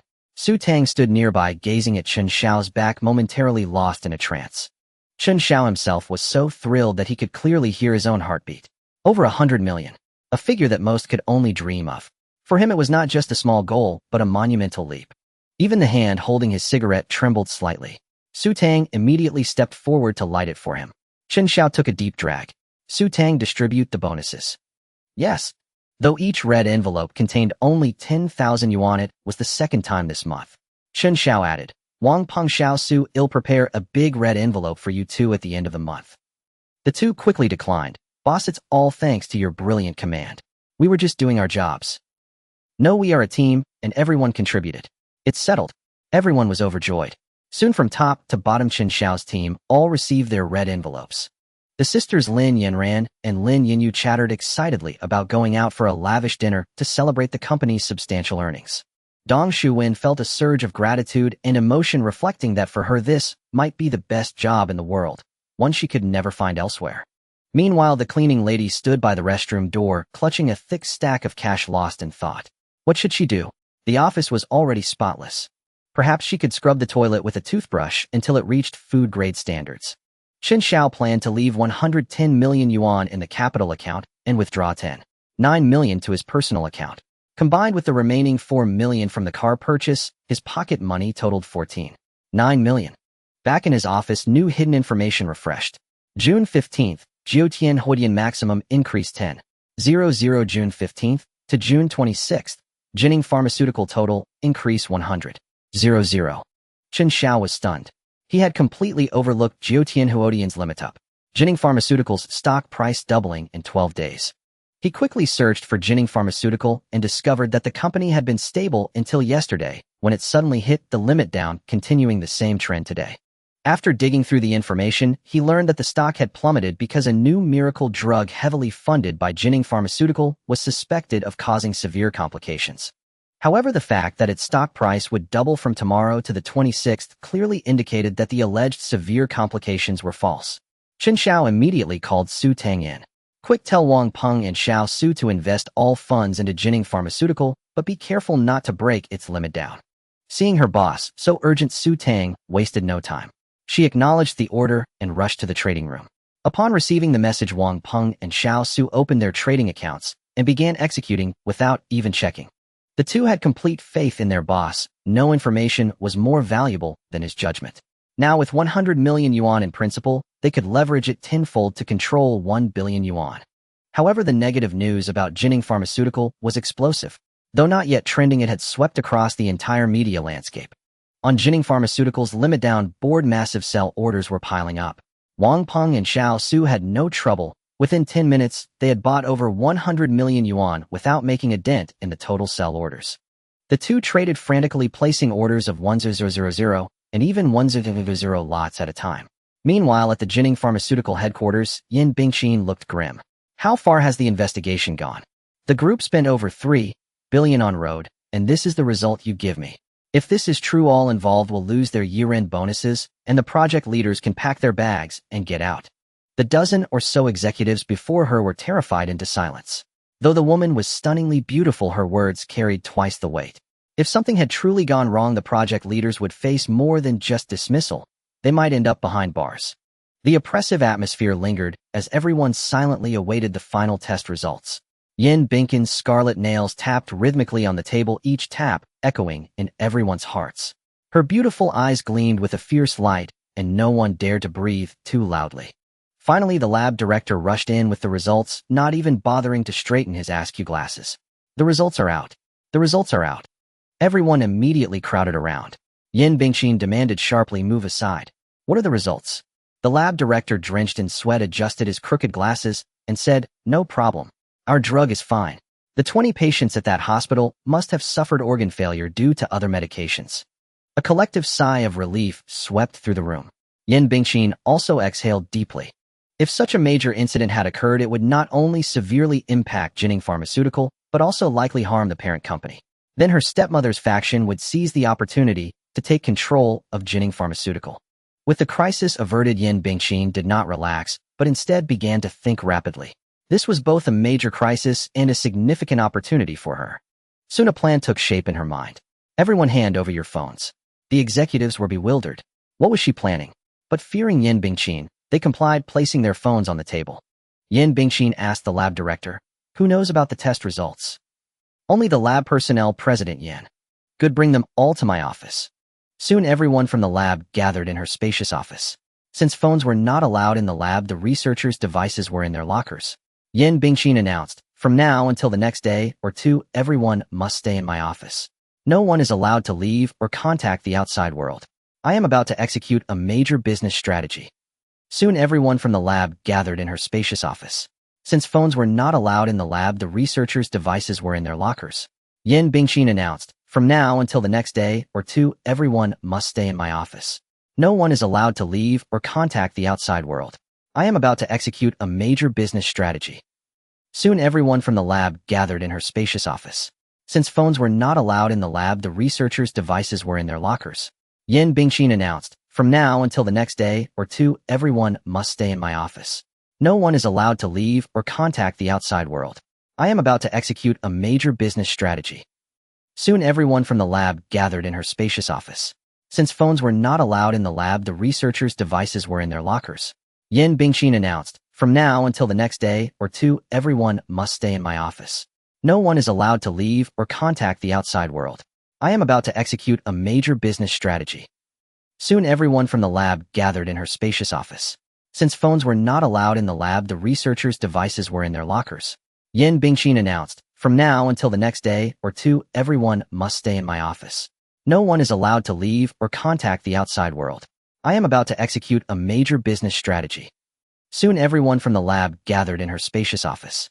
Since phones were not allowed in the lab, the researchers' devices were in their lockers. Yin Bingqin announced, "From now until the next day or two, everyone must stay in my office. No one is allowed to leave or contact the outside world. I am about to execute a major business strategy." Soon everyone from the lab gathered in her spacious office. Since phones were not allowed in the lab, the researchers' devices were in their lockers. Yin Bingqin announced, "From now until the next day or two, everyone must stay in my office. No one is allowed to leave or contact the outside world. I am about to execute a major business strategy." The crowd exchanged bewildered glances. President Yin crash. Yin Bingqin executed a swift split kick, shattering one corner of the solid wooden desk into splinters. Everyone present shuddered in fear. Any more questions? No. Excellent. Zhang Yuan, confiscate all phones and keep them under 24-hour surveillance. Order meals on time, fetch some blankets. They'll sleep here tonight. For the restroom. Use mine. Yes, miss. A formidable-looking female bodyguard led her team to seal the entrance tightly. Realizing there was no escape, everyone found a corner to rest. Yin Bingqin moved to another office and summoned her confidant. Immediately pool all funds and aggressively buy up Jinning Pharmaceutical stocks. Yes, President Yin. However, what?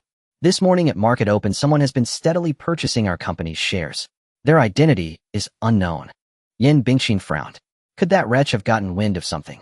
Impossible. The test results weren't out yet this morning. No one could have learned the outcome beforehand. Who could it be? Investigate. Focus on private securities firms. If it's a leveraged institution, they'll leave some clues. Yes. Yin Bingqin's beautiful eyes narrowed into slits. Who could be so interested in Jinning Pharmaceutical stock? For Yin Bingqin, this crisis was the perfect opportunity to seize complete control of Jinning Pharmaceutical. She planned to snap up more shares before her stepmother's faction could react, aiming for an absolute controlling stake of 51. From then on, this high-quality conglomerate would be firmly in her grasp. At 10:30 a.m., Wang Peng reported mid-trade, "President Su, someone else is competing with us for Jinning Pharmaceutical shares." Su Tang confirmed this. Continue. Ill-inform the boss. All right. Upon hearing the news, Chen Xiao pondered. Could he keep running into Xing Yanqing every time? Ignore them. If they have insider information, they'll want to keep the stock from hitting the daily limit down. They'll buy within a safe threshold, just like us. Understood, boss. Su Tang left. Chen Xiao stared at the screen in his office, noticing that the other institution was indeed acting in tacit coordination with him. Both sides scrambled frantically for Jinning Pharmaceutical shares operating below the safety line, each relying on their own resources. The market remained deeply pessimistic. The scandal was too massive, so many people affected at once. If the worst happened, Jinning Pharmaceutical could face delisting or bankruptcy. Now everyone was desperate to flee. At Jinning Pharmaceutical headquarters, Yin Bingqin ordered all exits on this floor sealed. Her financial team was frantically buying stocks. Standing before the glass curtain wall, she watched a fleet of cars race up and stop at the main entrance. A group of people rushed out and hurried into the building. Yin Bingqin sneered, "Humph, a bunch of incompetents trying to challenge me." Minutes later, at the top floor executive area, the arrivals were blocked by her security. Yin Yin screamed at the entrance. "Yin Bingqin, get your ass out here." Yin Bingqin crossed her arms with a cold snort. "Whose dog is barking outside my door?" "You?" "Yin Bingqin, you're finished. Causing such a mess with Jinning Pharmaceutical. Father will never forgive you." At this mention, Yin Bingqin's expression turned even frostier. "Yin, you bastard born from your mother's scheming, what right do you have to stand here? The Atlantic Group was founded by my father and mother. What does it have to do with you?" Seeing Yin Bingqin angered, Yin laughed instead. "Right, I thank your mother for granting me 25 of Jinning Pharmaceutical shares." Yin Bingqin gritted her teeth. "Fine, you have shares, don't you? Then he'll destroy it. Without Jinning Pharmaceutical, I still have other group shares. What do you have?" "You." Yin had rushed over in a fury precisely because Jinning Pharmaceutical was her only stake. After all, she was born to the younger wife. Owning 25 of this multi-billion-dollar subsidiary was already a feat. Combined with her mother Lu Mai's 20, The mother-daughter duo, though lacking absolute control, were major shareholders. Just you wait. With that, she stormed off with her entourage. Yan Bingqin smirked. Worthless. I'll wait right here to see if you dump your shares. The reason for her grand scheme was simple. This group was founded by her late mother. Since returning from overseas studies, she had vowed to reclaim Jining Pharmaceutical. The opportunity came abruptly. A crisis handed her the hope of regaining control. Shortly after, Yan left, a massive sell order flooded the stock market. Yan Bingqin sneered inwardly. Trying to cash out and run. Then you'd better hurry. Sell too little. How would you feel the pain? Ha ha. The trading board of Jining Pharmaceutical was fraught with turbulence.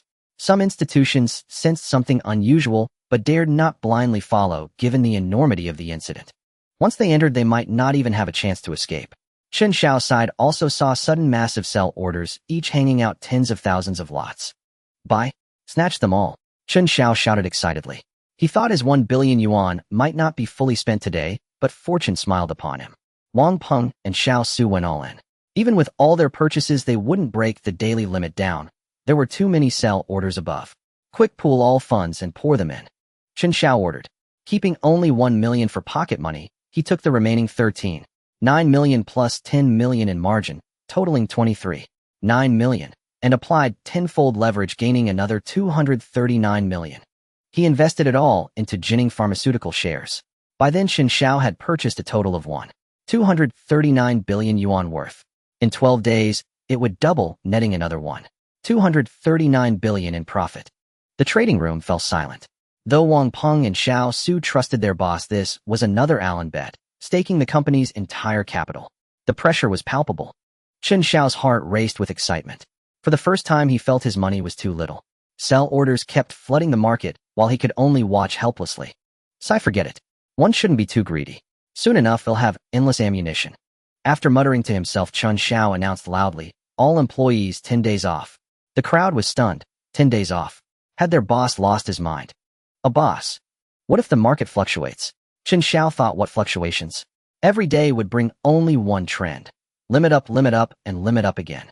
But reflecting on his earlier outburst, he added, all right, let's do rotating shifts for now.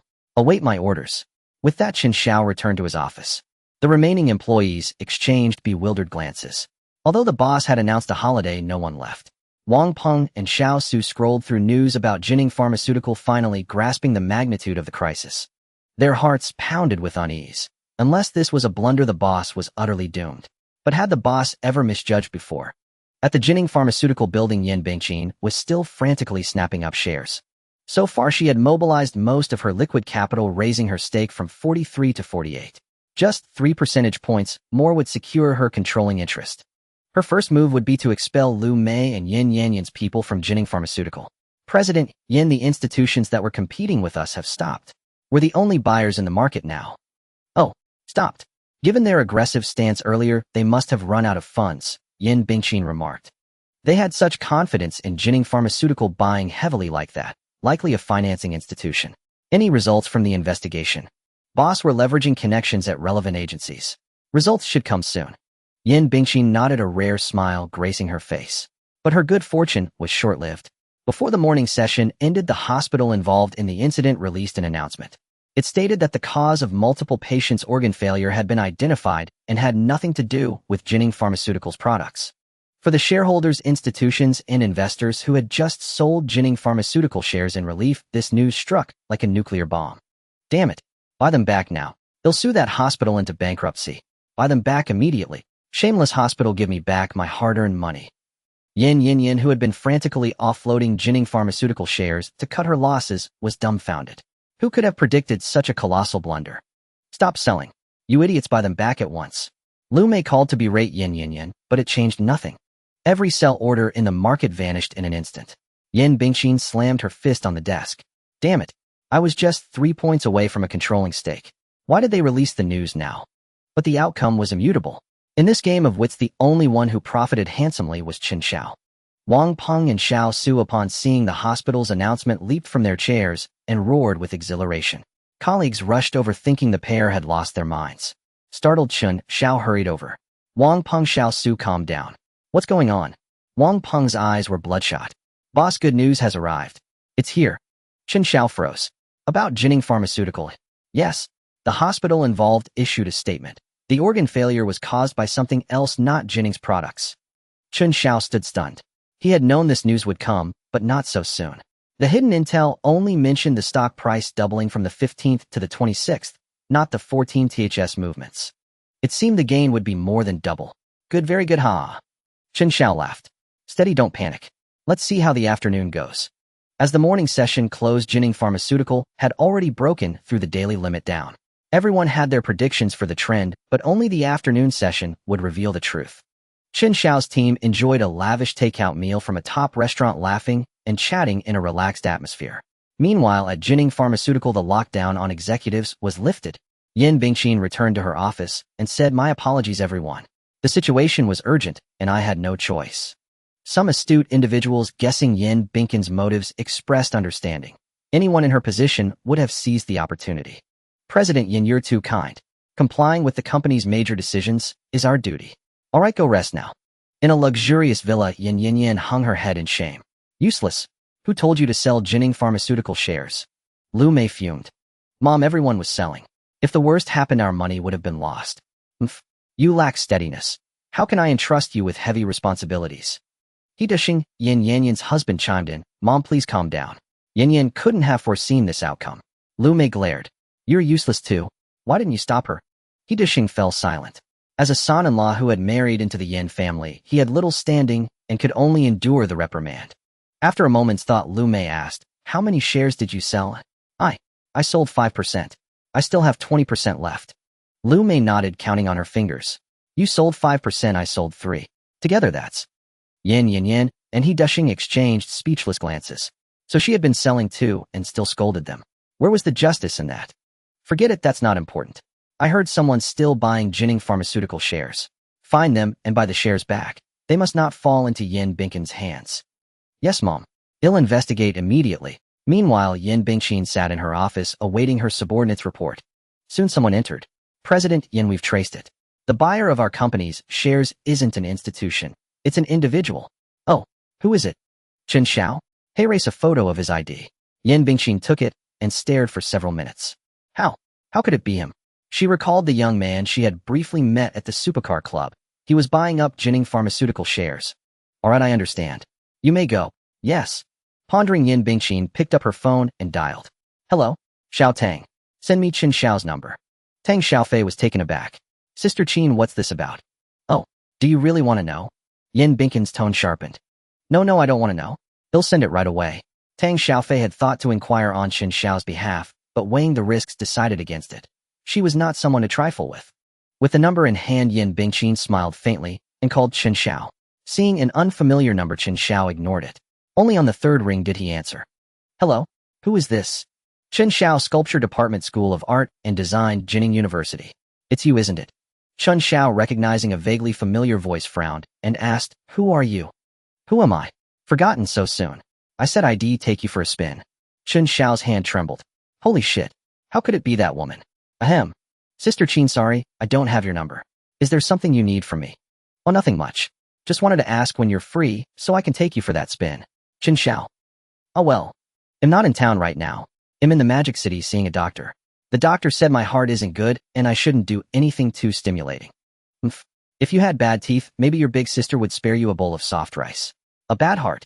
Don't give me that crap. If your heart is so bad, why did you buy a sports car?" Chen Xiao. "Well, let's talk when I get back. The signal is bad here. Hello. Can't hear you. Bye, Sister Qin." Beep, beep, beep, beep. Yan Bingqin stared at the phone, stunned. This kid. He's actually quite interesting.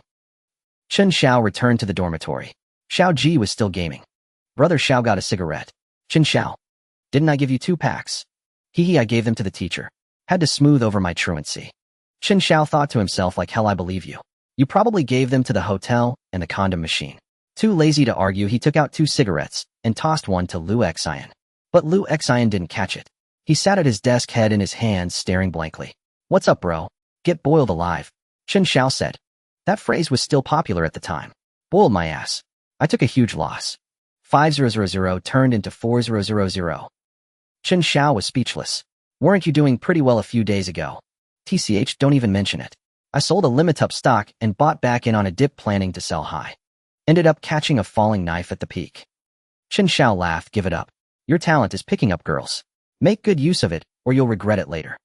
Lu Xin. Looks to me like your talent is picking up girls. You disappear every other day. Just then the roar of an engine suddenly erupted outside the dormitory. The tremendous noise could be heard across half the campus. Holy crap, a sports car. Xiao Ji dropped his computer and rushed out. Lu Xian headed out. A sports car. Let's go see. Chen Xiao had a bad feeling. He didn't remember anyone driving a sports car to school in his past life. Curious, he walked out too. Reaching the corridor and looking down, he saw a deep green Lamborghini Reventon. Holy shit, that car must be a few million, right? A few million. That's for an ordinary Lamborghini. A Reventon costs at least 15 million on the road. My god, there's someone like that at our school. Chen Xiao wasn't particularly surprised, but he was curious about who was showing off so flawlessly. Just then the scissor door swung upward. A long leg emerged from the car, followed by a tall, noble, and coldly beautiful woman holding a megaphone. Chen Xiao's pupils constricted. Holy crap, wasn't that Yin Bingqin? Yin Bingqin raised the megaphone toward dormitory building No. 5 and shouted, Chen Xiao, be my boyfriend. If you don't agree today, I'm not leaving. Chen Xiao's legs went weak, and he nearly collapsed in fright. Xiao Ji, Lu Xian, and the other students stared at Chen Xiao in utter bewilderment. Ahem, a namesake. It's not me. I'm going down to ask her if she's crazy. With that, he dashed downstairs. Holy crap, sis, stop yelling. Keep this up, and it'll become famous. Yin Bingqin lowered the megaphone, a smirk curling at the corner of her mouth. Are you coming with me or not? If you don't come, I'll drive around the campus honking. Let's go. Hurry. Chen Xiao jumped into the passenger seat. Satisfied, Yin Bingqin tossed the megaphone into a trash can, got into the driver's seat, and roared off. The Lamborghini Reventon carrying Chen Xiao might have left Jining University, but the storm it stirred up engulfed the entire school's rumor mill. On the campus forum, photos of the Lamborghini Reventon and the beautiful woman were everywhere. Chen Xiao had covered his face when he went downstairs, so there were no clear pictures of him. But his name had become a symbol known to all. Tancheng stared blankly at the forum. She could tell at a glance that it was Chen Xiao. A supercar, a beautiful woman, and Chen Xiao. How could these two elements be connected to him? Li Wenli sighed softly. This is the kind of girl who's worthy of him, right? Xia Yudi was immersed in gaming, never paying attention to such news. Sunning was off campus and didn't know what had happened. Lu Xian and Xiao Ji lit cigarettes for each other, leaning on the corridor railing, smoking blankly. Did he pick up a sugar mama? Xiao Ji took a deep drag. Looks like we can't stay cooped up in school forever. Get out more, and maybe we'll run into a blind sugar mama. Fuck. Lu Xian cursed through his cigarette and turned back to the dorm. Xiao Ji stayed on the railing until the cigarette, but burned his fingers before snapping out of it. On the ring road, Chen Xiao looked gloomy. If he weren't afraid of getting beaten up, he'd have thrown a few insults her way. Yin Bingqin saw his sullen face and felt like laughing. What's wrong? Am I not good enough to be your girlfriend? Chen Xiao rolled his eyes. I've got plenty of girlfriends. I can't aspire to someone like you. Matt, I didn't originally plan to come to your school, but you weren't answering my calls. This was the only way to find you. Chen Xiao, what exactly do you want from me? Yin Bingqin smiled faintly. They'll tell you when we get there. The Lamborghini Reventon drew countless stares along the way. Dozens of minutes later, they finally arrived at the JHMB1 Supercar Club, which was Zhang Meng's territory. Apart from weekends, the venue was usually empty most of the time. Yin Bingqin's car drove into the club without any hindrance and stopped on the track. Chen Xiao looked nervous. What exactly are you planning? Yin Bingqin leaned over. Chen Xiao, I came to see you today to talk about a business deal. Chen Xiao was taken aback. Business? What business could I possibly have with you? Yin Bingqin usually appeared cold and aloof, but when she smiled, she was incredibly charming and beautiful. You and I are naturally talking about the Jining pharmaceutical business. Chen Xiao was stunned. How did she know I bought shares in Jining Pharmaceutical? But soon he figured it out. Using financing institutions to leverage investments inherently made it impossible to keep secrets. Even the person behind Xing Yanqing could trace him, let alone the heiress of Jining's richest family. How do you want to negotiate? What's your connection to Jining Pharmaceutical? Yin Bingqin was taken aback. You bought the stock without even checking the company's background. Chen Xiao replied, I didn't have time. I'll look it up later. Yin Bingqin was speechless. What did he mean by didn't have time? He'd already bought it. Why bother checking now? Impressive. She gave a thumbs up and explained Jining Pharmaceutical is a subsidiary of the Atlantic Capital Group, and it's the company I manage. Chen Zhao's mouth twitched. Haha, what a coincidence. But regardless of who owned it, he still had to make his money. Do you want to buy my shares? Chen Xiao asked. Exactly. Name your price, Yin Bingqin said. Chen Xiao pulled out his phone and saw that Jinning Pharmaceutical had already hit the daily limit. If he waited until the 26th, the stock price would double, yielding a profit of 13,739 billion. Yin Bingqin, are you willing to pay even more than that to buy it? You really want to buy? Chen Xiao asked. Of course, why else would I go through so much trouble to get you out? Chen Xiao nodded. How much are you offering? Yin Bingqin rolled her eyes. I asked you first. You go first. Fine. I hold about 3 of Jinning Pharmaceuticals shares purchased for 12.39 billion. If you want them, I'll sell for 27 billion. Yin Bingqin's beautiful eyes widened, her lips slightly parted. Are you crazy? Selling to me at more than double the price? Chen Xiao said, that's right. I believe Jinning Pharmaceutical stock is worth that much. Yin Bingqin fell silent. She knew the massive benefit the newly launched drug, developed with heavy investment, would bring to the group. If held long-term, the stock could easily rise by 50%, if not double. But in business, one never reveals their hand immediately. Chen Xiao, you bought it for 12 billion, and it's been less than a day. I'll give you 15 billion, sell it to me, and I'll have your back from now on. Chen Xiao laughed. Then there's nothing to discuss. I'm getting out. Click. The doors locked. The engine roared with a thunderous growl. Gripping the steering wheel, Yin Bingqin said, 18 billion. Big Sis is being generous. Chen Xiao quickly refastened his seatbelt and held on tight. No way. Don't threaten me with this. I've slept on a roller coaster before. Yin Bingqin smirked. You passed out from fear, didn't you? Chen Xiao was speechless. Who said that? I really can sleep through it. Not scared at all. Oh. Yin Bingqin raised an eyebrow. Then let Big Sis take you for a couple of laps before we talk. Oh no. The Lamborghini Reventon's tires screeched against the ground, and it shot forward instantly. Chen Xiao felt as if a giant hand was pinning him to the seat, making it hard to breathe. The scenery blurred past, and his adrenaline surged. Sweat instantly drenched his palms and forehead. He turned his head with difficulty to look at the speedometer. Within 10 seconds, the car was at 233 km/h and climbing rapidly. It was terrifying. Riding in someone else's car was completely different from driving himself. When he drove, he felt in control. With Yin Bingqin, he had no idea when a single mistake would lead to disaster. Little brother Chen Xiao, sell it to me for 20 billion, okay? Chen Xiao shook his head with difficulty. Oomph. The engine roared again, and Chen Xiao instantly experienced the speed of a high-speed train from his past life. But in that past life, he had been calm and composed. Now he was panicked, tears streaming uncontrollably. 349 km/h. Chen Xiao dared not utter a word, afraid of distracting Yin Bingqin. A slight tremor from her, and it would all be over. A club staff member shook his head and sighed. Sigh, that woman is terrifying. Did you inform the boss? Yeah, barely made it. When the boss got the news, he was already at the club entrance and turned right around. After more than 10 minutes, the Lamborghini Reventon slowly came to a stop. The intense driving had also taken a toll on Yin Bingqin. She let out a yell to release the tension. Chen Xiao fought back the urge to vomit, his eyes bloodshot and face flushed. Are you insane? Do you have a death wish? Yin Bingqin laughed. What's there to fear? Every time I'm stressed, I take a lap, and afterward I feel refreshed. Chen Xiao was speechless. Same here. I usually take a lap too and feel just as refreshed. Yin Bingqin was shocked. Don't you not have a driver's license? Chen Xiao said, well, not all vehicles require a license. Yin Bingqin was confused. A bicycle? Ahem, you wouldn't understand. Let's get back to business. I've given you my final price. Yin Bingqin thought for a moment. Little brother, your price is too high. It's beyond my expectations. It's not high at all. Besides, the fact that you're so eager to get my shares suggests you have a deeper purpose, doesn't it? Yin Bingqin paused, then leaned over and lifted Chen Xiao's chin with her finger. Little brother, being too clever isn't good for you. Chen Xiao was speechless. Don't do anything rash. I can fight, you know. She giggled. Didn't your good friend Tang Xiaofei tell you about my skills?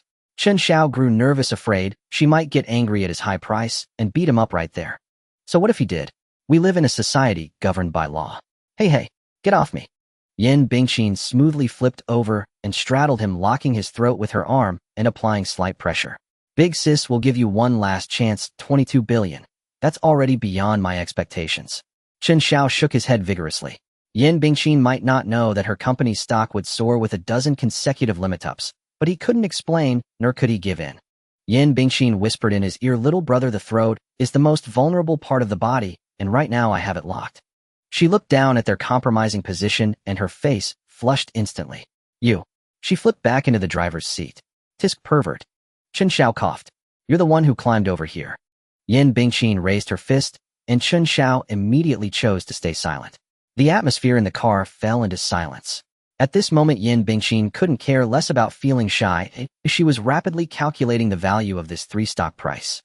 If Yin Yin and her mother learned the news, the price they would offer to prevent her from holding absolute control over Jining Pharmaceutical would surely be higher than her own. But the problem was she had just burned through over 2 billion and didn't have that much liquid capital on hand. Let me take you back first and allow me some time to think, okay? Chen Xiao nodded. Sure, take me back to the company. You've messed up the school. How can I go back? TCH. With a beautiful woman driving a supercar chasing you, you don't realize how many people envy you, and yet you still complain. Chen Xiao replied.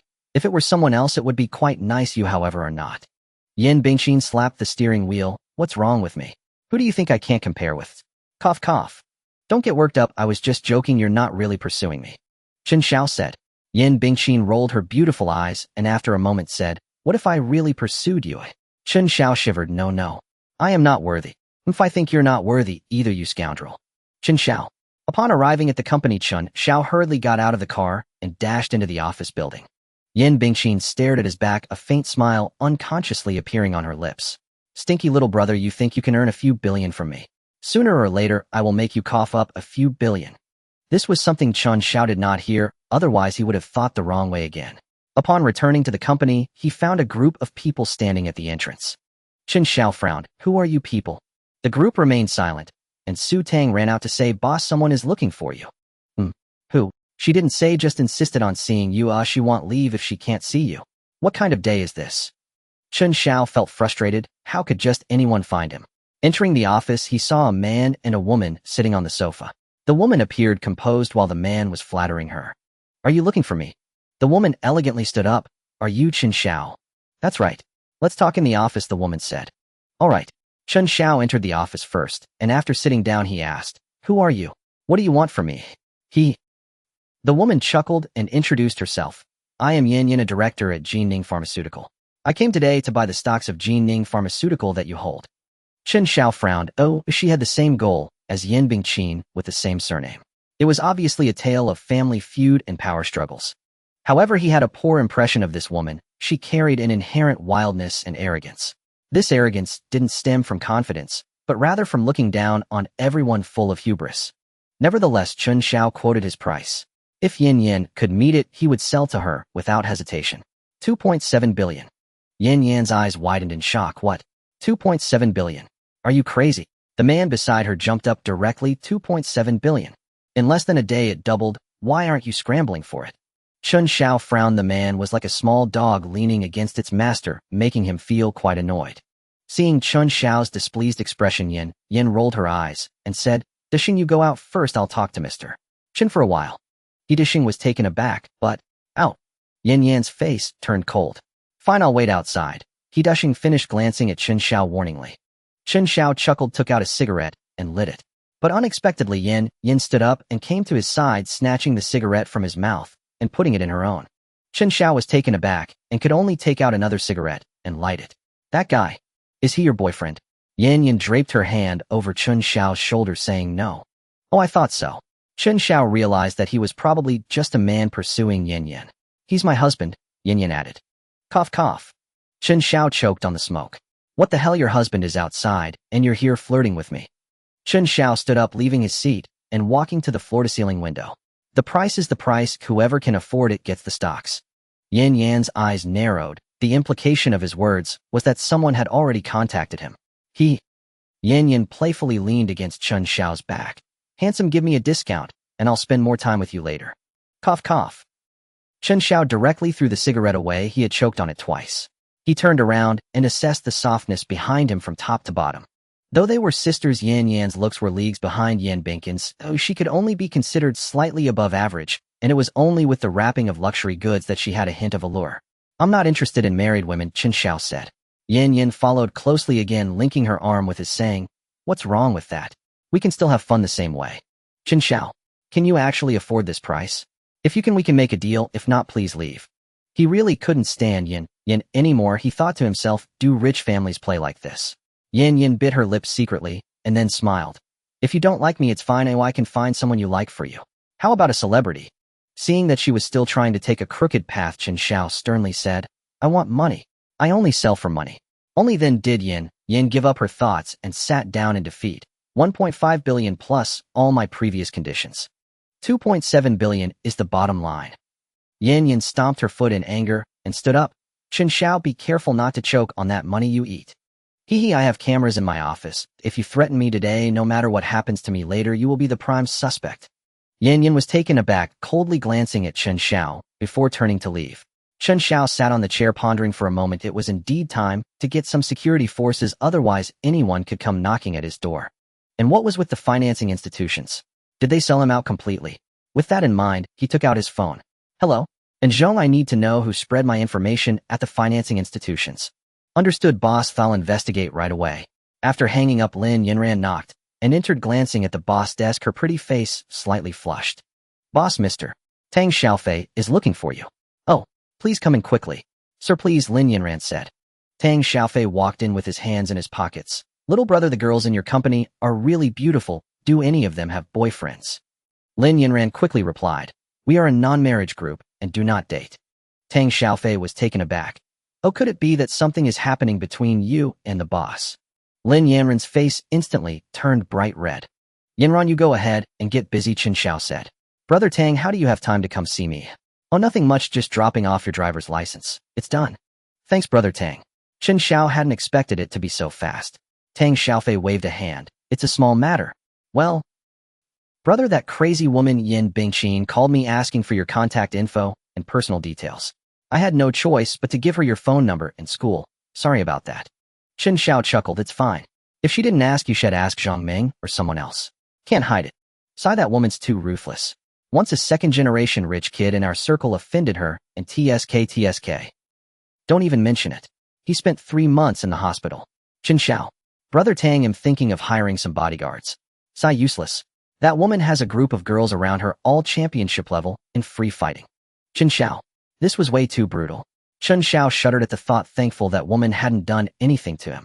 What he didn't know was that the number of people who had seen Yin Bingqin smile could be counted on one hand. Yet with him, she had smiled several times. After chatting for a while, Chen Xiao saw Tang Xiaofei off. Alone, he took the keys to the parking lot, intending to try out the supercar again. But as he reached the underground parking lot, he saw several people surrounding a woman. Come clean, what's Chen Xiao's background? Who is he? No, I don't know. Chen Xiao was startled. They're asking about me. And the one surrounded was Su Tang. Hey, who are you people? Chen Xiao shouted. A few young men who looked like thugs turned around. What's it to you? You want a medal? Su Tang shook her head in terror, but didn't reveal Chen Xiao's name. Go, they're not good people. Chen Xiao was speechless. This silly girl. If they're not good people, leaving you here alone would end badly. Brothers, let's talk nicely. How much money will solve this? The leader, a pockmarked man with yellow hair, rolled his neck and said, how much money do you have? Acting like a big shot, huh? Beat him. No. Su Tang rushed over, instantly shielding Chen Xiao. Go, we'll hold them off. A warmth spread in Chen Xiao's heart. It's okay, Su Tang, step aside. The pockmarked yellow-haired man then realized, you wouldn't be Chen Xiao, would you? Chen Xiao said, whether I'm Chen Xiao doesn't matter. What matters is who you're working for. Whatever they're paying, you'll double it. Haha, think money's everything. Brothers, tie him up. A group charged at him instantly. Chen Xiao calmed down immediately, watching the frontrunner closely. When the distance felt right, he delivered a direct kick to the groin, rendering the man helpless. Then he focused on the second. After taking down 2 with consecutive kicks, the others swarmed in and tackled Chen Xiao to the ground. Though Chen Xiao was physically fit, 2 fists couldn't beat 4 legs, and these were thugs with plenty of fighting experience. Su Tang pulled desperately, shielding Chen Xiao with all her might, taking countless blows herself. Stop! At that moment, old Lu roared and rushed over. He tossed aside the rag he was holding, took off his coat, grabbed 2 men by the scruffs of their necks, swept their legs out from under them with a single move, and then stomped twice on their faces. The 2 lost all ability to resist. Seeing this, the other thugs abandoned Chen Xiao, and Su Tang, encircling old Lu instead. Old Lu assumed a fighting stance, ready for anything. Just then, the building's security guards also rushed over. The pockmarked yellow-haired man glanced at Chen Xiao, called his lackeys to help the fallen, and fled. Boss, are you alright? Old Lu asked with concern. I'm fine. Check on Su Tang. I'm fine too, boss, Su Tang said, frowning. Not fine. Brother Lu, bring the car around. Take Su Tang to the hospital for a checkup. Sure, boss. Su Tang refused. Boss, what if the company needs me? I'm fine. No. Chen Xiao said in a tone that brooked no refusal. The company's matters are small. If you have some internal injury, delaying it would be trouble. With that, he scooped Su Tang into his arms and placed her in the car. The three went to the hospital, and after a series of tests, thankfully, no vital organs were harmed. There was only some soft tissue contusion requiring 4 fluids to reduce inflammation. Su Tang insisted on going home to apply some medicated oil, but Chen Xiao refused. You have to get the 4 here.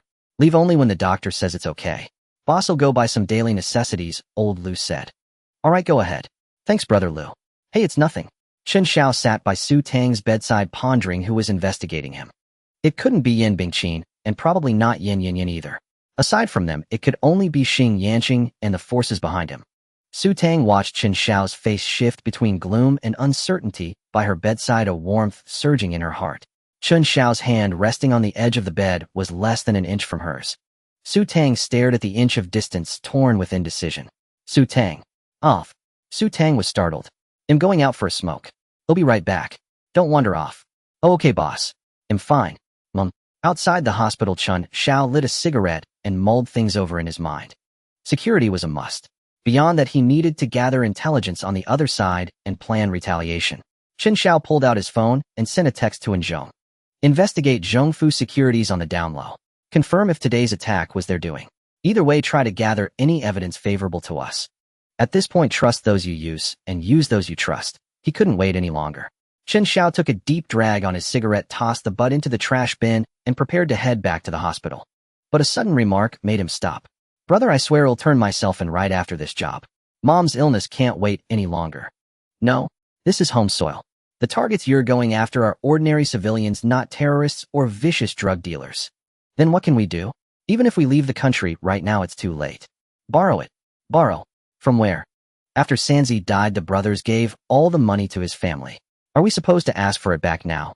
Sanzi's ashes haven't even been interred yet. What would his family think? How can Sanzi rest in peace? Chen Xiao, overhearing this, sensed these 2 brothers were no ordinary men. He took a half step back and saw 2 burly men arguing, their faces twisted in pain. On the arm patches of their jackets were the words, Dongzhou Guard. Security. The 2 were extremely alert. The moment Chen Xiao glanced at them, they turned their heads, their icy gazes sending a shiver down his spine. Cough. Brothers, don't misunderstand. I saw Dongzhou Guard on your arm patches. May I ask, are you bodyguards? Cough. Brothers, don't misunderstand. I saw Dongzhou Guard on your arm patches. May I ask, are you bodyguards? We are. Do you need security services? Bro, what time is it? Can that little money even cover the surgery? Chen Xiao said with a smile. Maybe it will, depending on your skills. The hot-tempered, burly man furrowed his brows and walked over. Kid, as long as you can get me the money for my mother's surgery, just say who needs to be taken care of. Chen Xiao was startled. This was truly a ruthless character. From the man's face, he saw only ferocity and resolve, without a hint of hesitation or doubt. The 2 men's muscles were striated, and their exposed skin bore numerous gruesome scars. Chen Xiao couldn't imagine what they had been through. What should I call you? The slightly more composed man said. I'm Lei Yong, and this is my brother Lei Ting. Chen Xiao nodded. Let's talk about the price.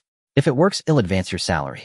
Lei Yong didn't underestimate him because of his age, for he saw something extraordinary in the young man's calm and seasoned eyes. We're at 600 a month, now 100 for the 2 of us, 14400 a year. We need a 5-year advance. Chen Xiao handed them 2 cigarettes. Both took them, but Lei Yong held his without smoking, while Lei Ting leaned against the wall, took a deep drag, and blew a long stream of smoke upward. Tell me about your background. Lei Yong glanced around and spoke in a low but clear voice. My brother and I, along with a few others, used to work for Blackwater Security, mainly on 5-year contracts for protection, reconnaissance, and escort in the Middle East. Holy shit. Chen Xiao was utterly shocked. These were mercenaries. And from the snippet of conversation Head overheard, Lei Yong had a strong moral compass. Where is your mother? I'd like to see her. Lei Yong nodded and led Chen Xiao into the hospital, with Lei Ting following silently behind. At the ward, the 2 brothers knelt by the bed. Mom, a friend came to see you. An old woman with white hair opened her eyes and said, hurry and offer him a seat. Xiao, have you gotten into trouble again? The hot-tempered Lei Ting was as docile as a child before his mother. Mom, no, I haven't. You told me to listen to Big Brother, and I have. That's better. Now give our guest a seat. Chen Xiao said, any no need. Lei Yong, Lei Ting, and I have some business to attend to. Oh, then go ahead. Don't worry about me, I'm fine. Andy will be just outside. Call us if you need anything. Go on. Watching the two burly men helplessly hovering by the sickbed, Chen Xiao deeply understood the saying that a penny can stump a hero, let alone hundreds of thousands. Outside the ward, Chen Xiao said, "First take me to pay the old lattice medical bills. We'll discuss the rest later." Lei Yong and Lei Ting's eyes widened, and they stammered with excitement. "Sir, really? You're not joking with us?" Chen Xiao shook his head. "Let's go? Don't delay the old lattice treatment." Lei Ting rubbed his hands excitedly. "Big brother, I'll take this, sir." With that, he grabbed Chen Xiao's hand and pulled him along. Chen Xiao felt his wrist clamped like in a steel vice. Lei Yong immediately kicked Lei Ting. "Let go. Apologize to the sir." Lei Ting froze, then quickly bowed. "Sorry, I got too excited." Chen Xiao waved his hand. "It's fine. Let's hurry." Lei Yong said, "You stay guard at the ward. He'll take the sir." Lei Ting was clearly reluctant, but he had to obey his brother, so he stood at the door like an iron tower grumbling. Everyone coming in and out of the ward tiptoed around him. "Let's go. My name is Chen Xiao. Just call me by name." No, mister. Chen, this way, please." At the payment window, Chen Xiao asked about the fees. If the surgery alone cost around 5,000.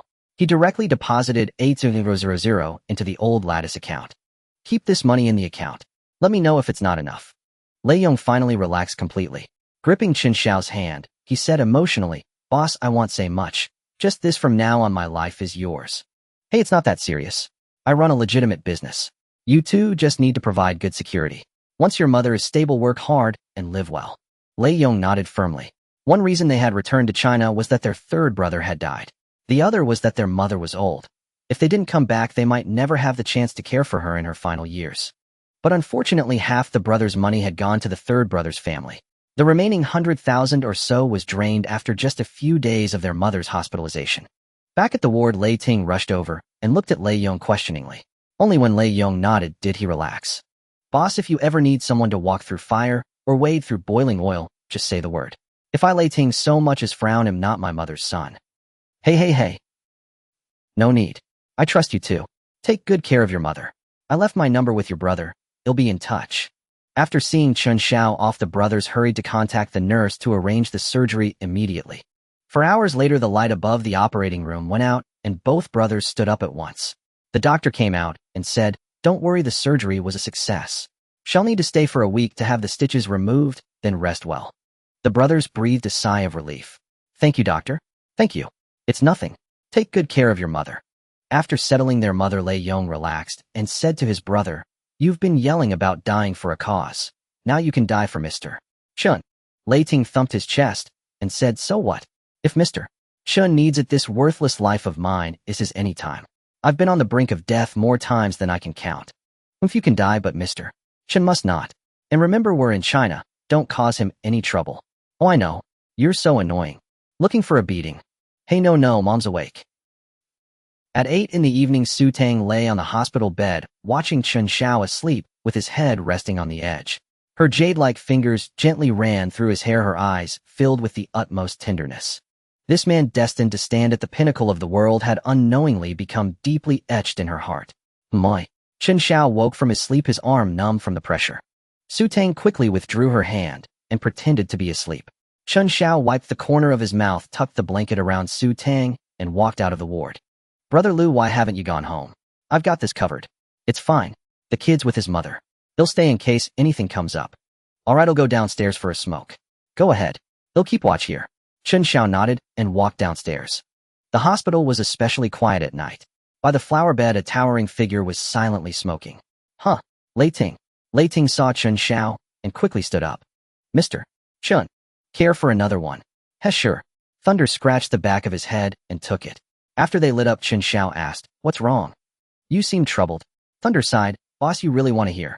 Go on, think of it as a heart-to-heart between friends." "Friends? All right." Thunder gazed into the night sky. The word friend had always been foreign to me. My life was a constant storm of blood and blades teetering on the edge of life and death. Was just another day at work. Chen Xiao was deeply intrigued by the brothers' past, a world he had never touched, with scant information available online about such groups. Later, we broke away from the company and formed our own mercenary squad. Then, during a convoy mission, our intel was catastrophically off. Facing hundreds of frenzied enemies, we fought tooth and nail to break out. That's where Sanzi fell. It was clearly a setup, but before he died, he made us promise not to investigate to take his body home and give him a proper burial. So, we came back. Chen Xiao was slow to recover from Thunder's tale. Though he had never lived through the mercenaries' bloody storms, he could well imagine the trials they had endured. He patted Thunder's broad shoulder. Don't dwell on it. Since you're back, live well. For Sanzi's sake, too. Thunder nodded emphatically. Boss today. Hey, no need for thanks or apologies. From now on, my safety is in your hands. Thunder declared solemnly, boss, rest assured. Anyone who wants to harm a single hair on your head will have to step over my dead body first. Chen Xiao smiled. Go home and be with your mother. Yes, boss. The next morning, the moment Chen Xiao awoke, he felt a soft warmth against him. He snapped his eyes open only to find himself somehow in a hospital bed, with Su Tang sleeping soundly in his arms, a trace of drool at the corner of her mouth. Damn. Chen Xiao carefully got out of bed, tucked Su Tang in, and stepped out of the ward. Old Lu was asleep on a lounge chair outside. Chen Xiao didn't wake him. Instead, he went downstairs to visit the brother's mother. Auntie, up so early. Though her face was still pale, her spirits seemed good. You must be Boss Chen. I don't know how to thank you. You saved my old life. Please don't say that, Auntie. Your son saved you, they just used their own wages. Lei Yong and Thunder were moved. Just then, Chen Xiao's phone rang. Seeing it was Yin Bingqin, he excused himself and stepped out of the ward. Hello. Hey, Chen Xiao, did that bitch, Yin come see you yesterday? Yes, she did. Damn, what a slut. She didn't try anything, did she? Chen Xiao chuckled inwardly. Like what? What else? Isn't that all she knows? Throwing money around and sleeping with people. How you think I'd be interested in her? Yin Bingqin muttered. True, you even turned down me. Ahem, anyway, can you come to my company? What made up your mind? Just come and we'll talk. Alright, see you soon. Hanging up, Chen Xiao thought for a moment, then entered the ward. Thunder, can you come with me on an errand? Of course, why wouldn't I be? Always available. Lei Yong added, go ahead, I've got everything covered here. Then he warned Thunder, listen to the boss and don't cause any trouble. Thunder waved dismissively. Their mother pressed, did you hear your brother? Don't you dare bring trouble to our benefactor. This time Thunder behaved, grinning. Ma, relax, I'm not a kid anymore. Don't I know that much? Don't worry, if the boss told me to jump off a building, I wouldn't even blink. Nonsense. Just do your job properly. Got it, Ma. Annie, we're off now. Outside the ward, Chen Xiao laughed. Thunder, you must have been quite a handful growing up, huh? Thunder scratched his head sheepishly. Had just a wild kid back then.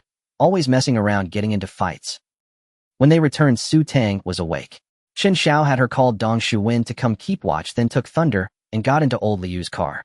The moment he shifted into work mode, Thunder was a different man, his sharp eyes constantly scanning for any potential danger. Chen Xiao had brought Thunder precisely to avoid being intimidated by Yin Bingqin's force every time they met. The car pulled up at Jining Pharma, and Chen Xiao led Thunder into the lobby. But they ran into Yin, who had been waiting there. Seeing Chen Xiao, she sashayed over a small army of bodyguards in tow. Thunder narrowed his eyes, positioning himself strategically behind Chen Xiao's right flank, ready to intercept any attack. Well, if it isn't little brother Chen Xiao. Miss me? Chen Xiao frowned. This woman had no shame. Sorry, I'm not here for you. No matter. A chance meeting is fate, don't you think? I have a private room upstairs. Care to go have a deeper chat? No thanks, I'm in a hurry. Move aside. Yin smirked. And if I don't? Heh. Chen Xiao gave a cold laugh. Thunder was about to step forward. These small fry were nothing to him, but Chen Xiao held him back. No rush. Someone else will handle it, save us the trouble. Just then a group of women in black came down from upstairs. Their gait alone spoke of their toughness. Thunder stepped back again. The women forcefully parted Yin's bodyguards. Mr. Chen, this way, please. Yin stamped her foot in fury. This is my company. Is there no law? But no one paid her any attention. Her hired thugs were fine against street punks and ordinary folks, but against professionals they were outmatched. All she could do was watch Chen Xiao walk away. In the top-floor office, Yin Bingqin smiled. What are you that scared of me? You even brought backup. Thunder stood at attention to the side, eyes fixed ahead. Chen Xiao grinned. He's my brother. Just tagging along for the ride. Yin Bingqin said, I called you here today about the stock issue. Chen Xiao smiled and asked, is the money ready? Yin Bingqin cast him a resentful glance. Money, is that all you care about? Can't we talk about something else? Chen Xiao thought for a moment. Assets would work too. Real estate, property, anything is fine. Yin Bingqin was speechless. Fine. I only have 3 billion in cash plus 200 acres of land in the development zone worth about 400 million. If you agree, then it's settled. If not, then Big Sister has no more money left. Chen Xiao was stunned. Damn, she's thrown in a piece of land. Let me see where it's located. Yin Bingqin had it ready. She tossed over a map with the plot already marked. It's this plot. Chen Xiao took a look. The place was nestled between mountains and rivers. Though barren now, in a few years it would be a prime piece of real estate, easily increasing 4 or 5 times in value. But for Chen Xiao, a 4 or 5-fold increase over several years was still too slow. Since Yin Bingqin couldn't come up with the cash now, if he could unlock his funds a few days earlier, before the 25th, he could use that money to earn a lot more. No matter how he calculated it, it was a good deal. Deal? He'll send someone to sign the contract with you later. Hey, no, let's sign now. Chen Xiao said, my company isn't even registered yet. How can we sign? Can individuals buy and sell land? Yin Bingqin was stunned. You're playing with billions in funds, and you don't even have a company. What a genius. If she could get him to marry into the family, that would be a tremendous asset. In high society, interests come first, and Yin Bingqin was immediately intrigued. Ahem. Chen Xiao, have you ever considered coming to work for me? Work for you? Chen Xiao exclaimed. Don't be ridiculous. Yin Bingqin said softly, don't refuse so quickly. I can get a marriage certificate with you and give you shares in my group company. That's worth tens of billions, you know. No. I can't abandon all my women. Yin Bingqin was speechless. That's okay. I can turn a blind eye as long as you're discreet. This time it was Chen Xiao's turn to be stunned. Were the values of high society really this open? Ahem, that's not necessary. He'll be going now, Chen Xiao said. Wait, Yin Bingqin stood up. How long will it take you to set things up on your own?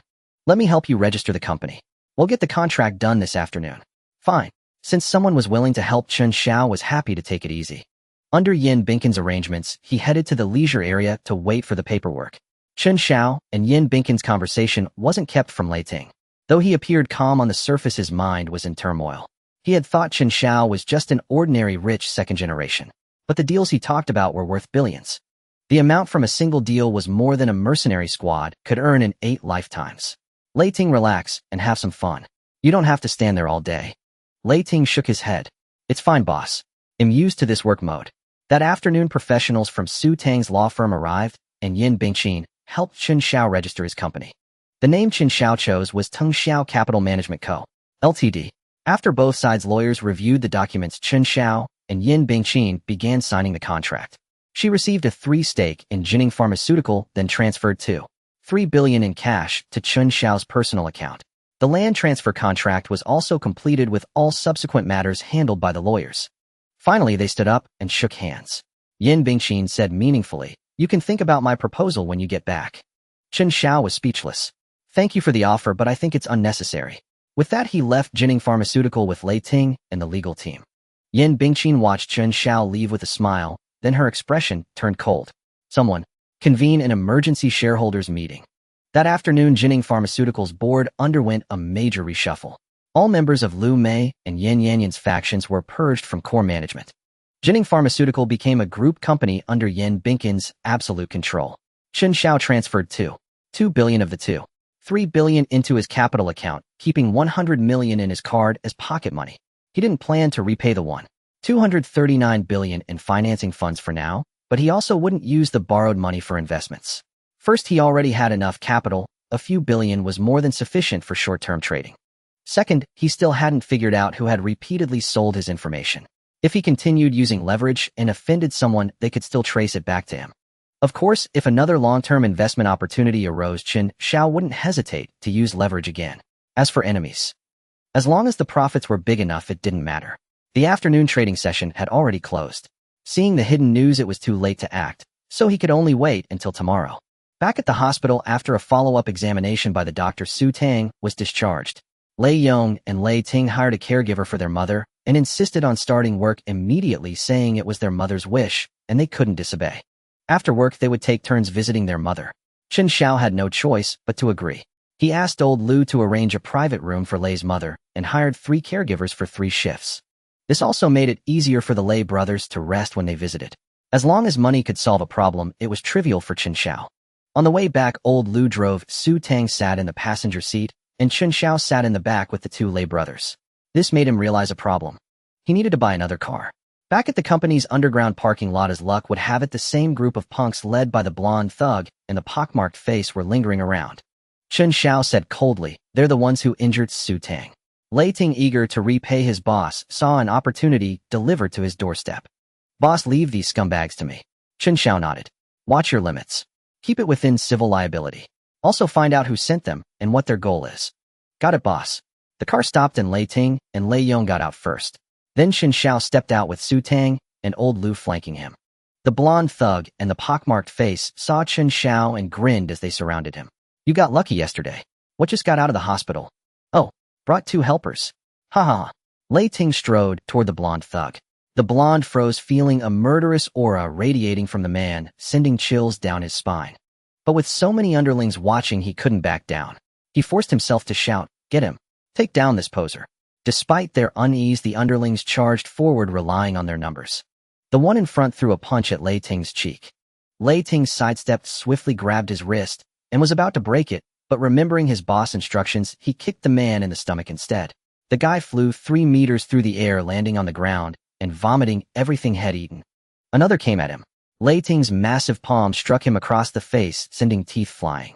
The man spun twice on the spot before collapsing. The rest met the same fate. Lei Ting threw a left punch, a right kick, taking down each one with a single move. In seconds, all of them were on the ground. A dozen men lay wailing, leaving only the blonde thug trembling in fear. Lei Ting, still looking relaxed, straightened his slightly rumpled clothes and cracked his neck, producing a series of sharp pops. A cruel smile curling at his lips, he closed in step by step and taunted, "So how do you want to die?" The blonde was utterly terrified. He had never seen anyone so formidable. But he had no idea of Lei Ting's true horrors. "Big brother, I was wrong. I failed to recognize your greatness.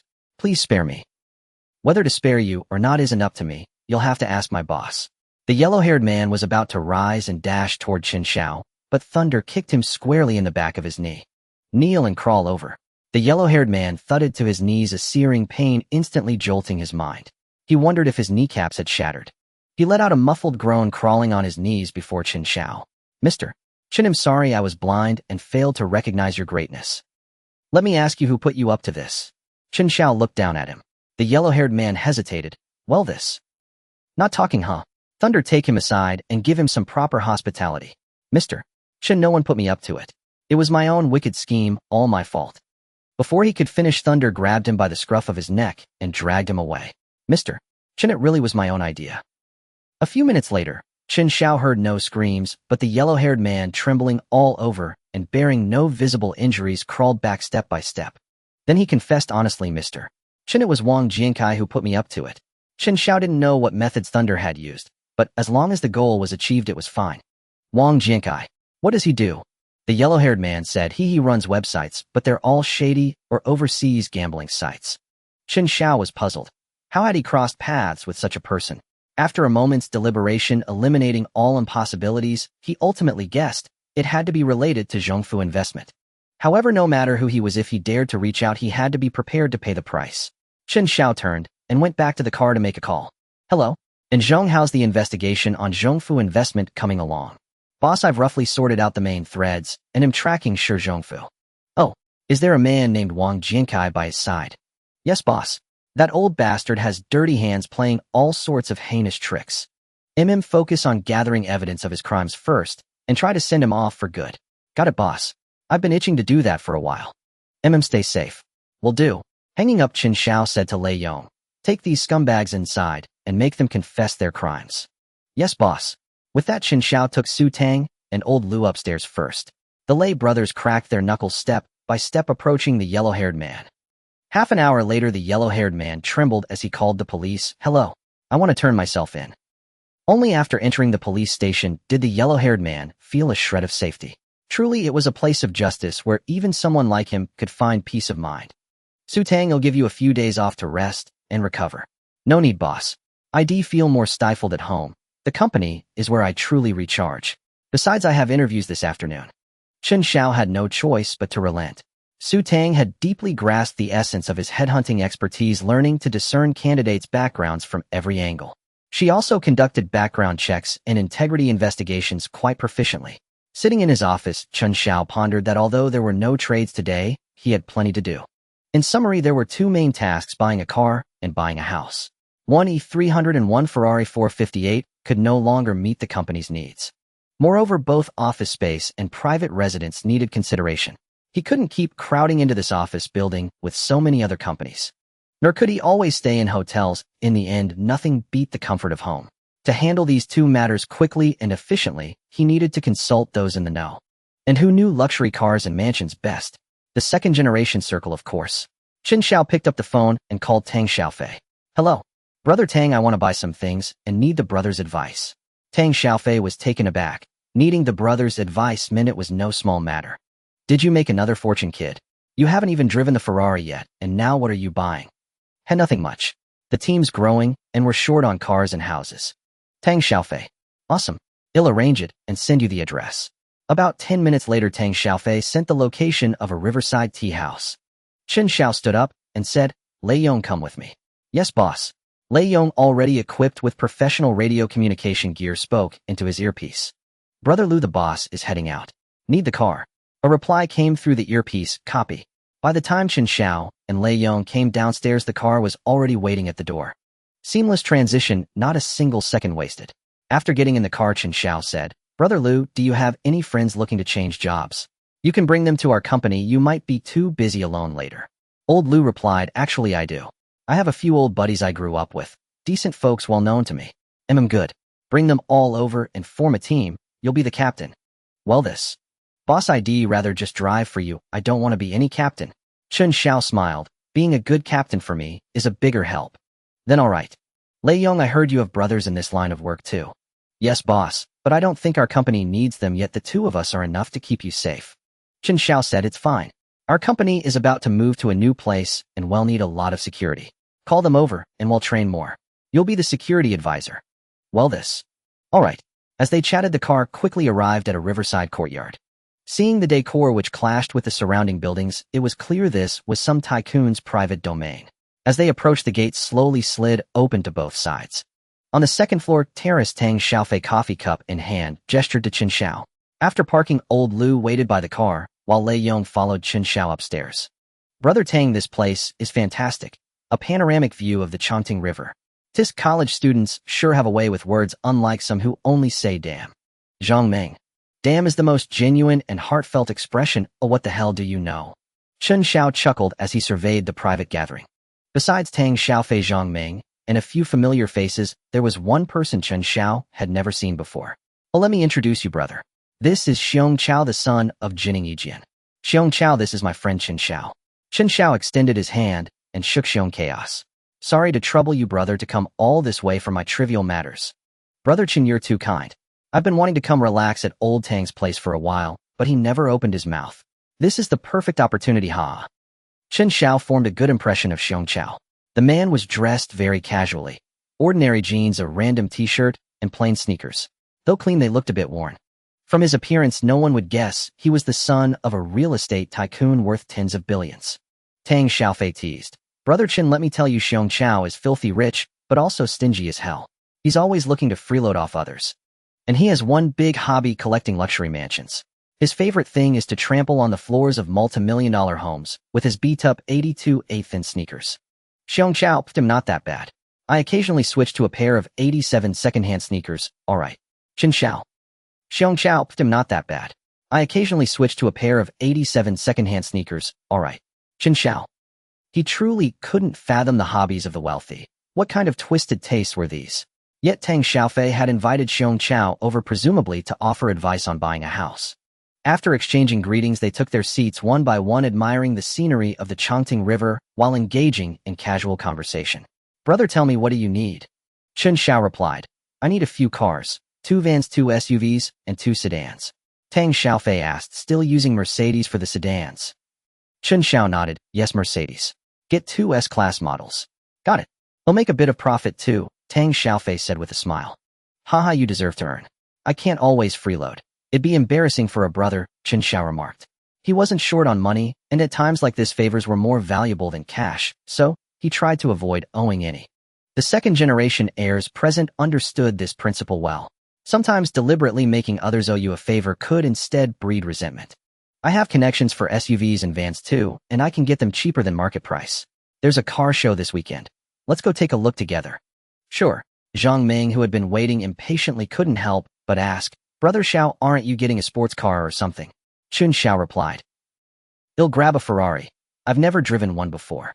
Zhang Ming coughed. Hey, a sports car, even if you don't drive it, it's satisfying just to look at. Chen Xiao thought about it. It was true. Every time he passed a parked Ferrari, a wave of exhilaration surged within him. Do supercars participate in the car show too? They do. All right, well, check them out together then. Got it.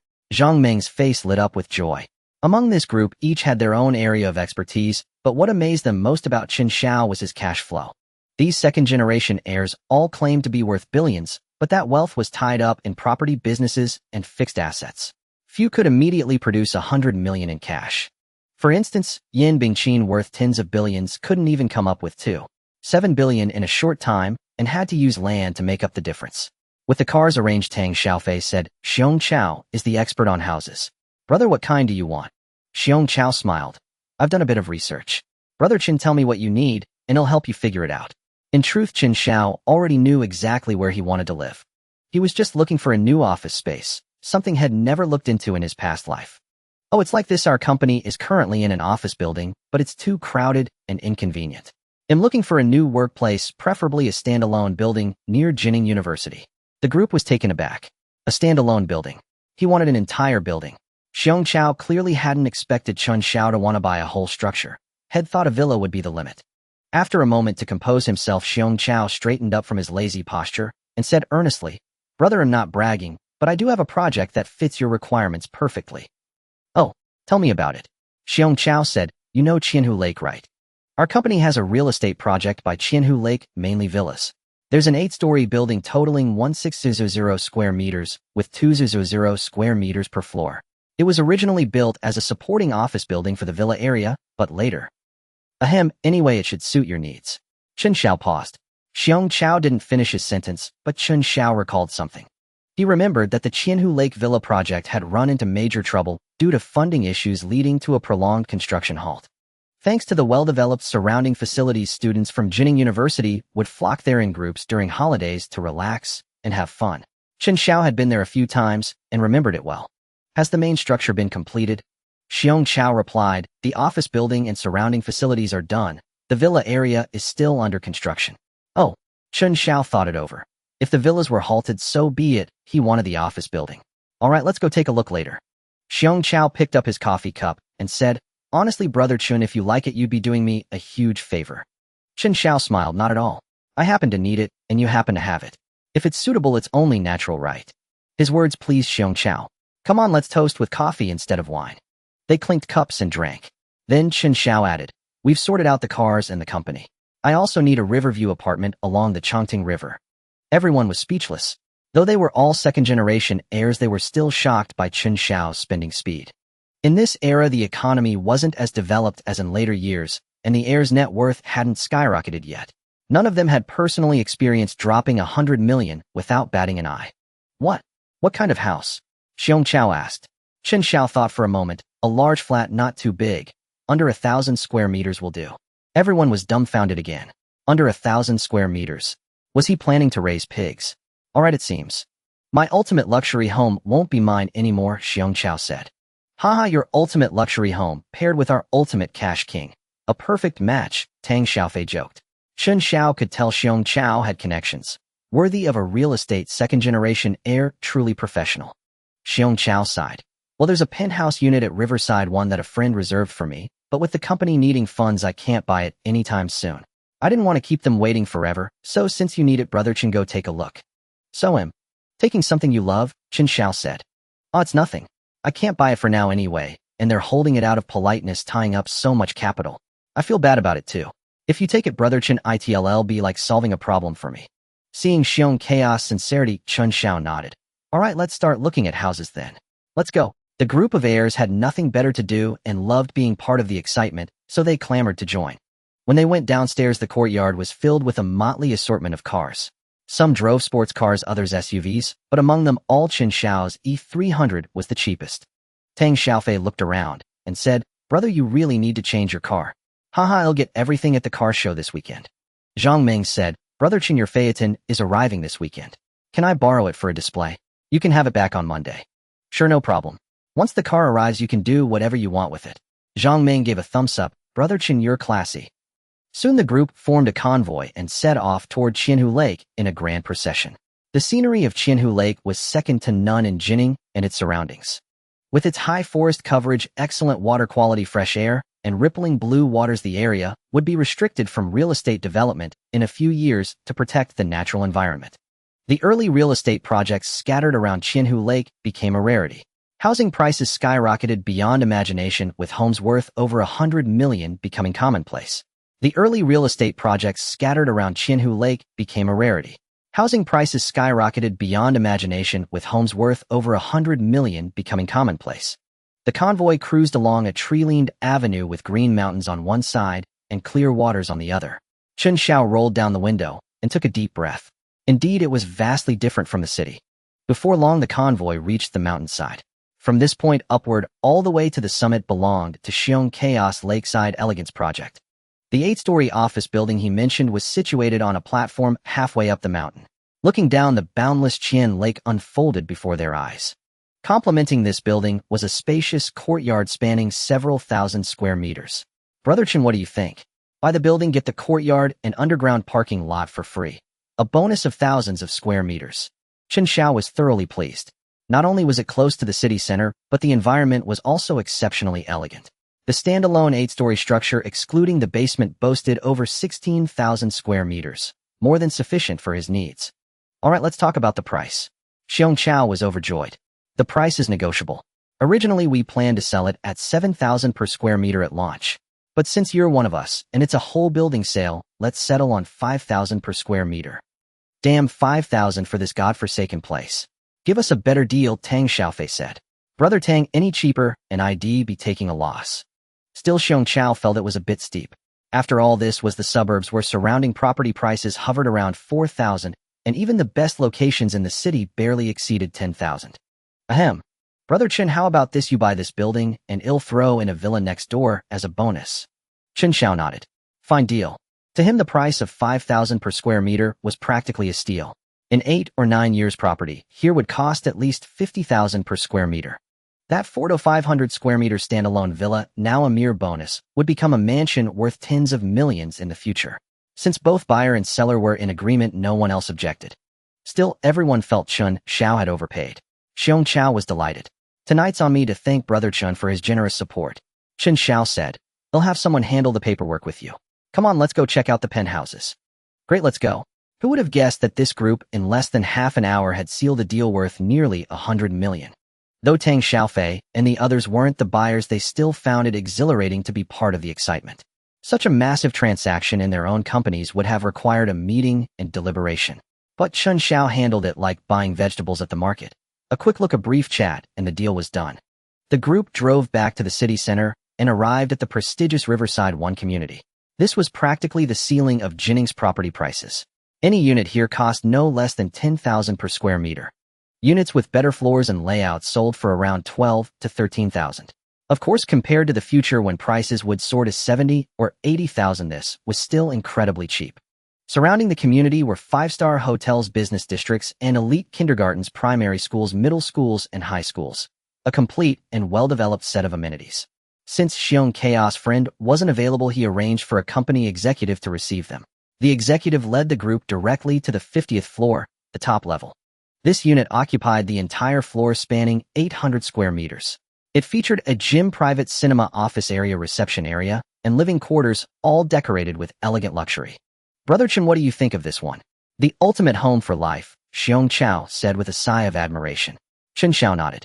Brother Xiong, you're truly a real estate tycoon with vision far beyond mine. The property you've chosen has left me speechless.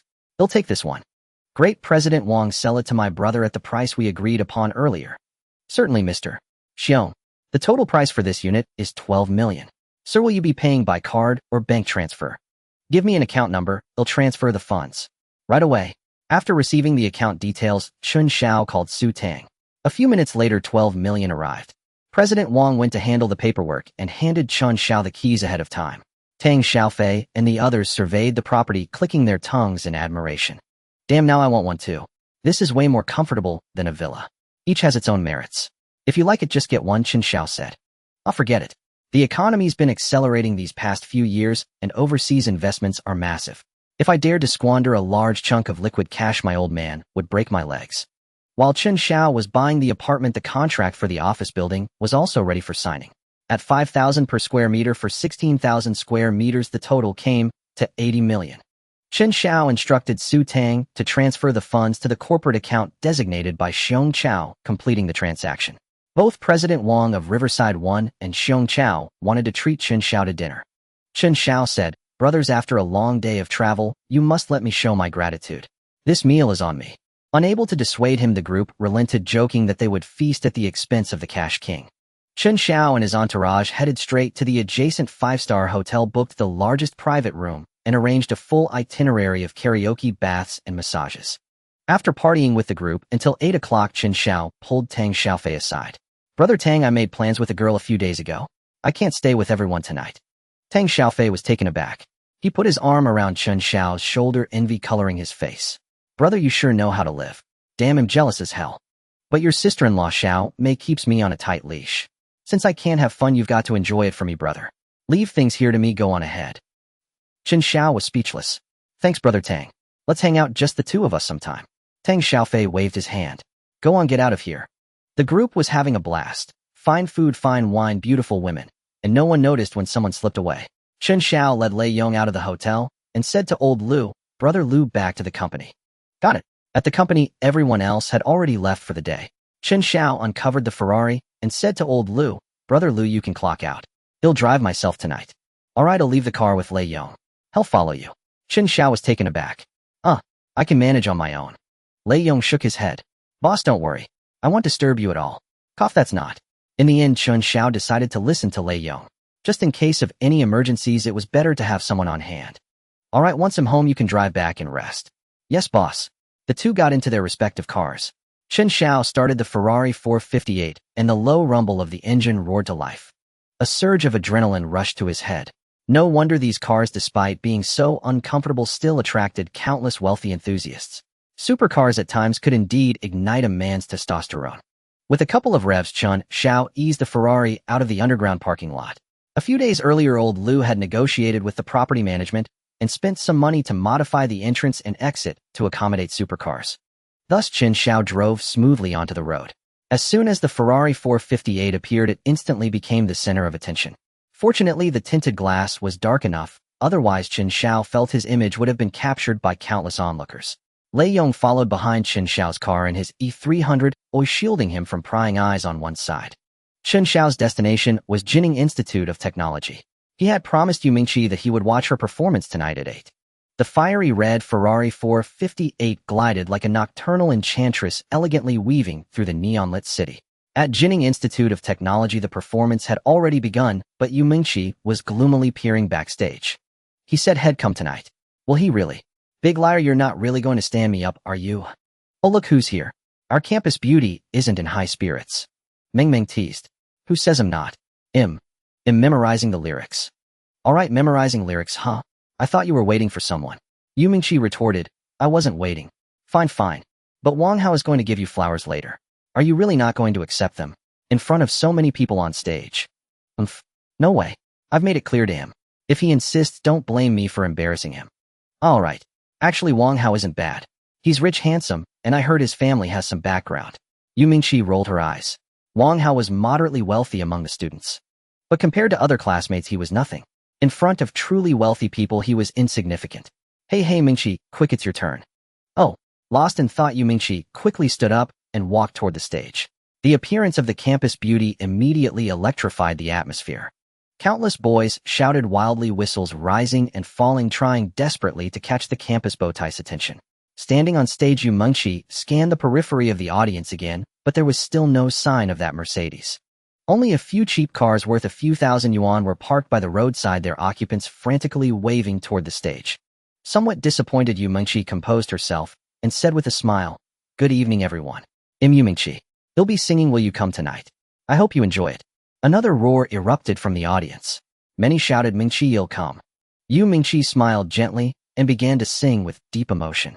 They say that when God closes a door, he opens a window. But for some, God not only flings open all doors and windows, but also tears down the walls. Yu Mingqi was such a person. Not only was she stunningly beautiful, but her singing and dancing were equally exquisite. Her song left the audience spellbound. Her status as the undisputed goddess of the institute was forged by the combination of these talents. Today, Yu Mingqi once again solidified her position as the campus beauty of Jining Institute of Technology with her voice. But even the most beautiful song must end. Yu Mingqi was no exception. As the song neared its end, her voice conveyed increasing melancholy.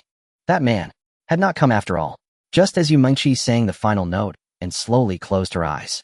Amid the thunderous cheers from the audience, a faint roar of an engine could be heard. The red Ferrari drove into the campus, its aggressive roar instantly drawing everyone's attention. Many students of this era didn't recognize the car. They only felt it was futuristic, flawless, and exorbitantly expensive. It glided forward amid the neon brilliance. Even the night seemed more dazzling because of it. With a high-decibel roar, the red Ferrari 458 elegantly arrived at the edge of the venue and slowly came to a stop. Yu Mingqi looked curiously in that direction. Unnoticed by everyone, a black Mercedes trailed far behind. Had Chen Xiao come? Why didn't he approach? Yu Mingqi wondered. Just then the Ferrari's door opened, and Chen Xiao stepped out. Yu Mingqi's eyes lit up. He had come after all. Mingqi, this bouquet. Wang Hao ascended the stage with flowers, but Yu Mingqi joyfully leaped, bypassed him, ran down to Chen Xiao, and threw herself into his embrace. Wang Hao watched the goddess fall into another's arms, his heart aching. Yu Mingqi cooed, "Why so late? I thought you forgot." Chen Xiao patted her delicate back. "How could I? The campus bowtie's performance. I had to come and support you. You're so annoying. That silver tongue of yours must have fooled countless girls." Chen Xiao smiled, but said nothing. Yu Mingqi craved face and vanity. So he gave her face and vanity. With a sudden sweep, he lifted her into his arms. "Tonight you are my princess." With that, he placed her into the Ferrari's passenger seat. Then he got and floored the accelerator and drove off campus amid countless envious gazes. He not only took away Jining Institute's campus beauty, but also earned the heartfelt curses of all its male students for 8 generations of his ancestors. In the car, Yu Mingqi was still shaken by the Ferrari's extreme acceleration. Yet her face showed no anger. Instead, she was excitedly exploring the interior. "Wow, Chen Xiao, is this car yours too?" "Yes. It's absolutely gorgeous. It must be very expensive, right?" "It's okay. A bit over 4 million. 4 million. Oh my god, that's too expensive." The Ferrari's price far exceeded Yu Mingqi's wildest dreams.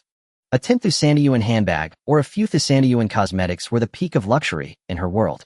But this man beside her not only had a Mercedes E300, but also a supercar worth over 4 million. When the Ferrari drove through the gates of Xuelingyuan, the security guard didn't even ask. It was the first time this residential complex had ever seen a Ferrari. Back home, Yu Mingqi was ablaze with passion. A man's charm magnified by wealth radiated a sacred glow. Her usual reservations crumbled with only slight resistance today. Chen Xiao strongly suspected Yu Mingqi had been holding back before. Perhaps it was because he had given her enough face at school. Tonight she was exceptionally fervent. But exhaustion soon took over. As they nestled together, Yu Mingqi murmured, "Chen Xiao, you were so handsome today." Chen Xiao chuckled. "Handsome at school, or just now?" "Yu Mingqi, you're annoying." "Both." The next morning, Chen Xiao rose early as usual. When he went downstairs, he found the E300 parked next to the Ferrari. Old Lu stood outside the car and said upon seeing Chen Xiao, "Good morning, boss. Lei Yong is asleep inside." Chen Xiao glanced over. So he hadn't gone home all night. "Don't disturb him. I'm going to the school to run. Drive the Ferrari back to the company and leave the Mercedes for him." "Understood. Don't disturb him. I'm going to the school to run. Drive the Ferrari back to the company and leave the Mercedes for him." "Understood." Xuelingyuan was just a few minutes' walk from Jining University, a mere 5-minute jog away. "Chen Xiao, why haven't you been running these past 2 days?" To Chen Xiao's surprise, Xia Yudi still appeared at the sports ground as usual. "Well, something came up a couple of days ago." "Off. Are you hurt?" "I'm fine, but someone from the company got injured." "Oh." Xia Yudi gently patted her chest. "That's a relief." "Oh, right, the computer you bought for me." "Oh, ahem. I'm going for a run now. Wait for me." With that, Chen Xiao dashed off. Xia Yudi stood still for a moment, then found a seat, and sat down gazing absent-mindedly at Chen Xiao as he sweated profusely on the track. After the run, Xia Yudi, like a devoted wife, wiped Chen Xiao's sweat, handed him warm water, and gently fanned him with a small fan. "Yudi, have you been obedient lately? No staying up late, all right?" I have. I go to bed before midnight." "I'm good. As a reward, I'll take you out this weekend." "Off." Xia Yudi's face fell. "I promised my friends I'd run a dungeon together this weekend." "Chen Xiao." Xia Yudi continued. "They were already complaining I never stay up to play. I finally convinced them to switch it to the weekend." "All right then. Go ahead and play. Xia Yudi's face lit up with joy. She leaned close to Chen Xiao's ear and whispered, Hee hee, I have no class on Tuesday morning. How about I keep you company on Monday night? Chen Xiao felt a surge of excitement. How about right now? Let's go. He made a move as if to scoop Xia Yudi up in his arms. No. Xia Yudi was so startled, she turned and ran. I have class later. I need to go eat. Chen Xiao followed her into the cafeteria, a smile on his face. In the third cafeteria, many had witnessed the scene of the supercar Bowtie's public confession that day. Especially those near Building 5, many had seen Chen Xiao then. Whispers spread from a distance. Some acquaintances seeing a girl by his side felt too awkward to approach and tease him. Tan Cheng, who was having breakfast with friends, kept glancing over at Chen Xiao, her mind wandering. She couldn't fathom why a boy she herself looked down upon would receive a public confession from a supercar girl. Was this all staged for her benefit? Wouldn't the cost be too high? Though Chen Xiao caught some furtive glances from the corner of his eye, he paid them no mind. He focused on the egg Xia Yudi had meticulously peeled for him. Eat too. Can you get full just by looking at me? He'll take some with me. You eat properly. I like watching. Chen Xiao. As they were talking, someone suddenly sat down next to Chen Xiao. The smile instantly vanished from Xia Yudi's face. Chen Xiao turned his head. Li Wenli, good morning. Morning. Li Wenli stared at Xia Yudi, greeting Chen Xiao without averting her gaze. Chen Xiao. The two women were at daggers drawn. He had anticipated this day, but not so soon or so abruptly. Xia Yudi said with a dark look, What are you doing? Didn't we agree not to interfere with each other? Li Wenli stood her ground. Am not interfering with you. Can't I have breakfast with Chen Xiao? You? Fine, an occasional meal is okay. After all, I have breakfast with Chen Xiao every single day. Li Wenli. She couldn't get up in the morning, so she had lost the initiative in this regard. But after a moment's thought, she said, Brother Chen Xiao, which outfit should I bring you to wear later? Xia Yudi's eyes widened instantly. Li Wenli, having scored a point, taunted, What's the matter? You must know about Chen Xiao's situation, right? His clothes naturally can't stay in the dormitory, so they're kept at my place. Xia Yudi was speechless. For the first time, she bitterly regretted living in Building 15. Li Wenli continued, Chen Xiao, I bought you a new casual outfit. Will you wear it today? Chen Xiao stammered, sure, whatever. Jealous Xia Yudi challenged Li Wenli. I bought Chen Xiao a set of clothes too. Do you dare to put them at your place for him to wear? Li Wenli was taken aback. Was this girl's train of thought really this unique? Dare? What's there to be afraid of? Go ahead and buy them. Buy plenty ITLL, save me the trouble. Thank you, little sister. You? Just you wait. With that, Xia Yudi stormed off in a huff. Hey Yudi. Chen Xiao called out hurriedly. I'm fine. Remember to pick me up on Monday night, Xia Yudi said without looking back. Li Wenli rolled her eyes beside him and muttered a few words under her breath. Chen Xiao was exasperated. Do you two know each other from before? Li Wenli said, We've crossed paths. That stubborn girl is dead set on getting your body. Ahem. I'm full. Wisely, Li Wenli didn't dwell on the subject. Oh, we'll go get the clothes then. No rush. Finish your meal first. They'll go back and take a shower. All right.